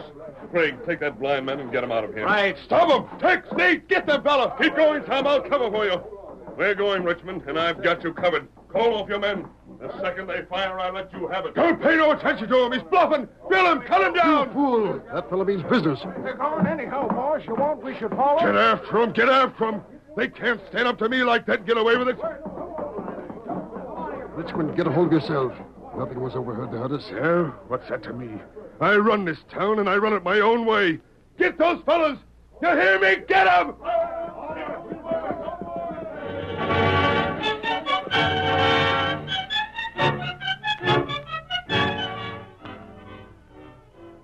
The curtain falls on the first act of our Lone Ranger drama. Before the next exciting scenes, please permit us to pause for just a few moments.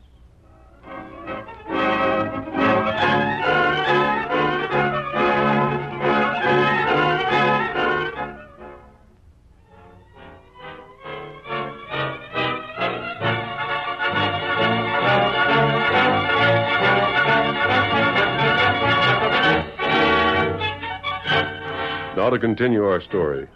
Leaving young Tom Craig with the trail split just outside town, the Lone Ranger took the old man he had rescued in the cafe to his camp. Later, when he had removed his disguise and again wore his mask... You haven't told me your name. You can call me Dan. That'll do as well as another. In other words, you'd rather not tell me your real name, is that it? I lost my name a good long time ago, just like you did, Lone Ranger.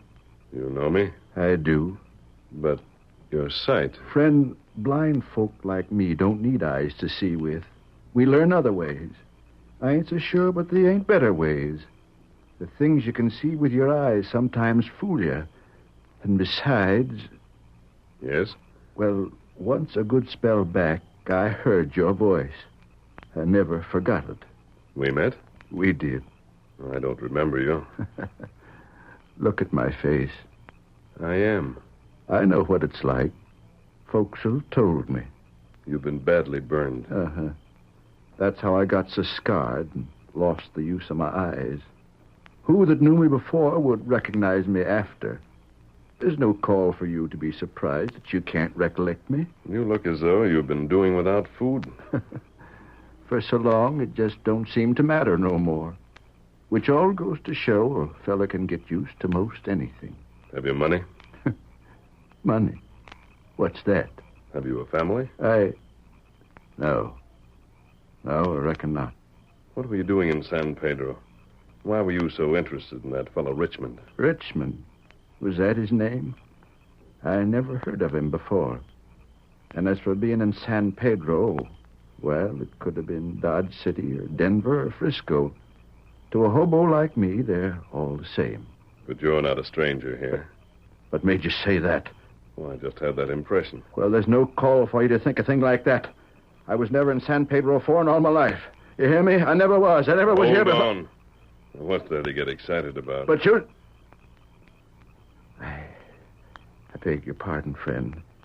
My nerves, they're jumpy.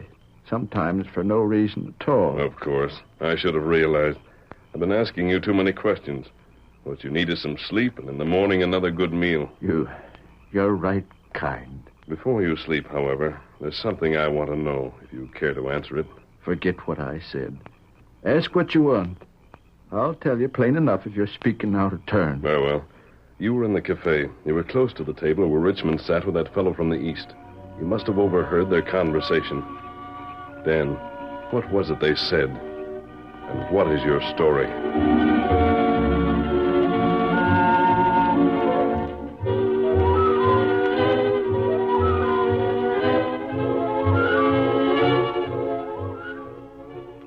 Tonto, saddle Silver again.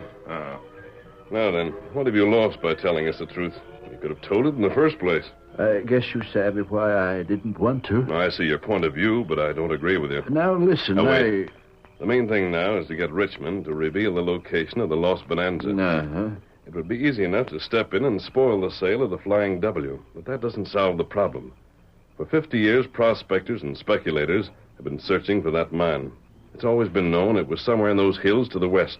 Now we know it's on the Flying W property. But that doesn't narrow it down enough. You might hunt for it for the next 10 years, with the odds still 1,000 to 1 against your finding it. You're right.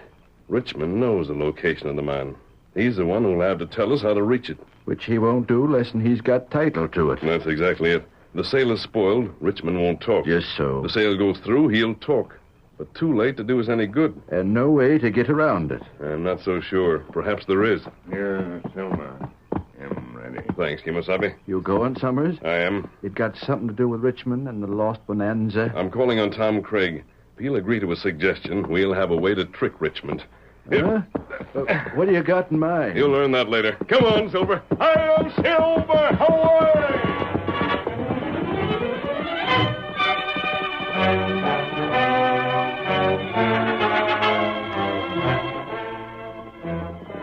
It was the following day that Tom Craig rode up to the Flying W ranch house. George Casey called to him. Whoa, boy. Whoa. Hi, Tom. Yeah. Howdy, George. Shawl Hemlock, Tom. What are you doing here? Don't you know the fuss Kate will make if she sees you? Still don't like me, huh? Shucks, young fella, she ain't got no more use for you than she's got for so much poison. You know you oughtn't to be... Where's Mary? Huh? Oh, she's somewhere in the house, I reckon. But, Tom, you listen to me. Tom. Sorry, George. Haven't the time to listen. Hello, Mary. Surprised to see me? Think your ma had me too scared to show up again? You said you wouldn't come here unless I told you it was all right. Look, Mary, I got more than one reason for showing up this time. One I can't tell you about just yet. But the other's the most important anyhow. We're going to settle this right now. No, Tom. Oh, I know how you feel. I know you don't like to go again your ma. But you got to see that she ain't being fair to us. You're grown up enough to know your own mind, and she ought to be willing to admit it. I know. We are going to get hitched, aren't we? I've given you my promise, Tom. Then what do you say we march into your ma and tell her right out? What's the use of putting off something that has to be done sometime anyway? It would upset her. Is she likely to get any more upset now than later? No, but... Well, then come on. Where is she? We'll see her together. She's in the parlor. Then that's where we're going. Mary? Come on. Yes, Mother? Who's there? Who are you talking to? Oh, it's Justin. Come on, what do you say? I suppose we might just as well. That's better. You going to answer me, Mary? Oh, it's Tom, Mother. Howdy, Mrs. Walker. Where? Yeah, I did. Mother, Keep still. Young man, you turn right around and find your way out of here. You ain't welcome in this house. I think Mary's got something to say to you first. Then ma'am. she can say it later, well as now. You clear out. Mother. You tell him. No. I've got something to say to you. And I'm going to say it while Tom's here. Mary, have you gone Tom and I are getting married. And we're going to get married just as soon as we can. Why? I'm tired of being bullied. Sell the ranch. I don't care.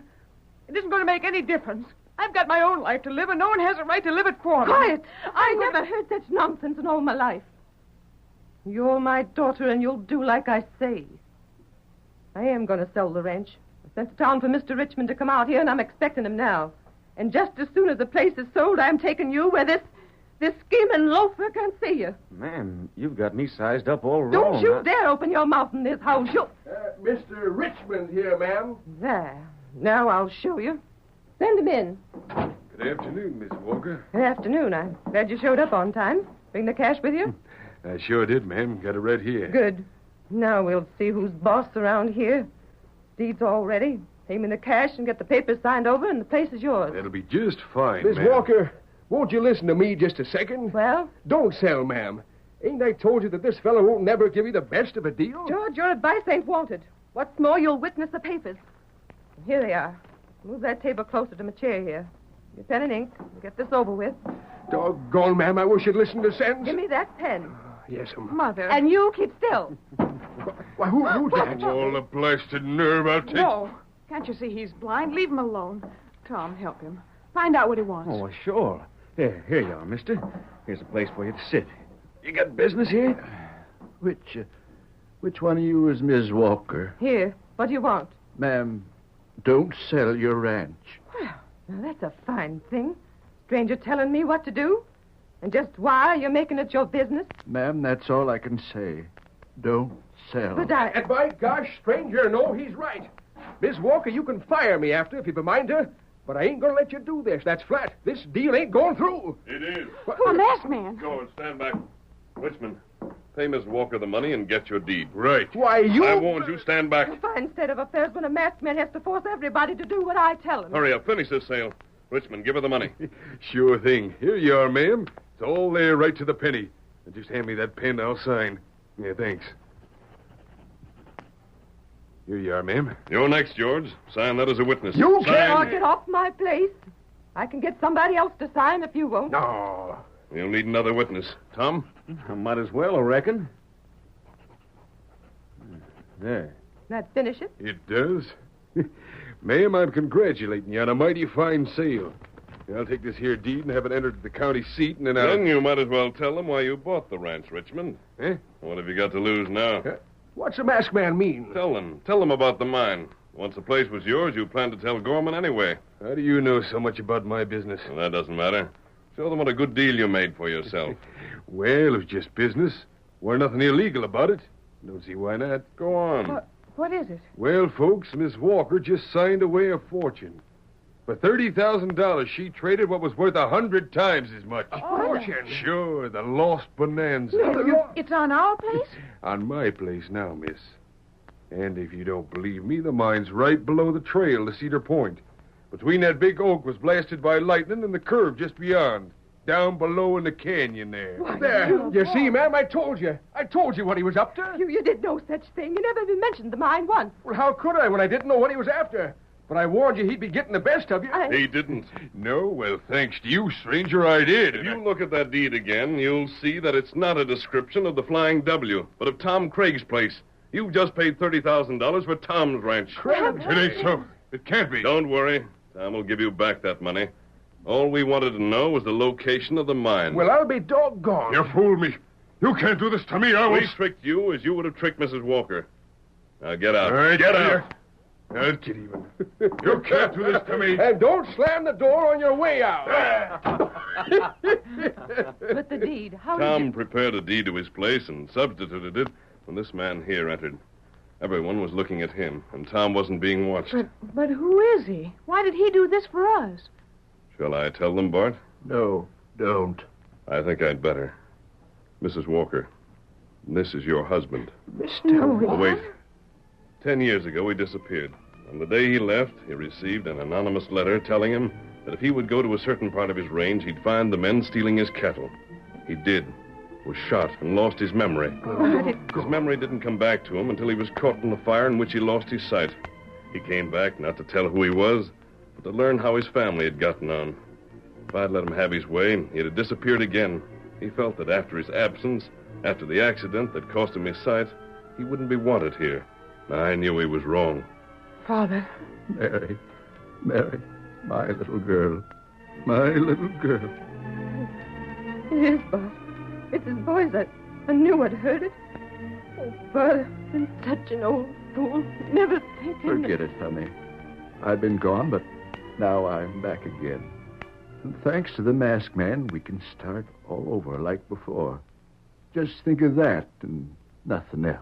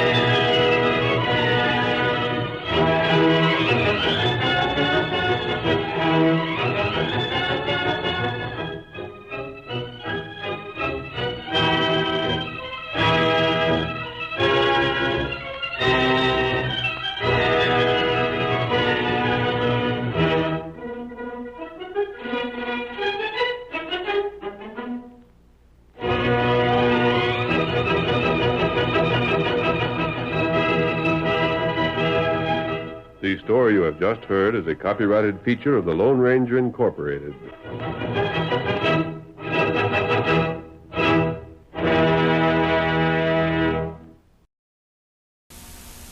After these messages, we'll be right back. I just love Cookie Crisp cereal. Taking to disaster? Not me. I'm on a roll. It tastes like little chocolate chip cookies. And it's a crispy part of this complete breakfast? Well, Cookie Crisp. I know. Another White House. If you like cookies, you'll love Cookie Crisp. Cookie Crisp. This ball isn't normal. The high bounce ball. And now you can get one ball free in Cookie Crisp cereal. You can collect them in 5 dazzling colors. These high bounce balls are wild.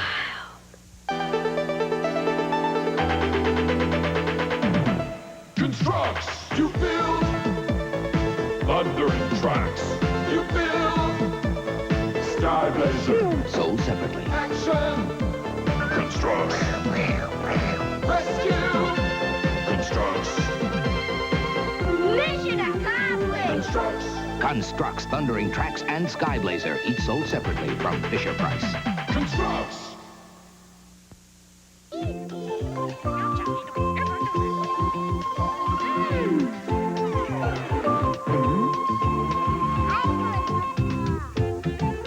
Hi, I'm Ricky Schroeder, and I'll be right back with One to Grow On.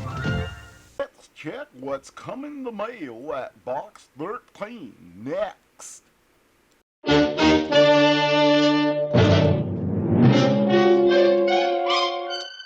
Box 13, with the star of Paramount Pictures, Alan Ladd, as Dan Holliday.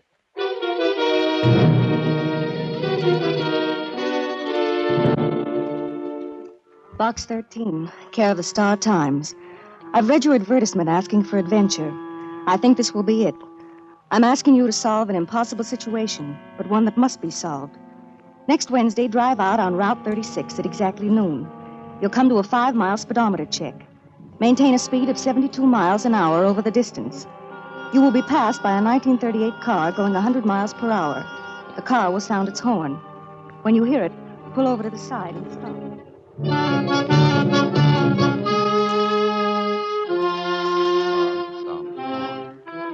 When you hear it, pull over to the side and stop. The letter had no signature, but it sounded intriguing.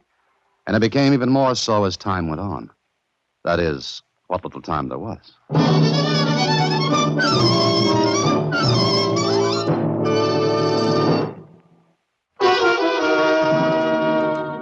And now, back to Box 13 and Dan Holliday's newest adventure, Speed to Burn.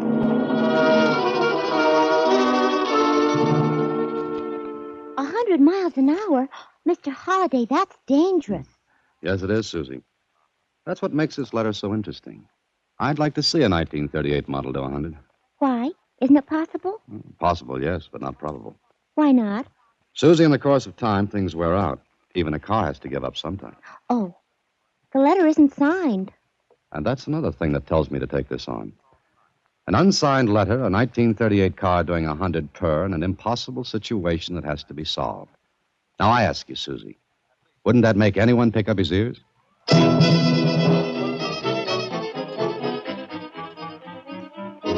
At exactly noon that Wednesday, I turned into Highway 36, a long, level stretch of concrete that ribboned out in front of my car, just asking to be burned up. I looked at my speedometer. The needle hung at 60. Up ahead, I saw the first sign on the road shoulder. The sign read, "Start speedometer check here." I stepped on the accelerator and watched the needle pass 60 and move to 65. 68, then 70. Just as the nose of my car pushed over the start of the check run. In my rear-view mirror, the road in the back was clear. No cars, no traffic at all. I hit 72 miles per hour and stayed there. The road slipped by underneath, and the scenery on the side was a flashing blur of color. Then I looked in my rearview mirror again, and suddenly there it was. A car that ate up the distance between us as though we were attached by some invisible elastic that pulled us together. And then, before I knew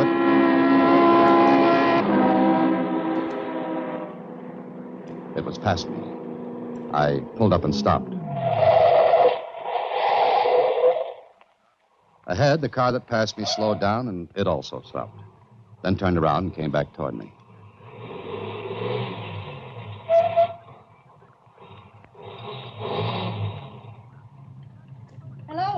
Hello there. Hello. You're box 13? That's right. And you're the only jet plane pilot I know with no license. Thank you for coming. Not at all. I enjoyed every second of it. Hey, what do you feed that car of yours? May I get in your car? Oh, please do. Thank you. I've taken a big chance in doing this, Mr. Dan Holliday. My name is Nancy. Nancy Peters. That is a 1938 model you're driving. And from the looks of it, it's only a 6-cylinder job. Yes, but I haven't much time. I'll have to talk fast. Oh, all right, go ahead. I want you to help my brother. Is he the impossible situation you mentioned in your letter? Yes. He has a prison record. And now he's mixed up in something he can't get away from. Will you help? Oh, now, just a minute, Miss Peters. Your car may do 100 without batting a carburetor, but I work a little slower. Before I do any helping, I'd like to know the 3 W's. Who, what, and where. Oh, I told you. It's my brother. That answers the who part. Now, how about what and where? Stolen cars. That's the what. One like yours? That has something to do with it. Go ahead. Tom's mixed up in a stolen car syndicate. Syndicate? It's a business now, huh? Bigger than anyone realizes. Why doesn't he get out? He can't. He's watched night and day. Sometimes I am, too. He didn't know what he was getting into till it was too late. All right, I'll buy that for now. But it'll take more explanation. Look, let's go somewhere else and talk. I just wanted to know if you'd be interested. Well, that car of yours intrigues me. Where do you want to go? Follow me. If you promise not to do any stunt flying, I'll be right in back of you.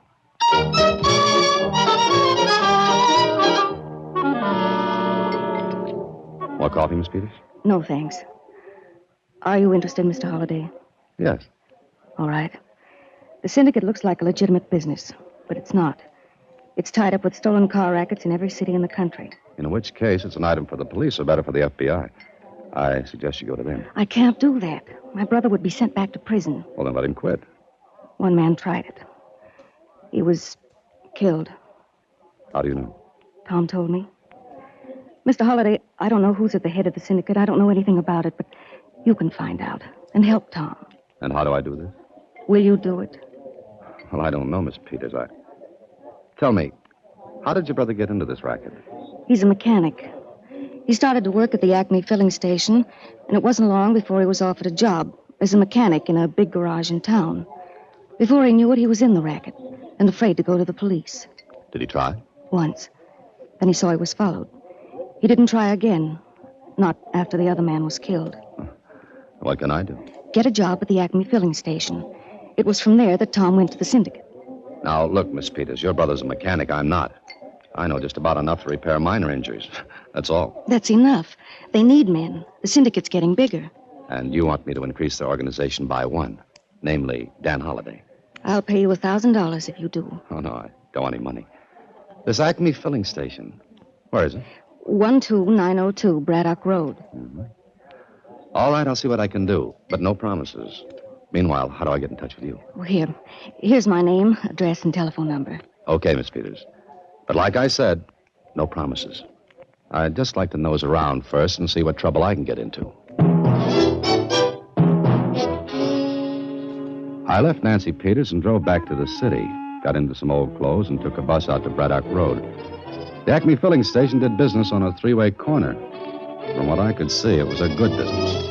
I watched for a while until I spotted a man I thought was the boss. I waited until business cooled off a little, then walked over to him. Hello. Do something for you? I don't know. Depends on how badly you need help here. Help? You looking for a job? Yeah, yes I am. I saw you standing on the opposite corner looking over here. Thought maybe you was planning a holdup. No, thanks. That's getting money the hard way. But I saw you hopping around here and figured you could use some help. I don't know. Know anything about cars? Oh, a little. Enough to do minor repairs? Sure. Let me see your hands. Hold them out. Huh? Just hold them out. You ain't done much hard work in your life, have you? Oh, not recently, no. Well, don't think I can use you, Bub. But I need a job. Try someplace else. Okay. I was just asking. What's the matter? Got a phone here. I want to make a call.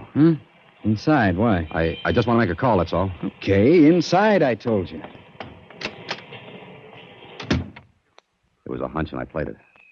The car that drove up was a police car, and I pretended to be afraid of it. I waited inside until the car rolled out. Then the boss came in. Make your call okay? Yeah, sure. Mm-hmm. Had to make that call all of a sudden, didn't you? I just thought of it. Oh, sure. Well, I'll see you later. Wait a minute. Sit down. What for? Maybe we can talk. Wait a second. What's the idea of closing the door? We can talk better. Why'd you do a fade when you saw that police car? I didn't see any police car. Quit kidding, Bub. You saw it coming and pulled that phony call routine. You hot? Look, all I did was ask you for a job. Thanks for your time and so long. Now, take it easy. Take it easy. Sit down again. What's your name? Make it Holiday, Dan Holiday. That sounds phony enough. Want a job? A minute ago, you were tight about that. Now you loosen up. Why? I like to help people. Uh-huh. Got a kind face. You want a job or not? Doing what? Handling the pumps, working on the grease rack, lubrication, wash rack, maybe doing some repair work now and then. How about it? Sounds like a full-time job. That's what you want, isn't it? Yeah, it's exactly what I want. Well, pick up some coveralls in the lockers out back. You start as of now.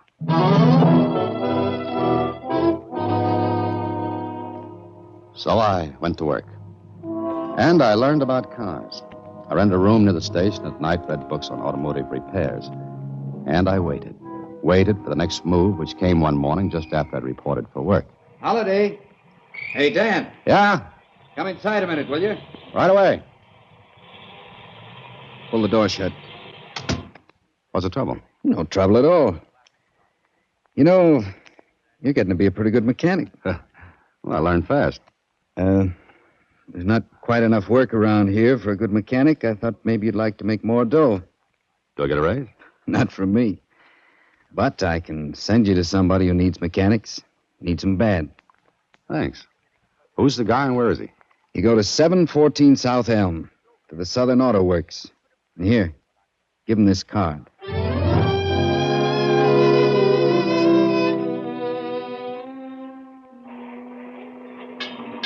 So, you're the guy Marty sends along, huh?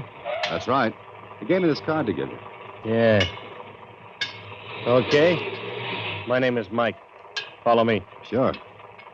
Kind of busy in here, aren't you? We keep going. Hey, this way.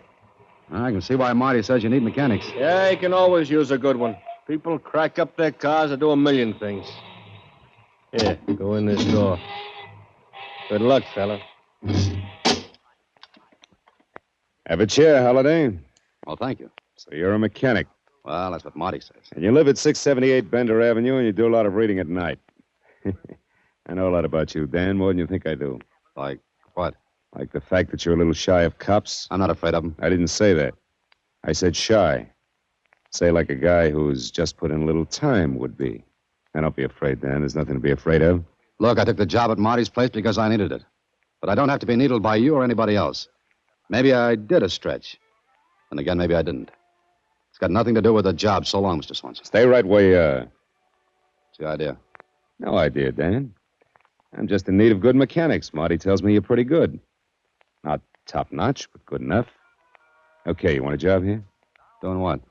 Automotive repairs. What else? That's what I asked. What else? My, you're suspicious. Look, you can take the job or not as you like. Pay you $75 a week on a percentage basis for anything over that in time and work. I'd look like a chump if I turned that down. That's right. So I guess you're in, huh? Like you say, Mr. Swanson. I'm in.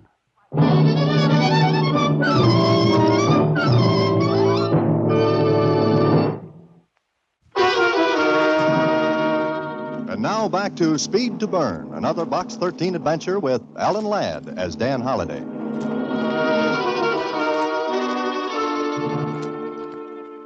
Like I said, I was in. But in what? It looked like a legitimate business. The big garage did a roaring trade, and it seemed on the level. Mike, the man who took me to Swanson's office, stuck close to me, so I had no chance to snoop around. And one day I was called into Swanson's office. Well, Dan, everything all right? As far as I know, everything's fine. Why? Got any objections to working at night? No, not at all. As long as the pay is time and a half. It's better than that. It's double. Special job? Yeah, you might call it that.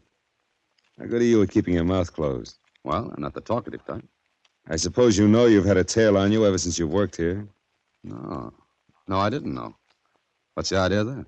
Well, you're an ex-con. I thought that was gone by the boards, forgotten. It is. But it's a funny thing. I've had a check made on you, and I can't find a record of any Dan Holliday serving time anyplace. Got anything to say? Nothing, except maybe you looked under the wrong name. Yeah, that's what I figured. Anyway, you've been watched, and so far you're clean. Look, Mr. Swanson, you got me in here to talk about overtime work. Then you switched to my record. What's your pitch? Come around tonight at 10 o'clock, the back way. Just suppose I say no. Mike's a big guy. Maybe he could persuade you. Oh, I see. In other words, now that I'm in, I'm really in. In what, Dan? Maybe you can answer that better than I can. Maybe I can. Be here tonight at 10, the back entrance. Mike will see that you get here. Until then, so long, Dan. Well, it was a tight spot. I couldn't tell whether Swanson knew anything or not. I hadn't made a move to contact Nancy Peters or her brother Tom. But that night, I was to be at the garage at 10 o'clock. At 9:30, Mike came to get me, and 20 minutes later took me down in an elevator, down into the cellar below the big garage. And what I saw made me blink my eyes. Brother, this was a racket on a big scale. Put your eyes back in your head, Dan. You ain't seen a half of it yet. Hey, what is this? The part of the garage nobody sees but them as has business here. Take a good look. Must be 50 cars in here. Uh-huh. And all hot. Stolen? They ain't presents. Did you give them an hour in here, their owners wouldn't know 'em from a bicycle. Come on, we'll see Swanson. Come in. Okay, Dan, come on in. Mike, see that things are running all right. Sure. See you later, Dan. Well, how do you like it, Dan? I don't know what I'm supposed to like, but it's big. And you're in it. What if I don't want to be? Oh, and you're a chump. Big pay, no Social Security or withholding tax, and no questions. Look, I don't want to serve any more time. You won't. We take care of our boys. Now, look, I need another mechanic badly. There are enough hot cars floating in here in the next 2 weeks to make yourself a pile of dough. Yeah, but Mr. Swanson... Holiday. You haven't got a choice. Either take the job or you'll never work again. Any place, any time. I guess you're calling the turns, Mr. Swanson. Take it easy. You'll be safe. Until there's a leak. There's no leaks here. We're big enough to have our own police force to watch the men who work for us, understand? Yeah, I think I do. Okay, Mr. Swanson, you've got yourself another boy. And from then on, I was watched closer than all the gold in Fort Knox. It was over a week later that I finally made contact with Tom Peters. Mike took me to him because Tom was to break me in on a new job. Mike wants you to work on the jalopies, huh? Yeah, that's right. Okay. I'm Tom Peters. I know you're Dan Holliday. Yeah. What do I do?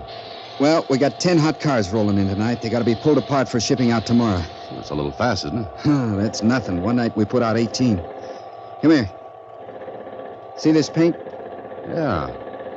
Special stuff, huh? That's right. Washes off with caustic soda. Plain water won't touch it, only caustic soda. We spray a coat of this stuff on the car. And then what? What about the license plates? You kidding? Look here. Over 500 license plates from different states. With a new paint job, different plates, even different tires. You wouldn't be able to recognize your own car if you sat in it. I see. Pretty tight organization, isn't it? Brother, you don't know how tight. Make a bad move and you're material for a hearse. Well, you're to work on the manufacturer's numbers. Serial numbers of the motors, huh? Manufacturer's numbers. Never in the same place twice. Sometimes it's in the carburetor, sometimes in the block. Any one of a dozen different places. I see. And you tear down the engine, get rid of the number, and there's no chance left for positive identification of the car. Right. Okay, start tearing this baby down. It's got to roll out on the street by midnight. Let's go to work. And I worked. And all the while I did, I knew I was being watched. And I think I was even followed when I went home. For 3 nights we kept at it. There wasn't a chance to break loose. Then on the 4th night, Tom Peters came over to me. Shake loose from that job, Dan. We got a special to do. Special? Okay, what is it? Look here. Are you kidding? This gotta be a hot car. No, it's not. What's it look like? Like a broken-down model of 10 years ago.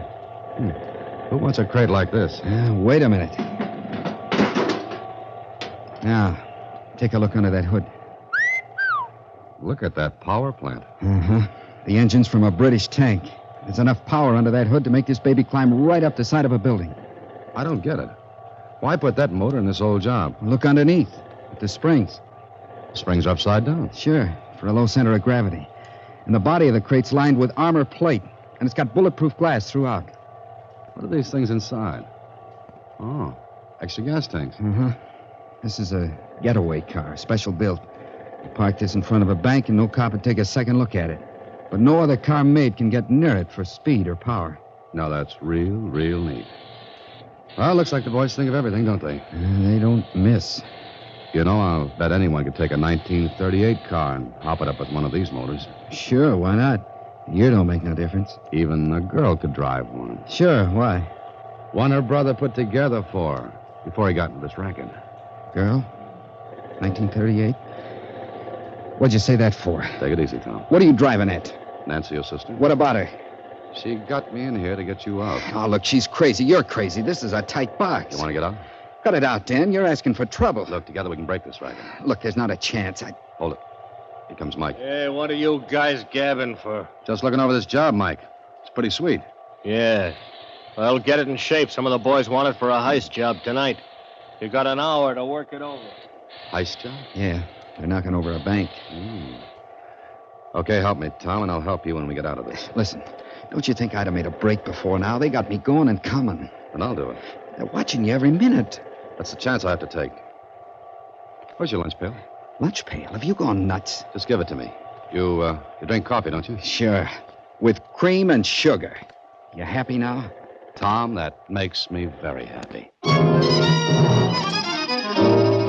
Later that night, when I was through working, I left the garage. I tried to phone Nancy Peters 3 times, but she was out. The last time, I left a message for her to meet me in the lobby of a movie. I went there hoping I'd shaken my shadow off my trail. Fortunately, she got my message. And I told her to call the FBI, to give them the address of the garage, 714 South Elm, and to make it fast because there was no time to lose. Then I walked out of the lobby and into the street. I looked back. Nancy Peters was going toward a phone booth in the theater lobby. I was about to walk to my room when... Enjoy the picture, Holiday? Mike. Yeah, Mike. Funny about you. You bought a ticket, walked in, talked with that dame, came right out again. I remembered I'd seen the movie before. Sure. Who was the dame? What are you talking about? The dame. Who was she? What did you say to her? Look, Mike, that's my personal business. Then it's mine, too. She went to a phone booth inside. Can I help it if some girl wants to use a phone? Yeah, I figure you can. Now, come on. We're going to Swanson.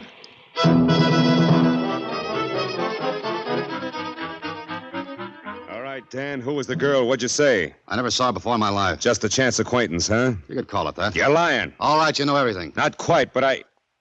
Wait a minute. Suppose your name is Dan Holliday. Suppose it is. I got an idea. Sit still while I look through the phone book. Funny, I never thought of this before. Let's see. Holliday Dan. Well, you're in the phone book. There's only one Dan Holliday. That makes me unique among the Holidays. What does it make you? Not a sucker, Holliday. Sit still, make a move, and I'll make a nice round hole in your head with this. Now we'll see.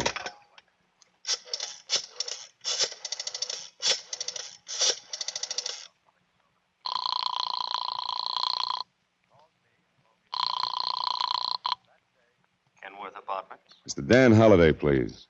Mr. Holliday isn't in. Oh? Is he out of town, do you know? Who's calling, please? An old friend, Mr. Swanson. Oh, well, Mr. Swanson, Mr. Holliday's been gone for almost 2 weeks. Is that so? Well, thank you. Thank you very much. You've been gone 2 weeks, Holliday. It just about ties in with the time you've been here. Okay, Swanson, so I'm in the phone book, and you found out I'm not at my apartment. What does that prove? That's what I'm going to find out. And if I... Boss, there's a raid coming our way. The tip-off boys just flashed the ranch. All right, move the hot cars out back. Get all you can. Notify all branches we're shipping a load tonight. Tell the drivers to take the ones that aren't ready and run them in the river. Right. Holliday, you're going with me. Get going. That dirty thing do the job? Yeah, come on. Getaway car in shape? Yeah, it's all set. Now, Holliday, you're going to see why we're never caught. What's wrong, Mr. Swanson? We have a stoolie with us, Peters. Stoolie? But... That's right, Peters. A stoolie. Clear out. There's a raid coming. Mike, warm up the car. Sure. She's okay. Nothing to worry about. In, Holiday, get in. Okay, you're the boss. Let's go, Mike, up the ramp. Right.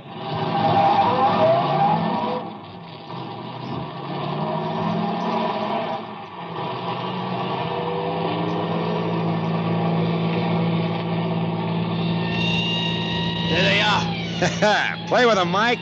Let Holiday see how good we really are. But, boss. You heard me. And I'm almost catch up to us. And Holiday, don't duck when you hear shooting. They can't touch us in this. Besides, I want to save you for myself. They're right on our taillight, boss.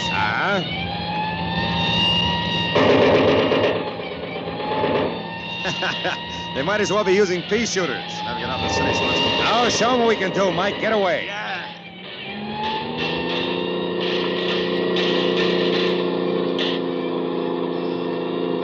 See, Holiday, they're almost standing still. Okay, Mike, head for the state line. Hey, something's gone haywire. What's the matter? You said this car was in shape. Yeah, it was. Get going, you idiot. I can't get me started. The engine's going dead. Run on the curb. We'll make a run for it. Pull in, Mike. Pull in. Oh, no, you don't. Hey, Mike, help me. You dirty rat, you.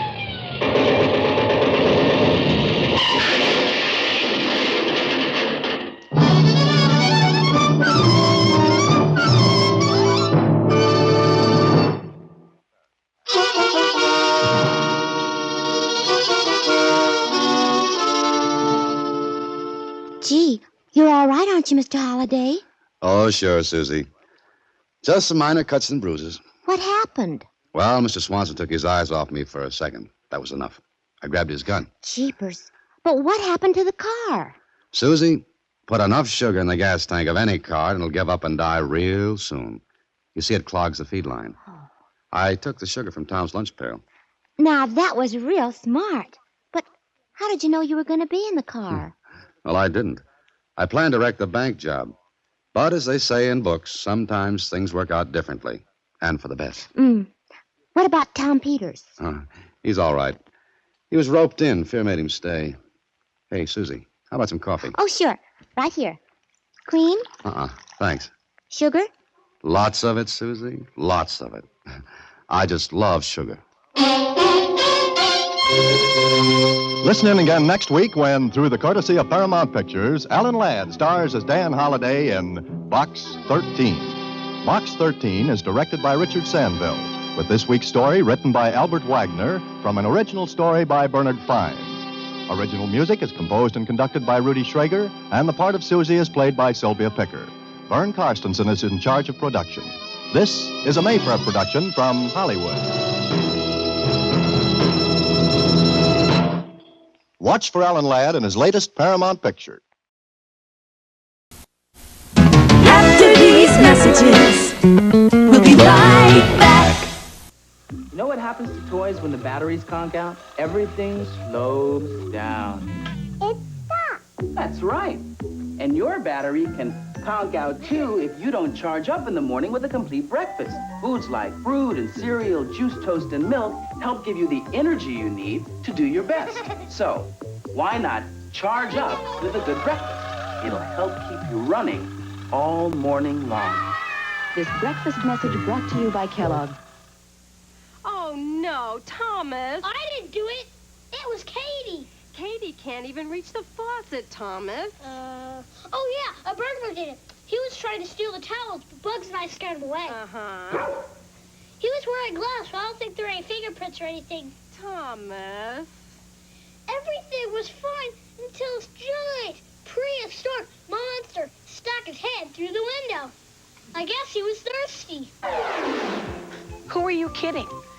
Lying might get you off the hook once in a while. When you're caught lying, it's awful. And if you lie all the time, people won't pay attention to what you say anymore. So why not tell the truth and face the music? It's hardly ever as bad as you think it's going to be. By Peter Paul Cadbury, maker of Mounds, Almond Joy, York, and Cadbury's Dairy Milk Chocolate. And by Carefree Sugarless Gum, now with a new, fresher taste.